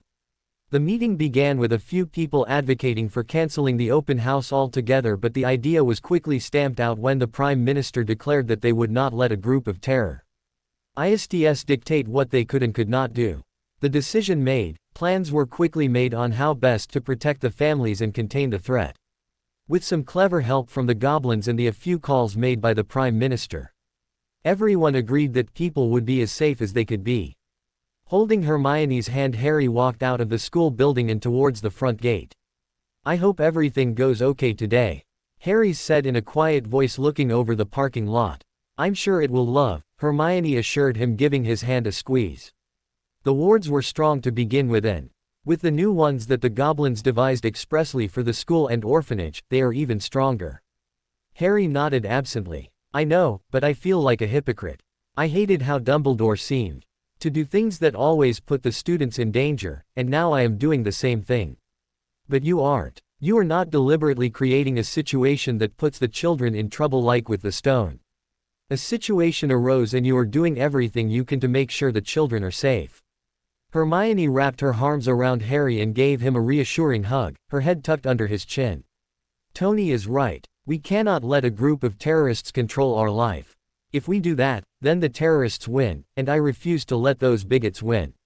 Harry nodded and gave the top of Hermione's head a loving kiss. A smile broke out on Harry's face as a child's excited voice broke the morning silence as a ball of excitement and energy in the form of a small girl bounced her way over. LPF. Samantha woke bright and early with energy only a 5-year-old could muster at that hour. She took a moment to once again marvel at how much more comfortable her new bed was than her old one before getting out of bed and changing out of her bed clothes. Looking around her new room, she couldn't believe how her life had turned around in just a short time. She had moved into the new Lily Potter orphanage a few weeks ago, and already she loved it here much more than the old one. First of all, she had friends, not a lot sure, but there were only a few kids her age here. She was also no longer made fun of or bullied in any way. Some of the older kids had tried to bully her the first day but was quickly stopped, and the kids were punished for it, and that was the end of it. Her favorite part about her new LIFE though was that Harry came and visited just like he promised. He even brought another woman who he introduced as his fence and a little boy named Teddy. She enjoyed playing with them and watching the little boy's hair turn colors. She particularly enjoyed being read to by Harry's fence. She even sat in her lap while she did it. She didn't know why Hermione was called Harry's fence though, as she wasn't made of wood. Come to think of it, the word he used did sound like the candlestick from that Disney movie they watched, so maybe it was a French word. She shrugged and started to get ready for the day. Today was a big day for Sam. She was going to see her new school for the first time today and meet a lot of kids who would be going to it also. After getting dressed, she pulled her new necklace out from under her shirt so that it was visible for all to see and admired it for a second. It was a gift from Harry after all, and she thought it was quite pretty. All the kids at the orphanage had one, and Harry had explained to them all that it was to be worn at all times and it was to help keep them all safe. He said that it was a magic necklace that it not only let them see the school and orphanage, but it would also bring them back if something happened while they were away. All they had to do was say a magic word and they came straight back, just like in Star Trek. Sam just loved magic. Her morning routine complete, Sam left the room down towards the dining hall for breakfast.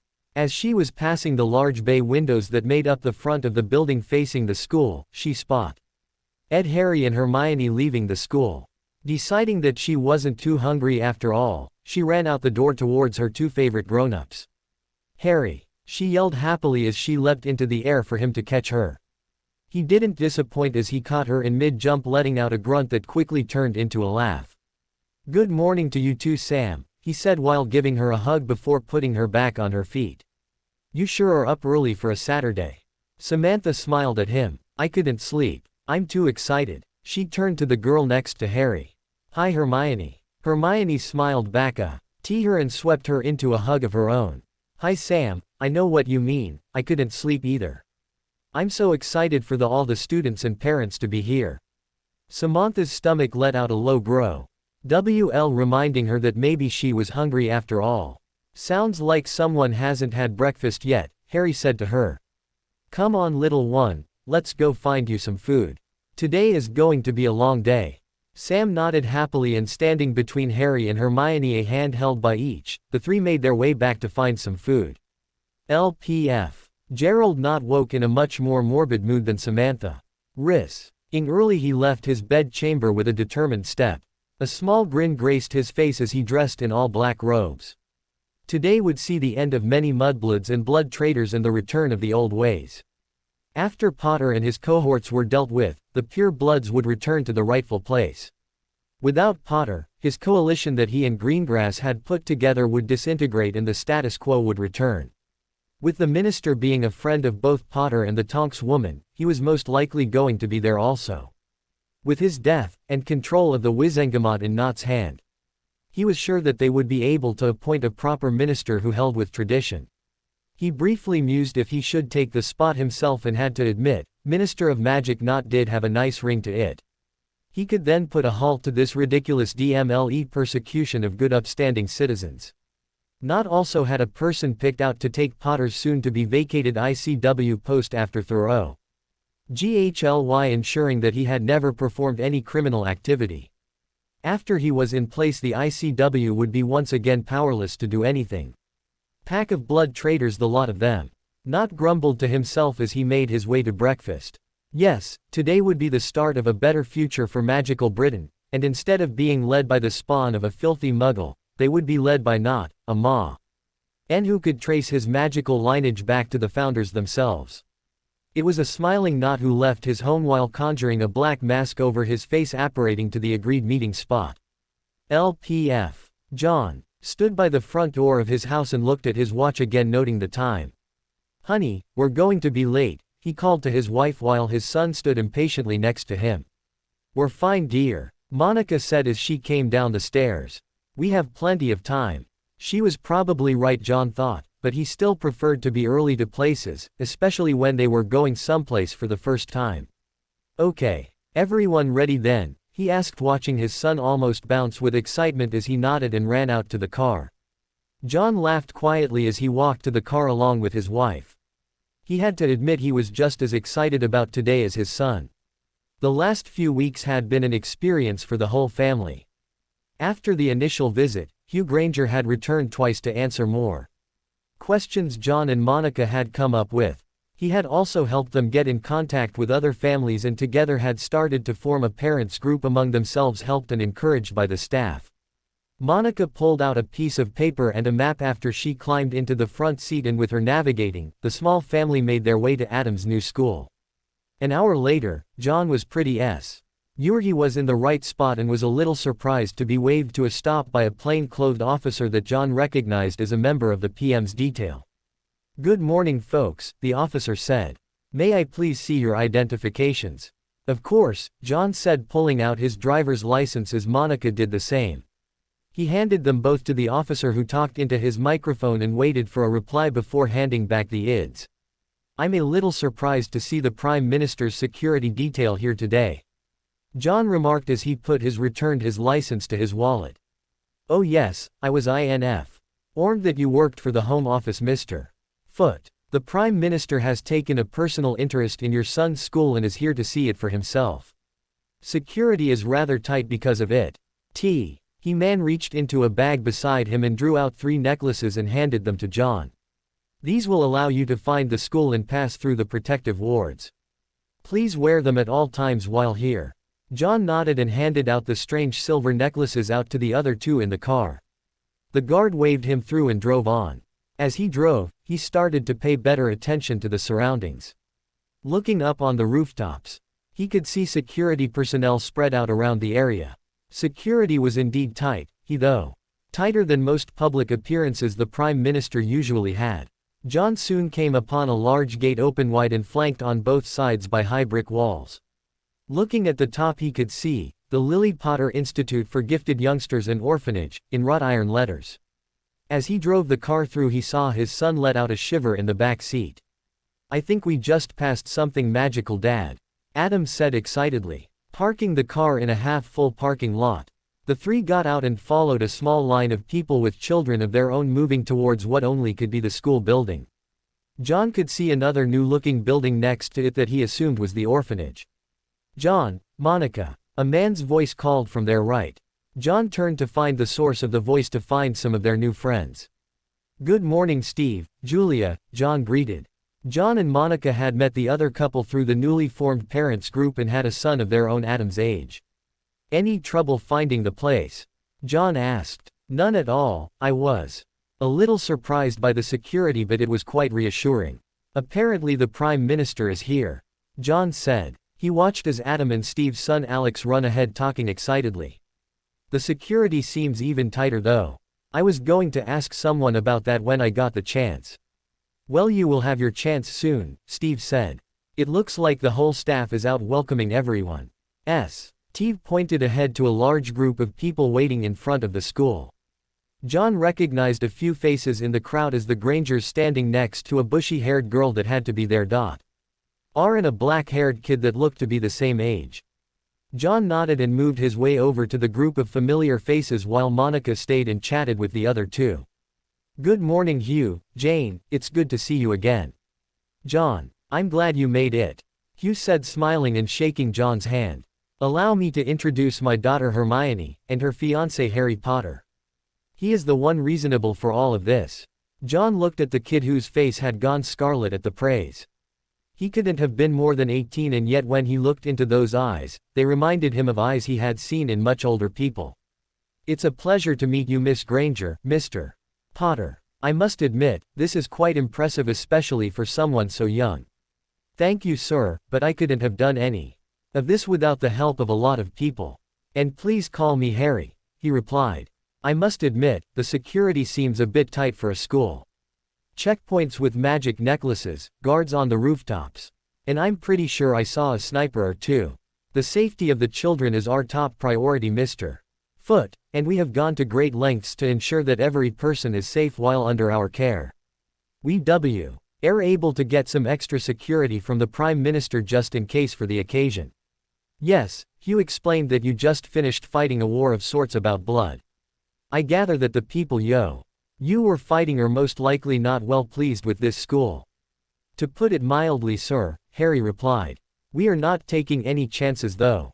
No one who does not have one of those necklaces will be able to get within a 10-mile diameter of the school, And if you or your family ever feels threatened for any reason, you can use them to come to the school at any time. They will also serve to bring your son to and from school.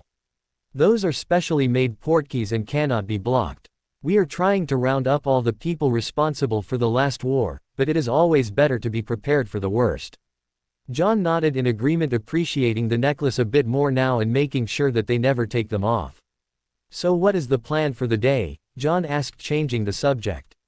First, there will be a little speech by the Prime Minister, as no politician can resist a crowd of eligible voters. Harry said, causing the group to laugh. After that, we will separate by grade level and be given a tour by the child's teacher. That should bring us to lunch served in the dining hall. After lunch, staff will be available to answer any more questions and you are free to wander on your own. And get acquainted with the other students and their families. We will also be making trips in small groups to Diagon Alley led by staff members. Harry looked down at his watch. Now, if you will please excuse me. I need to go make sure everything is ready. It was good to meet you. He shook John's hand again and headed off to the school with his fiancée right beside him. John watched the young Ma. "And go, he is an amazing young man," Hugh said, noticing that John was watching Harry's retreating back. "I'm still amazed that he put all this together in less than a year while also trying to finish his education. It's hard to believe he is only 18. I've seen eyes like his on men 3 times his age. He's been through a lot. Both him and our daughter," Jane said sadly. "I am thankful every day that they came out of it healthy and whole." Hugh nodded in agreement. "Are you really expecting trouble today?" John asked. "We don't think so, but as Harry said, it's better to be prepared." John nodded and moved to join his family mingling in the crowd. LPF. Lieutenant Andrew Ryan waited on his perch atop a hill well away from the Lily Potter Institute for Gifted Youngsters, his new L-115 sniper rifle pointed at a large marsh. Ryan was a Muggle-born wizard who, after graduating Hogwarts, found his options quite limited. Instead of trying to go back to school like some of his other friends had done, he had instead joined Her Majesty's armed service. He served for a few years in the SAS until he was transferred to a new regiment only a year ago on short notice. Imagine his surprise when H.E. found out his entire regiment was made up of wizards and squibs who, like himself, left the wizarding world to serve his country. During the last year, they had been trained to respond to attacks by MAGIC users and go after known magical threats. They had been getting ready to go on their first mission when the news came that the leader of the terrorists was killed. The whole squad was disappointed to not be given the opportunity to take on the same people who killed many of their friends and family, but orders were orders. It was this regiment that was tasked with taking out the terrorist group that had the balls to attack a school full of children. Ryan's radio squelched as the voice of his CO came over the radio. "All units report in. Squad 1 in position," Ryan heard. Squad 1 was THE initial squad who would move in first to apprehend the terrorists. Ryan mentally imagined the briefing map and picked out Squad 1's position down on the marsh 100 meters from where the targets would appear. "Squad 2 in position," came Squad 2's reply. They were back up for 1 if things went pear-shaped and the terrorists refused to come quietly. It was his turn to check in. "Keying high. S Mike," he reported, "Overwatch in position." "Copy that, all units stand by." LPF. Gerald Knott looked around the clearing just south of Hogsmeade with a feeling of satisfaction. Gathered around him stood F.50 wizards ready to kill on his command. He had to admit, it was a heady feeling. "I should have done this a long time ago," he thought to himself. "No more being the power behind the throne. It's time I take the throne for myself. My fellow wizards," he called out, getting everyone's attention. "It is time we put a stop to the degradation of our noble society. No longer will we allow those of L.'s blood to take our traditions from us and pollute our great heritage. Today we mark the resurgence of magical Britain and will lead it the future." Cheers erupted around the glen. "Go now and begin the culling of the herd." Loud pops echoed around the clearing as his followers began to apparate away. When Knott was the only one left, he too spun on his heel and apparated away, wand drawn and at the ready. His first indication that something was wrong was when he seemed to hit something solid before bouncing off, appearing face down in a big pile of mud. Knott tried to rise to his feet quickly, but was stopped as his feet sunk further into the mud. He finally steadied himself and wiped the mud from his face and looked around at his army. All of them were covered in thick mud and trying to steady themselves. What the hell was that knot? Asked the closest wizard. It felt like an anti-apparition ward, but it should have just sent us back to our starting point. I've never heard of one that sends us to a specific spot before. Not nodded in agreement. We will have to try to get closer and take down the wards. We have enough wands that it shouldn't take too long. We will lose the element of surprise. But we will put our own wards up first. Before anyone could move, a group of 20 men dressed in the strangest clothes Not had ever seen rose from the grass pointing large metal things at the gathered wizards. In the name of Her Majesty, you are under arrest, came a voice from the newly revealed people. Drop your wands and put your hands in the air. They were muggles, nothing but filthy muggles.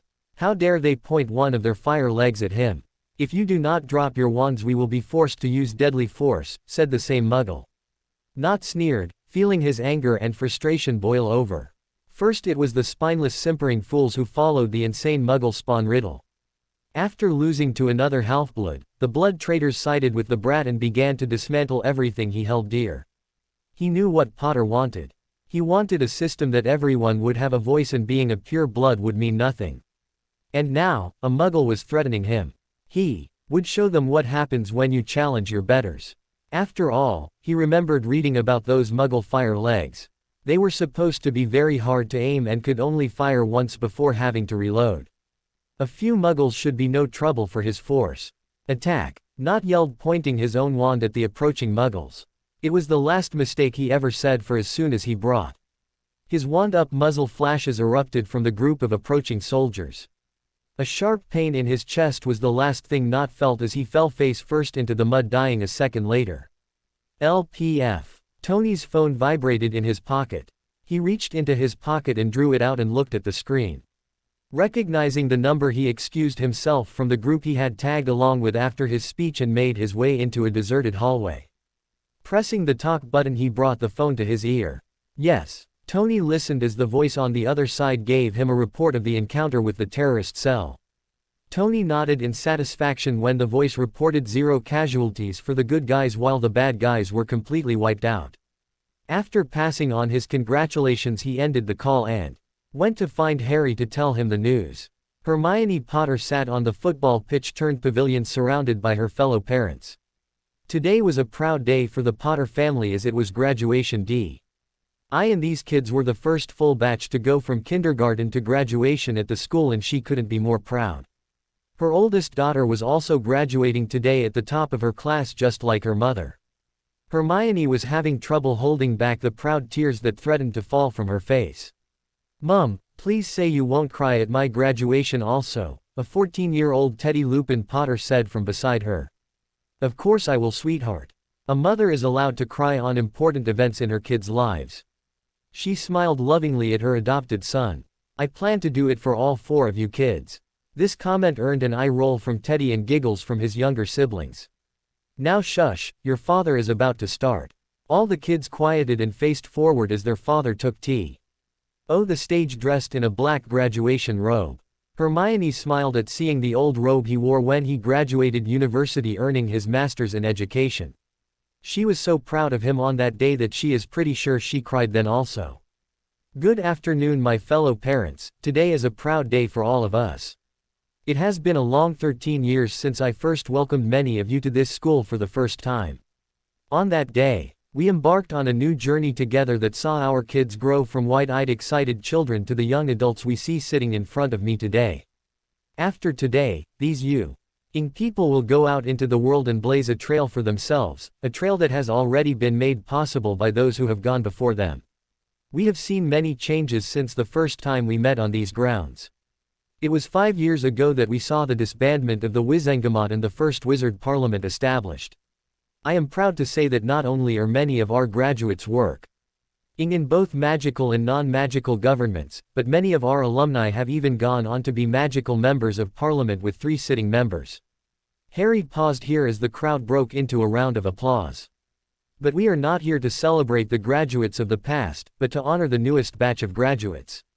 It is with great pride that I introduce the valedictorian of the graduating class of 2015, Samantha Potter." The end. Thanks for watching, also remember to subscribe and like this video. See you in the next video.